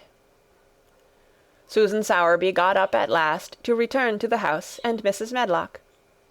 It was time for Colin to be wheeled back also, but before he got into his chair he stood quite close to Susan, and fixed his eyes on her with a kind of bewildered adoration, and he suddenly caught hold of the fold of her blue cloak and held it fast. "You are just what I wanted," he said. "I wish you were my mother, as well as Dickens." All at once Susan Sowerby bent down and drew him with her warm arms close against the bosom under the blue cloak, as if he had been Dickens's brother. The quick mist swept over her eyes. "Eh, dear lad," she said, "thy own mother's in this 'ere very garden, I do believe. She couldna keep out of it. Thy father mun come back to thee. He mun." End of chapter 26. The Secret Garden by Frances Hodgson Burnett. Chapter 27. In the Garden. In each century since the beginning of the world, wonderful things have been discovered. In the last century, more amazing things were found out than in any century before. In this new century, hundreds of things still more astounding will be brought to light. At first, people refuse to believe that a strange new thing can be done. Then they begin to hope it can be done. Then they see it can be done. Then it is done, and all the world wonders why it was not done centuries ago. One of the new things people began to find out in the last century was that thoughts, just mere thoughts, are as powerful as electric batteries, as good for one as sunlight is, or as bad for one as poison. To let a sad thought or a bad one get into your mind is as dangerous as letting a scarlet fever germ get into your body. If you let it stay there after it has got in, you may never get over it as long as you live. So long as Mistress Mary's mind was full of disagreeable thoughts about her dislikes and sour opinions of people, and her determination not to be pleased by or interested in anything, she was a yellow-faced, sickly, bored and wretched child. Circumstances, however, were very kind to her, though she was not at all aware of it. They began to push her about for her own good. When her mind gradually filled itself with robins, and moorland cottages crowded with children, with queer crabbed old gardeners and common little Yorkshire housemaids, with springtime and with secret gardens coming alive day by day, and also with a moor boy and his creatures, there was no room left for the disagreeable thoughts which affected her liver and her digestion, and made her yellow and tired. So long as Colin shut himself up in his room and thought only of his fears and weakness, and his detestation of people who looked at him, and reflected hourly on humps and early death, he was a hysterical, half-crazy little hypochondriac, who knew nothing of the sunshine and the spring, and also did not know that he could get well and could stand upon his feet if he tried to do it. When new, beautiful thoughts began to push out the old hideous ones, life began to come back to him, his blood ran healthily through his veins, and strength poured into him like a flood. His scientific experiment was quite practical and simple, and there was nothing weird about it at all. Much more surprising things can happen to anyone who, when a disagreeable or discouraged thought comes into his mind, just has the sense to remember in time and push it out by putting in an agreeable, determinedly courageous one. Two things cannot be in one place. Where you tend a rose, my lad, a thistle cannot grow. While the secret garden was coming alive, and 2 children were coming alive with it, there was a man wandering about certain far-away, beautiful places in the Norwegian fjords and the valleys and mountains of Switzerland, and he was a man who, for 10 years, had kept his mind filled with dark and heart-broken thinking. He had not been courageous. He had never tried to put any other thoughts in the place of the dark ones. He had wandered by blue lakes and thought them. He had lain on mountain-sides with sheets of deep blue gentians blooming all about him, and flower-breaths filling all the air, and he had thought them. A terrible sorrow had fallen upon him when he had been happy, and he had let his soul fill itself with blackness, and had refused obstinately to allow any rift of light to pierce through. He had forgotten and deserted his home and his duties. When he travelled about, darkness so brooded over him that the sight of him was a wrong done to other people, because it was as if he poisoned the air about him with gloom. Most strangers thought he must be either half mad or a man with some hidden crime on his soul. He was a tall man with a drawn face and crooked shoulders, and the name he always entered on hotel registers was Archibald Craven, Misselthwaite Manor, Yorkshire, England. He had travelled far and wide since the day he saw Mistress Mary in his study, and told her she might have her bit of earth. He had been in the most beautiful places in Europe, though he had remained nowhere more than a few days. He had chosen the quietest and remotest spots. He had been on the tops of mountains whose heads were in the clouds, and had looked down on other mountains when the sun rose, and touched them with such light as made it seem as if the world were just being born. But the light had never seemed to touch himself until one day when he realized that for the first time in 10 years a strange thing had happened. He was in a wonderful valley in the Austrian Tyrol, and he had been walking alone through such beauty as might have lifted any man's soul out of shadow. He had walked a long way, and it had not lifted his. But at last he had felt tired, and had thrown himself down to rest on a carpet of moss by a stream. It was a clear little stream which ran quite merrily along on its narrow way through the luscious damp greenness. Sometimes it made a sound rather like very low laughter as it bubbled over and round stones. He saw birds come and dip their heads to drink in it, and then flick their wings and fly away. It seemed like a thing alive, and yet its tiny voice made the stillness seem deeper. The valley was very, very still. As he sat gazing into the clear running of the water, Archibald Craven gradually felt his mind and body both grow quiet as the valley itself. He wondered if he were going to sleep, but he was not. He sat and gazed at the sunlit water, and his eyes began to see things growing at its edge. There was one lovely mass of blue forget-me-nots growing so close to the stream that its leaves were wet, and at these he found himself looking as he remembered he had looked at such things years ago. He was actually thinking tenderly how lovely it was, and what wonders of blue its hundreds of little blossoms were. He did not know that just that simple thought was slowly filling his mind, filling and filling it, until other things were softly pushed aside. It was as if a sweet, clear spring had begun to rise in a stagnant pool, and had risen and risen until at last it swept the dark water away. But of course he did not think of this himself. He only knew that the valley seemed to grow quieter and quieter as he sat and stared at the bright, delicate blueness. He did not know how long he sat there, or what was happening to him, but at last he moved as if he were awakening, and he got up slowly and stood on the moss carpet, drawing a long, deep, soft breath and wondering at himself. Something seemed to have been unbound and released in him, very quietly. "What is it?" he said, almost in a whisper, and he passed his hand over his forehead. "I almost feel as if I were alive." I do not know enough about the wonderfulness of undiscovered things to be able to explain how this had happened to him. Neither does anyone else yet.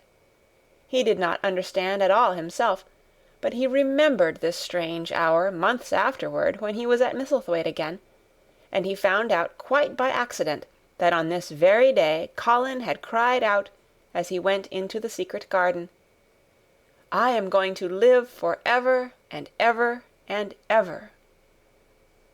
The singular calmness remained with him the rest of the evening, and he slept a new, reposeful sleep, but it was not with him very long. He did not know that it could be kept. By the next night he had opened the doors wide to his dark thoughts, and they had come trooping and rushing back. He left the valley, and went on his wandering way again. But, strange as it seemed to him, there were minutes, sometimes half-hours, when, without his knowing why, the black burden seemed to lift itself again, and he knew he was a living man, and not a dead one. Slowly, slowly, for no reason that he knew of, he was coming alive with the garden. As the golden summer changed into the deep golden autumn, he went to the lake of Como. There he found the loveliness of a dream. He spent his days upon the crystal blueness of the lake, or he walked back into the soft, thick verdure of the hills and tramped until he was tired so that he might sleep. But by this time he had begun to sleep better, he knew, and his dreams had ceased to be a terror to him. Perhaps, he thought, my body is growing stronger. It was growing stronger, but because of the rare peaceful hours when his thoughts were changed, his soul was slowly growing stronger too. He began to think of Misselthwaite, and wonder if he should not go home. Now and then he wondered vaguely about his boy, and asked himself what he should feel when he went and stood by the carved four-posted bed again, and looked down at the sharply chiseled ivory-white face while it slept, and the black lashes rimmed so startlingly the close-shut eyes. He shrank from it. One marvel of a day he had walked so far that when he returned, the moon was high and full, and all the world was purple shadow and silver. The stillness of lake and shore and wood was so wonderful that he did not go into the villa he lived in. He walked down to a little bowered terrace at the water's edge, and sat upon a seat, and breathed in all the heavenly scents of the night. He felt the strange calmness stealing over him, and it grew deeper and deeper until he fell asleep. He did not know when he fell asleep, and when he began to dream. His dream was so real that he did not feel as if he were dreaming. He remembered afterward how intensely wide awake and alert he had thought he was. He thought that as he sat and breathed in the scent of the late roses, and listened to the lapping of the water at his feet, he heard a voice calling. It was sweet and clear and happy and far away. It seemed very far, but he heard it as distinctly as if it had been at his very side. "Archie! Archie! Archie!" it said, and then again, sweeter and clearer than before. "Archie! Archie!" He thought he sprang to his feet, not even startled. It was such a real voice, and it seemed so natural that he should hear it. "Lilias! Lilias!" he answered. "Lilias, where are you?" "In the garden," it came back like a sound from a golden flute. "In the garden." And then the dream ended, but he did not awaken. He slept soundly and sweetly all through the lovely night. When he did awake at last, it was brilliant morning, and a servant was standing staring at him. He was an Italian servant, and was accustomed, as all the servants of the villa were, to accepting without question any strange thing his foreign master might do. No one ever knew when he would go out or come in, or where he would choose to sleep, or if he would roam about the garden, or lie in the boat on the lake all night.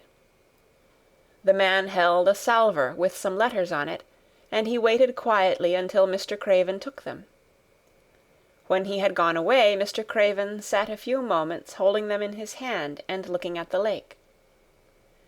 His strange calm was still upon him, and something more, a lightness, as if the cruel thing which had been done had not happened as he thought, as if something had changed. He was remembering the dream, the real dream. "In the garden," he said, wondering at himself. "In the garden. But the door is locked, and the key is buried deep." When he glanced at the letters a few minutes later, he saw that the one lying at the top of the rest was an English letter, and came from Yorkshire. It was directed in a plain woman's hand, but it was not a hand he knew. He opened it, scarcely thinking of the writer, but the first words attracted his attention at once. "Dear Sir, I am Susan Sowerby, that made bold to speak to you once on the moor. It was about Miss Mary I spoke. I will make bold to speak again. Please, sir, I would come home, if I was you. I think you would be glad to come, and, if you will excuse me, sir, I think your lady would ask you to come, if she was here. Your obedient servant, Susan Sowerby." Mr. Craven read the letter twice before he put it back in its envelope. He kept thinking about the dream. "I will go back to Misselthwaite," he said. "Yes, I'll go at once." And he went through the garden to the villa, and ordered Pitcher to prepare for his return to England. In a few days he was in Yorkshire again, and on his long railroad journey he found himself thinking of his boy as he had never thought in all the 10 years past. During those years he had only wished to forget him. Now, though he did not intend to think about him, memories of him constantly drifted into his mind. He remembered the black days when he had raved like a madman because the child was alive and the mother was dead. He had refused to see it, and when he had gone to look at it at last, it had been such a weak, wretched thing that everyone had been sure it would die in a few days. But, to the surprise of those who took care of it, the days passed, and it lived, and then everyone believed it would be a deformed and crippled creature. He had not meant to be a bad father, but he had not felt like a father at all. He had supplied doctors and nurses and luxuries, but he had shrunk from the mere thought of the boy, and had buried himself in his own misery. The first time after a year's absence he returned to Misselthwaite, and the small, miserable-looking thing languidly and indifferently lifted to his face the great grey eyes with black lashes round them, so like, and yet so horribly unlike the happy eyes he had adored, he could not bear the sight of them, and turned away pale as death. After that he scarcely ever saw him except when he was asleep, and all he knew of him was that he was a confirmed invalid, with a vicious, hysterical, half-insane temper. He could only be kept from furies dangerous to himself by being given his own way in every detail. All this was not an uplifting thing to recall, but as the train whirled him through mountain passes and golden plains, the man who was coming alive began to think in a new way, and he thought long and steadily and deeply. "Perhaps I have been all wrong for 10 years," he said to himself. 10 years is a long time. It may be too late to do anything, quite too late. What have I been thinking of? Of course, this was the wrong magic, to begin by saying too late. Even Colin could have told him that. But he knew nothing of magic, either black or white. This he had yet to learn. He wondered if Susan Sowerby had taken courage and written to him only because the motherly creature had realized that the boy was much worse, was fatally ill. If he had not been under the spell of the curious calmness which had taken possession of him, he would have been more wretched than ever. But the calm had brought a sort of courage and hope with it. Instead of giving way to thoughts of the worst, he actually found he was trying to believe in better things. "Could it be possible that she sees that I may be able to do him good, and control him?" he thought. "I will go and see her on my way to Misselthwaite." But when on his way across the moor he stopped the carriage at the cottage, 7 or 8 children who were playing about gathered in a group, and bobbing 7 or 8 friendly and polite curtsies, told him that their mother had gone to the other side of the moor early in the morning, to help a woman who had a new baby. "Our Dickon," they volunteered, "was over at the manor, working in one of the gardens, where he went several days each week." Mr. Craven looked over the collection of sturdy little bodies and round red-cheeked faces, each one grinning in its own particular way, and he awoke to the fact that they were a healthy, likable lot. He smiled at their friendly grins, and took a golden sovereign from his pocket, and gave it to our Lisbeth Ellen, who was the oldest. "If you divide that into 8 parts, there will be half a crown for each of you," he said. Then, amid grins and chuckles and bobbing of curtsies, he drove away, leaving ecstasy and nudging elbows and little jumps of joy behind. The drive across the wonderfulness of the moor was a soothing thing. Why did it seem to give him a sense of home-coming, which he had been sure he could never feel again, that sense of the beauty of land and sky and purple bloom of distance, and a warming of the heart at drawing nearer to the great old house, which had held those of his blood for 600 years. How he had driven away from it the last time, shuddering to think of its closed rooms, and the boy lying in the 4-posted bed with the brocaded hangings. Was it possible that perhaps he might find him changed a little for the better, and that he might overcome his shrinking from him? How real that dream had been! How wonderful and clear the voice which called back to him, "In the garden! In the garden!" "I will try to find the key," he said. "I will try to open the door. I must, though I don't know why." When he arrived at the manor, the servants who received him with the usual ceremony noticed that he looked better, and that he did not go to the remote rooms where he usually lived, attended by Pitcher. He went into the library and sent for Mrs. Medlock. She came to him somewhat excited and curious and flustered. "How is Master Colin, Medlock?" he inquired. "Well, sir," Mrs. Medlock answered. He's different, in a manner of speaking." "Worse?" he suggested. Mrs. Medlock really was flushed. "Well, you see, sir," she tried to explain, "neither Dr. Craven, nor the nurse, nor me can exactly make him out." "Why is that?" "To tell the truth, sir, Master Colin might be better, and he might be changing for the worse. His appetite, sir, is past understanding, and his ways—" "Has he become more peculiar?" her master asked, knitting his brows anxiously. "That's it, sir. He's growing very peculiar, when you compare him with what he used to be. He used to eat nothing, and then suddenly he began to eat something enormous, and then he stopped again all at once, and the meals were sent back just as they used to be. You never knew, sir, perhaps, that out of doors he would never let himself be taken. The things we've gone through to get him to go out in his chair would leave a body trembling like a leaf. He'd throw himself into such a state that Dr. Craven said he couldn't be responsible for forcing him. Well, sir, just without warning, not long after one of his worst tantrums, he suddenly insisted on being taken out every day by Miss Mary and Susan Sowerby's boy Dickon, that could push his chair.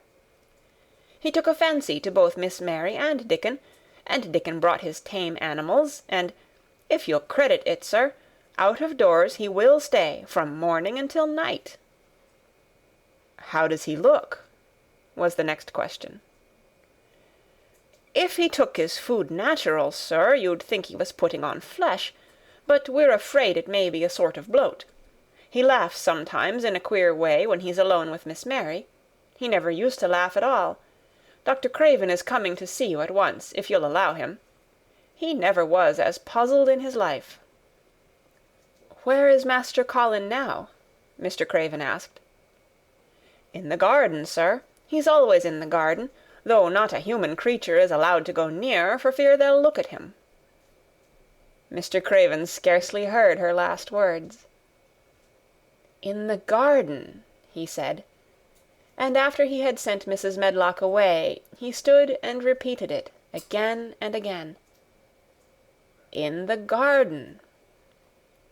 He had to make an effort to bring himself back to the place he was standing in, and when he felt he was on earth again, he turned and went out of the room.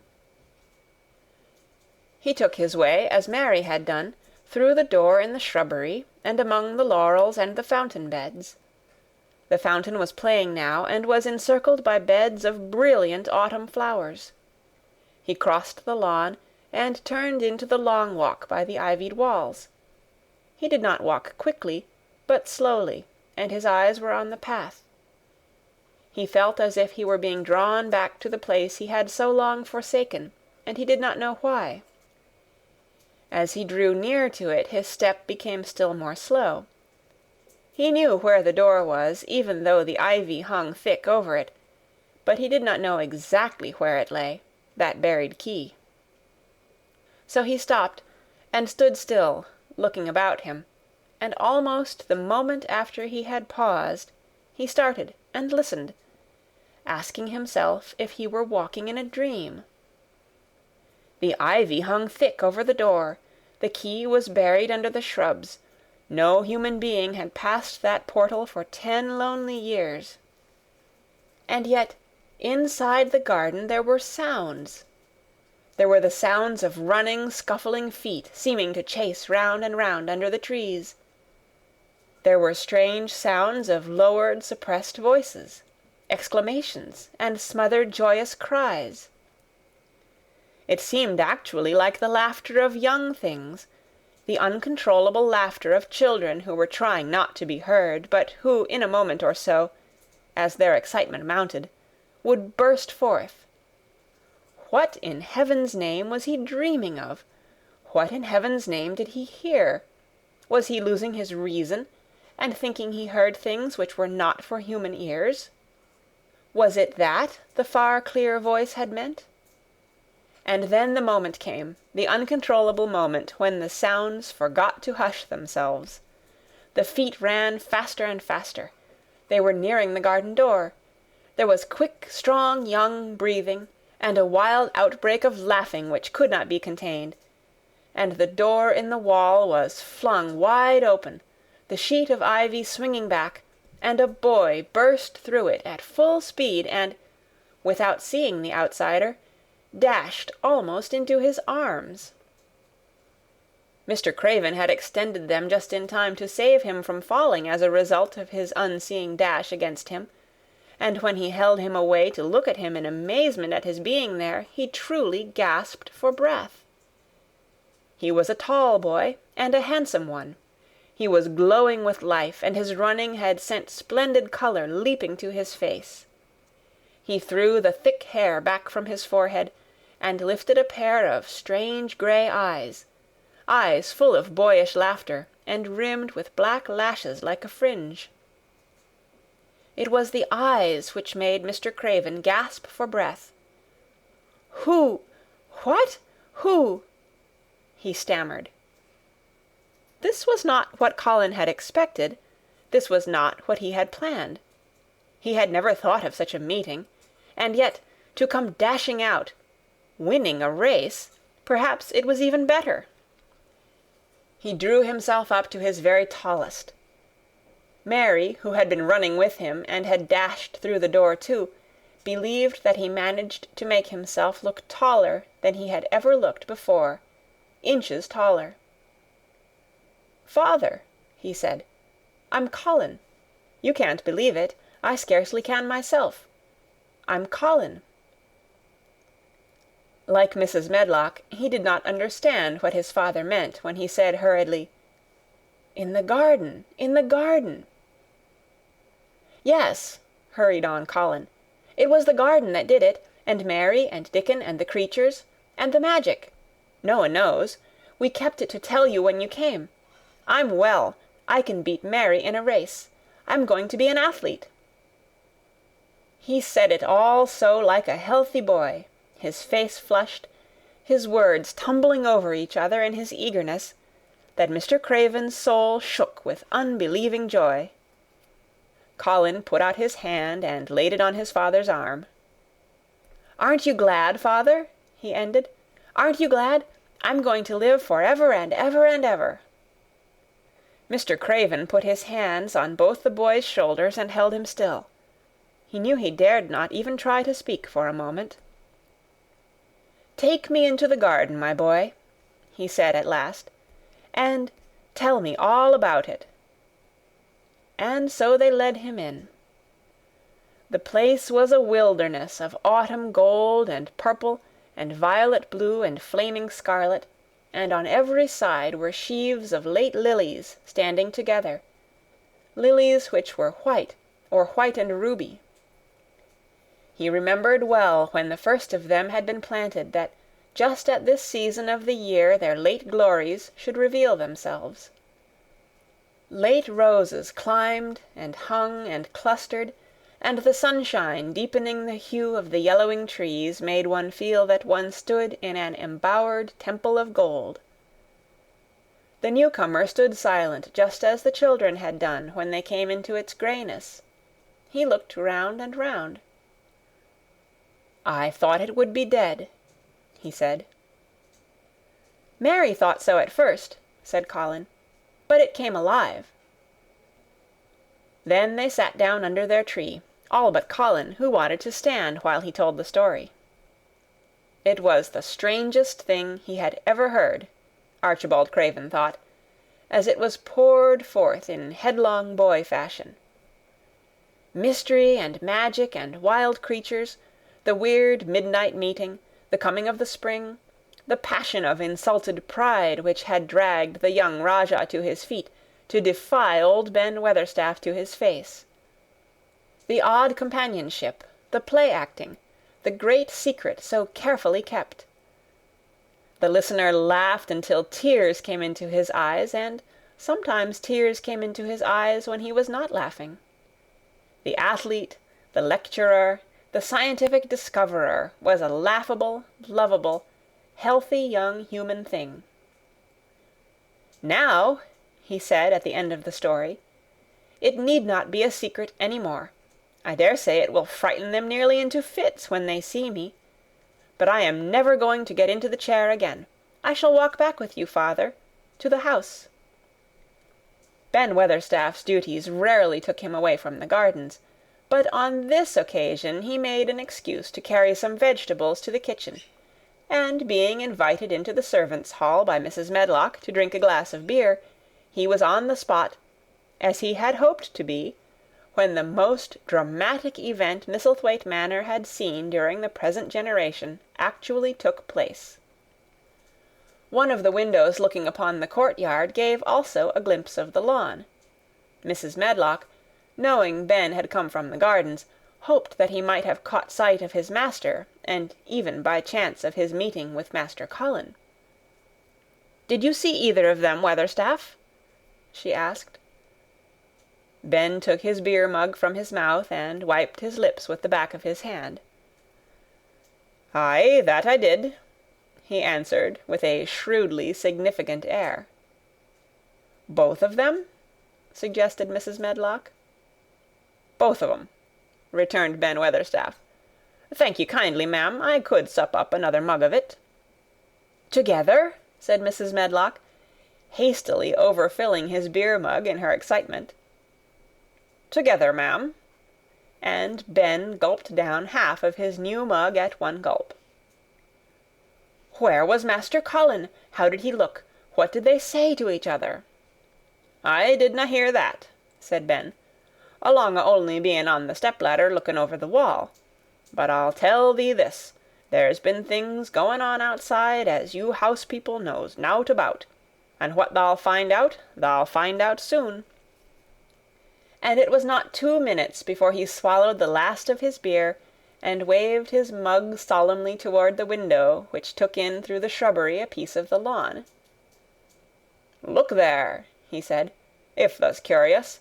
Look what's comin' across the grass." When Mrs. Medlock looked, she threw up her hands and gave a little shriek, and every man and woman servant within hearing bolted across the servants' hall, and stood looking through the window with their eyes almost starting out of their heads. Across the lawn came the Master of Misselthwaite, and he looked as many of them had never seen him, and by his side, with his head up in the air, and his eyes full of laughter, walked as strongly and steadily as any boy in Yorkshire, Master Colin. End of Chapter 27, and the end of The Secret Garden by Frances Hodgson Burnett.